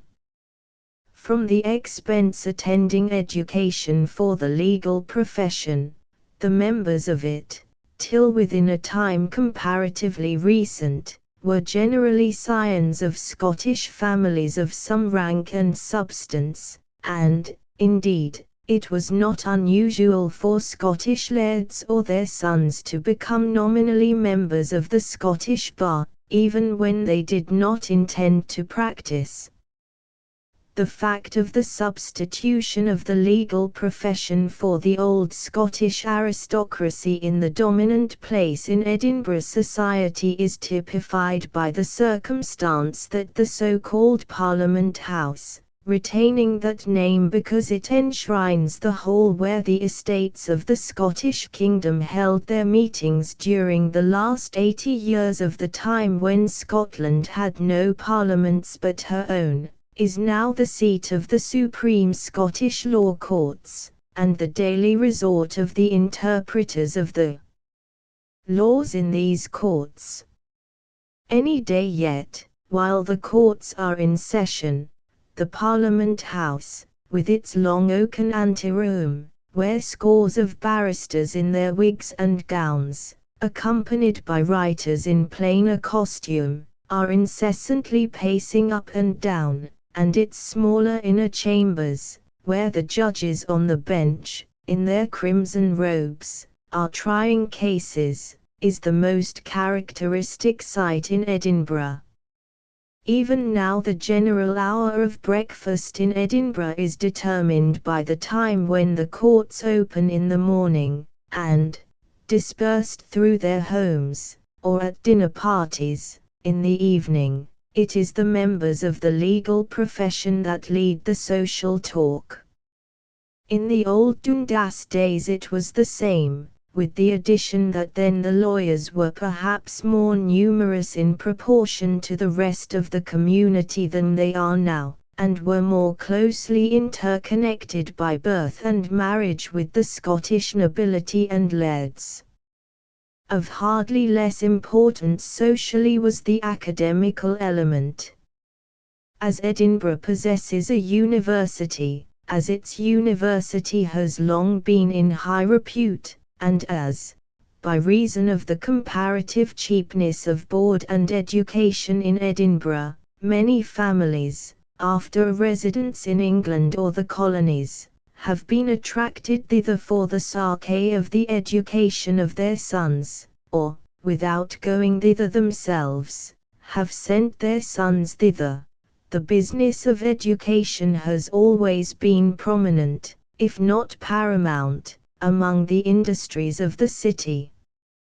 The teachers of the public and of other schools have always formed a considerable class numerically, as well as in rank, while to the university professors, partly from the higher nature of their teaching duties, partly from the traditional dignity conferred on them by the great reputation of some of their body in past times, and partly from some superiority in their emoluments, there has always been accorded a degree of social consideration not attached to the same function anywhere out of Scotland.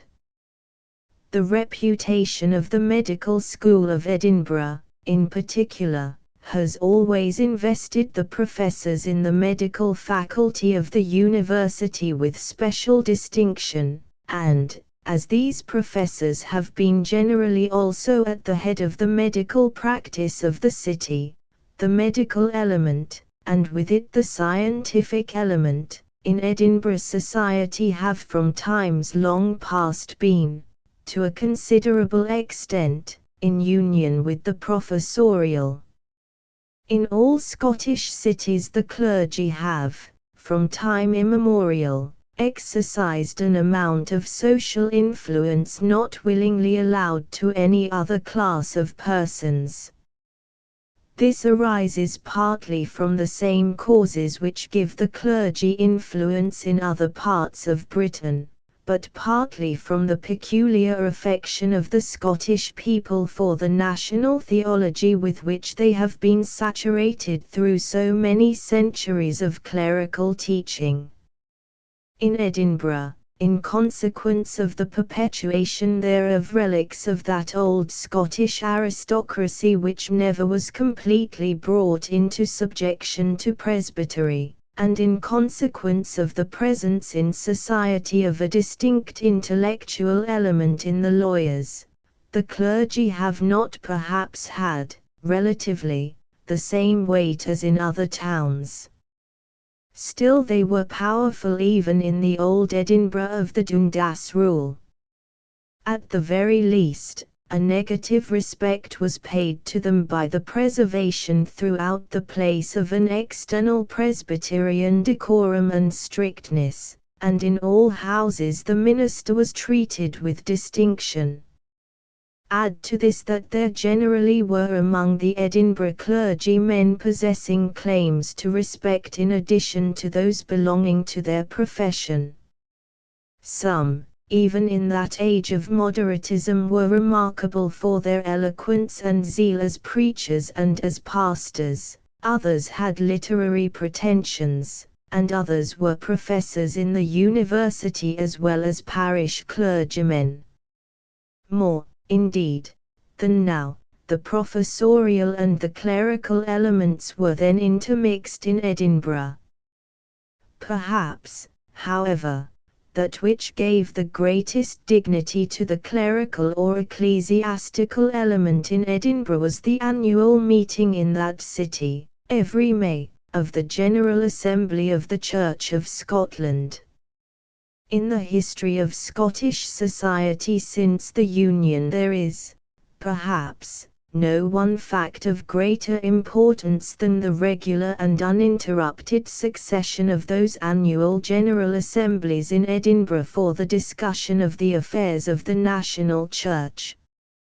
Let an Englishman fancy that during the last 2 centuries there had been no Parliament in England, no meetings of the House of Lords or of the House of Commons, but that regularly during that period there had been annual convocations of representatives of the whole body of the English clergy, together with such leading members of the laity as churchwardens or the like from all the English parishes, and that these convocations had sat 10 days in every year, discussing all public matters in any way bearing on the Church, and making laws affecting the entire ecclesiastical organization of England, and he will have an idea of the extent to which the national history of Scotland since her union with England is bound up in the records of her General Assemblies. The General Assembly, in fact, from the year 1707 to the disruption of the Scottish Church in 1843, was, to some extent, a veritable parliament, in which, though the secular parliament had been abolished, the united people of Scotland still saw their nationality preserved and represented. All through the year the clergy individually, in the 1,000 parishes or so into which Scotland was divided, managed their own parochial affairs with the assistance of select laymen called elders.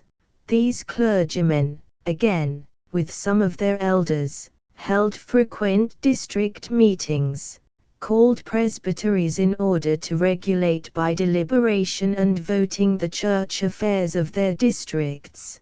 There were still larger meetings, periodically held, called provincial synods, but the grand rendezvous of all, the Supreme Court of Appeal and Ecclesiastical Legislation, was the annual General Assembly in Edinburgh.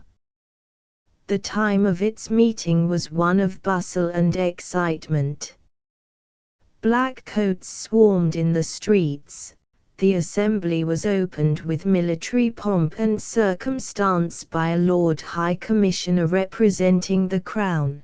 This commissioner sat on a throne during the meetings, and held levees and dinner parties in Holyrood Palace all through the 10 days. The clergy, with lay representatives, some of whom were usually noblemen or baronets, deliberated and debated during those 10 days, under a president of their own choosing called the moderator. The proceedings were in parliamentary form, and the decisions by a majority of votes, and in many cases, as in trials of clergymen for moral or ecclesiastical misdemeanor, barristers were called in to plead professionally, as they did in the secular law courts. As was natural in a deliberative assembly, almost all the members of which were of the speaking class. The speaking was of a very high order, far higher, indeed, than has ever been heard in these later days in the British Parliament, while at the same time there was ample opportunity for the exercise of business talent and of all the tact and skill of party leadership. Much of the general politics of Scotland took necessarily the form of church politics, and, indeed, the connections between church politics and state politics were pretty close. The vast majority of the clergy were adherents of Dundas in general politics, and bent on swaying church polity in the same direction, while the small minority of evangelicals, or high flyers as they were called, corresponded to the prescribed liberals in secular politics. The leading clergymen of both parties were to be found in or near Edinburgh. Respecting the mercantile and artisan classes, it need only be repeated that they were by no means separated by any social demarcation from the forementioned classes, but were intertwined with these by family relationships, and often also by the sympathies belonging to superior natural intelligence and superior education. Booksellers and printers were more numerous in Edinburgh proportionally than in any other British town. In a population of such dimensions, composed as has been described, there was necessarily a good deal of leisure, and leisure leads to sociability. Edinburgh in those days was one of the most sociable towns in the world. By that time society in the conventional sense, had, with a few lingering exceptions, shifted itself out of the old town into the new, or into the suburbs, and, with this change, there had been a considerable change of manners. Much of the formality, and at the same time much of the coarseness, of an older stage of Scottish life had been civilized away. The absurd etiquette of the old dancing assemblies, for example, and the more monstrous excesses of hard drinking, but the convivial spirit, and many of the old convivial forms, remained. Dinner parties were frequent, and the old custom of toasts and sentiments by the hosts and the guests over their wine was still in fashion. Lord Cockburn's description of those dinner parties of his youth is one of the best passages in his book. But it is on the supper parties that he dwells with most evident affection. There were various kinds of supper parties: the oyster supper at taverns, the bachelor supper in lodgings, and the real domestic supper, to which both sexes were invited, which last Lord Cockburn vaunts as a delightful institution of Edinburgh, which the advancing lateness of the dinner hour had unhappily superseded. In short, in every form and way, from the set dinner party, with its immense consumption of claret, in the houses of the more wealthy, to the homely tea parties of gentlewomen of moderate means, living in the suburbs of the old town, or in flats in the new town, and the roistering suppers of young men, where culinary deficiencies were compensated by good humour and the whisky punch, people were in the habit of incessantly meeting to spend the evenings together. Lord Cockburn mentions, as illustrative of the continuance of those sociable habits of the Edinburgh folks to a somewhat later period than that with which we are immediately concerned, the fact that for a great many years after his marriage, which was in 1811, he had not spent above one evening in every month, on the average, in solitude, i.e. without either being out as a guest, or having friends with him at home. Even Sidney Smith, though not native and to the manor born, and, with his English tastes, more fastidious in his ideas of conviviality, retained to the last a pleasant recollection of those Edinburgh hospitalities, as experienced by him during his stay in Edinburgh from 1797 to 1802. "When shall I see Scotland again?" he says in one of his letters. "Never shall I forget the happy days passed there, amidst odious smells, barbarous sounds, bad suppers, excellent hearts, and the most enlightened and cultivated understandings." Sidney Smith's allusion to the enlightened and cultivated understandings he encountered amid such roughish surroundings, suggests the mention of what was, all in all, the most characteristic feature of Edinburgh society at the close of the 18th century and the beginning of the 19th, its intellectualism. In a community composed in so large a measure of practitioners of the learned professions, it was inevitable that there should be more of interest in matters intellectual than is common, more of a habit of reasoning and discussion, more play and variety in the choice of topics for conversation. What mattered it that many of the most intellectual men and women gave expression to their ideas in broad Scotch? Ideas may be expressed in broad Scotch, and yet be the ideas of cultivated minds. At all events, it was so then in Edinburgh, where many excellent lawyers, university professors, and medical men kept up the broad Scotch in their ordinary conversation, though the majority had gone over to the English in all save accent, and some were sedulous in trying to anglicize themselves even in that. But, whether the dialect was English or Scotch, there was a great deal of very pleasant and very substantial talk. True, in Sidney Smith's recollection of the conversation of the Edinburgh people at the time he moved among them, two great faults are specified. It ran too much, he records, to that species of jocosity, perfectly torturing to an Englishman, which the Scotch themselves called what, and it also ran too much, he records, into disputation and dialectics.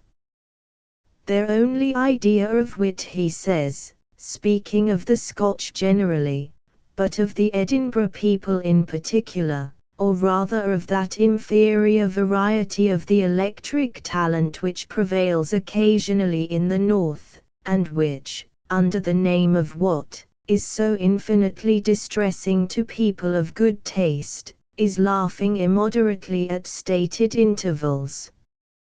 And again, they are so imbued with metaphysics that they even make love metaphysically. I overheard a young lady of my acquaintance, at a dance in Edinburgh, exclaim, in a sudden pause of the music, "What you say, my lord, is very true of love in the abstract, but, here the fiddlers began fiddling furiously, and the rest was lost." This is somewhat unfair. What, in its place, is as good as wit, and may be a great deal heartier. As practiced in the north, it corresponds more with what is properly humour. It consists in a general openness to the ludicrous view of things, a general disposition to call each other Tam and Sandy, a general readiness to tell and to hear Scottish stories, the fun of which lies in the whole series of conceptions, often too local, that they call up, rather than in any sudden flash or quip at the close. At all events, the Scotch like their what, and find it satisfying. As for the dialectics, there is, perhaps, too much of that. The excess in this direction is due, doubtless, in part to the omnipresence of the lawyers. But what and dialectics make a very good mixture, and, dashed as this mixture is and always has been in Edinburgh with finer and higher ingredients, there has been no town in Britain for the last century and a half of greater diagnosophistic capabilities, all things considered. One element which Englishmen who do not know Edinburgh always imagine as necessarily wanting in it never has been wanting. Whether from the influence of the lawyers, and of the relics of the old Scottish baronage and baronetage, acting conjointly as a counterpoise to the influence of the clergy, or from other less obvious causes, there has always been in Edinburgh a freer undercurrent of speculative opinion, a tougher traditional scepticism, a greater latitude of jest at things clerical and Presbyterian, than in other Scottish towns. From the early part of the 18th century, when Allan Ramsay, Dr. Archibald Pitcairn, and others, did battle with the clergy in behalf of theatrical entertainments and other forms of the festive, there has never been wanting a strong anti-clerical and even free-thinking clique in Edinburgh society, and towards the end of the century, when David Hume and Hugo Arnott were alive or remembered, no city in Britain sheltered such a quantity of cosy infidelity. Of hundreds of stories illustrative of this, take one of the mildest. Pitcairn, going about the streets one Sunday, was obliged by a sudden pelt of rain to take refuge in a place he was not often in, a church. The audience was scanty, and he sat down in a pew where there was only another sitter besides, a quiet, grave-looking countryman, listening to the sermon with a face of the utmost composure. The preacher was very pathetic, so much so that at one passage he began to shed tears copiously, and to use his pocket handkerchief. Interested in this as a physiological phenomenon for which the cause was not apparent, Pitcairn turned to the countryman, and asked in a whisper, "What the devil gars the man greet?" "Faith," said the man, slowly turning round, "ye would maybe greet yoursel if ye was up there and had as little to say." Pitcairn was the type of the avowed Edinburgh infidel, of which class there were not a few whose esoteric talk when they met together was of an out-and-out kind, but the countryman was the type of a still more numerous class, who kept up exterior conformity, but tested all shrewdly enough by a pretty tough interior instinct. Indeed, long after Pitcairn's time, a kind of sturdy skepticism, quite distinct from what would be called infidelity, was common among the educated classes in Edinburgh. Old gentlemen who went duly to church, who kept their families in great awe, and who preserved much etiquette in their habits towards each other, were by no means straight-laced in their beliefs, and it was not till a considerably later period, when a more fervid religious spirit had taken possession of the Scottish clergy themselves, and flamed forth in more zealous expositions of peculiar Calvinistic doctrine from the pulpit than had been customary in the days of Robertson and Blair, that evangelical orthodoxy obtained in Edinburgh its visible and intimate alliance with social respectability. Moreover, even those who were then indubitably orthodox and devout by the older standard were devout after a freer fashion, and with a far greater liberty both of conduct and of rhetoric, than would now be allowable in consistency with the same reputation. There is no point on which Lord Cockburn lays more stress than on this. There is no contrast, he says, between those old days and the present that strikes me so strongly as that suggested by the differences in religious observances, not so much by the world in general, as by deeply religious people. I knew the habits of the religious very well, partly through the piety of my mother and her friends, the strict religious education of her children, and our connection with some of the most distinguished of our devout clergymen. I could mention many practices of our old pious which would horrify modern zealots. The principles and feelings of the persons commonly called evangelical were the same then that they are now. The external acts by which these principles and feelings were formally expressed were materially different. Among the differences, Lord Cockburn notes in particular the much laxer style, as it would now be called, in which Sunday was observed by pious people and even by the most pious among the clergy. There seems also to have been more freedom of speech, in the direction of what would now be called profane allusion, among the admittedly pious. One of the gems of Lord Cockburn's book is his portrait of one venerable old lady, a clergyman's widow, sitting neatly dressed in her high-backed leather chair, with her grandchildren round her, the very model of silver-haired serenity, till one of her granddaughters, in reading the newspaper to her, stumbled on a paragraph which told how the reputation of a certain fair one at the court of the Prince Regent had suffered from some indiscreet talk of his about his own relations with her, but then starting up, and exclaiming, with an indignant shake of her shriveled fist, "The dormed villain, does he kiss and tell?" There were not a few old ladies of this stamp in Edinburgh in Lord Cockburn's boyhood and youth, some of whom survived far into the present century, too old to part with their peculiarities, even to please the clergy.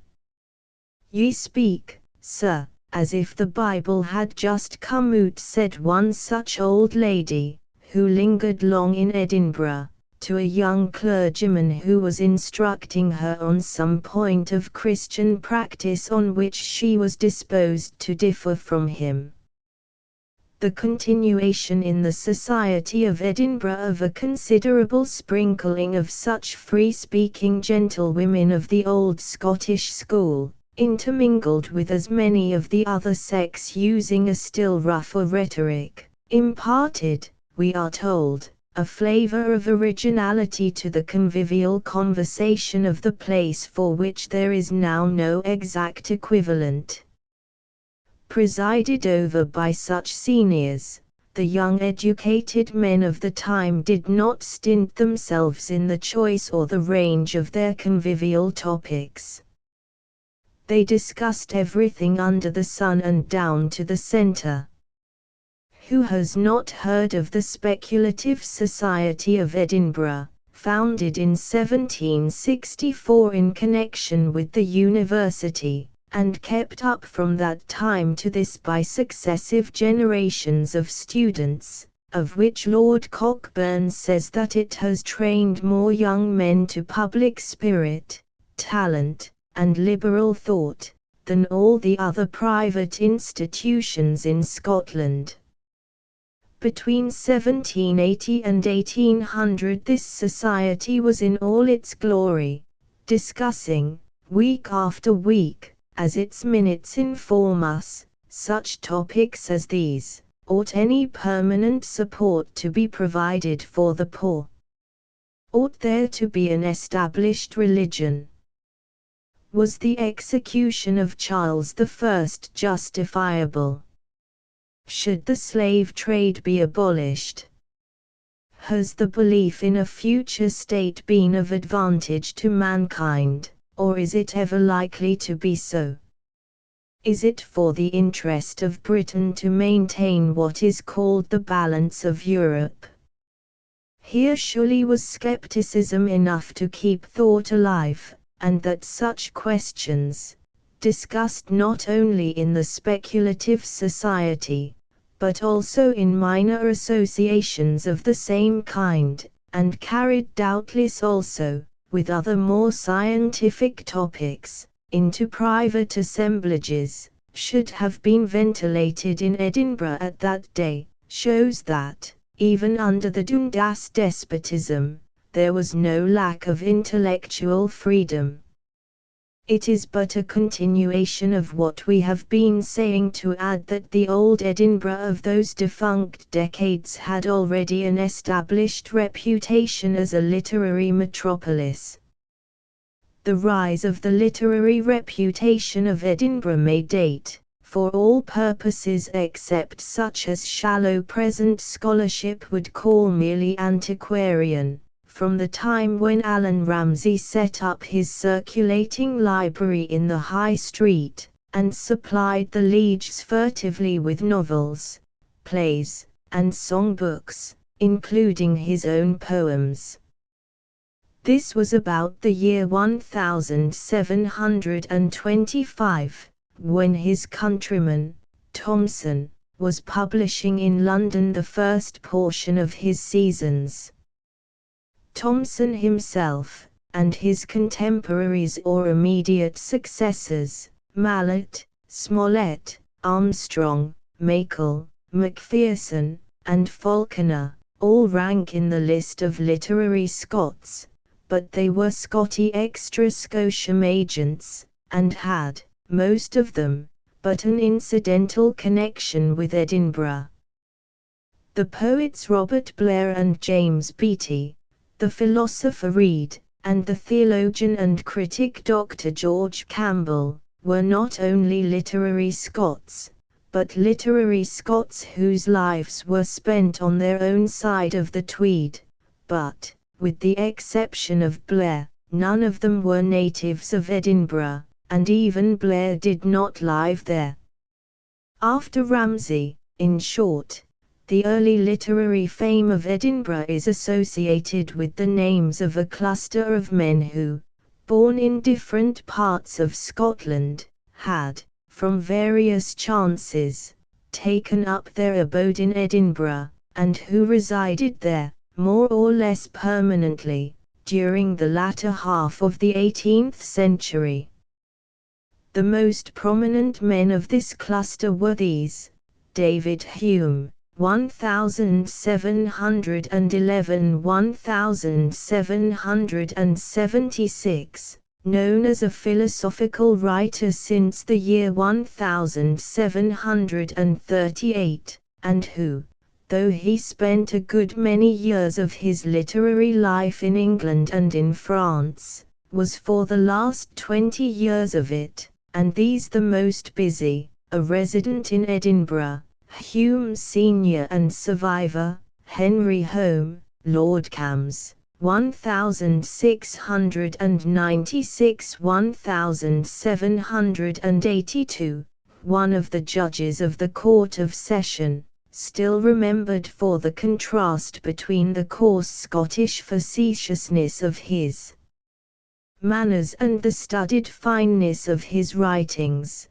The learned and eccentric Burnet, Lord Monboddo, 1714–1799, also a judge of session, at whose attic suppers in the Old Town all the talent and beauty of Edinburgh were for many years regularly assembled.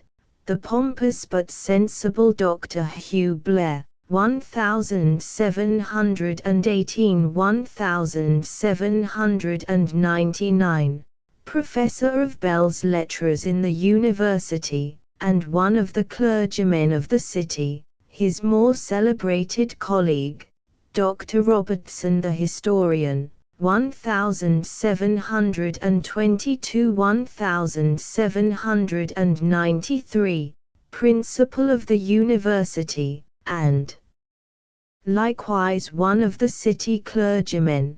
The minor historical writers and antiquarians, Tytler of Woodhouseley, 1711–1792, Dr. Henry, 1718–1790, Lord Hales, 1726–1792, Dr. Adam Ferguson, 1724–1816, and Dr. Gilbert Stewart, 1742–1786.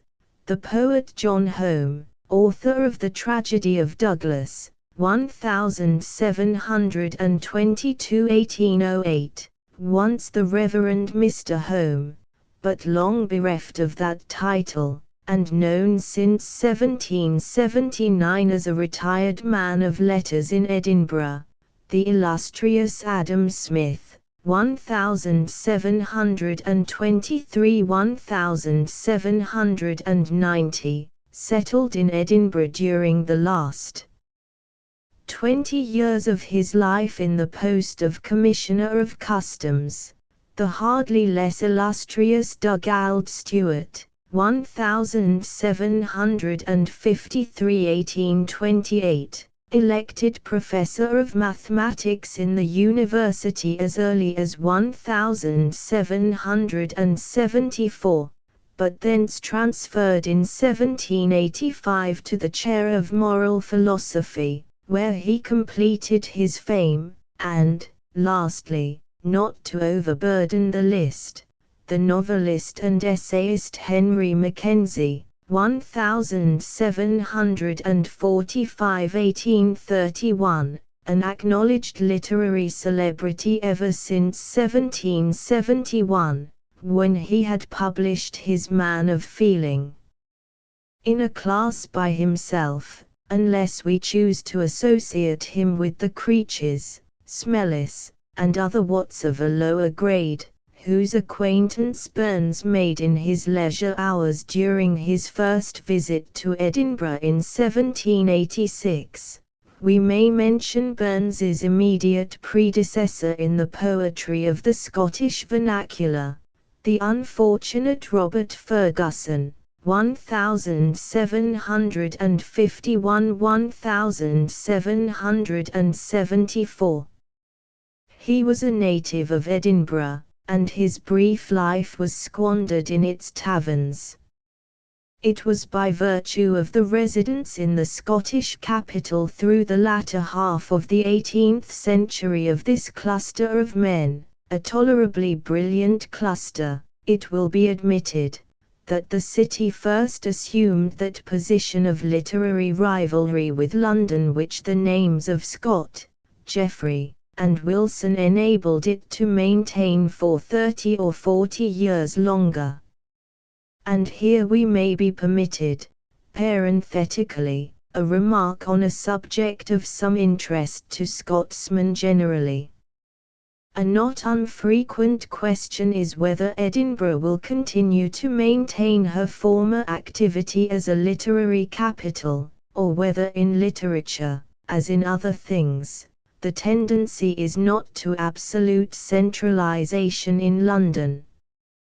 A little fact involved in the list of names just given is of some pertinence in relation to this inquiry.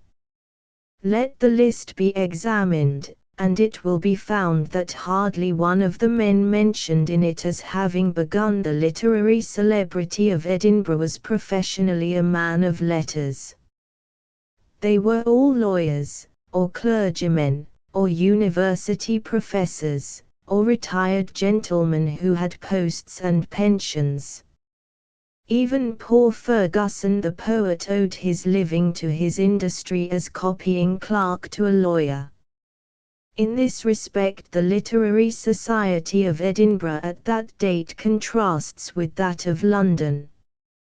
Johnson, Goldsmith, and most of their set were writers by profession, and it was chiefly by such professional writers that the literary reputation of London was then supported. Nay, whenever a Scotsman of that time was led by circumstances to adopt literature as an occupation, it will be observed that, almost of course, he migrated into England, and attached himself to the skirts of the literary world of London. There was there a literary market, whereas in Edinburgh there were merely so many resident citizens who were at the same time authors. Thomson, Mallet, Smollett, Macpherson, and many other Scots of less note connected with the British literature of the last century as writers by profession, betook themselves necessarily to London as their proper field. Hence a difference between the Literary Society of Edinburgh and that of London, not indicated in the mere fact that the one city was the Scottish, and the other the English, capital. The Literary Society of Edinburgh did consist chiefly of authors of Scottish birth, but there might have been Englishmen in it without essentially changing its character, and, on the other hand, the Literary Society of London included Scotsmen and Irishmen as well as Englishmen. The difference, therefore, was not so much that the one society consisted of Scottish and the other of English elements. It was rather that the one consisted of men independently resident in the place as lawyers, clergymen, and what not, and employing their leisure in literature, while the other consisted, to far greater extent, of authors by profession. This difference is pointed out by one of the old Edinburgh set itself, as serving to account for what he considered the greater geniality and cordiality of the habits of that set in their intercourse with each other in comparison with the contemporary habits of London Literary Society under the dogmatic presidency of Johnson. Free and cordial communication of sentiments, The natural play of good humour, says Henry Mackenzie, in his memoir of his friend John Home, prevailed among the circle of men whom I have described. It was very different from that display of learning, that prize-fighting of wit, which distinguished a literary circle of our sister country, of which we have some authentic and curious records. And the reason, he thinks, lay in the different constitutions of the two societies. The literary circle of London was a sort of sect, a caste separate from the ordinary professions and habits of common life. They were traders in talent and learning, and brought, like other traders, samples of their goods into company, with a jealousy of competition which prevented their enjoying, as much as otherwise they might, any excellence in their competitors. There is some truth in this, though it is expressed somewhat carpingly, and even at the present day the remark may be taken as describing a certain difference which the Edinburgh wits think they see between themselves and the London wits. But may not the fact under notice have some bearing also on the centralization question? If from the first, and at the very time when the literary reputation of Edinburgh was at its height, Edinburgh was not a centre of professional literary industry, then, despite the subsequent establishment of important newspapers and some important periodicals in the city, and the generation in it by their means of some amount of professional literary industry, it is hardly likely that it can long resist with visible success the tendency which threatens to centralize British literary industry. Of that sort mainly in London. If, indeed, in literature, as in other kinds of production, the manufacture might be carried on at a distance from the market, the tendency might be resisted, in other words, authors might live in Edinburgh and the publishing machinery might be in London. In literature, however, less than in most trades, is such an arrangement possible.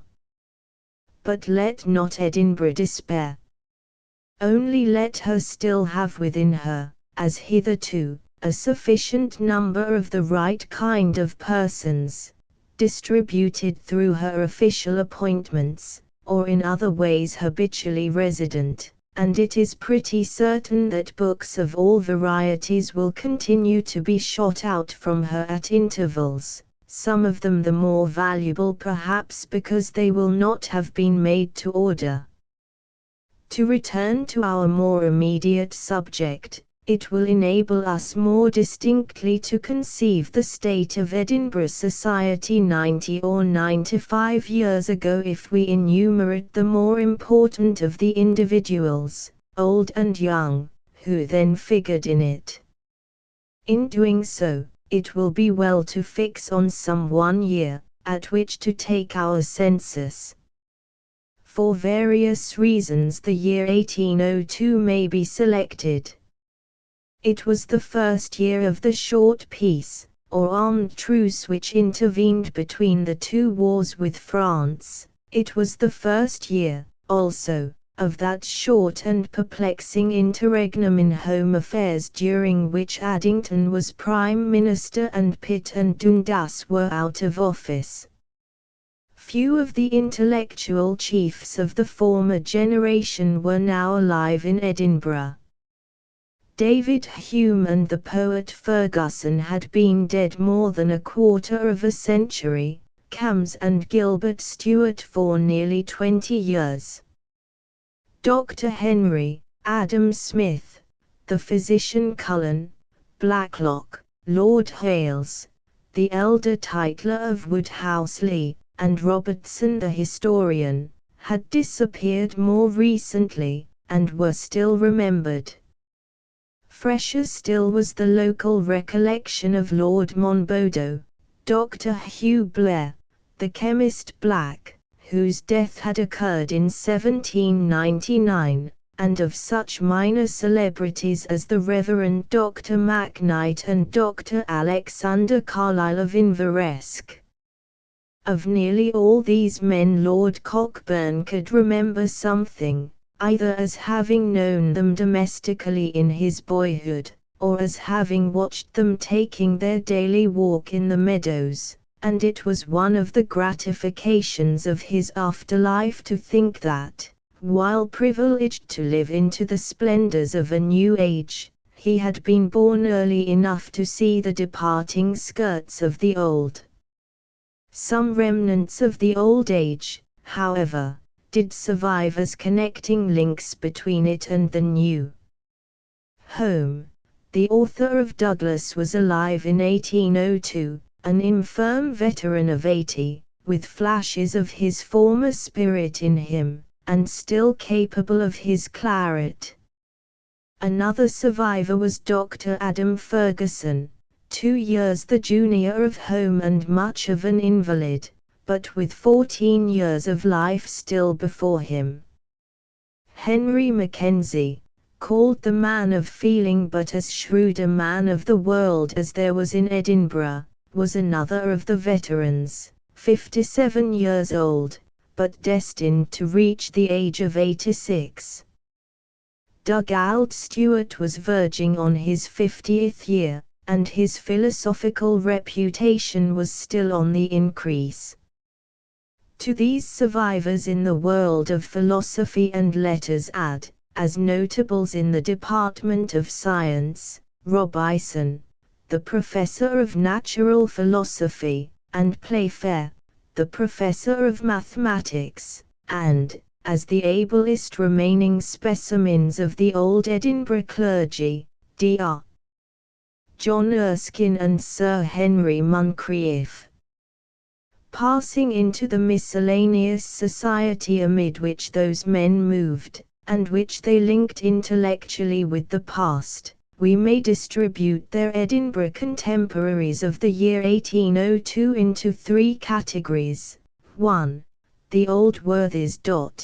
This category includes a considerable number of surviving citizens, belonging, by their age, habits, and costume, to the same past generation as the notabilities above named, and many of them, indeed, older than the younger notabilities of that list. Most conspicuous among them were the old dons of the Parliament House, of some of whom Lord Cockburn gives wonderful portraits.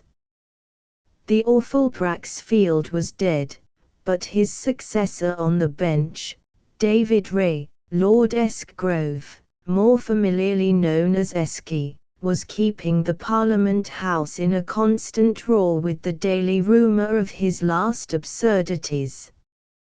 What a blessing for a moderately sized community to have at its heart such a preventive against insipidity, such a clove or cassia bud of all diffusive relish, as this famous Lord Justice Clerk Esky, whom Lord Cockburn once heard sentence a tailor to death for the murder of a soldier in these terms: "Not only did you murder him, whereby he was bereaved of his life, but you did thrust, or push, or pierce, or project, or propel the lethal weapon through the belliband of his regimental breeches, which were his Majesty's, and of whom Lord Cockburn further vouches that his customary formula of address to a criminal in concluding the sentence of death was, 'Whatever your religious persuasion may be, or even if, as I suppose, you be of no persuasion at all, there are plenty of reverend gentlemen who will be most happy to show you the way to eternal life.'" Of the rest of the 15 judges, the most remarkable for their talents and their character were the Lord President Hay Campbell, Lord Glenlee, Lord Hermond, Lord Meadowbank I, and Lord Cullen. After Esky, Hermond was the most notorious oddity of the bench. At the bar, the witty Harry Erskine, and Charles Hay, afterwards Lord Newton, might be ranked among the older men. Coevals of these dons of the Parliament House were Andrew Dizelle, the professor of Greek in the university, and Dr. Finlayson, the professor of logic, with whom may be mentioned the simple-hearted Dr. Adam, rector of the high school, the Reverend Dr. Struthus, a distinguished preacher of the Secession Church, and the veteran bookseller Creech. 2. The middle-aged men.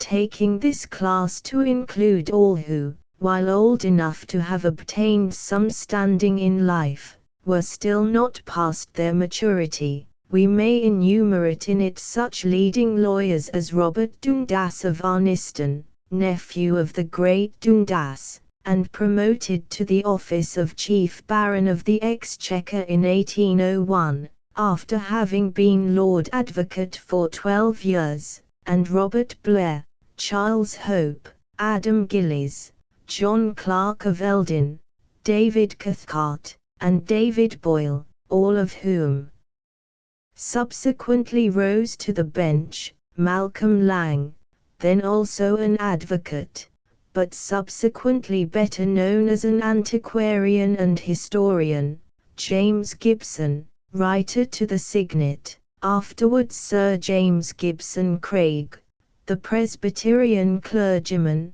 Dr. John Inglis, and the Reverend Archibald Allison of the Scottish Episcopal Church, in the medical profession, Dr. Andrew Duncan, Dr. James Gregory, and Dr. John Bell, and, among miscellaneous residents, Nasmyth, the portrait painter, and George Thomson, the correspondent of Burns. 3. Young Edinburgh. Here also the bar had the preponderance.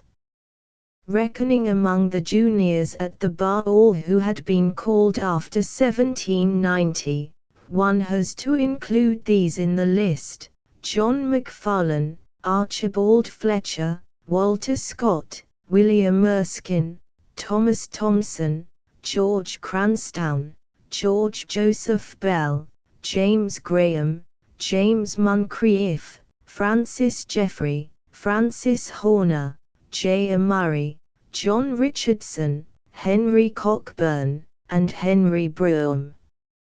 Of this group of young advocates, all afterwards locally eminent, some had already revealed the faculties which were to make them known far beyond the precincts of the Parliament House. Brougham was about the youngest of them, being then only in his 23rd year, but he was the recognized daredevil of the whole group, the most vehement of the orators of the speculative, and the terror of old Esky. That man Broom or Broogham Esky used to say, is the torment of my life. Older than Brougham by a year, Horner was already a leader among his associates by the solid strength and integrity of his character. Geoffrey was in his 29th year, a married young barrister, waiting for briefs. Scott, then also married and past his 30th year, was more comfortably settled. He was Sheriff of Selkirkshire, had some practice at the bar, and had already some literary reputation by metrical translations from the German, a few Scottish ballads, and his edition of the Border Minstrelsy. But the bar did not include all the young talents. Among the hopes of the medical profession were John Allen, John Thomson, and Thomas Brown, the future metaphysician. Liddon, the poet and linguist, was then one of the rising stars of Edinburgh, and Thomas Campbell, whose Pleasures of Hope had been for 3 years before the public, was for the time a resident. Nor was a sprinkling of English residents wanting to exchange ideas with so many fervid young Scots, and banter them about their dialect and their prejudices. Had not the philosophic Lord Webb Seymour chosen Edinburgh for his home, and was not Sidney Smith there on his memorable visit? Finally, if anyone in Edinburgh wanted to have his portrait splendidly painted, to whom could he go but to Henry Raeburn? Or, if anyone wanted information about books which old Creech, or Miller, or Bell and Bradfute could not give, from whom was he so likely to obtain it as from the energetic and ambitious young bookseller, Archibald Constable? Looking down in fancy on the sea of 80,000 heads which in the year 1802 constituted the population of Edinburgh, some grey with age, many wigged and powdered, and many more wearing the brown or light locks of natural youth, it is on the above-named 60 or 70 that the instructed eye now rests as the most conspicuous in the crowd. But the instructed eye sees something more than the mere mass of heads, with here and there one of the conspicuous 60. It sees the mass swaying to and fro, here solid and restful, there discomposed and in motion, and the conspicuous heads unequally distributed amid the wavering parts. In other words, the Society of Edinburgh in 1802, like every other society before or since, presented the phenomenon of division into two parties, the party of rest and conservation, and the party of change or progress. The main fact in the history of Edinburgh at that time was that an incessant house-to-house battle was going on in it between old Scottish Toryism and a new and vigorous Scottish Whiggism. Numerically, the Tories were immensely in the majority, and the Whigs were but in small proportion. But it is not by the numerical measure in such cases that history judges or portions out her interest. The party that is largest may be the lump, and that which is smallest may be the leaven.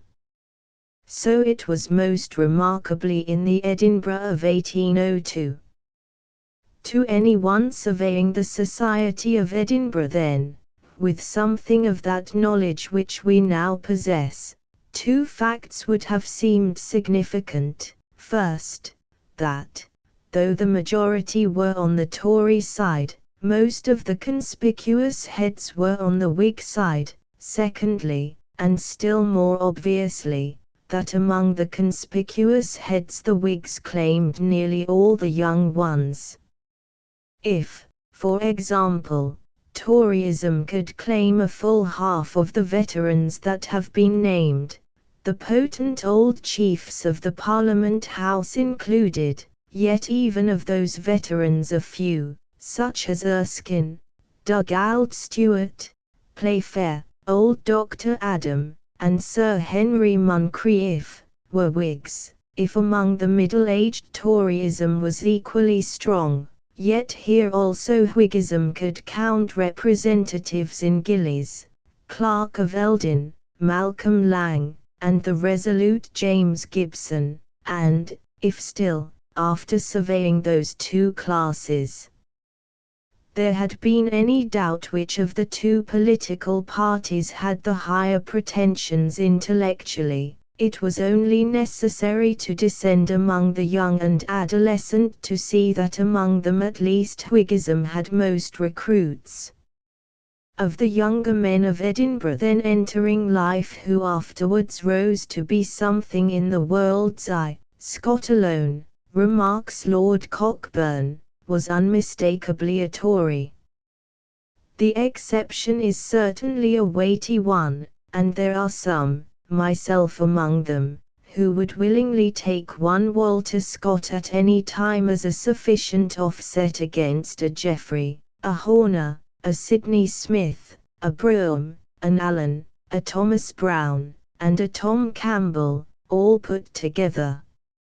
If the standard of judgment, however, is to be that of the right and the wrong in politics, this will hardly be now the general opinion.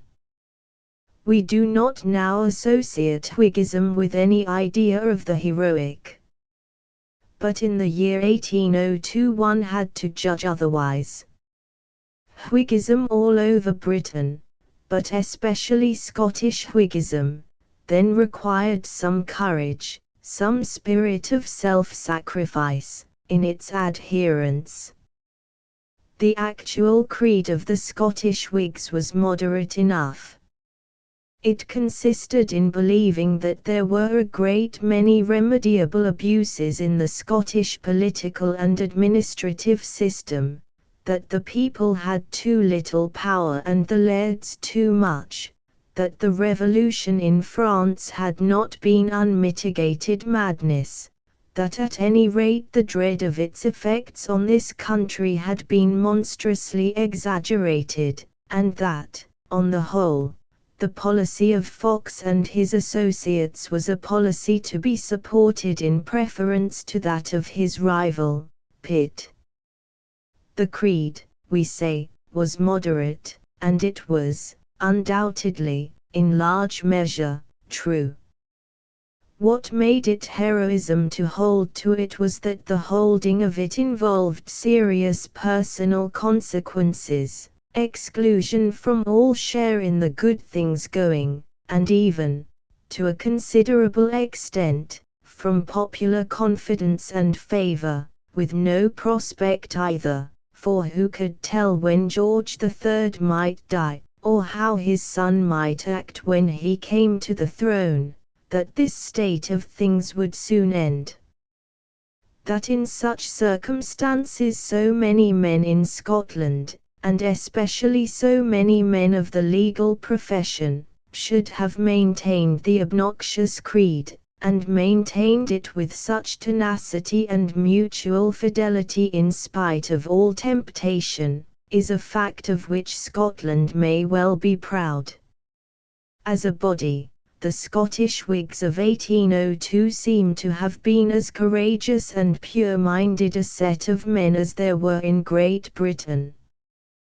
Theirs, in the most literal sense, was the substance of things hoped for, the evidence of things not seen. Most creditable of all, perhaps, was the persevering Whiggism of so many of the younger men. Beating their heels idly in a particular corner of the Parliament House, where no agents came to them with briefs, and whiling away the rest of their time with essays and debates in the speculative society, ambitious dreams in secret, convivial meetings at each other's houses, and eternal jokes about Esky, those light-hearted young Whig lawyers had not even that sense of social consequence to support them which their seniors on the same side of politics could feel as an inspiration. They formed a little band by themselves, cherishing their Whiggism for its own sake, and not even visited by much countenance from their Whig seniors. And yet upon them, to a greater extent than they or their seniors were aware, depended the future history of Scotland. The moving force in Scottish society at that time was consciously possessed by the Whigs. Though by far the smaller party numerically over Scotland as a whole, they could not but feel that they must eventually win. The great want of the party hitherto had been some voice or organ, some public means of proclaiming collectively the views which they entertained individually, of propagating these views in new quarters, and of exhibiting them again and again in contrast with those of their opponents. No such means of utterance existed. The senior Edinburgh Whigs had been in the habit of dining together on Fox's birthday, on which occasions constables were stationed at the doors by the authorities to take down the names of the guests as they entered. They also occasionally fought their opponents on a temporary local question. This, however, was all, and Scottish Whiggism, though working as a social ferment, had no organisation and no flag. The year 1802, the country then, as we have seen, in the lull of the brief peace with France, and Pitt and Dundas out of office, was a time when it began to seem possible to supply this want. Events, says Lord Cockburn, were bringing people into somewhat better humour. Somewhat less was said about Jacobinism, though still too much, and sedition had gone out. Napoleon's obvious progress towards military despotism opened the eyes of those who used to see nothing but liberty in the French Revolution. Instead of Jacobinism, invasion became the word. In short, though the old habits and all the old abuses still remained, the state of the public mind was such that it became more easy to establish a means for publicly attacking them and advocating reform. Whence was the expected demonstration to come, and what form was it to take? Where in Scotland was the standard of Scottish Whiggism to be first raised, and who was to step forth as the standard-bearer? Scotland had recently lost one man who, had he lived till 1802, might have been called on to act this part. 6 or 8 years before, when it was most dangerous to be a Scottish Whig, when to be too zealous a Scottish Whig, unless one were powerfully connected, meant to run a risk of trial for sedition, there had not been a more daring Whig in Scotland than the poet Burns. True, he was a Whig, as he was everything else, after an uncovenanted fashion of his own, which did not keep touch with any of the current definitions of Whiggism, but, for all that, he was, and he called himself, a Scottish Whig. "Go on, sir," he wrote from Dumfries, in the end of 1792, to the Whig, or rather Whig Radical, editor of the short-lived Edinburgh Gazetteer, to which he had become a subscriber. "Go on, and lay bare, with undaunted heart and steady hand, that horrid mass of corruption called politics and statecraft. Dare to draw in their native colours those calm-thinking villains whom no faith can fire whatever be the shibboleth of their pretended party." This was Whiggism and a vast deal more, but the following song, written at the same time, or not long after, shows that, all in all, as matters then stood, it pleased Burns to be known as a Whig of the Fox school. "Here's a health to them that's awa', here's a health to them that's awa', and what winna wish good luck to our cause, may never good luck be their fa. It's good to be merry and wise, it's good to be honest and true, it's good to support Caledonia's cause and bide by the buff and the blue. Here's a health to them that's awa', here's a health to them that's awa', here's a health to Charlie, the chief o' the clan, although that his band be sma'. May liberty meet wi' success. May prudence protect her frae evil. May tyrants and tyranny tine in the mist, and wander their way to the devil." Had Burns lived till 1802, who knows to what his politics might have led him? He would then have been still only in his 44th year, and what fate more imaginable for him, had he been still alive, than that, deprived of his gaugeship, or throwing it up, he should have left Dumfries for Edinburgh, and, associating himself there with the many who would have welcomed him, and with whom, whatever their rank, there was no fear that his relations would have ever been other than those of perfect equality, he should have become the editor, mayhap, of a Whig newspaper. If so, who can doubt that prose would have become easier to him, that he would have been a power among the Scottish Whigs, and that his influence would have been felt, in his new character, by them and by the nation. And, had he lived on through all their coming struggles, would he not have been but 73 years of age at the time of the passing of the Reform Bill, and, in gratitude to him as a veteran Whig and ex-editor, might not his fellow citizens at last have returned him to the House of Commons as the senior colleague of young Macaulay? Profanation, profanation, is the cry that will rise to all Scottish lips on the mere muttering of such a fancy. Nature herself had been of that opinion. Burns had died in 1796, in the 38th year of his age, a broken-down exciseman, in Dumfries, and he was to be remembered to all eternity, thank God, simply as Robert Burns. The required party standard was raised by the young Whigs of Edinburgh.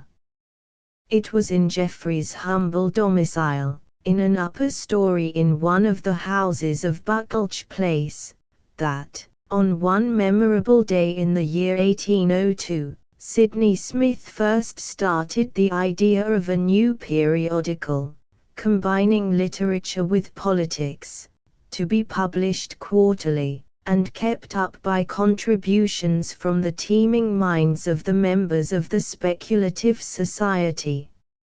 No sooner said than done. Constable at once undertook the publication, and on the 10th of October, 1802 the first number of the Edinburgh Review saw the light. For a number or two the editorship was the joint occupation of Sidney Smith, Geoffrey, Horner, Brougham, and a few others, Sidney Smith officiating in chief, but, on Smith's return to London soon afterwards, the management fell exclusively on Geoffrey. The establishment of the Edinburgh Review, as all the world knows, was the beginning of a new era in the history of British politics. For a while, indeed, it was rather as a power in the general thought and literature of the country than as a direct force in politics that the new organ made itself felt. For its success in the latter function circumstances for the first 2 or 3 years were not very propitious. The war with France having been renewed in 1803, and the Addington ministry having resigned in May 1804, and Pitt having then resumed the premiership with Dundas, now Lord Melville, as again his principal colleague and at the head of the Admiralty, not only were the Scottish Tories once more in a mood of placid satisfaction over this change, and over the prospect which it brought of a reassured term of the Dundas proconsulship in Scotland, but the very occasion of the recall of Pitt to power. The very nature of the business in which Pitt and Dundas had to exert themselves, tended for the time to a modification, or at least a postponement, of party differences.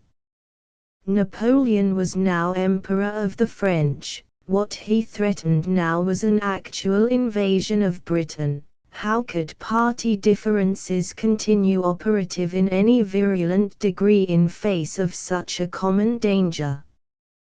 Party differences did subside for the while.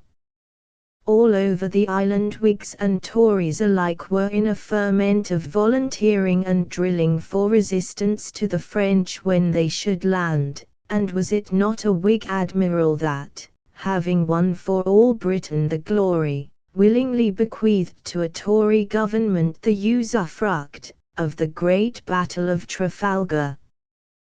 People were at no leisure to listen with sufficient attention at such a time to expositions of the superiority of Whig principles, even from such an organ as the Edinburgh Review. In 1806, however, the face of things was suddenly altered. The death of Pitt in the January of that year, when his second administration was already tottering under the blow inflicted upon it by the impeachment of Lord Melville, brought it to an abrupt close, and the Whigs, no less to their own surprise than to that of the country, found themselves again in power, after an interval since their last real experience of that ecstasy which could be spanned by the memory only of old people then living. The accession to office of the Whig ministry of Fox and Grenville was startling enough, even had there been no especially Whiggish acts to correspond. But, during the 13 months of the Fox and Grenville ministry, January 1806, March 1807, there were acts to correspond, over and above the prosecution of the Melville impeachment to its conclusion.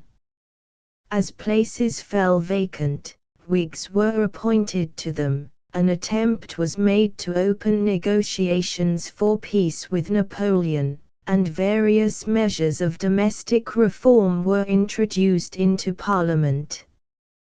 To the Scottish Tories it was as if chaos had come again. Could they have foreseen that the crisis was to be so short? Could they have foreseen that the new Whig ministry, after having been weakened by the death of Fox in September 1806, would be able to struggle on but for 6 months more, and that then the Whigs would be driven back into their accustomed place as a minority in opposition, with another quarter of a century of uninterrupted Tory administration for Britain, and of a modified Dundas rule in Scotland, to intervene before they should again rise to supremacy? It is possible that the consternation would have been less. But this at the time could not have been foreseen. The accession of the Whigs to power, and their retention of it during a whole year, were a rude awakening to men who had been asleep, and from that moment Toryism had bad dreams. The crisis was powerfully felt in Edinburgh, and all that remains for us in this paper is to move forward from 1802 to 1806, for a glance at the state of Edinburgh in this latter year, when the effects of the crisis there were most acute. As was natural, the mere lapse of time, independently of the special events that had been happening, had produced some changes. Of the seniors, both of the Whig and of the Tory party, that have been noted as alive in 1802, some had been removed by death, and, by these and other deaths, those who in 1802 had occupied junior positions in their respective parties found themselves promoted to higher places, and to more active concern in party affairs. Among the Tories of the Parliament House the most active heads, besides Robert Dundas of Arniston as Chief Baron of Exchequer, were Hope, now Lord Justice Clerk in the place of Old Esky, and Blair, afterwards Lord President. But among the younger men who acted with these there was no one whose name stood higher, or whose Toryism was more enthusiastic, than Scott. During the 4 years that had elapsed since 1802 his literary reputation had been gradually rising, and the publication in 1805 of his Lay of the Last Minstrel had given him rank among the most popular poets of his age, and diffused among his countrymen for the first time some adequate conception of the nature and the measure of his genius. His literary celebrity had not been without its effect on his worldly circumstances, for, besides retaining his sheriffship, he was now settled for life in the clerkship of the Court of Session. Very similar to the position which Scott thus held among the Edinburgh Tories in 1806 was the position which Geoffrey then held among the Edinburgh Whigs. The active heads of the Whig party in the Parliament House were such seniors as Harry Erskine, John Clark of Eldin, and Adam Gillies. On the accession of the Fox and Grenville ministry to office, Erskine had become Lord Advocate, Clark had been made Solicitor General, and Hay, another of the older set of Whig lawyers, had been raised to the bench. But, under those men, Geoffrey was now a person of far more consequence than he had been in 1802. Then he was only a rising junior in that set of independent young Whigs whom their elders were disposed rather to slight than to encourage, but his rapidly increasing distinction at the bar, not to speak of the distinction accruing to him from the fame of the Edinburgh Review, had broken down the reserve of his seniors and compelled them to yield him due respect. Had Horner and Brougham remained in Edinburgh, they and Geoffrey might have been a kind of triumvirate, dividing among them the increased consideration which was now accorded to the younger portion of the Whig bar. But Horner and Brougham, as well as Allen and others of the little band of 1802, had by this time migrated to London, whence they kept up their connection with Edinburgh chiefly by correspondence and by contributions to the Review, and, as Cockburn and Murray had not yet attained a standing at the bar equal to Geoffrey's, there was no doubt as to his individual supremacy among the younger resident Edinburgh Whigs. Scott and Geoffrey, these names represent, therefore, the heartiest Toryism of Scotland and its most hopeful and opinionative Whiggism, as they stood opposed to each other in Edinburgh society in the year 1806. Remembering this, and with the well-known portraits of the two men in our minds, we can read the following passage in Lockhart's Life of Scott with a new sense of its significance. Scott's Tory feelings appear to have been kept in a very excited state during the whole of the short reign of the Whigs. He then, for the first time, mingled keenly in the details of county politics, canvassed electors, harangued meetings, and, in a word, made himself conspicuous as a leading instrument of his party. But he was, in truth, earnest and serious in his belief that the new rulers of the country were disposed to abolish many of its most valuable institutions, and he regarded with special jealousy certain schemes of innovation with respect to the courts of law and the administration of justice which were set on foot by the Crown officers for Scotland. At a debate of the Faculty of Advocates on some of these propositions he made a speech much longer than he had ever before delivered in that assembly, and several who heard it have assured me that it had a flow and energy of eloquence for which those who knew him best were quite unprepared. When the meeting broke up, he walked across the Mound, on his way to Castle Street between Mr. Geoffrey and another of his reforming friends, who complimented him on the rhetorical powers he had been displaying, and would willingly have treated the subject matter of the discussion playfully. But his feelings had been moved to an extent far beyond their apprehension. He exclaimed, "No, No, 'tis no laughing matter, little by little, whatever your wishes may be, you will destroy and undermine, until nothing of what makes Scotland Scotland shall remain. And, so saying, he turned round to conceal his agitation, but not until Mr. Geoffrey saw tears gushing down his cheek, resting his head, until he recovered himself, on the wall of the mound. Edinburgh in 1806 is painted for us in that incident.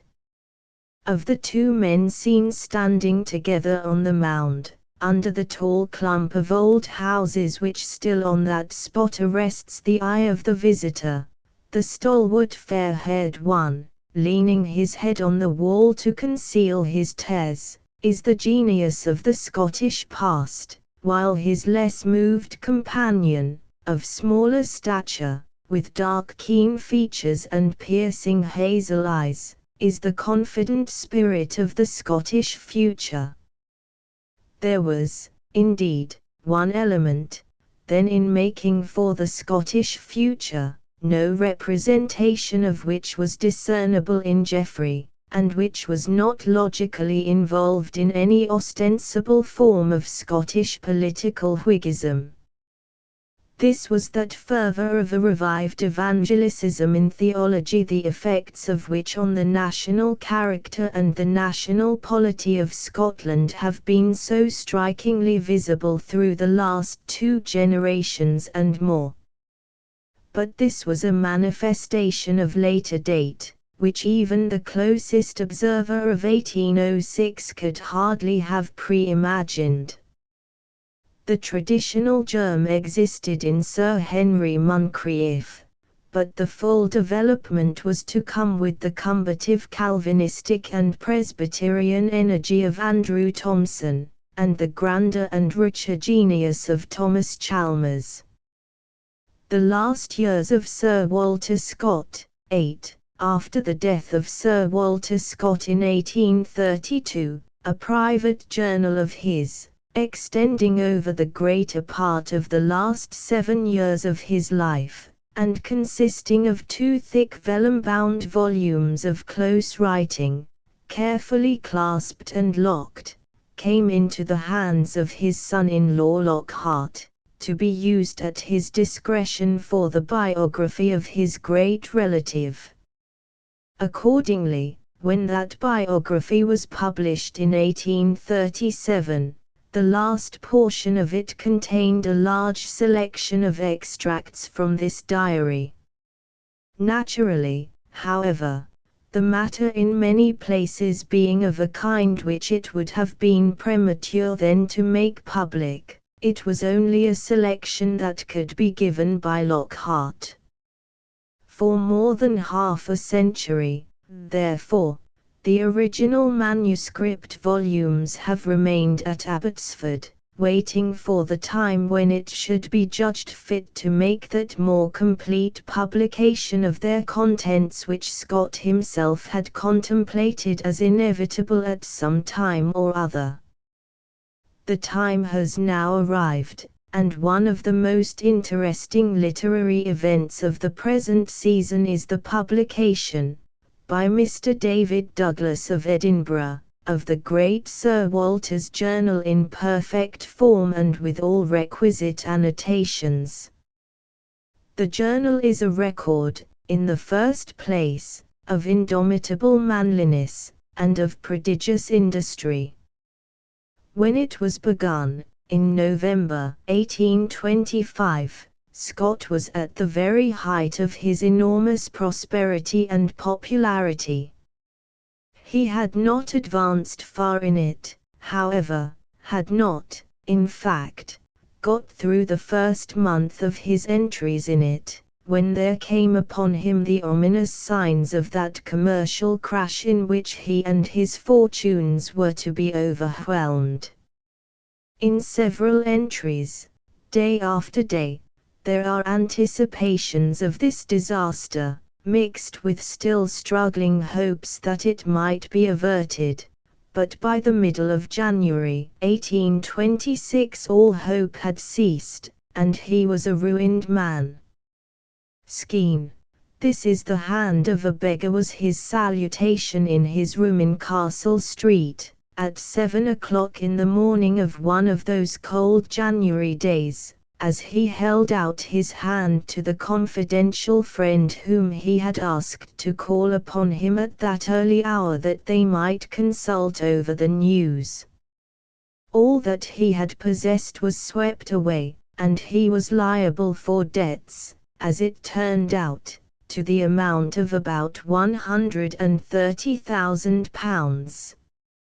It is at this point that one may turn back, if one chooses, to the retrospect of that in Scott's previous life for which, amid boundless admiration of him otherwise, strict opinion will probably always pronounce him blameworthy. What but his worldly ambition, it is asked, what but his passion for money-making on such a large scale as might enable him to practice lavish social hospitalities, and to found and support a hereditary Scottish lairdship of high rank and name, what but this had led him to be dissatisfied with his merely literary earnings, and to link the pursuits and pleasures of authorship with the activities and anxieties of a clandestine partnership in hazardous forms of commerce? From one jotting in his diary it would appear as if, in this matter, even the ruin in which he found himself at last had not taught him real repentance. Quoting a saying of a defunct old Scottish worthy which had been reported to him in these words, "No chance of opulence is worth the risk of a competence," he appends this comment, "It was not the thought of a great man, but perhaps that of a wise one." Evidently, the ruling passion in Scott had not yet been killed, and, had the hazards of his previous life been still to run, he would have dared them all over again. More satisfactory it is to leave that retrospective question, and to read the story which the journal tells of his unparalleled exertions to right himself with the world, and with his own sense of honor, to the last farthing of his huge responsibilities. For a while, indeed, the new shock of his wife's death having come upon him in the very midst of the first troubles of his ruined condition, and his ability to sustain the load of his distresses being at the same time impaired by serious ill health and frequent and intense bodily pains, it is as if the downfall had been complete. Gloom seems to have settled on his spirits, and, though he bears a brave face to the world, we see him, in hours when he was alone, depressed secretly by crowding recollections of his happy past in comparison with the woeful present, and sunk sometimes in mere sobbings and tears. Gradually, however, he rouses himself, and what is it that we see then? Either still at Abbotsford, when his official duties in the Court of Session will allow him to leave town, for, by a family prearrangement, he had still a life-rent tenure of Abbotsford, and could sequester himself there, when he chose, on a greatly reduced establishment, or else in one or other of those Edinburgh residences to which he removed after his house in Castle Street had been sold, first, lodgings in North Street, David Street, then a furnished house in Walker Street, and finally a house in Shanwick Place. We see the widowed veteran struggling on in the vast enterprise to which he had set himself of the discharge ultimately of all his debts, dashing cares aside as well as he could, and, though liable still to solitary hours of melancholy and to interrupting worries with lawyers and creditors, yet always pen in hand, and working, working, working. Extend the view over the 6 years from 1826 to 1831, and what a prolonged labor of Hercules! The voluminous life of Napoleon Bonaparte, the novel of Woodstock, the double series of the Chronicles of the Canongate including the Two Drovers, the Highland Widow, the Surgeon's Daughter, and the Fair Maid of Perth, the separate extra novels of Anne of Geierstein, Count Robert of Paris, and Castle Dangerous, the quadruple series of the Tales of a Grandfather, with a collateral history of Scotland, the letters on demonology and witchcraft, the completion and publication of the verse dramas, called The Doom of de Vorgoil and the Ayrshire Tragedy, a collective edition of the miscellaneous prose works, the commencement of the author's magnum opus, as it was termed, in the shape of the revised and annotated reissue of the whole of the Waverley novels. These, together with a number of more casual performances, such as the Malachi Malagro, the letters and contributions to reviews, formed the astonishing total of Scott's literary achievements during those 6 years, in addition to the previous total at which the world had already wondered. What it is most pleasing now to observe in the progress through this dense forest of labor, as it is recorded month after month in the diary, is the evidence there furnished of Scott's elasticity of spirits, and of his ready resumption of his old habits of generous sociability, in exact proportion to the success of his exertions. It is as if the immense mass of his debts had stood before him as a huge black rock, and as if, on beholding portion after portion of this rock blasted away by the successive charges of dynamite, large or small, which he was able to insert into its clefts in the shape of successive deposits of new money earnings, now, as in the case of his Life of Napoleon, a £10,000 or so at once, and again a more moderate sum of £1,000 or £2,000 only. He watched each explosion, and each fall of detached slab or block, with a gleeful hurrah. The whole big brute will be down at last. And, as he thus became himself again, Abbotsford became itself again, its old hospitalities renewed in as frank and gallant a fashion as was consistent with proper economy in the circumstances, and relays of visitors arriving, and sometimes occupying his working time too inconsiderately, while at other times it was his happiness to scribble on uninterruptedly, through whole mornings or whole rainy days, with no other recreation than a trudge through his plantations, accompanied by his dogs, and leaning on the arm of his faithful Tom Purdy. In Edinburgh the revival of his old habits in the prospect of his retrieved fortunes was much the same. Though he had not now such accommodation for his own hospitalities there as had been afforded by his former house in Castle Street, Edinburgh society could delight in the full possession of him once more after his temporary seclusion and eclipse. At select dinner parties, or in other evening gatherings, he was present again hardly less often than had been his previous custom, the life of every such company still by his overflowing good humour and endless stock of anecdotes and good stories, and, through the day, as he limped along Prince's Street, on his way to or from the Parliament House, all heads were turned to look at him, a greater and more popular Sir Walter than ever, now that it was no longer a mere accepted conjecture that he was the author of the Waverley novels, but the mask had been thrown aside and the secret had been publicly divulged. He records, by the way, in his diary, that it was a real addition to his comfort when they presented him with a key of the Prince's Street Gardens, then a private property of the Prince's Street householders, so that he might walk to or from the Parliament House on soft velvet turf, amid quiet green shrubbery, and thus lessen the trouble caused by his stiffened joints and the increasing pain of his lameness.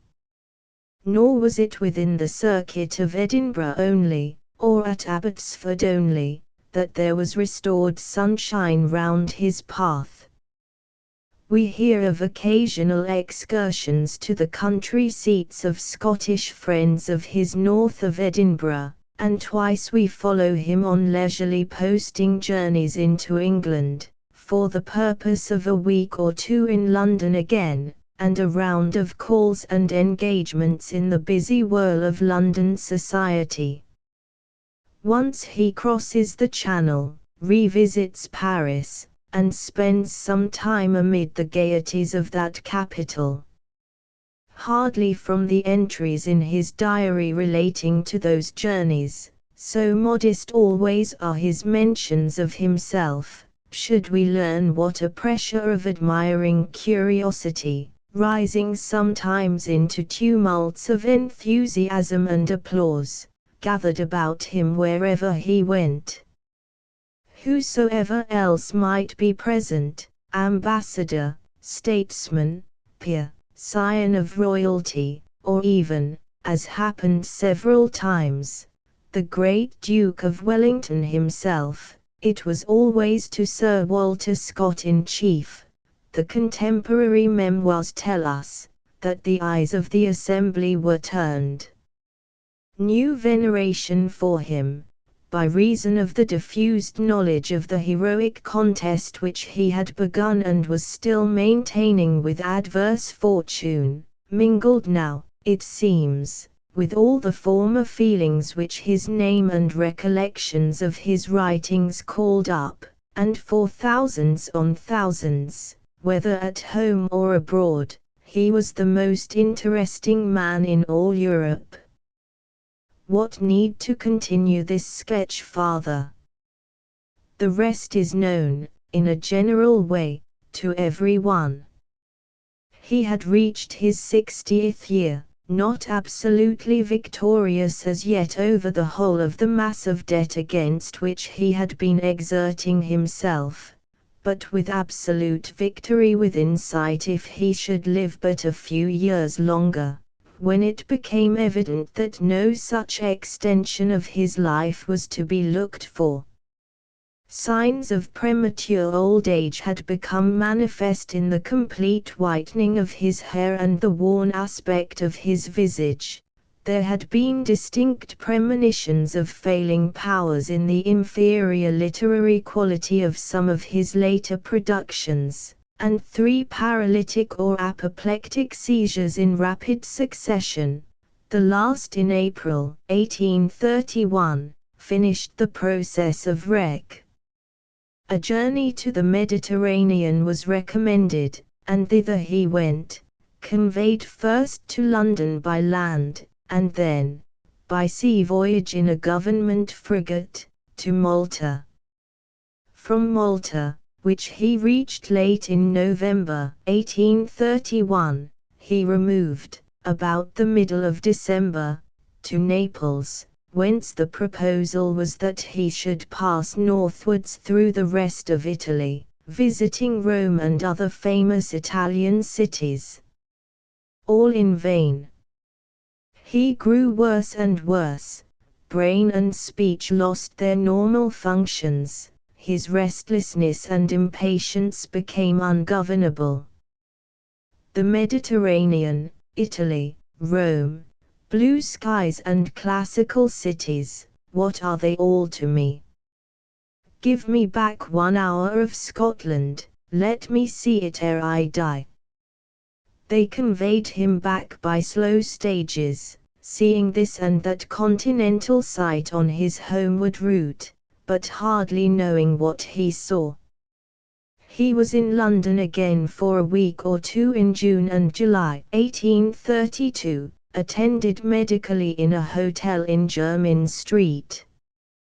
Brought thence by sea to Edinburgh, he passed a night, a day, and another night, in a hotel in St. Andrew's Square in a state of utter unconsciousness, and on the 11th of July they took him to Abbotsford.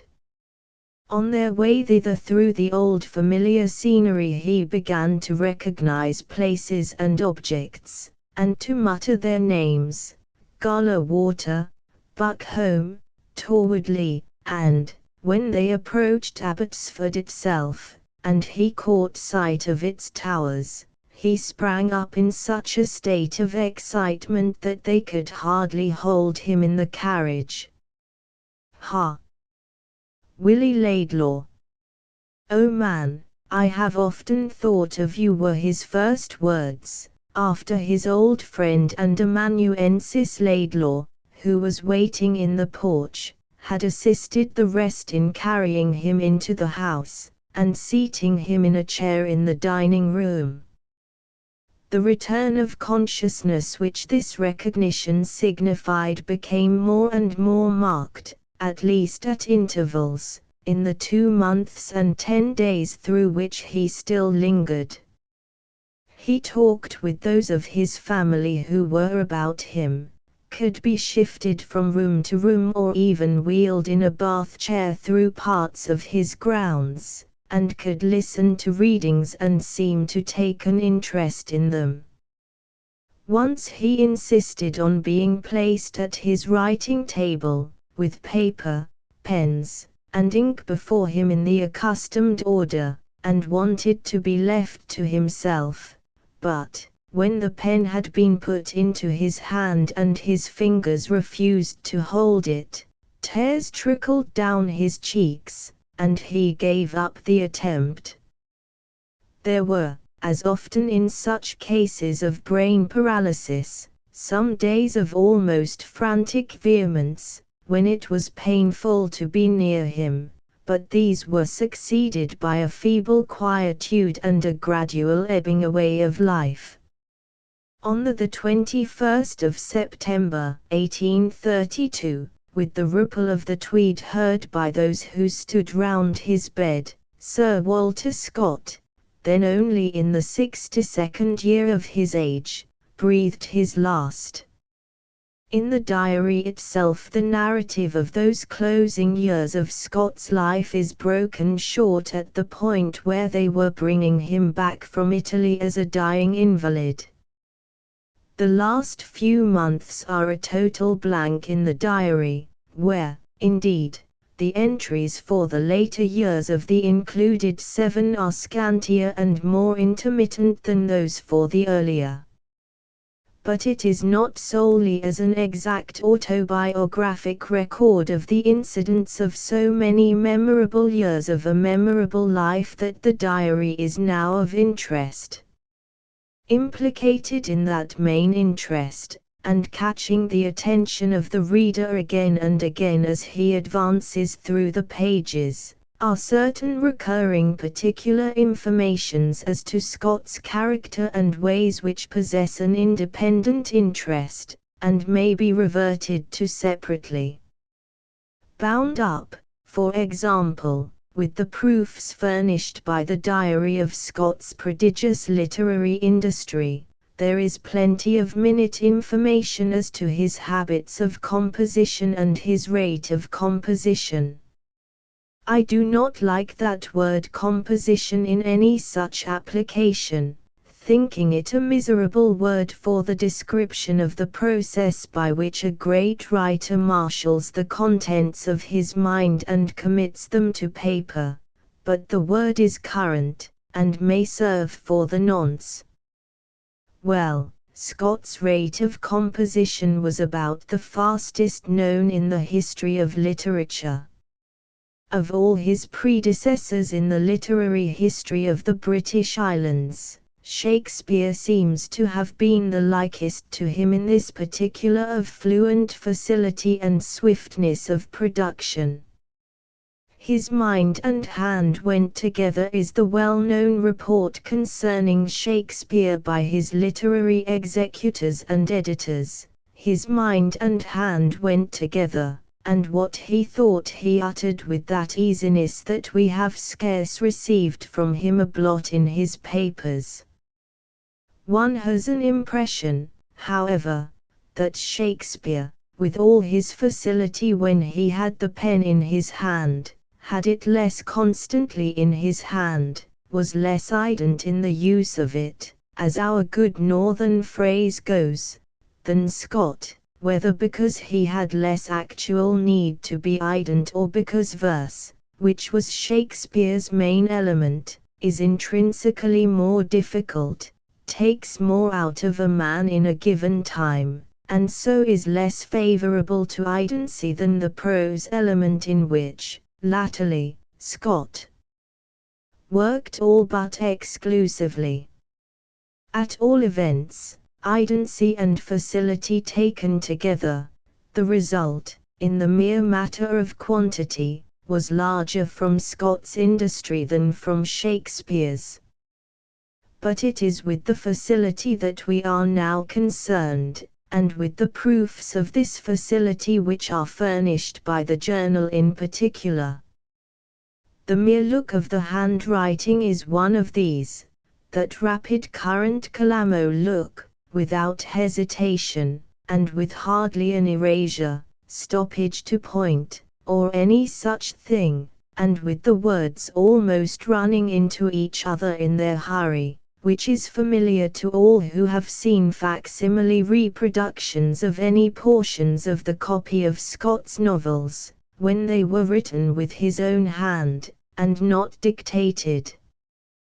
That, however, is a characteristic common to all his writings, and the specific interest of the diary in this connection is that it gives us definite information as to the amount of writing per day which Scott usually got through in his current calamo style. In entry after entry there is note of the number of pages he had prescribed to himself as a sufficient day's task or dark with growls when for any reason he had fallen short of it, and smiles of satisfaction when he had exceeded it, and from one entry we ascertain that his maximum per day when he was in good vein was 8 pages of his own close manuscript, making 40 pages of the usual type in which his copy was set up by the printers. One can compute the difference between that rate and any other rate of which one may happen to have knowledge or experience, but there is no need to conclude that Scott's rate is to be passionately desired or universally aimed at, or that, because it suited Scott, it would suit others. On the contrary, one sees some disadvantages, even in Scott's own case, counterbalancing the advantages of such extreme rapidity. He was aware of the fact himself, and he once quotes, with some approbation, an admirable maxim of Chaucer on the subject: "Therein is no workman, whatsoever he be, that may both worken well and hastily." That Scott was an exception, that he was, like Shakespeare, one of those workmen who could work both well and hastily, was owing doubtless to the fact that, in this also resembling Shakespeare, he brought always to the act of writing a mind already full of matter, and of the very kinds of matter required for his occasions. One has but to recollect the extraordinary range and variety of his readings from his earliest youth, the extraordinary range and variety also of his observations of men and manners, and the extraordinary retentiveness of his memory, to see that never since he had begun authorship could he have had to spin, as so many have to do, the threads of his ideas or imaginations out of a vacuum. At the same time, and this notwithstanding, there is something more to be said, when the comparison is between Scott as an exceptionally rapid worker and Shakespeare as the same. Scott had a standard of the kind of matter that would answer for the purposes of his literary productions, and, though a very good standard, it was lower than Shakespeare's standard for his writings. When Shakespeare was in the act of writing, or was meditating his themes by himself in the solitude of his chamber, or in his walks over the fields, before he proceeded to the act of writing, we see his mind rolling within itself, like a great sea-wash that would rush through all the deeps and caverns, and search through all the intricacies of its prior structure and acquisitions, so ruled and commissioned, however, that what the reflux should fetch back for use should not be any wreckage whatsoever that might be commonly relevant and interesting, but only things of gleaming worth and rarity, presentable indeed to all, but appreciable in full only by kings and sages. Here, on the other hand, in Scott's own words, the definition of what satisfied him in his dealings with the public. "I am sensible," he wrote, "that, if there be anything good about my poetry, or prose either, it is a hurried frankness of composition which pleases soldiers, sailors, and young people of bold and active disposition." That Scott was grossly unfair to himself in this underestimate will be the verdict now of universal opinion, and I shall have to touch again upon that point presently. Meanwhile there is one other difference to be noted between the two men in respect of that very circumstance of their marked similarity in one characteristic which has led us to view them together. Shakespeare's boundless ease and fluency in writing did not prevent perfection in his literary execution.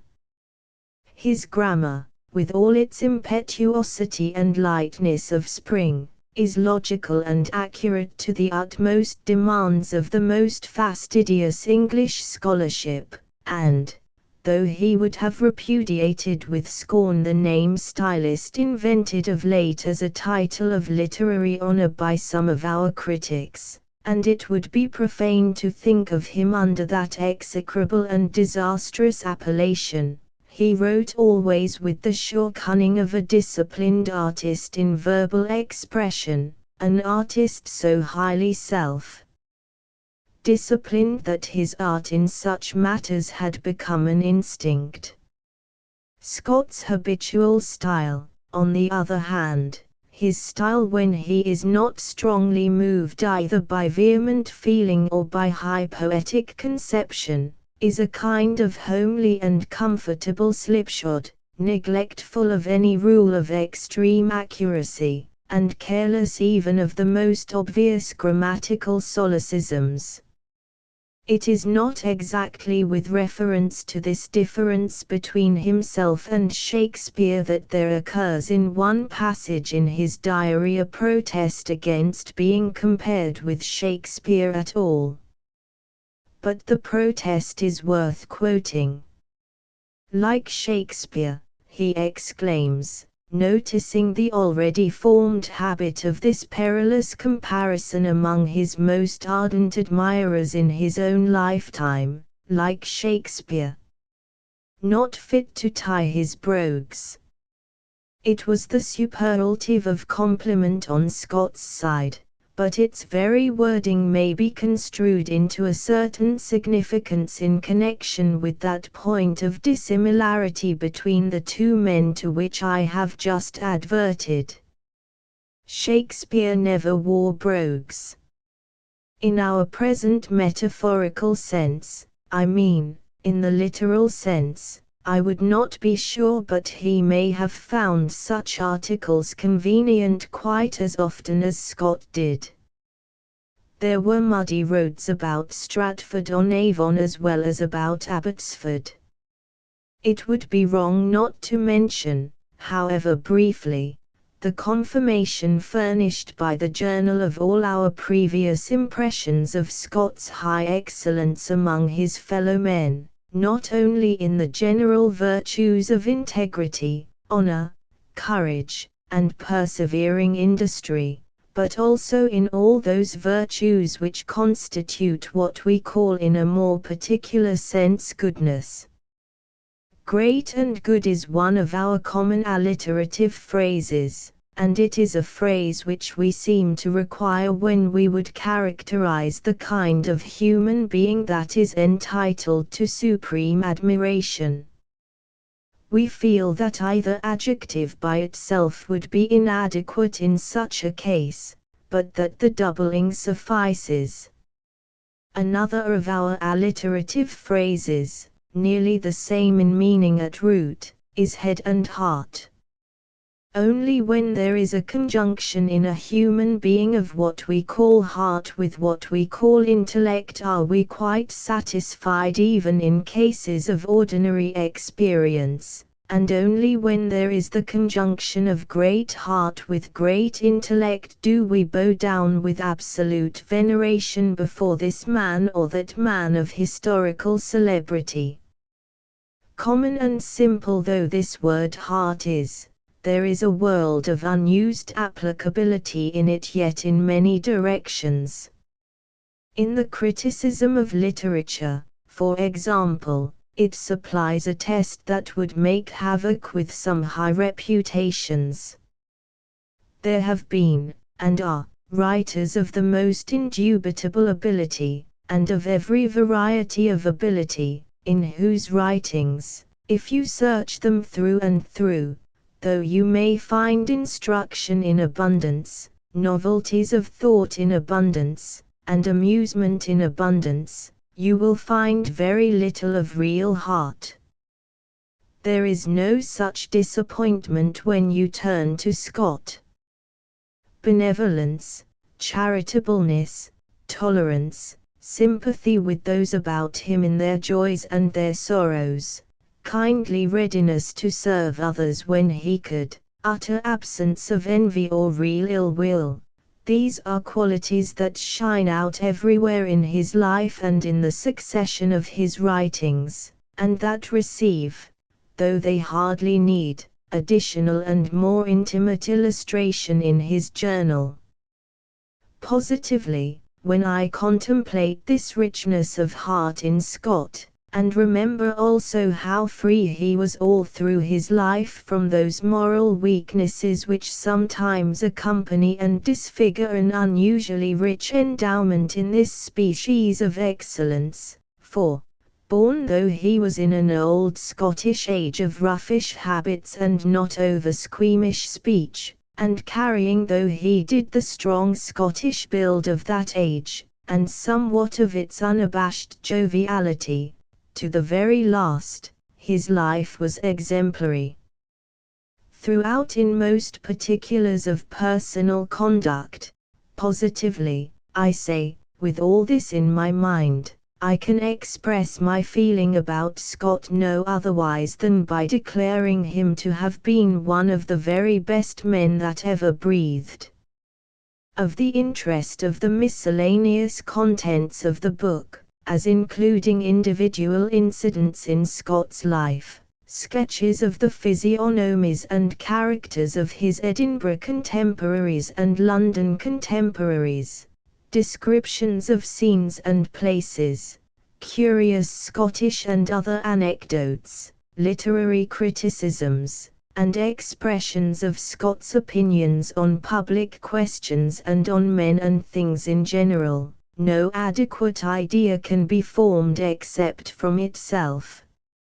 As to Scott's opinions on all the various questions, public or private, on which he had occasion to make up his mind and express what he felt, we may venture on one general remark. They are shrewd opinions, and often or generally just, the judgments of a man of strong natural sagacity, and mature business experience, adhering in the main to use and wont, but ready for an independent consideration of exigencies as they arose, and for any clear and safe improvement.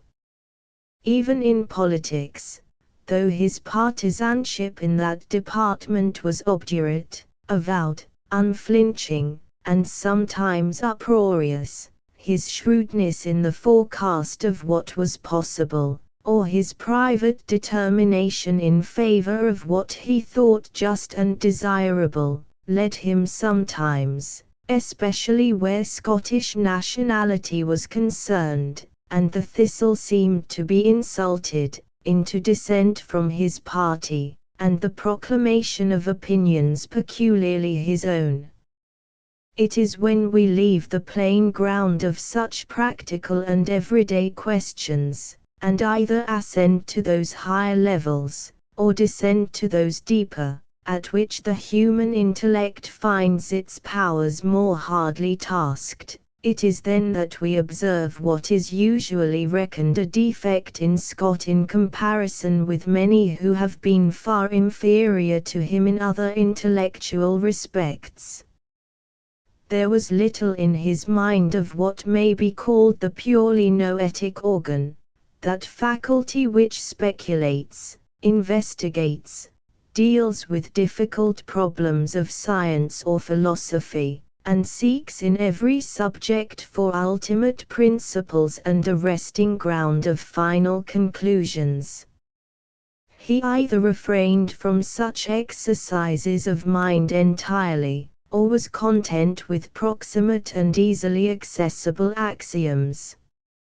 Even in literary criticism, where he might be supposed to have been most at home, it is sagacious extempore judgments that he offers, honest expressions of his own immediate likings or dislikings, rather than suggestions or deductions from any code of reasoned principles. So in matters of higher and more solemn concern. From that simpler kind of philosophy which has been defined as a constant meditation of death, Scott did not refrain, because no good or serious man can. There is evidence in his journal that in his solitary hours he allowed himself often enough to lapse into this profoundest of meditations, and rolled through his mind the whole burthen of its everlasting mysteries.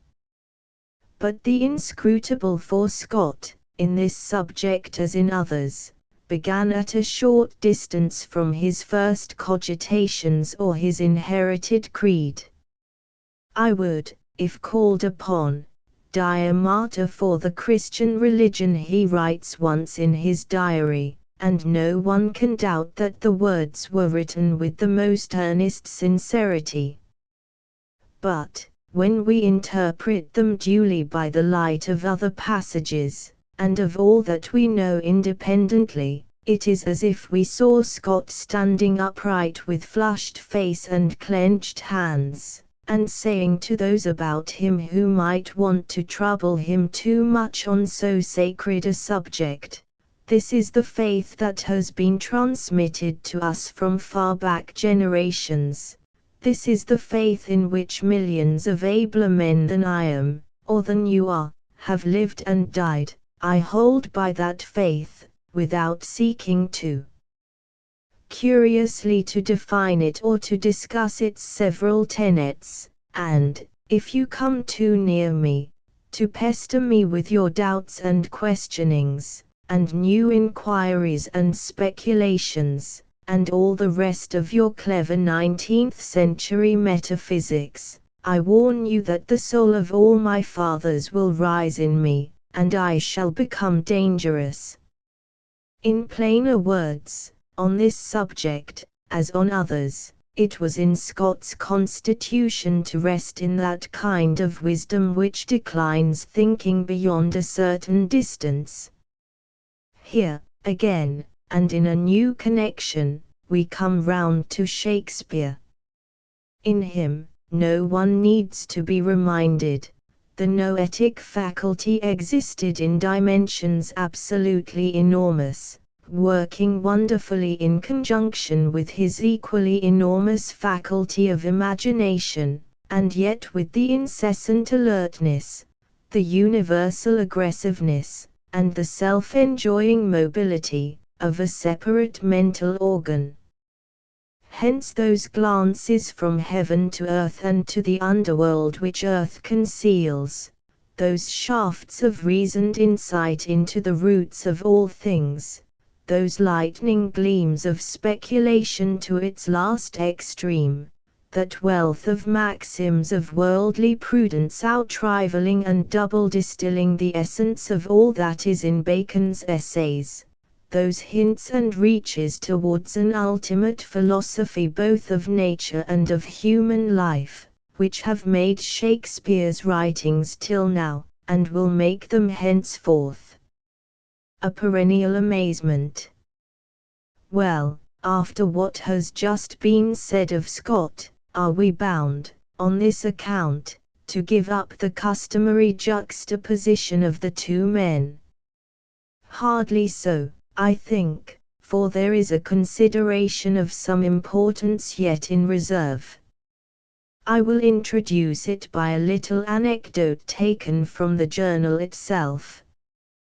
People are still alive who have had personal acquaintance with Miss Sterling Graham, the lady who died as recently as 1877 at the venerable age of 95 years, and who, some 50 or 60 years before that, was famous in Edinburgh society for what were called her mystifications.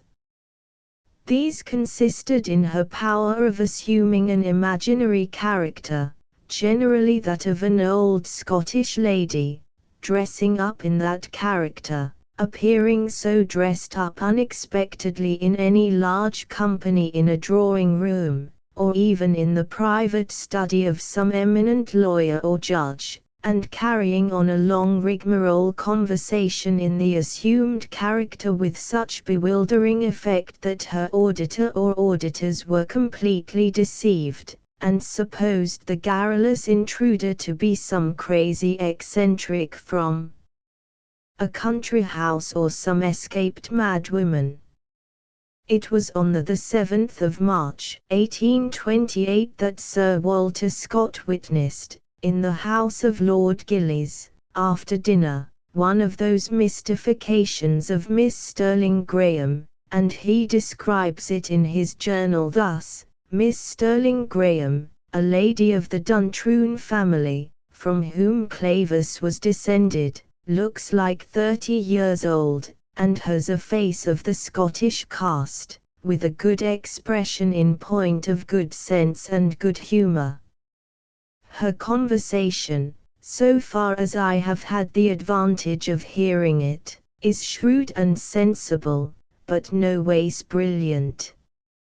She dined with us, went off as if to the play, and returned in the character of an old Scottish lady. Her dress and behavior were admirable, and her conversation unique. I was in the secret, of course, and did my best to keep up the ball, but she cut me out of all feather.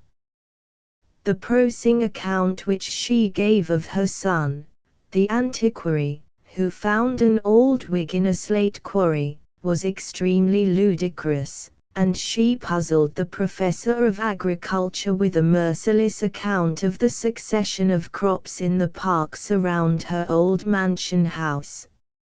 No person to whom the secret was not entrusted had the least guess of an imposture, except one shrewd young lady present, who observed the hand narrowly, and saw that it was plumper than the age of the lady seemed to warrant.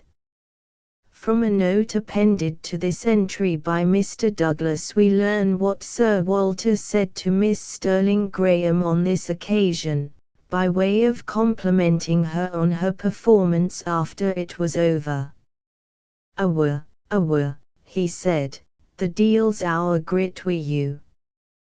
There was, he saw, something supernatural in her when she was in the mood and attitude of her one most congenial function.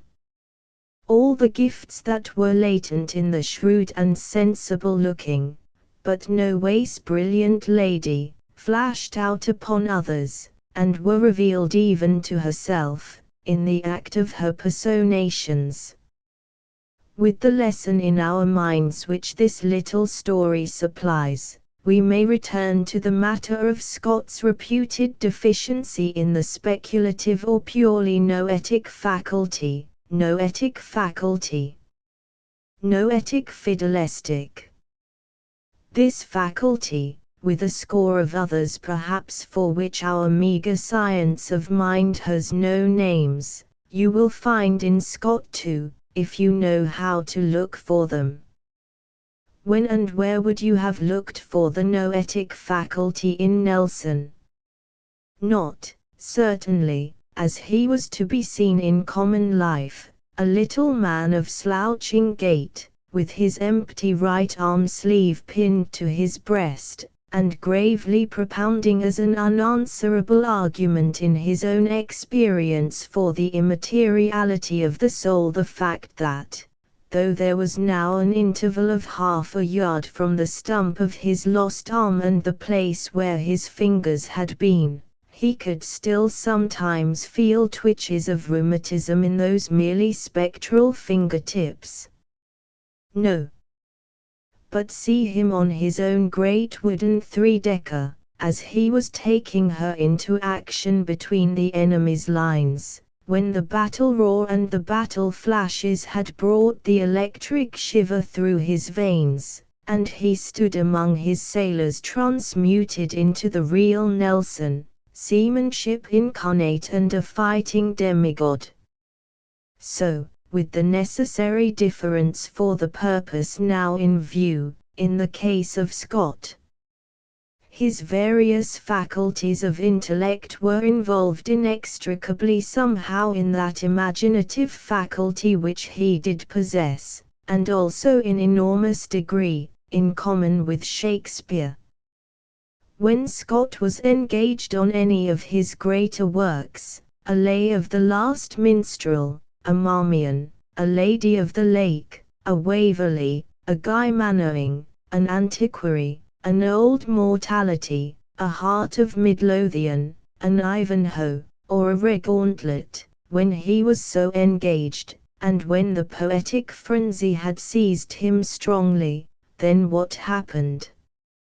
Why, then that imaginative faculty which seemed to be the whole of him, or the best of him, revealed itself somehow as not a single faculty, but a complex composition of various faculties, some of them usually dormant.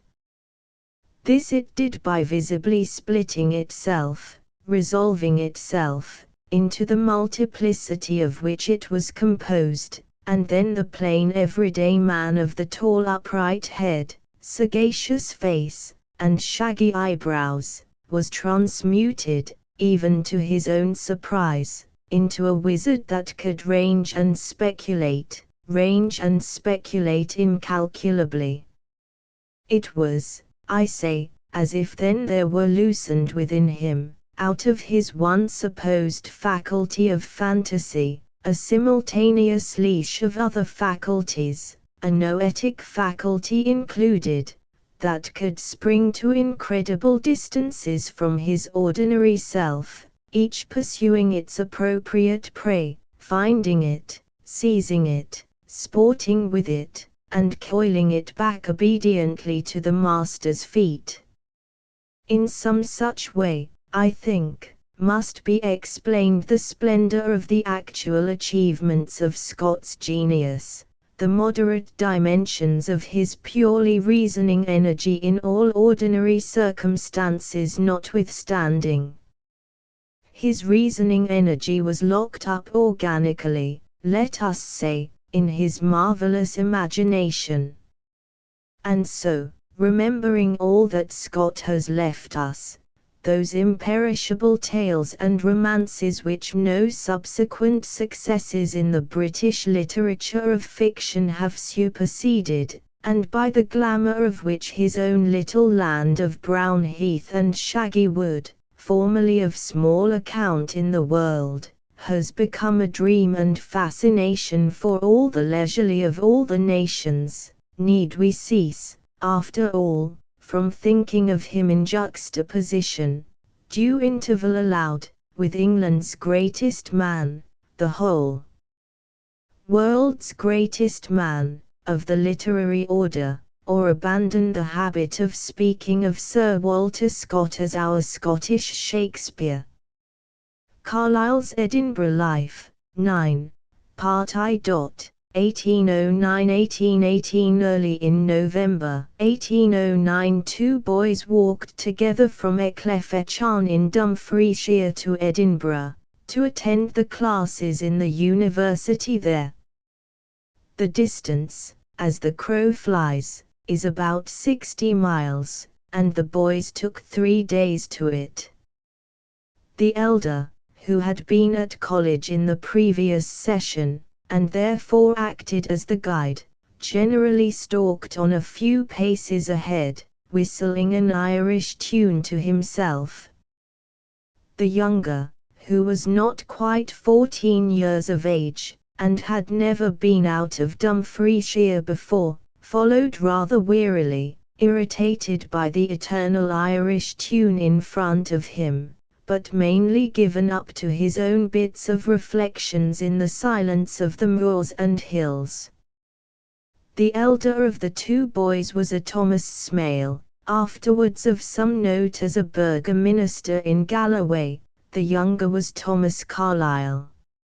Of the arrival of the two boys in Edinburgh on the 9th of November 1809, after their third day's walk of 20 miles, and of Carlyle's first stroll, that afternoon, under Smale's convoy, through some of the main streets, to see the sights, one may read in his own reminiscences. What he remembered best of that first stroll was the look of the old High Street with St. Giles's Kirk on one side and the old Luckenbooths running up the middle in its broadest part, but chiefly the amazing spectacle to which he was introduced when Smale pushed open a door behind St. Giles's Kirk, and he found himself in the outer house of the Court of Session, amid the buzz of the lawyers and others walking up and down, with the red-robed judges hearing cases in their little throned enclosures. Content with the description of that first stroll, he leaves us to imagine how, in the first days and weeks of his residence in the city, he gradually extended his acquaintance with it by further rambles, and by inspection of this and that interesting to a young stranger. The task is not difficult. The lodging which Smale and he had taken between them was, he says, a clean-looking, most cheap lodging in the poor locality called Simon Square. The locality still survives under that name, though hardly as a square any longer, but only a poor street, at the back of Nicholson Street, on the left hand as one goes southwards from the university, and accessible most directly by an arched passage called Gibbs Entry. From that obscure centre, by walks from it in the mornings, and returns to it during the day and in the evenings, we can see the little Dumfriesshire fellow gradually conquering for himself some notion of the whole of that Edinburgh into which he had come. It was the old Edinburgh, of less than 100,000 inhabitants, which we think of so fondly now as the Edinburgh of Scott before his novels had been heard of and when his fame depended chiefly on his poems, of Geoffrey in the early heyday of his lawyership and editorship of the Edinburgh Review, and of the other local celebrities, Whig and Tory, immortalized in tradition and in Cockburn's memorials.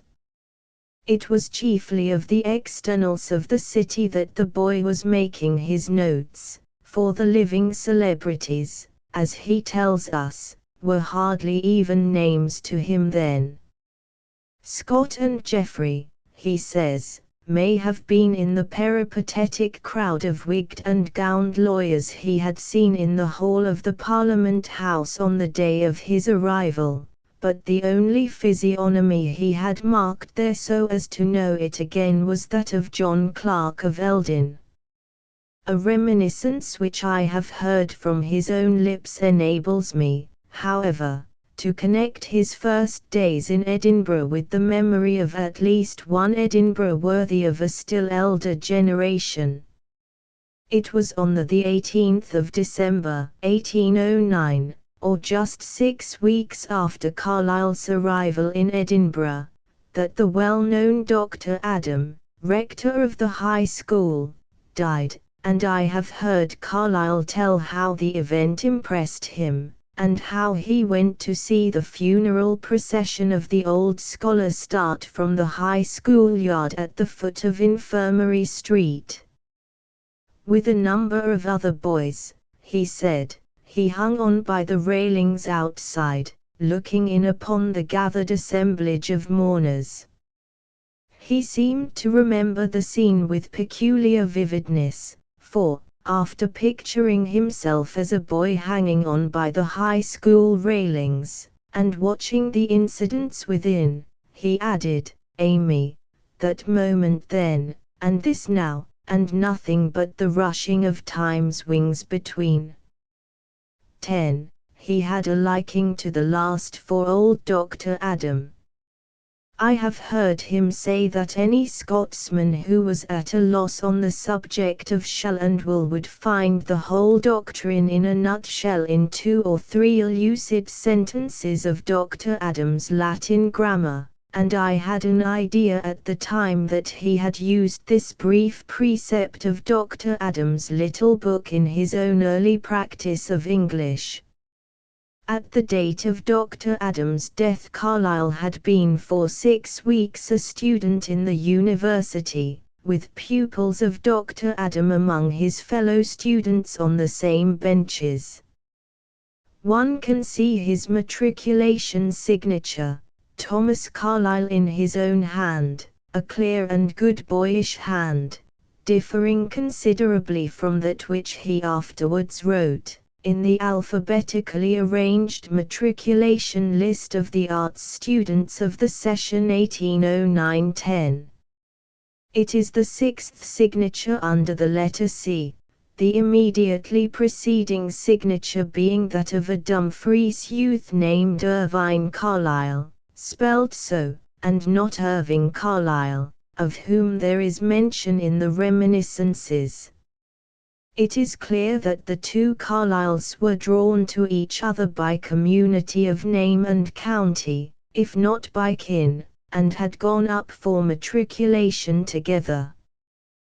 The college of those days was not the present complete quadrangle, but a chaotic jumble of inconvenient old classrooms, with only parts of the present building risen among them, and finished and occupied.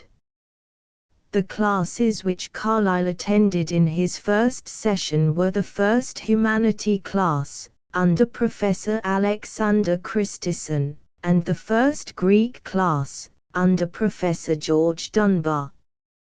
From an examination of the records I find that among his class fellows in both classes were the aforesaid Irving Carlyle, and Lord Inverurie, afterwards 7th Earl of Kintore, and that among his class fellows in the first Greek class was the late Venerable Earl of Wemyss, then Lord Elcho. Neither from the records nor from the reminiscences can anything be gathered of the history of the two classes through the session, or of the place taken in each by the young Dumfriesshire boy among the medley of his fellow students, from 150 to 200 in number.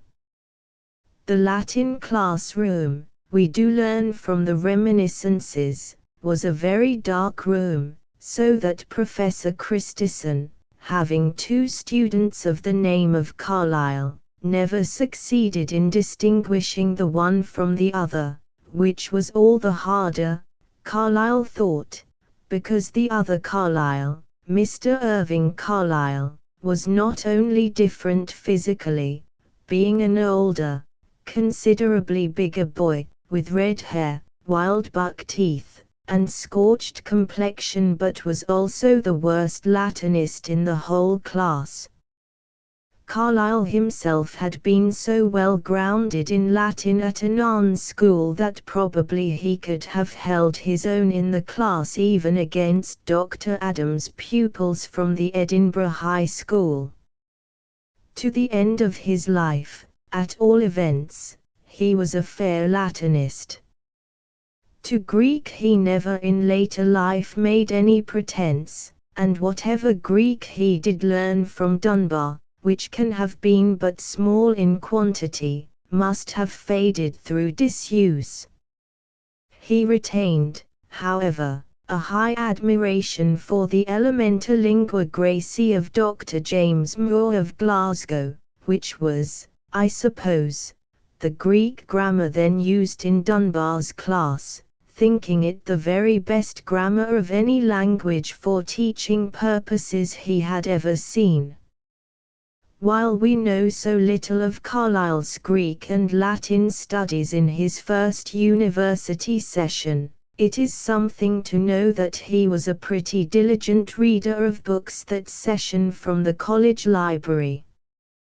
Having examined a dusty old folio of the library receipts and outgoings, which chances to have been preserved, I am able to report that Carlyle had duly paid, before December 1809, his deposit or security of 1 guinea, entitling him to take books out, and that, in that month and the succeeding month of January 1810, he had out the following books, in parcels or in succession, in the following order: Robertson's History of Scotland, Volume 2. Cook's Voyages, Byron's Narrative, i.e. the Honourable John Byron's narrative of the great distresses suffered by himself and his companions on the coast of Patagonia, 1746, the first volume of Gibbon, 2 volumes of Shakespeare, a volume of the Arabian Nights, Congreve's works, another volume of the Arabian Nights, 2 volumes of Hume's England, Gil Blas, a 3rd volume of Shakespeare, and a volume of The Spectator. This is a sufficiently remarkable series of volumes for a boy of 14 to have had out from the college library, and other books from other libraries may have been lying at the same time on the table in the small room in Simon Square which he shared with Tom Smale. What is most remarkable is the run upon books of voyages and travels, and on classic books of English literature, or books of mere literary amusement, rather than on academic books. Clearly there had been a great deal of previous and very miscellaneous reading at Ecclefechan and anon, with the already formed result of a passion for reading, and very decided notions and tastes as to the kinds of books that might be worth looking after. But how, whether at Ecclefechan or in anon, had the sedate boy been attracted to Congreve? At the close of Carlyle's first college session in April 1810 he returned to Ecclefechan.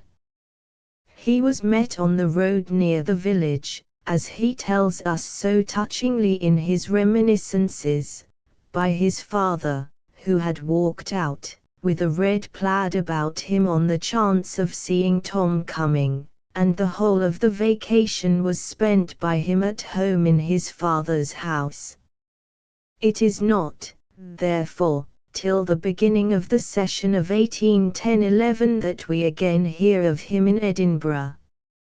He then duly matriculated for his second session, his signature again standing in the Alphabetical Arts matriculation list immediately after that of his namesake Irving Carlyle, now spelled so.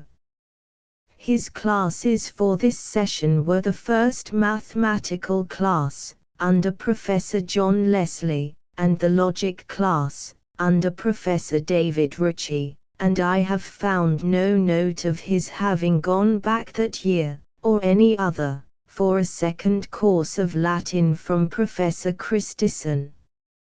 In the first mathematical class, consisting of 70 students, he had again Irving Carlyle on the benches with him. In the logic class, consisting of 194 students, the same Irving Carlyle was one of his fellow students, and the late Earl of Wemyss was another.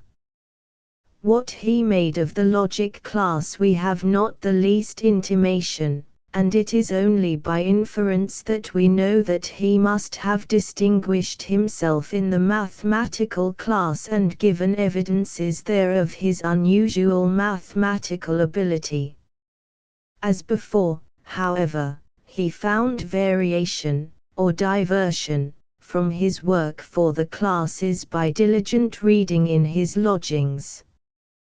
Between Saturday the 1st of December, 1810 and Saturday the 9th of March, 1811, I find, he took from the University Library the following books in the following order: Voyages and Travels, the 15th volume of some collection under that name, a volume of Fielding's works, a volume of Smollett, Reid's Inquiry into the Human Mind, a book called Scotland Described, 2 more volumes of Fielding's works, Locke's Essay in Folio, another volume of Fielding, a volume of Anacharsis, i.e., of an English translation of the Abbé Bartholomew's Travels of Anacharsis the Younger in Greece during the middle of the 4th century before the Christian era, and a volume of some translation of Don Quixote.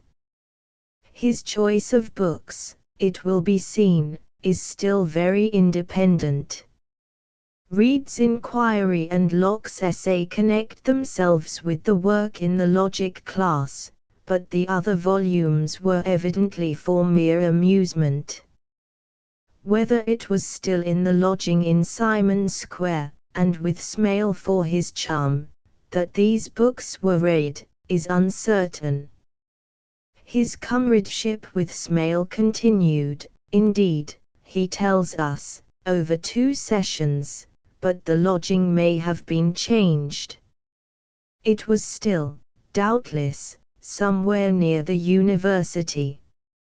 For the session of 1811–12 the matriculation book is not alphabetically in faculties, but general or mixed for the 3 faculties of arts, law, and medicine. There were 1,475 students for those 3 faculties conjointly, and Thomas Carlyle, Eclefechan, appears among them, his matriculation number being 966. That session, his 3rd at the university, he attended the 2D Greek class, under Dunbar, the 2D mathematical class, under Leslie, and the moral philosophy class, under Dr. Thomas Brown. In the Greek class, which consisted of 189 students, he had among his class fellows the late Venerable Sir Robert Christison, Sir Robert's twin brother, Alexander Christison, the late Earl of Wemyss again, his brother, the Honourable Walter Charteris, a Thomas Murray from Kirkcudbrightshire, afterwards a well-known citizen of Edinburgh, the inextinguishable Irving Carlyle, and an Andrew Combe, whom I identify with the subsequently well-known Dr. Andrew Combe, the brother of George Combe the phrenologist. In the mathematical class, which numbered 46, there were several Dumfriesshire students besides himself, and it was in this 2D mathematical class, if the tradition is correct, that Carlyle took the first prize. Another Dumfriesshire youth, who lived in the same lodging with him, taking the second. I have turned with most interest, in this session, to the list of students attending Dr. Thomas Brown's class preserved in the peculiarly neat, small handwriting of Dr. Brown himself. It was the second session of Brown's full tenure of the professorship of moral philosophy in succession to Dugald Stewart, and the fame of his lectures was at its highest. The class consisted of 151 students, and among them, besides Carlyle and his inseparable Irving Carlyle, and a Robert Mitchell and a Paulus Emilia Serving, both from Dumfriesshire, there were Duncan MacNeill, afterwards Lord Colonsay, his brother, John MacNeill, Sir Andrew Agnew, David Welsh, afterwards Dr. David Welsh and Professor of Church History, and a James Bissett from Aberdeenshire, whom I identify with the late Reverend Dr. Bissett of Broughty. Some of these were outsiders, already in the divinity or law classes, who had returned to the moral philosophy class for the benefit of Dr. Brown's brilliant lectures, notably young David Welsh, who had already attended the class for 2 sessions, but was full of enthusiasm for Brown, whose biographer and editor he was to be in time. Carlyle, I am sorry to say, was not one of the admirers of the brilliant Brown. Over and over again I have heard him speak of Brown, and always with mimicry and contempt, as a finical man they called Brown, or sometimes Missy Brown, that used to spout poetry. This can hardly have been out of disregard for metaphysics as such, for he had much respect for Dugald Stewart, the then retired professor. The dislike seems to have been partly personal, partly to the new kind of highly ingenious metaphysics which Brown was trying to substitute for the older and more orthodox Scottish philosophy of Reid and Stewart. At all events, it is worthy of note that those brilliant lectures of Thomas Brown, which James Mill and John Stuart Mill admired so much in their published form, regarding them as an introduction to much that is best in modern British philosophy, had no effect, in their actual delivery, on the hard-headed young Carlyle, but fell upon him as mere dazzle and moonshine. As Carlyle tells us incidentally that he was in Edinburgh in the summer of 1812, it is to be supposed that he spent less of that vacation than usual in his Dumfriesshire home. I find also that he matriculated rather late in our books for the session of 1812-13, his name not appearing in the first or main matriculation list, but only in a supplementary list, and then as Thomas Carlyle, Hoddam, Dumfriesshire. His father had by that time given up his trade of mason, and had left Ecclefechan to try a small farm in the neighbourhood. The number of students matriculated that year in the 3 faculties of arts, law, and medicine, was 1,503, and Carlyle's matriculation number was 1,403. The classes in which he was enrolled for that session, his 4th and last in arts, were Leslie's 2D mathematical class, attended a second time, we may suppose, for such higher instruction as might be fit for very advanced students, and the natural philosophy class, under Professor John Playfair.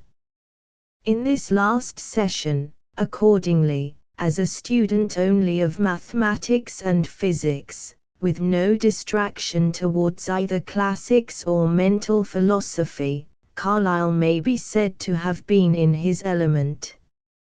He worked very hard in both classes, and distinguished himself in both. My own impression, from talks with him on the subject, is that he was, by acknowledgement of professors and fellow students, easily supreme in both.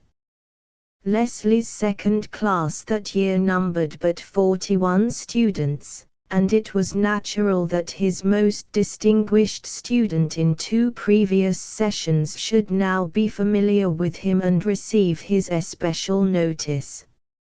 Certain it is that of all the professors of Edinburgh University in Carlyle's time, Leslie was the only one of whom he spoke always with something of real gratitude and affection. The affection was mixed, indeed, with a kind of laughing remembrance of Leslie's odd, corpulent figure, and odd rough ways, and he would describe with particular gusto the occasional effects of Leslie's persistent habit of using hair dyes, as when a streak of pink or green would be observable amid the dark brown or black on those less accessible parts of his head where the chemicals had been too liberally or too rashly applied. But he had a real esteem for Leslie's great abilities, and remembered him as a man to whose mathematical instructions, and to whose private kindness, he owed much. A greater hero with him in pure mathematics than even Leslie, I may mention parenthetically, was the now totally forgotten John West, who had been assistant teacher of mathematics in the University of St Andrews for some time from about 1780 onwards, and of whom Leslie, Ivory, and all the other ablest mathematicians sent forth from that university, had been pupils. Of this man, whom he knew of only by tradition, but whom he regarded as, after Robert Simson of Glasgow, the most original geometrical genius there had been in Scotland, I have heard him talk I know not how often. He would sketch West's life, from the time of his hard and little appreciated labours at St Andrews to his death in the West Indies, whither he had emigrated in despair for some chaplaincy or the like. He would avow his belief that Leslie had derived some of his best ideas from that poor man, and he expressed pleasure at finding I knew something of West independently, and had a copy of West's Rare Elements of Mathematics, published in 1784. That book, obsolete now, was, I have no doubt, a manual with Carlyle while he was studying mathematics in Edinburgh University, as I chance to know it had been with Dr. Chalmers at St Andrews in his earlier mathematical days. Of Leslie's colleague, the celebrated Playfair, formerly in the mathematical chair, but since 1805 in that of natural philosophy, Carlyle had a less affectionate recollection personally than of Leslie.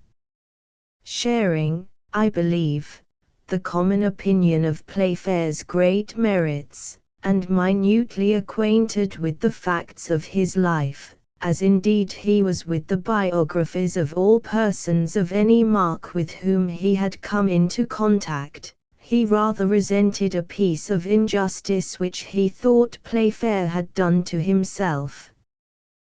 There were 131 students in the natural philosophy class in 1812-13, and Carlyle, as he assured me, was single in that whole number for having performed and given in every one of all the prescribed exercises, mathematical or other. Another Dumfriesshire student, who came next to him, had failed in one, and that the most difficult.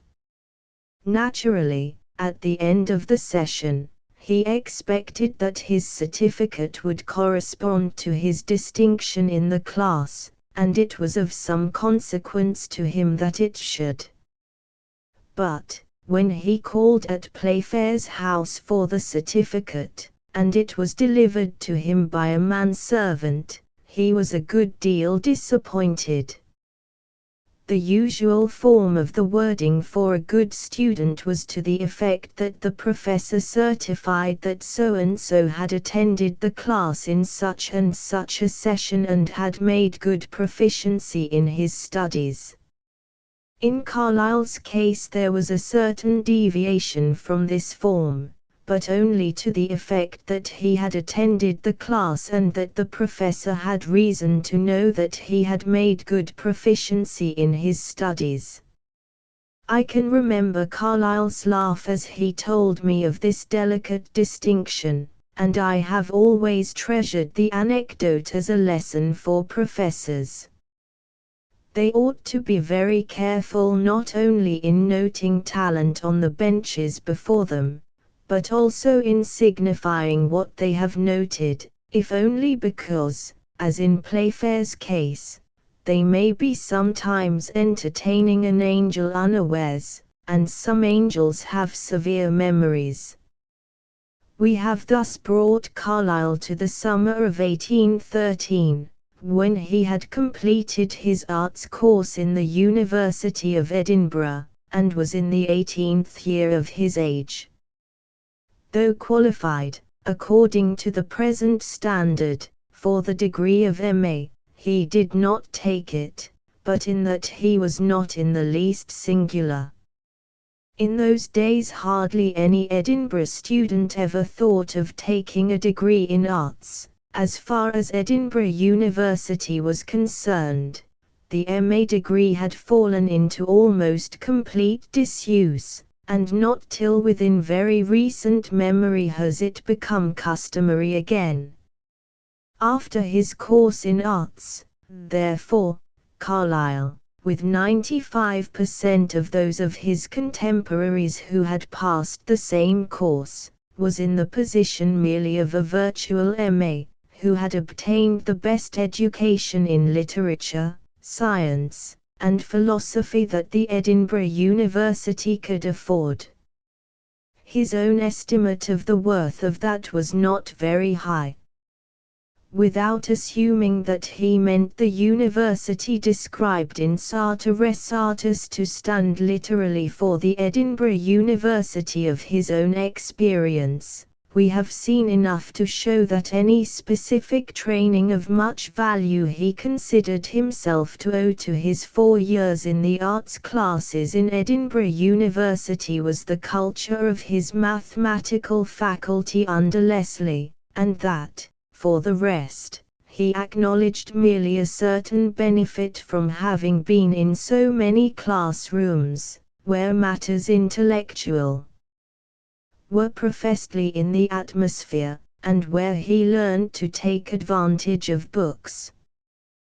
What I have found the university did for me, he said definitely in his rectorial address of 1866, is that it taught me to read, in various languages, in various sciences, so that I could go into the books which treated of these things, and gradually penetrate into any department I wanted to make myself master of, as I found it suit me. Similarly, in his Sartor Resartus, he made Teufelsdrockh declare that his chief benefit at the university had been from his private use of the university library. From the chaos of that library I succeeded in fishing up more books perhaps than had been known to the very keepers thereof. The foundation of a literary life was hereby laid. I learned, on my own strength, to read fluently in almost all cultivated languages, on almost all subjects and sciences. This may describe Carlyle's own use of the university library all in all, but hardly his use of it during the 4 years of his arts course. Only in Latin and French, and to some small extent in Greek, could he then have ranged beyond English in his readings, nor can his readings, in whatever language, have been then so vast and miscellaneous as Teufelsdrocker's. We have seen, on the irrefragable evidence of preserved registers, what were the books, numbering between 20 and 30 volumes in all, which he actually took out from the university library in the first 2 winter sessions of his course, and, though the series is very interesting, with some signs even of oddity, it contains hardly a book that the librarians would have had any difficulty in fishing up. I regret that, from the destruction or at least the disappearance of the library registers for a considerable lapse of years immediately after Carlyle's second session, I am unable to exhibit his readings in his third and fourth sessions. The list for those 2 sessions, when he was passing from his 16th year to his 18th, and had been bitten by mathematics and physical science, would doubtless have been even more interesting, and probably more extensive and various, than that for the 2 sessions preceding. That he did continue to be a very diligent reader from the college library I positively know. He used to draw a ludicrous picture of the library accommodations of those days, when the books were in one of the surviving old buildings on one side of the present quadrangle.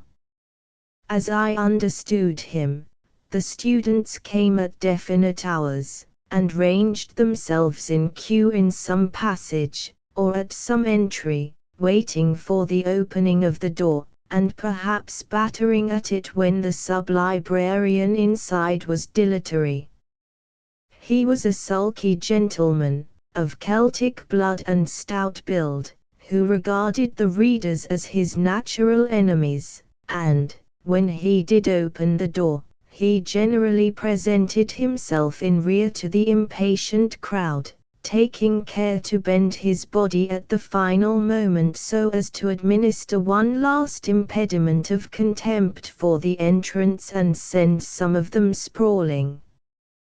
That was the kind of encouragement to reading, by Carlyle's account, that he and other university students had in those days.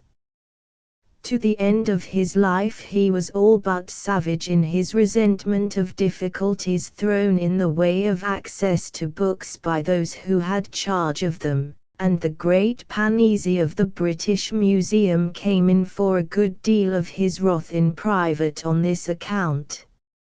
Entertaining an angel unawares is the phrase I have used to indicate the relations of Carlyle's teachers in the university to the then unknown young man that sat in their classrooms.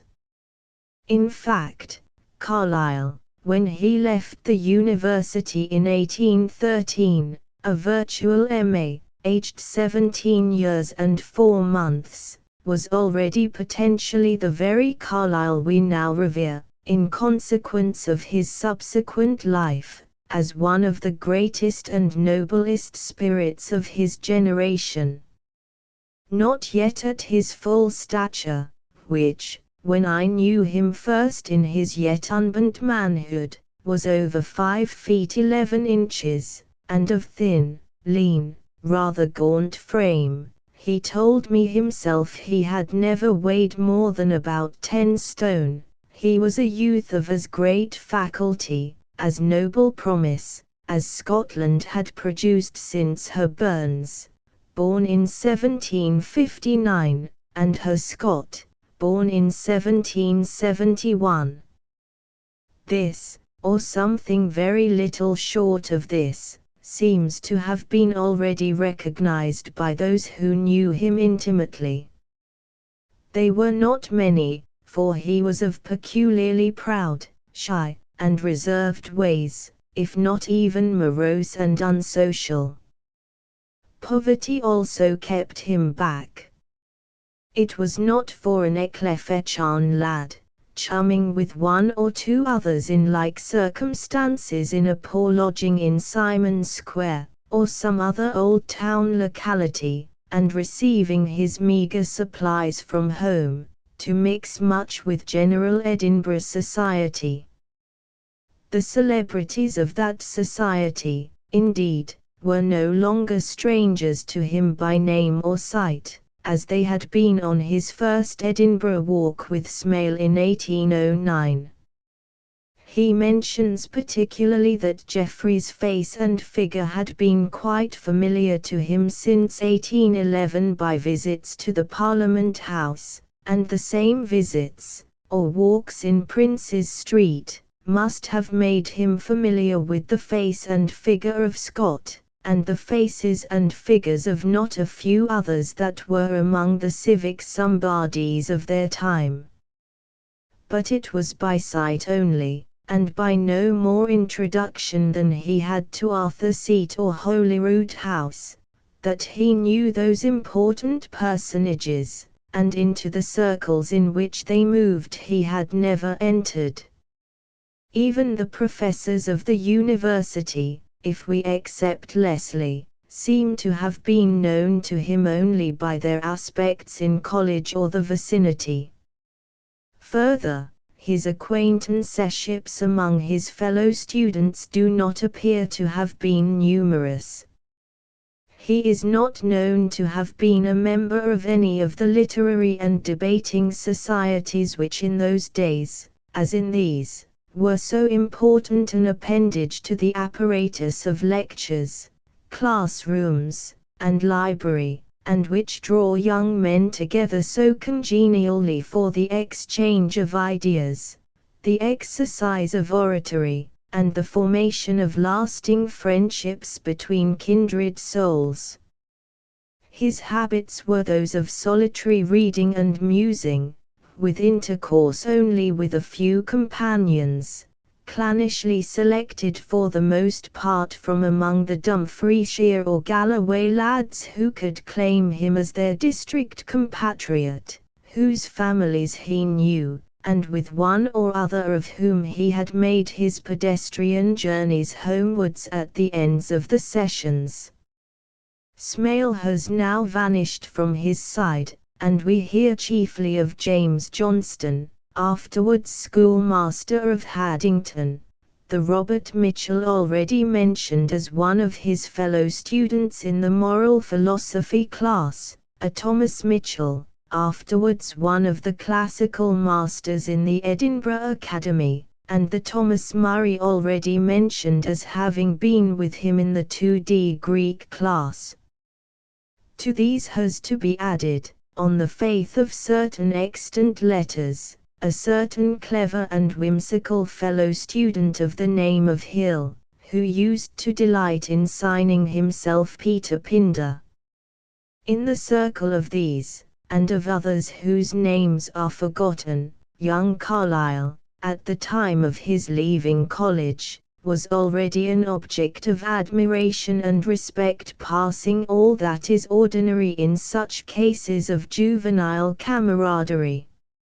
Intellectually and morally, he had impressed them as absolutely unique among them all, such a combination of strength of character, rugged independence of manner, prudence, great literary powers, high aspirations and ambition, habitual despondency, and a variety of other humors, ranging from the ferociously sarcastic to the wildly tender, that it was impossible to set limits to what he was likely to become in the world.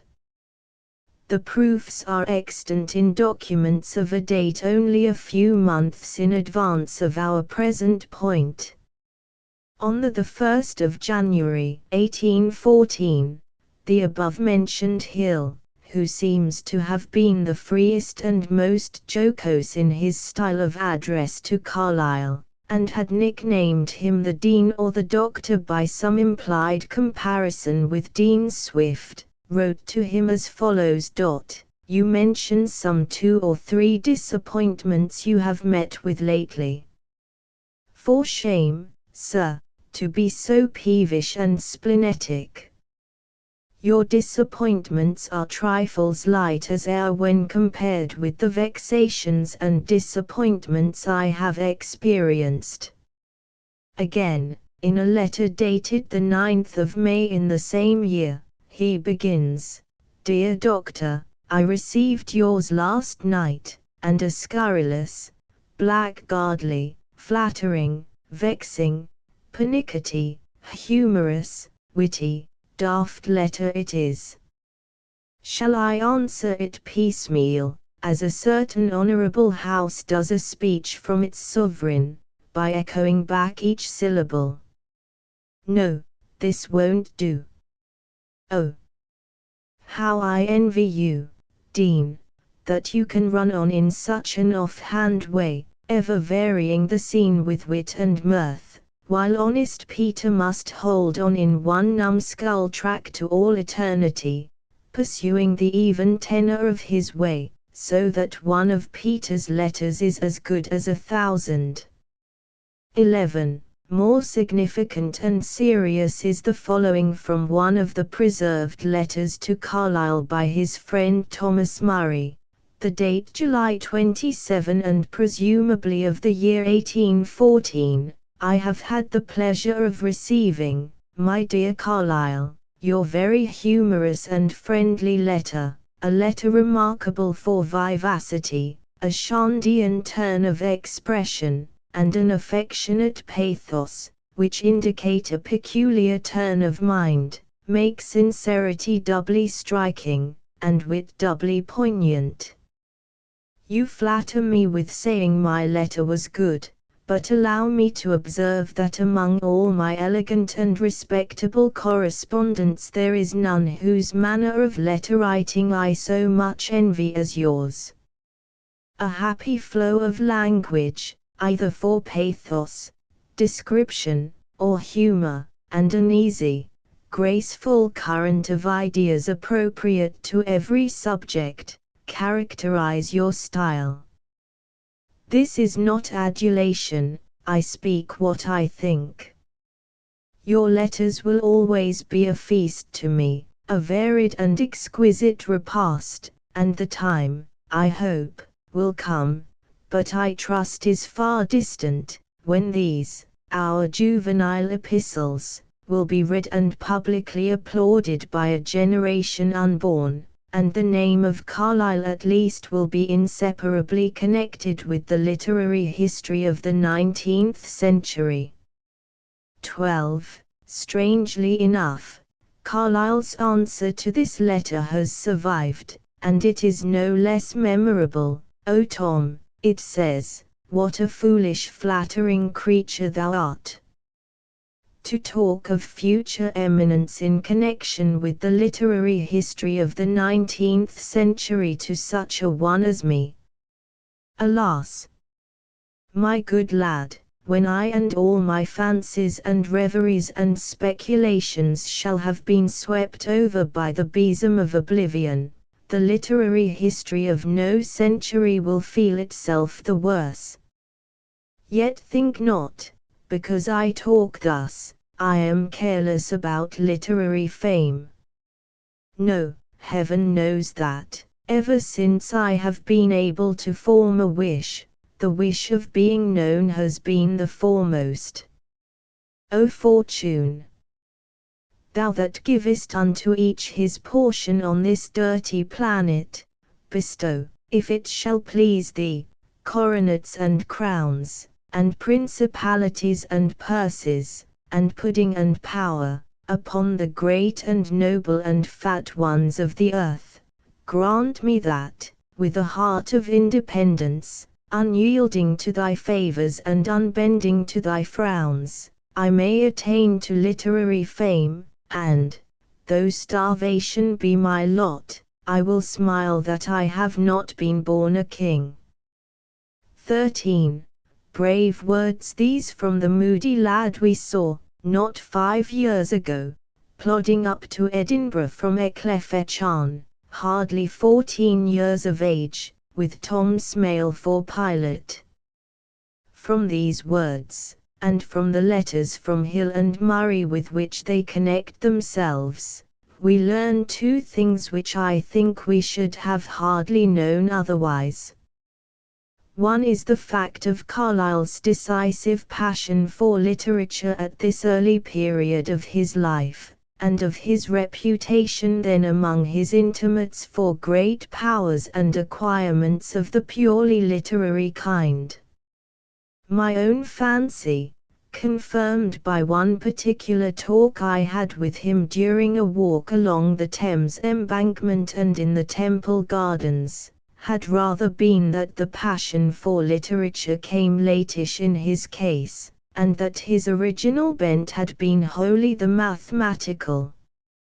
He certainly did tell me that he had not cared much for poetry, or thought much about matters verbal, till the enthusiasm of an older companion, who used to recite Campbell's lyrics and dwell with ecstasy on their beauties, came as a revelation to him and set him on fire with a similar passion.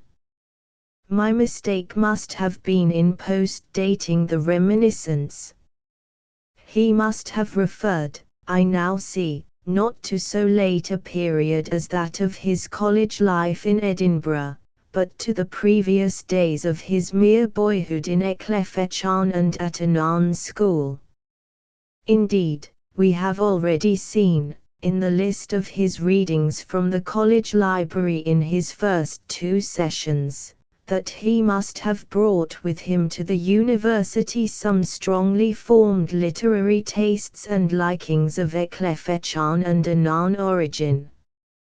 Connecting this piece of evidence with that of the just quoted letters of himself and his friends in 1814, we are entitled, I think, now to assume the literary stratum to have been the deeper and more primitive in Carlyle's constitution, and the mathematical vein to have been a superposition upon that. At all events, it is clear that in 1814, when he had concluded his arts course in the university, it was for his literary powers that he was the wonder of his little circle, and it was on those powers that he set most store himself. For the letters reveal to us yet a second contradiction of what we might have supposed otherwise. No man was ever more contemptuous of fame, and especially of literary fame, than Carlyle was in conversation in his later life. The very phrase desire for fame or any synonym for it, if used in his presence as the name of a worthy motive to exertion of any kind, would have provoked his most scathing scorn. He had no patience for that last infirmity of noble mind and would have regarded even such a designation for the feeling as much too honorable. Yet, as we have seen, he had not escaped the malady himself. Call the ambition after fame by the homeliest name of sarcasm you please, call it the measles of budding genius, and the fact, on the evidence of Carlyle's own confession, is that the attack in his case had been even more severe than it had been in the case of Burns, much more severe than we know it to have been in the case of Scott, and quite as severe as the records show it to have been in the case of young Chalmers. The condition of his mind, in his 19th year, with all his moodiness, all his self-despondency, was that of settled literary ambition, an appetency after literary distinction all but enormous. That this rested on honest consciousness of his own extraordinary powers, and was accompanied by a resolve, as deep as was ever in any young man's heart, that the fame for which he craved should be won, if won at all, only by noble and manly methods, there is no room for doubt. There we see him standing, an unknown youth, teeth clenched and face determined, fronting the world, and anticipating his own future in it, with something of that feeling which, call it what we may, and smile at it as any one may in the retrospect, has probably, by God's own ordinance, filled every great and honest heart at the outset of a great career, lay the vain impostors low. Blockheads fall in every foe, splendor comes with every blow, let me do or die. Meanwhile the near future was not very inspiring. Hardly by any wish of his own, but in deference to the fond hopes of his father and mother, and to those social necessities which made the clerical career the only natural and possible one in those days for an educated Scottish youth from the humbler ranks, Carlyle had proceeded to qualify himself for the ministry. Not, however, for the ministry in that non-conforming communion, called the Burgher Seceders to which his parents belonged, but, apparently with no objection on their part, in the established or national Scottish Church.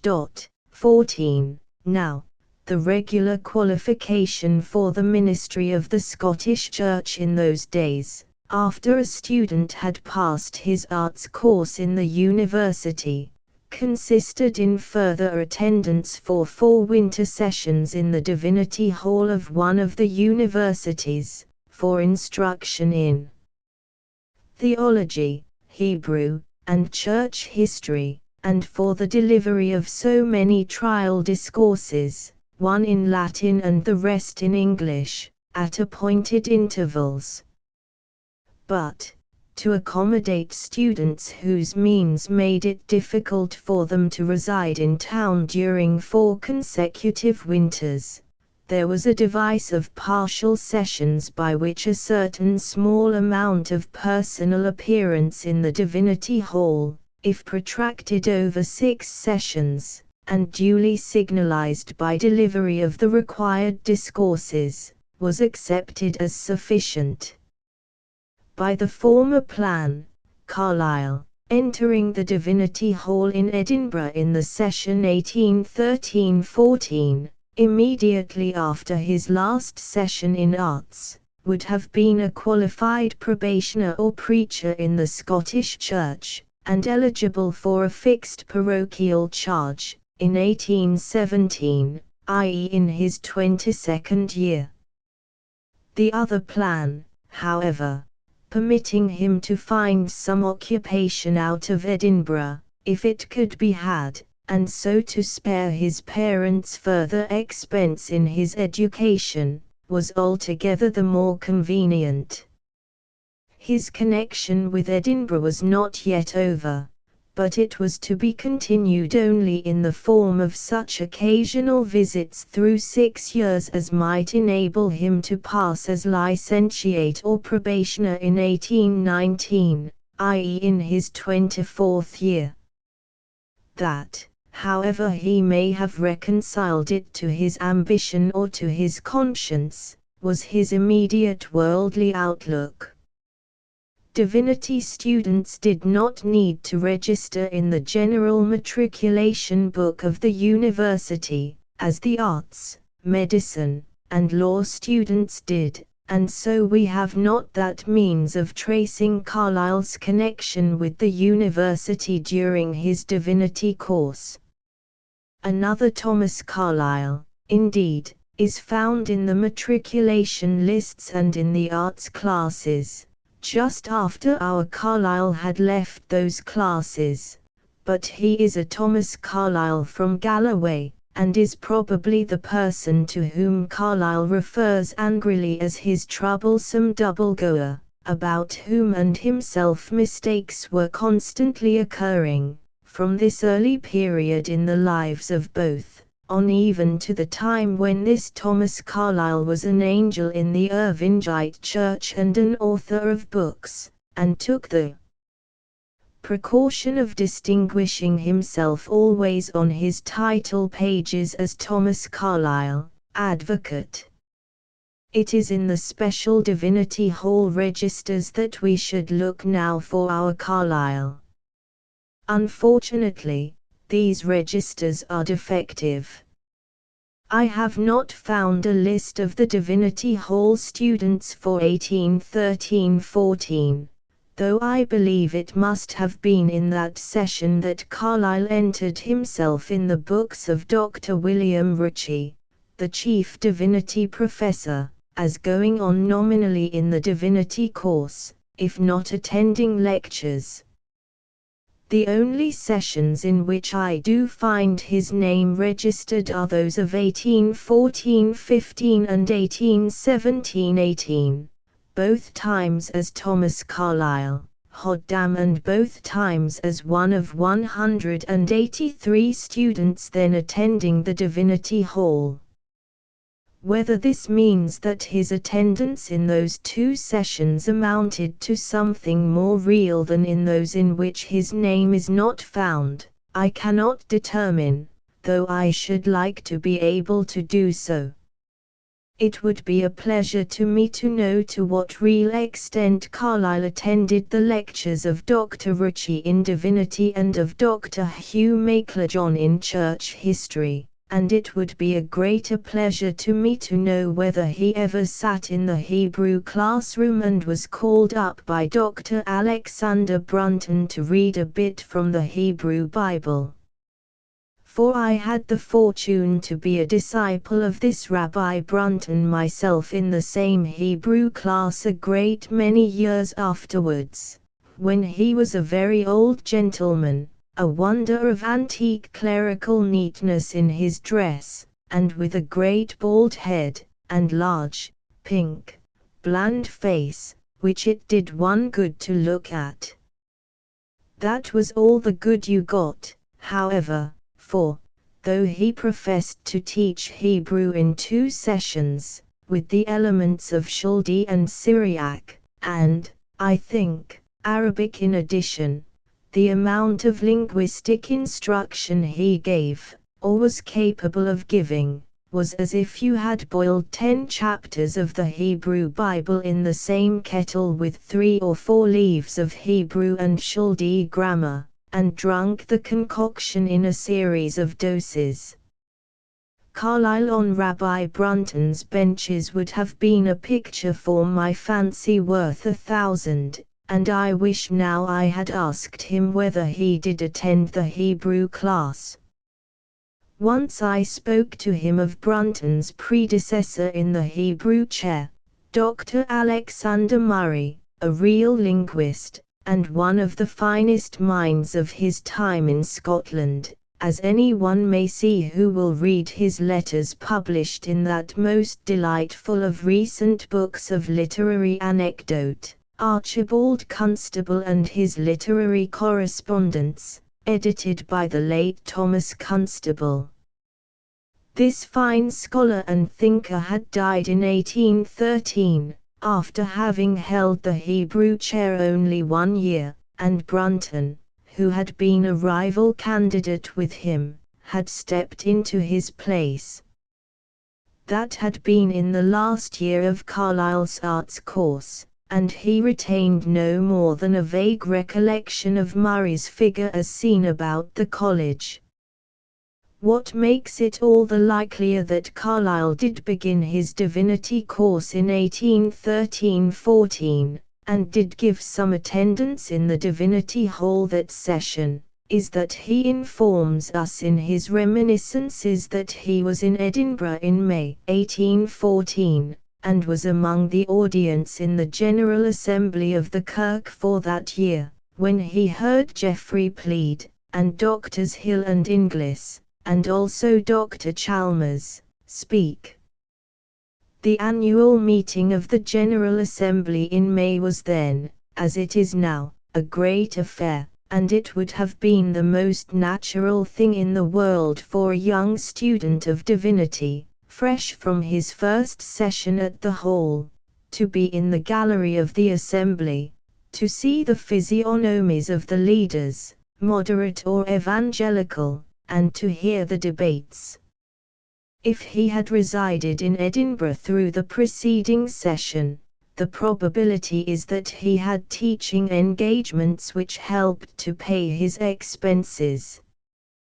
We do not, however, hear definitely of any such teaching employment in Edinburgh in 1813-14, but only that, later in 1814, he applied for the vacant mathematical mastership in his own school of Annan, won the post by competition in Dumfries, and settled in Annan to perform the duties.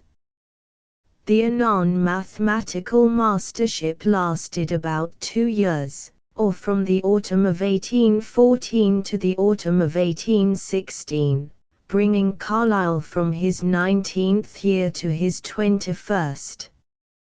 His receipts were between £60 and £70 a year, and he boarded in the house of Mr. Glenn, the burgomaster of Annan, where he read prodigiously at nights in all sorts of books, latterly sitting up till 3 in the morning over Newton's Principia.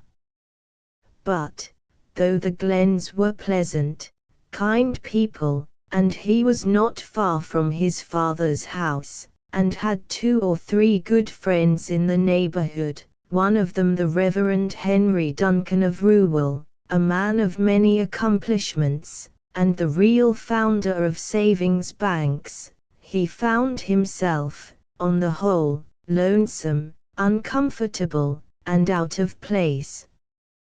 His character among the Annan people was that of morose dissociableness, and he detested his school work. The 2 visits which he paid to Edinburgh in the course of the 2 years were bright interruptions in his dull routine. The first was about the Christmas of 1814, only a few months after he had gone to Annan. His purpose was to read the first of his trial discourses in the Divinity Hall, that being, as we have supposed, his second session in divinity, and one of the 2 sessions in which, as we have seen, his name occurs in the Divinity Hall lists. The discourse was an English sermon on the text, Psalm 67. Before I was afflicted I went astray, but now have I kept thy word. It was, he says, a very weak, flowery, and sentimental piece, which we may believe if we like. The second visit was in the Christmas time of 1815, for the delivery of his second discourse, a Latin exegesis on the question, Num dita religio naturalis. Is a natural religion possible? This too, he supposes, was weak enough, though the writing of the Latin had given him some satisfaction, and there had been some momentary pleasure in the bits of compliments and flimsy approbation from comrades and professors which greeted this performance, as indeed had been the case with the previous year's sermon. But this visit of the Christmas of 1815 was memorable to him for something more than the delivery of his exegesis. That trouble off his mind, he was taking a holiday week, and looking up old Edinburgh acquaintances, and it was one night, when he was in Rose Street, sitting rather silently in the rooms of a certain a distant cousin of his own, and his predecessor in the Annan mastership, that the door opened, and there stepped in Edward Irving, accompanied by an Edinburgh mathematical teacher named Nicole. Carlyle had once seen Irving casually long before in the Annan schoolroom, when Irving called there as a former boy of the school, home from the university with prizes and honors. He had heard much of Irving since, especially of his continued university triumphs and his brilliant success in school mastering, first in the new academy he had set up in Haddington, and more recently in a similar academy at Kirkcaldy, but this was their first real meeting. It was, as Carlyle tells us, by no means promising. Irving, in a somewhat grandiose way, asked Carlyle this and that about what was going on in Annan. Carlyle, irritated a little by his air of superiority, answered more and more succinctly, till at last to such questions as "Has Mrs. got a baby? Is it a son or daughter?" his answers were merely that he did not know. "You seem to know nothing," said Irving, after one or two rebuffs of the kind. To which says Carlyle, "I," with prompt emphasis, somewhat provoked, replied, "Sir, by what right do you try my knowledge in this way? Are you the Grand Inquisitor, or have you authority to question people and cross-question at discretion? I have had no interest to inform myself about the births in Annan, and care not if the process of birth and generation there should cease and determine altogether. There might be worse subjects for a painter than this first meeting between Irving and Carlyle. The very room in Rose Street, I suppose, still exists, and there would be little difficulty in imagining the group. On one side, staggering from the blow he has just received, we see the Herculean Irving, 23 years of age, with coal-black hair, and handsome and jovial visage, despite his glaring squint. Seated on the other side we see the thinner and more bilious figure of the stripling Carlyle, just after he has delivered the blow, and Were and Nicole stand between, looking on and laughing. 15. The next meeting of Carlyle and Irving was in Annan about 6 months afterwards. In the interval the Kirkcaldy people, many of whom were dissatisfied with Irving's conduct in the new academy there, and especially with the severity of his discipline among the young ones, had resolved on resuscitating their regular or borough school, and, on the recommendation of Professors Leslie and Christison, Carlyle had been offered the mastership of that school. If Carlyle accepted and went to Kirkcaldy, it would thus be as Irving's rival. The meeting, therefore, might have been awkward but for Irving's magnanimity. He invited Carlyle cordially to be his guest in the preliminary visit he meditated to Kirkcaldy for the purpose of inquiry, said that his books were at Carlyle's service, that 2 Annandale men must not be strangers in Fifeshire, etc. Accordingly, when Carlyle did accept the appointment, and transfer himself from Annan to Kirkcaldy in the autumn of 1816, the two became inseparable. They were the David and Jonathan of Kirkcaldy town, and one of the pleasantest parts of Carlyle's reminiscences is his description of those Kirkcaldy days, from 1816 to the end of 1818, when he and Irving were constantly together, walking on the Kirkcaldy sands, or making Saturday excursions to Fifeshire places round about, or boating expeditions on the Firth, or longer rambles in holiday time to the Loch Lomond country and the west, or to their native Dumfriesshire by Moffat and the Yarrow. Irving was by this time a licensed preacher in the Scottish Church, and Carlyle attended him in his occasional preachings in Kirkcaldy or the neighbourhood, or accompanied him to hear other preachers, once, for example, to Dunfermline to hear Dr. Chalmers. This was the time too of some memorable incidents of more private mark in the lives of the two young men.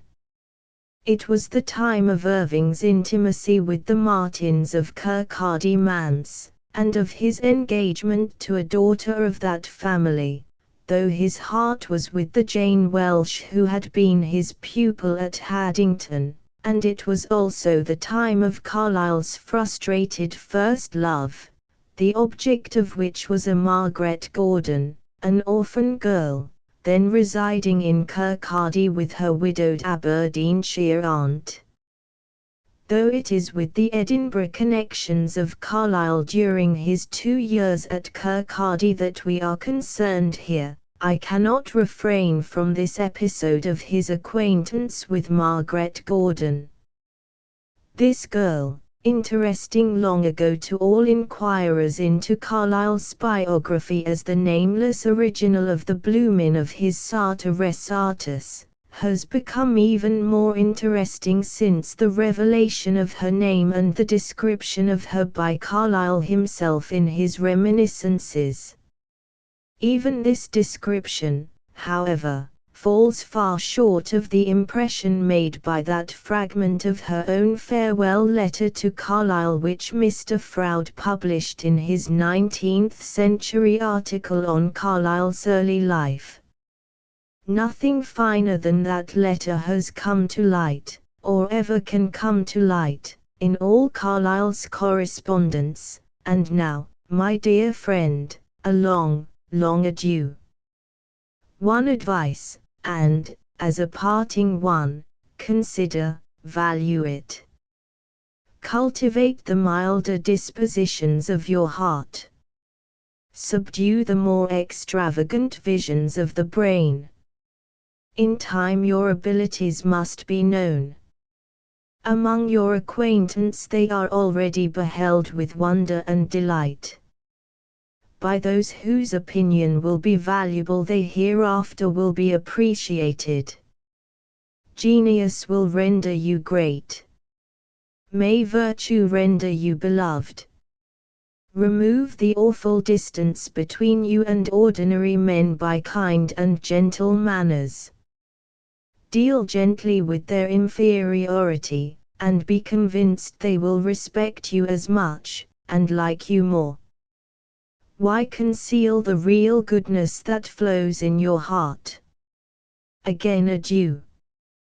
Pardon the freedom I have used, and, when you think of me, be it as of a kind sister, to whom your happiness will always yield delight, and your griefs sorrow. I give you not my address, because I dare not promise to see you. Valuable as an additional attestation of the enormous impression made by Carlyle upon all who came near him even at this early date, and of the prodigious expectations entertained of his future career, these words reveal also such a character in the writer herself as almost to compel speculation as to what might have happened if she had become his wife. That there was real affection on both sides is evident. The obstacle was partly in circumstances. In the opinion of her aunt and guardian, and of others, Margaret Gordon, who, though the daughter of a poor colonial, and left with little or nothing, was one of the aristocratic family of the Aberdeenshire Gordons, could hardly marry a Kirkcaldy schoolmaster. But perhaps some dread on her own part, arising from those perceptions of the harder side of his character which she communicated to himself so tenderly and frankly, may have aided in the separation. Her subsequent history could be told in some detail by persons still living. She became the wife of Alexander Bannerman of Aberdeen, a man of note in the commerce of that city, and of a family of old standing and landed estates in the Shire. There were traditions of him in his youth as Sandy Bannerman, one of the wild Mall of Panmure and Duke of Gordon set, who filled the north with their pranks, but my own recollection of him in his more mature days is of the staid and highly respectable Alexander Bannerman, latterly Sir Alexander Bannerman, who was long the Whig MP for Aberdeen, and in that capacity was very attentive to the interests of the city, and very kind to old pensioners and the like who had any grievances or claims on the government. The Whigs promoted him at last to a colonial governorship, and I think he died in that post. I might have seen Carlyle's Bloomin' myself when she was Lady Bannerman, if only when she drove through the streets of Aberdeen to grace one of her husband's elections, but I have no recollection that I ever did. To my surprise, Carlyle did not seem indisposed to talk of the Bloomin' episode in his life at Kirkcaldy. He used to make inquiries about the Aberdeenshire Bannermans, and he once sketched the whole story to me, in a shadowy way and without naming names, though I then knew them for myself, but dwelling on various particulars, and especially on those casual meetings with his first love in her married state which he has described in his reminiscences. Though he talked prettily and tenderly on the subject, the impression left was that the whole thing had become objective to him, a mere dream of the past. But 50 years had then elapsed since those Kirkcaldy days when Margaret Gordon and he were first together. Among Carlyle's Edinburgh connections in the Kirkcaldy days, one comes to us in a book form. It was in 1817 that Professor Leslie, not yet Sir John Leslie, brought out the third edition of his Elements of Geometry and Plane Trigonometry, being an improvement and enlargement of the two previous editions of 1809 and 1811. The geometrical portion of the volume consists of 6 books, intended to supersede the traditional 6 books of Euclid, and containing many propositions not to be found there. The 17th proposition of the 6th book is the problem to divide a straight line, whether internally or externally, so that the rectangle under its segments shall be equivalent to a given rectangle. The solution, with diagrams, occupies a page, and there is an additional page of scholium pointing out in what circumstances the problem is impossible, and calling attention to the value of the proposition in the construction of quadratic equations. So much for the text of the proposition at pp. 176177, but, when we turn to the notes and illustrations appended to the volume, we find, at p. 340, this note by Leslie: the solution of this important problem now inserted in the text was suggested to me by Mr. Thomas Carlyle, an ingenious young mathematician, formerly my pupil. But I here subjoin likewise the original construction given by Pappus, which, though rather more complex, has yet some peculiar advantages. Leslie then proceeds to give the solution of Pappus, in about 2 pages, and to add about 3 pages of further remarks on the application of the problem to the construction of quadratics. The mention of Carlyle by Leslie in this volume of 1817 is, I believe, the first mention of Carlyle by name in print, and it was no small compliment to prefer, for text purposes, young Carlyle's solution of an important problem to the old one that had come down from the famous Greek geometrician. Evidently Carlyle's mathematical reputation was still kept up about the Edinburgh University, and Leslie was anxious to do his favourite pupil a good turn. 16. More personal were the connections with Edinburgh which Carlyle still kept up by visits from Kirkcaldy, either by himself or with Irving. As it was not much to cross the Firth on a Saturday or occasional holiday, such visits were pretty frequent. Carlyle notes them, and the meetings and little convivialities which he and Irving had in the course of them with nondescript and clerical Edinburgh acquaintances, chiefly Irving's, here and there in Edinburgh houses and lodgings. Nothing of consequence came of these convivialities, passed mostly, he says, in gossip and more or less ingenious giggle, and serving only to make Irving and him feel that, though living in Kirkcaldy, they had the brighter Edinburgh element close at hand. One Edinburgh visit of Carlyle's from Kirkcaldy deserves particular record. On one of these visits he says, "My last feeble tatter of connection with Divinity Hall affairs or clerical outlooks was allowed to snap itself and fall definitely to the ground. Old Dr. Ritchie not at home when I called to enter myself. Good, answered I, let the omen be fulfilled." In other words, he never went back to Dr. Ritchie, and ceased to be a divinity student. Such is the account in the Reminiscences, confirmed by a private note in Carlyle's hand, published in Mr. Froude's article, "The Theological Course," which could be prosecuted or kept open by appearing annually, putting down your name, but with some trifling fee, in the register, and then going your way, was, he says, after perhaps 2 years of this languid form, allowed to close itself for good.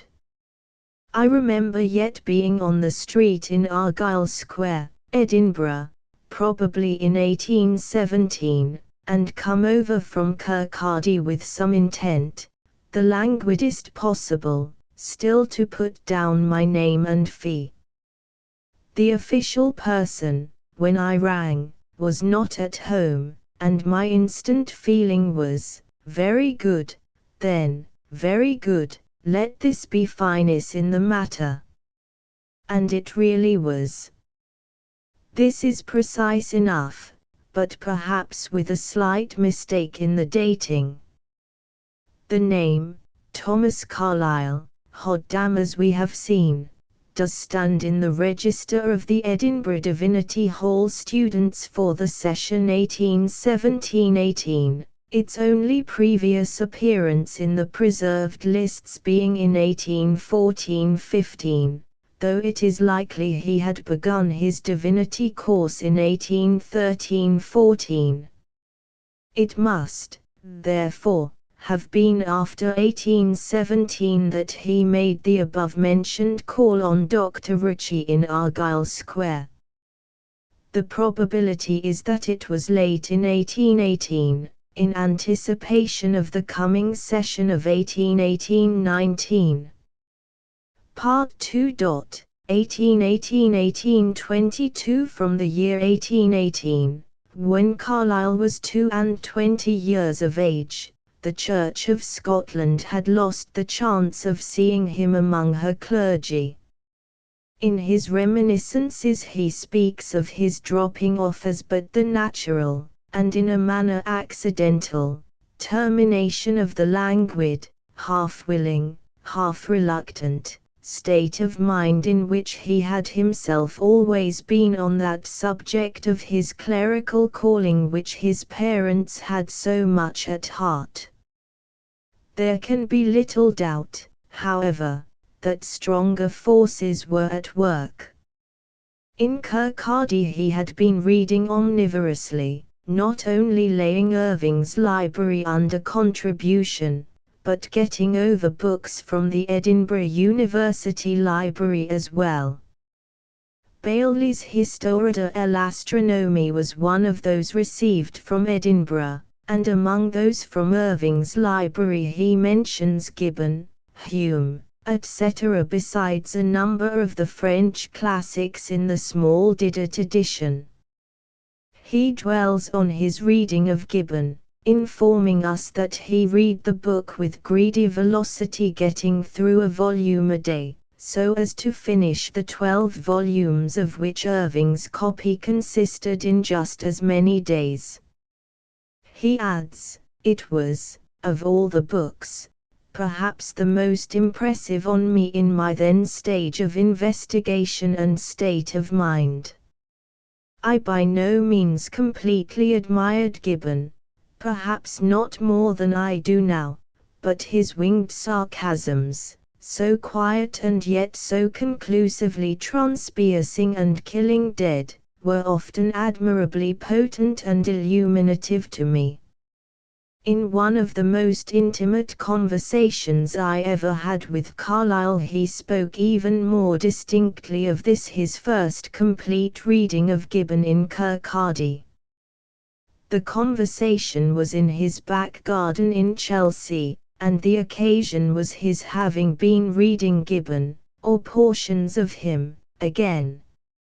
After mentioning, rather pathetically, as he does in his reminiscences, his wonder at the velocity of his reading in his early days as compared with the slow rate at which he could now get through a book, he spoke of Gibbon himself in some detail, and told me that it was from that first well-remembered reading of Gibbon in 12 days, at the rate of a volume a day, that he dated the extirpation from his mind of the last remnant that had been left in it of the orthodox belief in miracles. This is literally what he said, and it is of consequence in our present connection.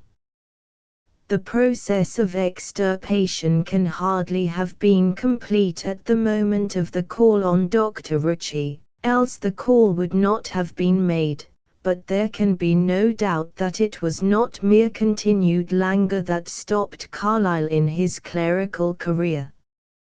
There were the beginnings in his mind of the crash of that system of belief on which the Scottish Church rested, and some adherence to which was imperative on anyone who would be a clergyman of that church in any section of it then recognized or possible.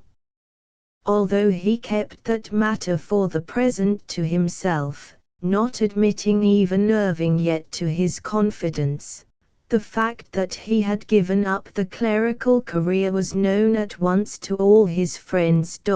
17. It was a sore disappointment, above all, to his parents, but they left him to his own course, his father with admirable magnanimity, his mother perhaps still more lovingly, though not so silently. It was another disappointment to them, about the same time, to know that he had resolved to quit the Kirkcaldy schoolmastership. His relations with the Kirkcaldy people, or with some of them, had not been absolutely satisfactory, any more than Irving's. Both had got tired of schoolmastering and its mean contradictions and poor results, and had even come to the conclusion better die than be a schoolmaster for one's living, and in the end of 1818 they had both thrown up their Kirkcaldy engagements and were back in Edinburgh to look about for something else.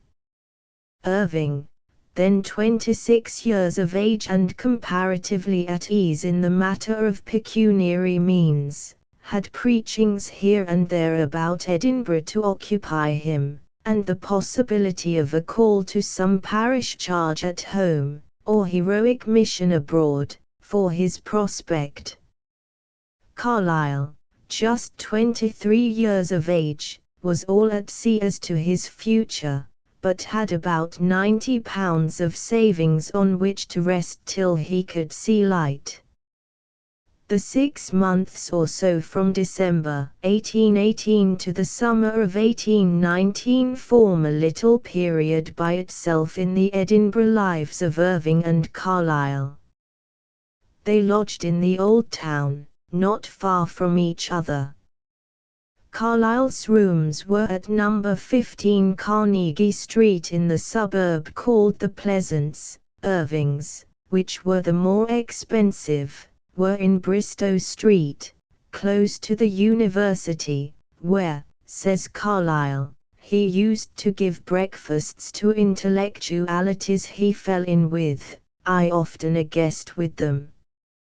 Irving also renewed his connection with the university by attending Hope's class of chemistry, which was always in those days the most crowded of the classes by far, and the natural history class under Jameson.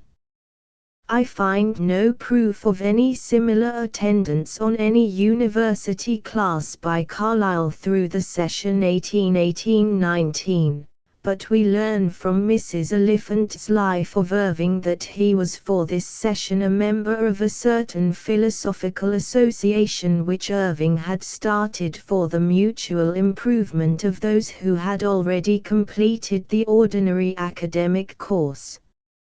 It was one of those small and ephemeral societies of which there have been so many in the history of the university, distinct from the larger and more famous societies, such as the speculative, the theological, the dialectic, and the diagnostic, which established themselves permanently, and still exist. We hear a little of Irving's doings in the semi-academic brotherhood, especially of an essay which he read to them, but of Carlyle's doings, if there were any, we hear nothing.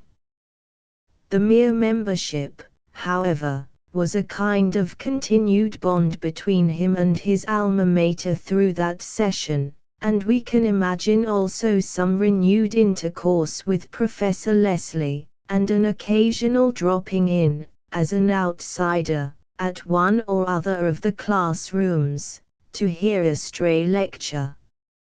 Meanwhile, he found no occupation. Irving, besides his preachings, had an hour or two a day of private mathematical teaching, at the rate of 2 guineas a month per hour, but nothing of the sort came to Carlyle. Once, indeed, recommended by Nicole, the mathematical schoolmaster of whom we have already heard, he did call on a gentleman who wanted mathematical coaching for some friend, but the result was that the gentleman, whom he describes in the letter as a stout, impudent-looking man with red whiskers, thought 2 guineas a month perfectly extravagant and would not engage him. In these circumstances, and as his weekly bills for his lodgings and board amounted to between 15s. and 17s, which he thought unreasonable for his paltry accommodations, with badly cooked food, and perpetual disturbance from the noises of a school overhead, he resolved to leave Edinburgh, for a time at least, and return to his father's farmhouse at Mainhill. On the 29th of March, 1819 he intimated this intention in a letter to his mother thus: "A French author, D'Alembert, one of the few persons who deserve the honourable epithet of honest man, whom I was lately reading, remarks that one who has devoted his life to learning ought to carry for his motto liberty, truth, poverty, for he who fears the latter can never have the former. This should not prevent one from using every honest effort to attain to a comfortable situation in life. It says only that the best is dearly bought by base conduct, and the worst is not worth mourning over. We shall speak of all these matters more fully in summer, for I am meditating just now to come down to stay a while with you, accompanied with a cargo of books, Italian, German, and others. You will give me yonder little room, and you will waken me every morning about 5 or 6 o'clock. Then such study. I shall delve in the garden too, and, in a word, become not only the wisest, but the strongest, man in those regions. This is all clever, but it pleases one. 18. It seems to have been about June 1819 that the migration from Edinburgh to Manehill was carried into effect.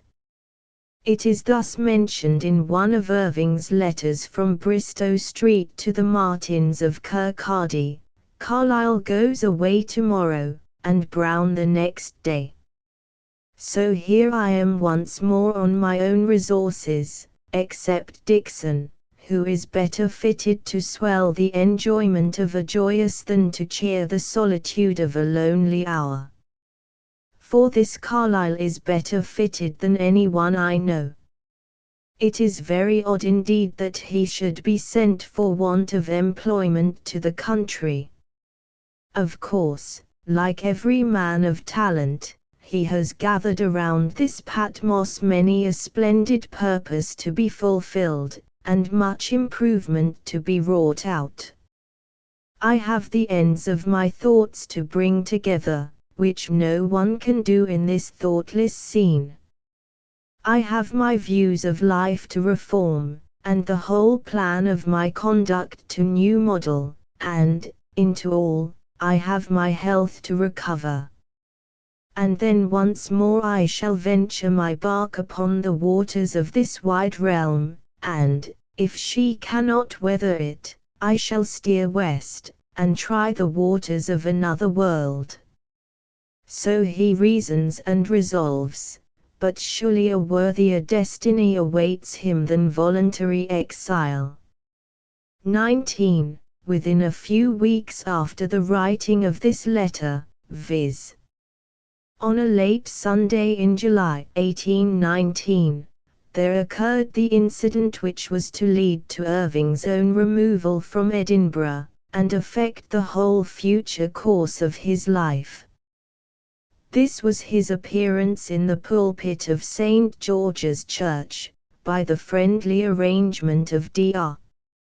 Andrew Thomson, the minister of that church, in order that Dr. Chalmers, then on a visit to Edinburgh, and looking out for an assistant to himself in his great Glasgow church and parish of St. John's, might have a private opportunity of hearing Mr. Irving and judging of his fitness.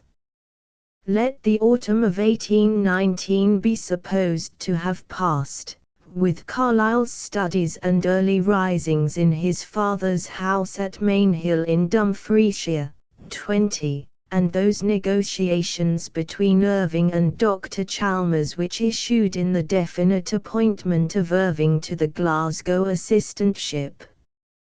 It was in October 1819 that this matter was settled, and then Irving, who had been on a visit to his relatives in Annan, and was on his way thence to Glasgow, to enter on his new duties, picked up Carlyle at Manehill, for that walk of theirs up the valley of the Drift, and that beating up of their common friend, Frank Dixon, in his clerical quarters, which are so charmingly described in the Reminiscences.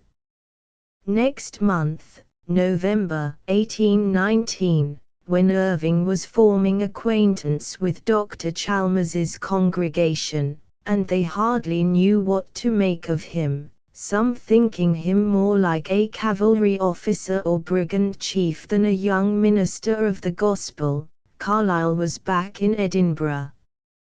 His uncertainties and speculations as to his future, with the dream of emigration to America, had turned themselves into a vague notion that, if he gave himself to the study of law, he might possibly be able to muster somehow the 200 or 300 pounds that would be necessary to make him a member of the Edinburgh Bar, and qualify him for walking up and down the floor of the Parliament House in wig and gown, like the grandees he had seen there in his memorable first visit to the place with Tom Smale, 10 years before. For that object residence in Edinburgh was essential, and so he had returned thither. His lodgings now seemed to be no longer in Carnegie Street, but in Bristow Street, possibly in the rooms which Irving had left. No portion of the records relating to Carlyle's connection with our university has puzzled me more than that which refers to his law studies after he had abandoned divinity. From a memorandum of his own, quoted by Mr. Froude, but without date, it distinctly appears that he attended Hume's lectures on Scotch law, and Mr. Froude adds that his intention of becoming an advocate, and his consequent perseverance in attendance on the law lectures in the Edinburgh University, continued for some time. Our records, however, are not quite clear in the matter. In our matriculation book for the session 1819-20, where every law student, as well as every arts student and every medical student, was bound to enter his name, paying a matriculation fee of 10s, I find 2 Thomas Carlyles, both from Dumfriesshire. 1. Whose signature, in a clear and elegant hand, I should take to be that of our Carlyle at that date, enters himself as Thomas Carlyle, Dumfries, with the addition 5 lit, signifying that he had attended the literary or arts classes in 4 preceding sessions. The matriculation number of this Thomas Carlyle is 825. The other, whose matriculation number is 1257, enters himself, in a somewhat boyish-looking hand, as Thomas Carlyle, Dumfriesshire, with the addition 2 lit, signifying that he had attended 1 previous session in an arts class. Now, all depends on the construction of the appearances of those 2 Carlyles in the independent class lists that have been preserved, in the handwritings of the professors, for that session of their common matriculation and for subsequent sessions. Without troubling the reader with the puzzling details, I may say that the records present an alternative of 2 suppositions, viz. Either, 1. Both the Thomas Carlyles who matriculated for 1819-20 became law students that session, in which case the Thomas Carlyle, Dumfriesshire, notwithstanding the too boyish-looking handwriting, and the gross misdescription of him as 2 lit, was our Carlyle, or, 2, only one of the 2 became a law student, in which case he was the Thomas Carlyle, Dumfries, or our Carlyle, using Dumfries as the name of his county, and correctly describing himself as 5 lit.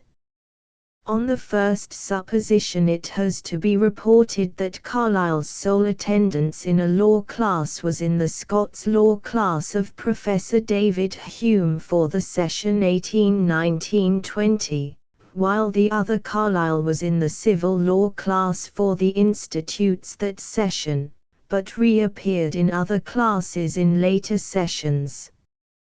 On the second supposition, which also involves a mistake in the registration. Carlyle attended both the Scots Law class and the Institute's Department of the Civil Law class in 1819-20, and so began a new career of attendance in the university, which extended to 1823 thus. Session 1819-20, Hume's Scots Law class, and Professor Alexander Irving's Civil Law class, Institutes. Session 1820-21, Irving's Civil Law class, Pandects, and Hope's Chemistry class, where the name in the professor's list of his vast class of 460 students is spelled Thomas Carlyle. Session 1821-22, no attendance. Session 1822-23, Scots Law Class a second time, under the new professor, George Joseph Bell, Hume having just died.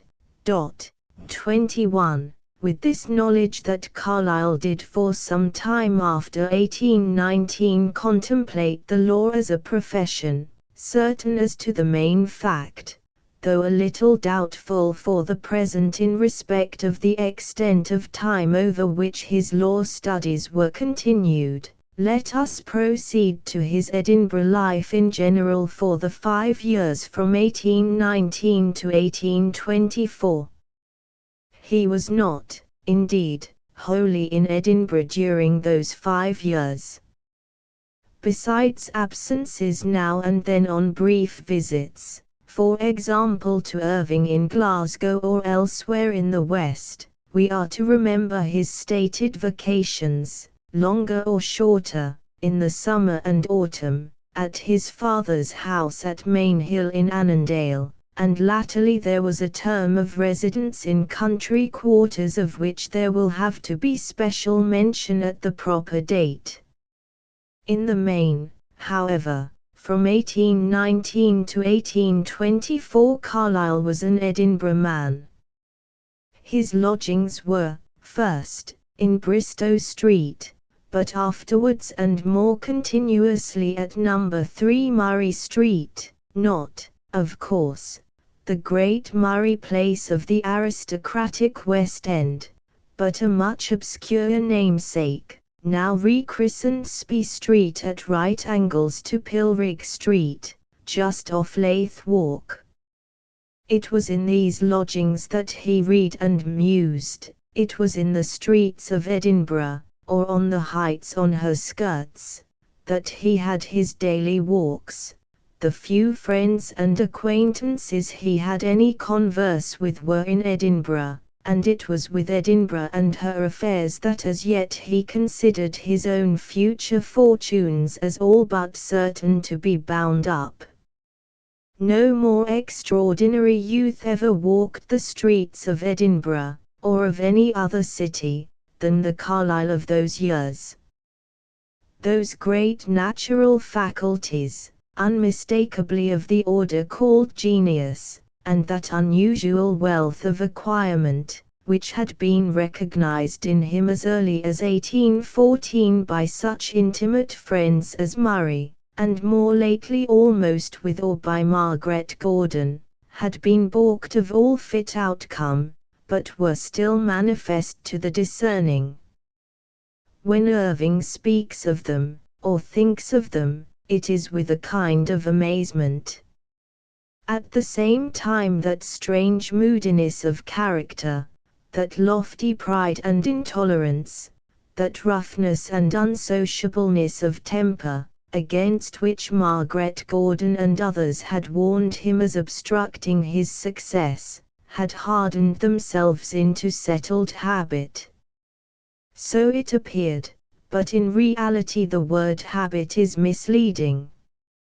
Carlyle's moroseness, if we let that poor word pass in the meantime for a state of temper which it would take many words, and some of them much softer and grander, to describe adequately, was an innate and constitutional distinction. It is worthwhile to dwell for a moment on the contrast between him in this respect and the man who was his immediate predecessor in the series of really great literary Scotsmen.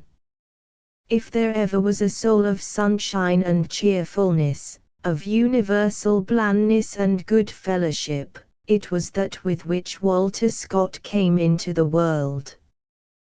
When Carlyle was born, 24 years afterwards, it was as if the genius of literature in Scotland, knowing that vein to have been amply provided for, and abhorring duplicates, had tried almost the opposite variety, and sent into the world a soul no less richly endowed, and stronger in the speculative part, but whose cardinal peculiarity should be despondency, discontentedness, and sense of pain. From his childhood upwards, Carlyle had been, as his own mother said of him, "gill to deal wi'," considerably difficult to deal with, the prey of melancholia, an incarnation of wailing and bitter broodings, addicted to the black and dismal view of things. With all his studies, all the development of his great intellect, all his strength in humor and in the wit and insight which a lively sense of the ludicrous confers, he had not outgrown this stubborn gloominess of character, but had brought it into those comparatively mature years of his Edinburgh life with which we are now concerned. His despondency, indeed, seems then to have been at its very worst. A few authentications may be quoted. April, 1819. As to my own projects, I am sorry, on several accounts, that I can give no satisfactory account to your friendly inquiries. A good portion of my life is already mingled with the past eternity, and, for the future, it is a dim scene, on which my eyes are fixed as calmly and intensely as possible, to no purpose. The probability of my doing any service in my day and generation is certainly not very strong. 22 March, 1820. I am altogether an creature. Timid, yet not humble, weak, yet enthusiastic. Nature and education have rendered me entirely unfit to force my way among the thick-skinned inhabitants of this planet. Law, I fear, must be given up. It is a shapeless mass of absurdity and chicane. 23 October, 1820. No settled purpose will direct my conduct, and the next scene of this fever dream is likely to be as painful as the last. Expect no account of my prospects, for I have no prospects that are worth the name. I am like a being thrown from another planet on this terrestrial ball, an alien, a pilgrim among its possessors. I have no share in their pursuits, and life is to me a pathless, a waste and howling wilderness, surface barrenness, its verge enveloped under dark brown shade. 24 March 9, 1821. Edinburgh, with all its drawbacks, is the only scene for me. In the country I am like an alien, a stranger and pilgrim from a far distant land. I must endeavor most sternly, for this state of things cannot last, and, if health do but revisit me, as I know she will, it shall ere long give place to a better. If I grow seriously ill, indeed, it will be different, but, when once the weather is settled and dry, exercise and care will restore me completely.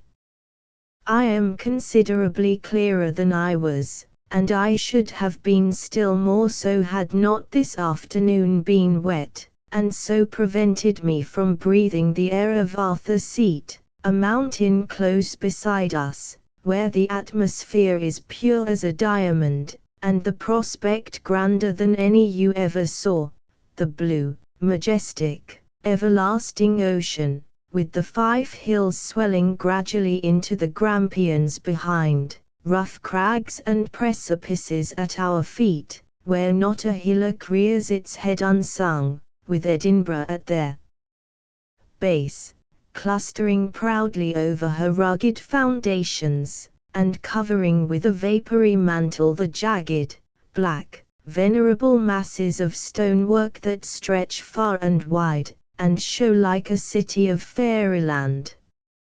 I saw it all last evening when the sun was going down, and the moon's fine crescent, like a pretty silver creature as it is, was riding quietly above me. 25. Reminiscence in 1867. Hope hardly dwelt in me, only fierce resolution in abundance to do my best and utmost in all honest ways, and to suffer as silently and stoically as might be, if it proved, as too likely, that I could do nothing. This kind of humor, what I sometimes called of desperate hope, has largely attended me all my life. In short, as has been indicated elsewhere, I was advancing towards huge installments of bodily and spiritual wretchedness in this my Edinburgh purgatory, and had to clean and purify myself in penal fire of various kinds for several years coming, the first and much the worst 2 or 3 of which were to be enacted in this once loved city. Horrible to think of in part even yet. 26. What was the cause of such habitual wretchedness, such lowness of spirits, in a young man between his 25th and his 27th year? In many external respects his life hitherto had been even unusually fortunate. His parentage was one of which he could be proud, and not ashamed. He had a kindly home to return to. He had never once felt, or had occasion to feel, the pinch of actual poverty, in any sense answering to the name or notion of poverty as it was understood by his humbler countrymen.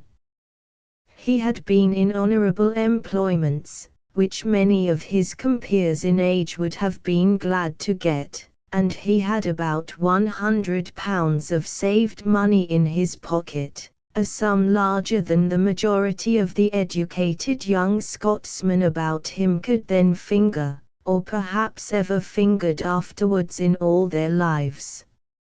All this has to be distinctly remembered, for the English interpretations of Carlyle's early poverty, hardships, etc., are sheer nonsense. By the Scottish standard of his time, by the standard of say 2/3 of those who had been his fellows in the Divinity Hall of Edinburgh, Carlyle's circumstances so far had been even enviable. The cause of his abnormal unhappiness was to be found in himself. Was it, then, his ill health, that fearful dyspepsia which had come upon him in his 23rd year, or just after his transit from Kirkcaldy to Edinburgh, and which clung to him, as we know, to the very end of his days? There can be no doubt that this was a most important factor in the case. His dyspepsia must have intensified his gloom, and may have accounted for those occasional excesses of his low spirits which verged on hypochondria. But, essentially, the gloom was there already, brought along with him from those days, before his 23rd year, when, as he told the blind American clergyman Milburn, he was still the healthy and hardy son of a hardy and healthy Scottish dalesman and had not yet become conscious of the ownership of that diabolical arrangement called a stomach. 27. In fact, as Luther maintained when he denounced the Roman Catholic commentators as gross and carnal fellows for their persistently physical interpretation of Paul's thorn in the flesh, as if there could be no severe enough thorn of a spiritual kind, the mere pathological explanations which physicians are apt to trust to will not suffice in such instances. What, then, of those spiritual distresses, arising from a snapping of the traditional and paternal creed, and a soul left thus rudderless for the moment, which Luther recognized as the most terrible, and had experienced in such measure himself, that there must have been distress to Carlyle in his wrench of himself away from the popular religious faith, the faith of his father and mother, needs no argument. The main evidence, however, is that his clear intellect had cut down like a knife between him and the theology from which he had parted, leaving no ragged ends. The main evidence is that, though he had some central core of faith still to seek as a substitute, though he was still agitating in his mind in a new way the old question of his divinity hall exegesis, num dita religio naturalis, and had not yet attained to that light, describable as a fervid, though scrupulously unfeatured, theism or supernaturalism, in the blaze of which he was to live all his afterlife. Yet he was not involved in the coil of those ordinary doubts and backward hesitations of which we hear so much, and sometimes so cantingly, in feebler biographies. There is, at all events, no record in his case of any such efforts as those of Coleridge to wrest in a theosophic refabrication out of the wrecks of the forsaken orthodoxy. On the contrary, whatever of more positive illumination, whatever of moral or really religious rousing, had yet to come, he appears to have settled once for all into a very definite condition of mind as to the limits of the intrinsically possible or impossible for the human intellect in that class of considerations. Yet another cause of despondency and low spirits, however, may suggest itself as feasible. No more in Carlyle than in any other ardent and imaginative young man at his age was there a deficiency of those love languors and love dreamings which are the secrets of many a masculine sadness. There are traces of them in his letters, and we may well believe that in his Edinburgh solitude he was pursued for a while by the pangs of love desprised in the image of his lost Margaret Gordon. Add this cause to all the others, however, and let them all have their due weight and proportion, and it still remains true that the main and all-comprehending form of Carlyle's grief and dejection in those Edinburgh days was that of a great sword in too narrow a scabbard, a noble bird fretting in its cage, a soul of strong energies and ambitions measuring itself against common souls and against social obstructions, and all but frantic for lack of employment. Schoolmastering he had given up with detestation, the church he had given up with indifference, the law had begun to disgust him, or was seeming problematical. Where others could have rested, happy in routine, or at least acquiescent, Carlyle could not. What was this Edinburgh, for example, in the midst of which he was living, the solitary tenant of a poor lodging, not even on speaking terms with those that were considered her magnates, the very best of whom he was conscious of the power to equal, and, if necessary, to vanquish and lay flat. We almost see on his face some such defiant glare round Edinburgh, as if, whatever else were to come, it was this innocent and unheeding Edinburgh that he would first of all take by the throat and compel to listen. Authentication may be again necessary, and may bring some elucidation with it.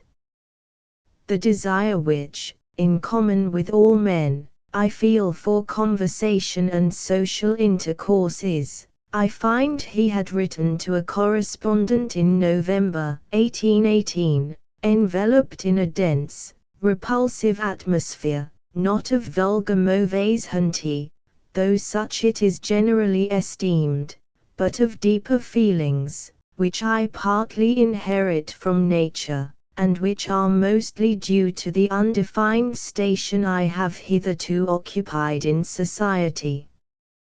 28. Again, to a correspondent in March 1820, the fate of one man is a mighty small concern in the grand whole in this best of all possible worlds. Let us quit the subject, with just one observation more, which I throw out for your benefit, should you ever come to need such an advice. It is to keep the profession you have adopted, if it be at all tolerable. A young man who goes forth into the world to seek his fortune with those lofty ideas of honor and uprightness which a studious secluded life naturally begets, will in 99 cases out of the 100, if friends and other aids are wanting, fall into the sere, the yellow leaf. 29. These feelings were known to all his friends, so that Carlyle's despondency over his poor social prospects, his enormous power of complaint, or, as the Scots call it, of pity in himself, was as familiar a topic with them as with his own family. No one sympathized with him more, or wrote more encouragingly to him than Irving from Glasgow, and it is from some of Irving's letters that we gather the information that certain peculiarities in Carlyle's own demeanor were understood to be operating against his popularity even within the limited Edinburgh circle in which he did for the present move. Known you must be before you can be employed, Irving writes to him in December 1819. Known you will not be, he proceeds, for a winning, attaching, accommodating man, but for an original, commanding, and rather self-willed man. Your utterance is not the most favorable. It convinces, but does not persuade, and it is only a very few, I can claim place for myself, that it fascinates. Your audience is worse. They are, generally, I exclude myself, unphilosophical, unthinking drivellers, who lie in wait to catch you in your words, and who give you little justice in the recital, because you give their vanity or self-esteem little justice, or even mercy, in the encounter. Therefore, my dear friend, some other way is to be sought for. 30. In a letter in March 1820, Irving returns to the subject. Therefore it is, my dear Carlyle, he says, that I exhort you to call in the finer parts of your mind, and to try to present the society about you with those more ordinary displays which they can enjoy. The indifference with which they receive them, your present extraordinary displays, and the ignorance with which they treat them, operate on the mind like gall and wormwood. I would entreat you to be comforted in the possession of your treasures, and to study more the times and persons to which you bring them forth. When I say your treasures, I mean not your information so much, which they will bear the display of for the reward and value of it, but your feelings and affections, which, being of finer tone than theirs, and consequently seeking a keener expression, they are apt to mistake for a rebuke of their own tameness, or for intolerance of ordinary things, and too many of them, I fear, for asperity of mind. 31. This is Margaret Gordon's advice over again, and it enables us to add to our conception of Carlyle in those days of his Edinburgh struggling and obstruction the fact of his fearlessness and aggressiveness in speech, his habit even then of that lightning rhetoric, that boundless word audacity, with sarcasms and stinging contempts falling mercilessly upon his auditors themselves, which characterized his conversation to the last. This habit, or some of the forms of it, he had derived, he thought, from his father. 32. Private mathematical teaching was still for a while Carlyle's most immediate resource. We hear of 2 or 3 engagements of the kind at his fixed rate of 2 guineas per month for an hour a day, and also of 1 or 2 rejected proposals of resident tutorship away from Edinburgh. Nor had he given up his own prosecution of the higher mathematics. My recollection is that he used to connect the breakdown of his health with his continued wrestlings with Newton's Principia even after he had left Kirkcaldy for Edinburgh, and he would speak of the grassy slopes of the Castle Hill, then not railed off from Prince's Street, as a place where he liked to lie in fine weather, poring over that or other books. His readings, however, were now, as before, very miscellaneous. The Advocate's Library, to which he had access, I suppose, through some lawyer of his acquaintance, afforded him facilities in the way of books such as he had never before enjoyed. Lasting thanks to it, alone of Scottish institutions is his memorable phrase of obligation to this library, and of his appetite for reading and study generally we may judge from a passage in one of his earlier letters, where he says, "When I am assaulted by those feelings of discontent and ferocity which solitude at all times tends to produce, and by that host of miserable little passions which are ever and anon attempting to disturb one's repose, there is no method of defeating them so effectual as to take them in flank by a zealous course of study." One zealous course of study to which he had set himself just after settling in Edinburgh from Kirkcaldy, if not a little before, was the study of the German language.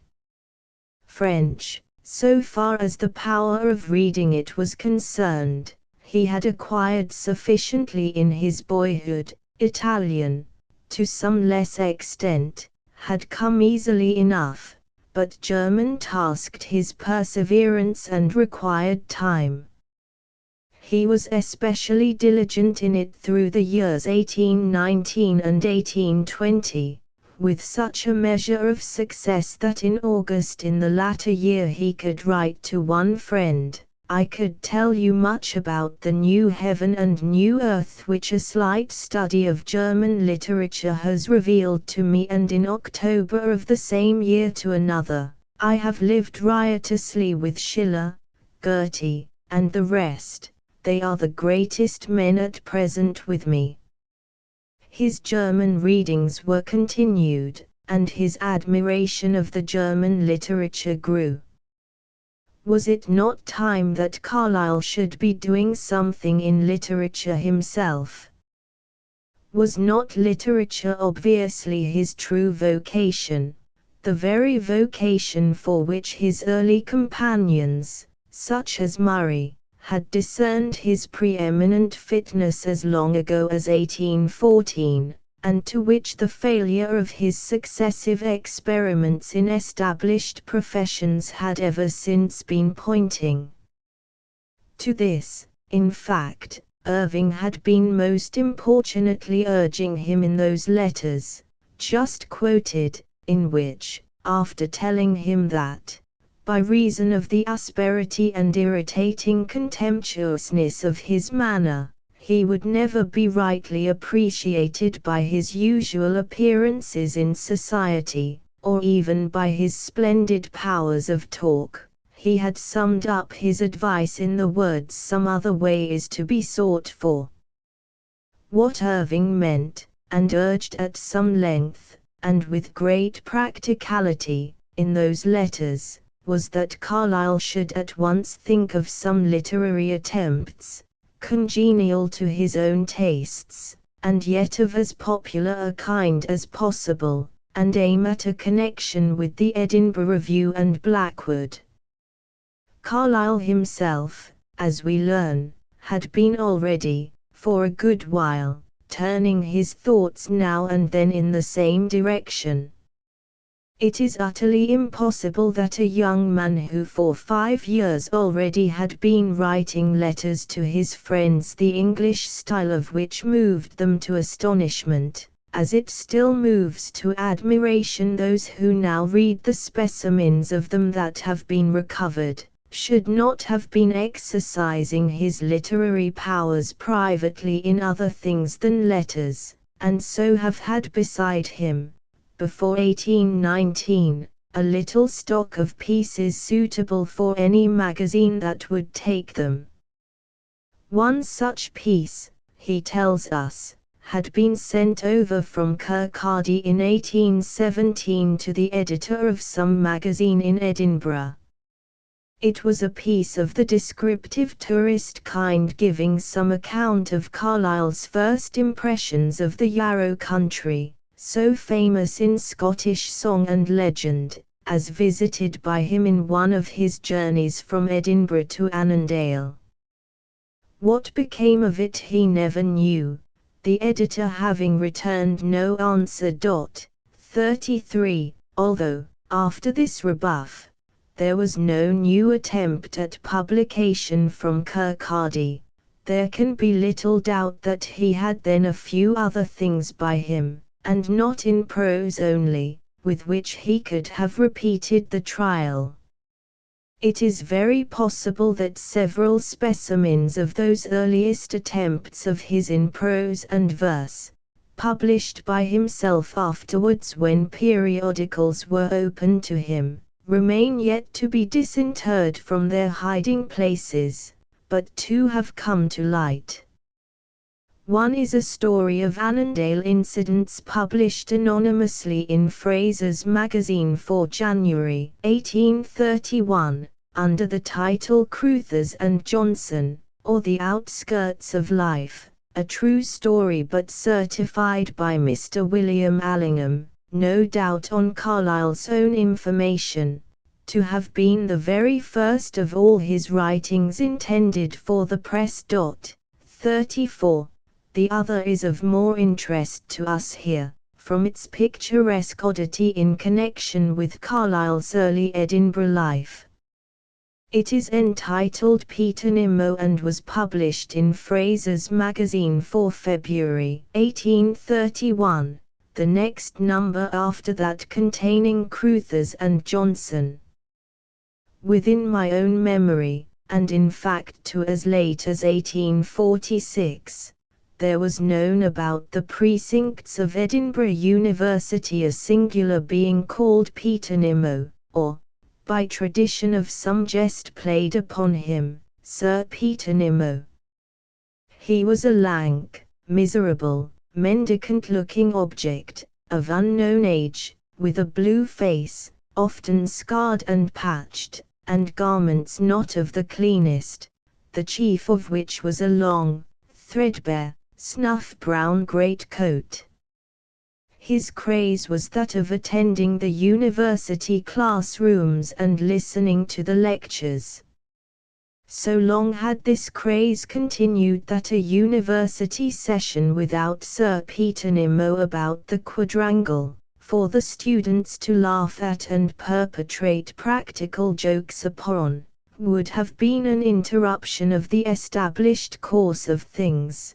But, as his appearance in a classroom had become a horror to the professors, and pity for him had passed into a sense that he was a nuisance and cause of disorder, steps had at last been taken to prevent his admission, or at least to reduce his presence about college to a minimum. They could not get rid of him entirely, for he had imbedded himself in the legends and the very history of the university. Going back from the 40s to the 30s of the present century, we find Peter Nimmo then already in the heyday of his fame. In certain reminiscences which the late Dr. Hilberton wrote of his first session at the university, viz. in 1830-31, when he attended Wilson's moral philosophy class, Peter is an important figure. A dirty, ill-looking lout, who had neither wit himself, nor any quality with a sufficient amount of pleasant grotesqueness in it to create wit in others, is Dr. Hilberton's description of him then, and the impression Burton had received of his real character was that he was merely an idly inclined and stupidish man of low condition, who, having once got into practice as a sort of public laughing-stock, saw that the occupation paid better than honest industry, and had cunning enough to keep it up. He used to obtain meals, Burton adds, by calling at various houses, sometimes assuming an air of simple good faith when the students got hold of the card of some civic dignitary and presented it to him with an inscribed request for the honor of Sir Peter Nimmo's company at dinner, and in the summer time he wandered about, introducing himself at country houses. Once, Burton had heard, he had obtained access to Wordsworth, using Professor Wilson's name for his passport, and, as he had judiciously left all the talk to Wordsworth, the impression he had left was such that the poet had afterwards spoken of his visitor as a Scotch baronet, eccentric in appearance, but fundamentally one of the most sensible men he had ever met with. 35. Burton, however, though thus familiar with Sir Peter in 1831, was clearly not aware of his real standing by his university antecedents. Whatever he was latterly, he had at one time been a regularly matriculated student. I have traced him in the university records back long before Dr. Burton's knowledge of him, always paying his matriculation fee and always taking out 1 or 2 classes. In the Lapsus Lingua, or College Tatler, a small satirical magazine of the Edinburgh students for the session 1823-24, Dr. Peter Nimmo is the title of one of the articles, the matter consisting of clever imaginary extracts from the voluminous notebooks, scientific and philosophical, of this very sage man, whose abilities, though at present hid under a bushel, will soon blaze forth, and give a very different aspect to the state of literature in Scotland. In the session of 1819-20, when Carlyle was attending the Scots law class, Peter Nimmo was attending 2 of the medical classes, having entered himself in the matriculation book, in conspicuously large characters, as Petrus Buchanan Nimmo, Esquire, and C. Dumbartonshire, with the addition that he was in the 17th year of his theological studies. 6 years previously, viz. In 1813-14, he is registered as in the 8th year of his literary course. In 1811-12 he was one of Carlyle's fellow students in the 2D mathematical class under Leslie, and in 1810-11 he was with Carlyle in the first mathematical class and also in the logic class. Peter seems to have been lax in his dates, but there can be no doubt that he was a known figure about Edinburgh University before Carlyle entered it, and that the whole of Carlyle's university career, as of the careers of all the students of Edinburgh University for another generation, was spent in an atmosphere of Peter Nimmo. What Peter had been originally it is difficult to make out. The probability is that he had come up about the beginning of the century as a stupid youth from Dumbartonshire, honestly destined for the church, and that he had gradually or suddenly broken down into the crazed being who could not exist but by haunting the classes forever, and becoming a fixture about the university buildings. He used to boast of his high family. Such was the pitiful object that had been chosen by Carlyle for the theme of what was perhaps his first effort in verse. For the essential portion of his article on Peter Nimmo is a metrical rhapsody consisting of a short introduction, 5 short parts, and an epilogue. In the introduction, which the prefixed motto, New Mary's Furta Lege Salutis avows to be in hobbling measure, we see the solitary bard in quest of a subject. Art thou lonely, idle, friendless, toolless, nigh distract, hand in bosom, jaw, except for chewing, ceased to act? Matters not, so thou having can see the why and how, drops of copper's dye make there a here, and then a now. Must the brain lie fallow simply since it is alone, and the heart, in heaths and splashy weather, turn to stone? Shall a living man be mute as twice-sold mackerel? If not speaking, if not acting, I can write, in doggerel.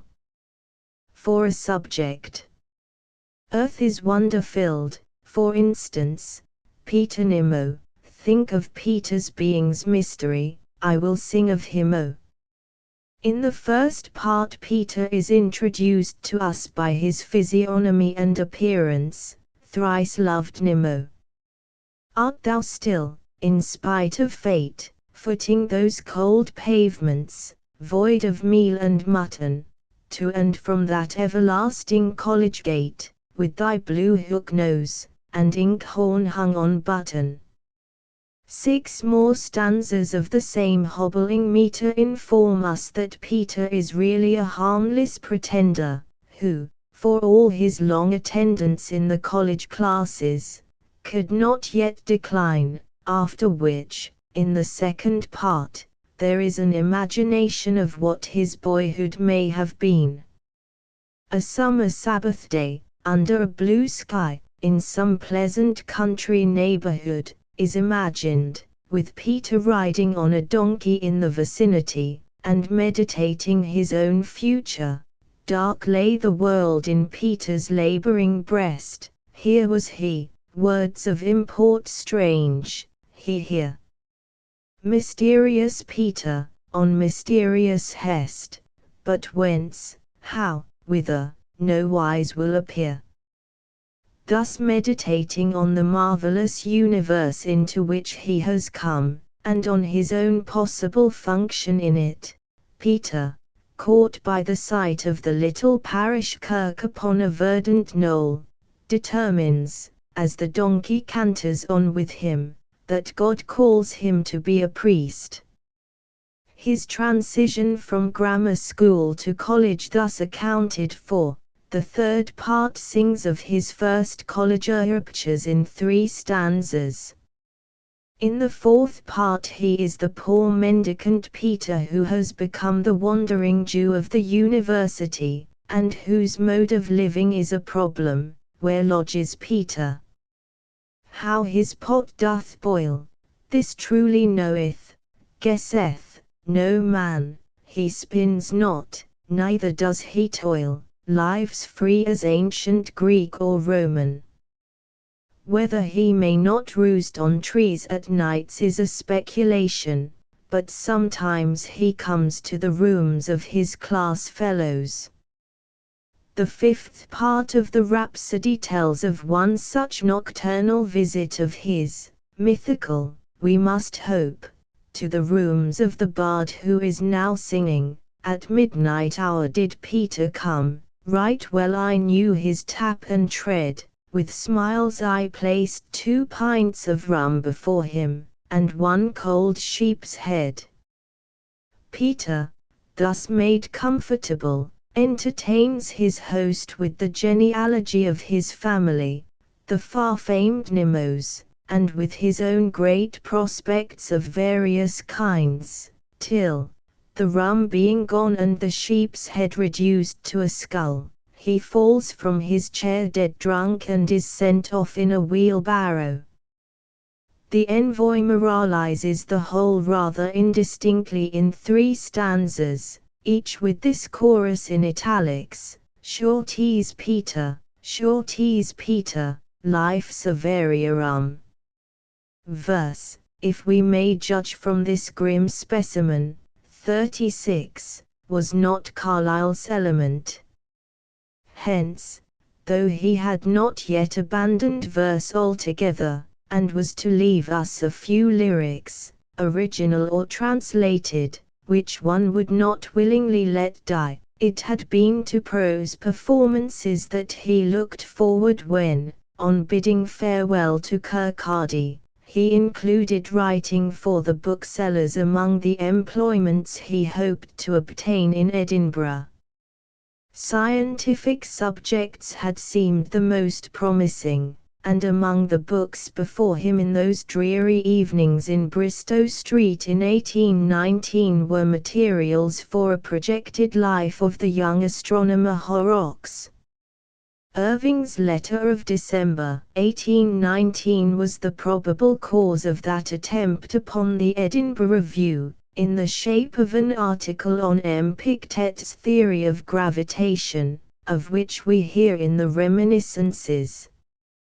The manuscript, carefully dictated to a young Annandale disciple who wrote a very legible hand, was left by Carlyle himself, with a note, at the great Jeffreys house in George Street, but, whether because the subject was not of the popular kind which Irving had recommended, or because editors are apt to toss aside all such chance offers, nothing more was heard of it. This was in the cold winter of 1819-20, and, to all appearance, Carlyle might have languished without literary employment of any kind for a good while longer, had he not been found out by Dr. David Brewster, afterwards Sir David. The Edinburgh Encyclopedia, which Brewster had begun to edit in 1810, when he was in his 29th year, and which had been intended to be in 12 volumes, thick quarto, double columns, had now, in 1820, reached its 14th volume, and had not got farther than the letter M. Among the contributors had been, or were, these: Babbage, Bertilius, Byatt, Campbell the poet, the second Herschel, Dionysius Lardner, Lockhart, Oersted, Peacock of Cambridge, Telford, and other celebrities at a distance, besides such lights nearer at hand as Brewster himself, Graham Dizzle, the Reverend Dr. David Dixon, Sir Thomas Dick Lauder, the Reverend Dr. Duncan of Rewell, Professor Dunbar, the Reverend Dr. John Fleming, the Reverend Dr. Robert Gordon, David Irving, Professor Jameson, the Reverend Dr. John Lee, Professor Leslie, and the Reverend Dr. Andrew Thompson. This was very good company in which to make a literary debut, were it only in such articles of hackwork as might be entrusted conveniently to an unknown young man on the spot. The articles entrusted to Carlyle were not wholly of this kind, for I observe that he came in just as the poet Campbell had ceased to contribute, and for articles continuing the line of some of Campbell's. Lady Mary Wortley Montague, Montin, Montesquieu, Montfalcon, Dr. Moore, Sir John Moore, were his first 6, all under the letter M, and all supplied in 1820, with the subscribed initials T.C., and between that year and 1823 he was to contribute 10 more, running through the letter N, and ending in the 16th volume, under the letter P, with Mungo Park, William Pitt the elder, and William Pitt the younger. It was no bad practice, in short, compact articles of information, and may have brought him in between £35 and £50 altogether, in addition to something more for casual bits of translation done for Brewster. More agreeable to himself, and better paid in proportion, may have been 2 articles which he contributed to the New Edinburgh Review, a quarterly which was started in July 1821, by Warren Innes of Edinburgh, as a successor to the previous Edinburgh Monthly Review, and which came to an end, as might have been predicted from its title, in its 8th number in April 1823.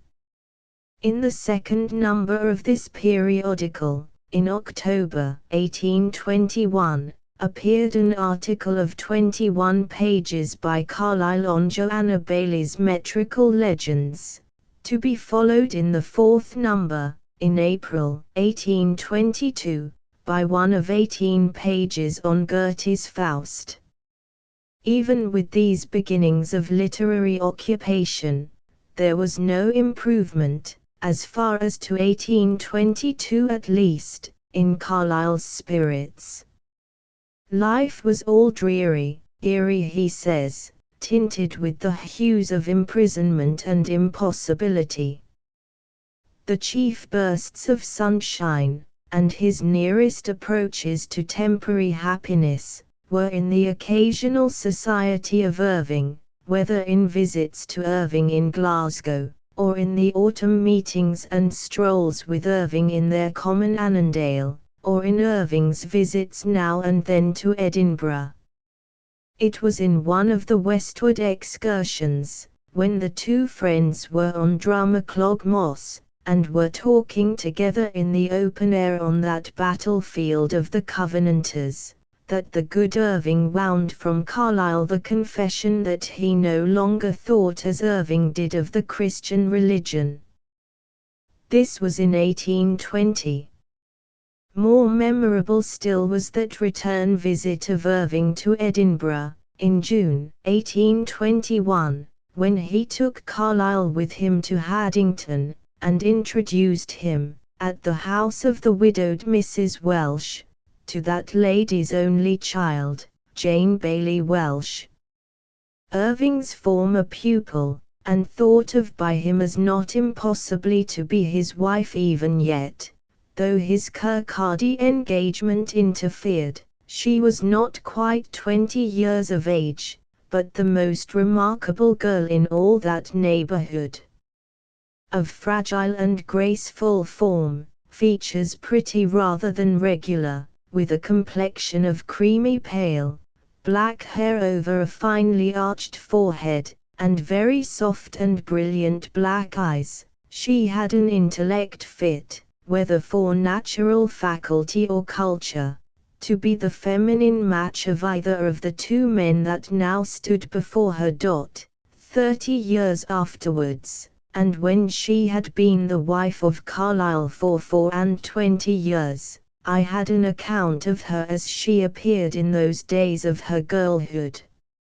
It was from her old nurse, the now famous Betty, to whom, on the occasion of a call of mine at Chelsea as I was about to leave London for a short visit to Edinburgh, she asked me to convey a small parcel containing some present. The address given me was in one of the little streets in the old town, on the dense slope down from the university to the back of the Canongate, and, on my call there to deliver the parcel, I found the old Haddington nurse in the person of a pleasant-mannered woman, not quite so old as I had expected, keeping a small shop. Naturally, she talked of her recollections of Mrs. Carlyle before her marriage, and these, as near as possible, were her very words. When she was young, she was a fleein', dancin', light-hearted thing, Jeanie Welsh, that naething would ha' daunted. But she grew grave at ance. There was Maister Irving, ye ken, that had been her teacher, and he cam aboot her. Then there was Maister, I forget who this was. Then there was Maister Carlyle himsel, and he cam to finish her off, like.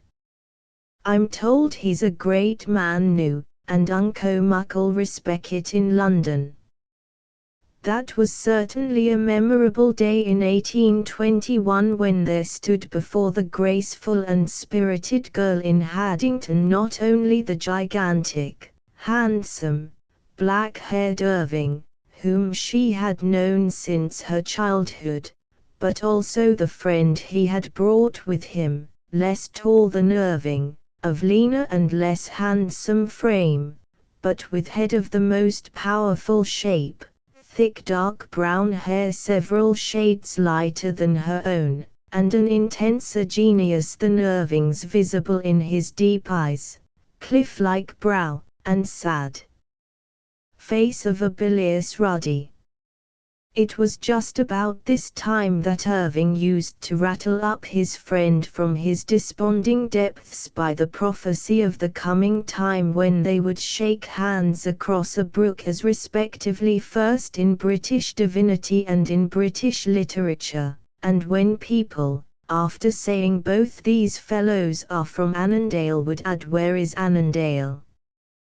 The girl, looking at the two, may have already been thinking of Irving's jocular prophecy.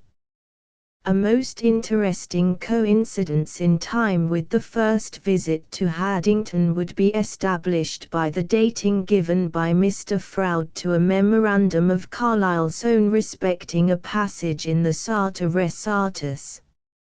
In that book, it may be remembered, Teufelsdrock, after he has deserted the popular faith, passes through 3 stages before he attains to complete spiritual rest and manhood. For a while he is in the state of mind called the everlasting no, out of this he moves on to a middle point, called the center of indifference, and finally he reaches the everlasting yes. The particular passage in question is that in which, having long been in the stage of the everlasting no, the prey of the most miserable and pusillanimous fears, utterly helpless and abject, there came upon him, all of a sudden, one sultry day, as he was toiling along the wretched little street in Paris called Rue Saint-Thomas de l'Enfer, a kind of miraculous rousing and illumination, all at once. There rose a thought in me, and I asked myself, what art thou afraid of? Wherefore, like a coward, dost thou forever pip and whimper, and go cowering and trembling? Despicable biped! What is the sum total of the worst that lies before thee? Death.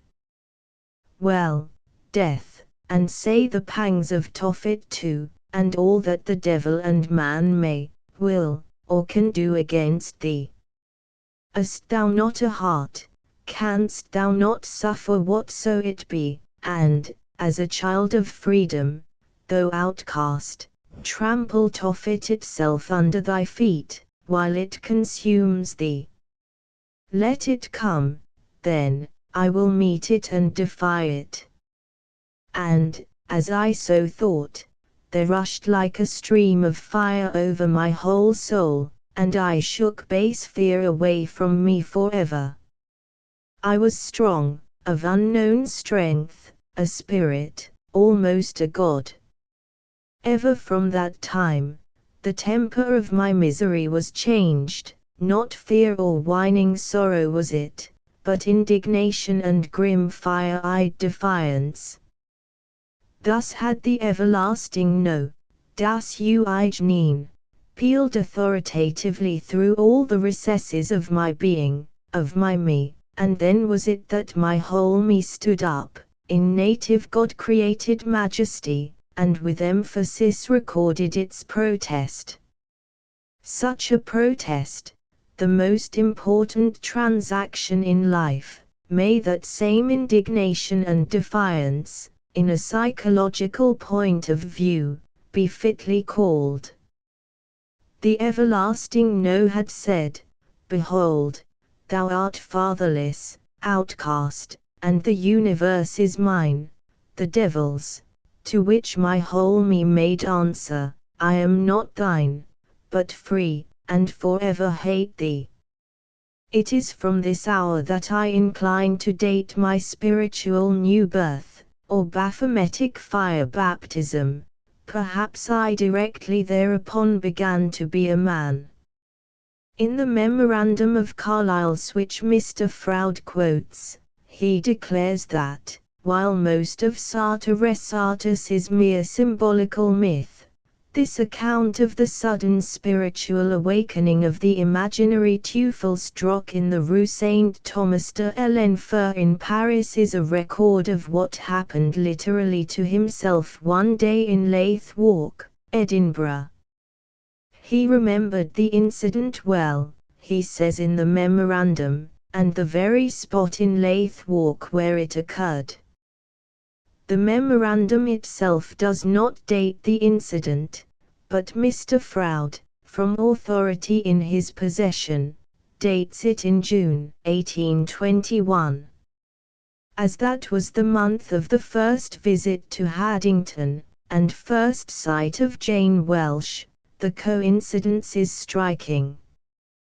But, whatever was the amount of change in Carlyle's mind thus associated with his recollection of the Leith Walk incident of June 1821, it seems an exaggeration to say, as Mr. Froude does, that this was the date of Carlyle's complete conversion or spiritual new birth in the sense that he then achieved finally the convictions, positive and negative, by which the whole of his later life was governed.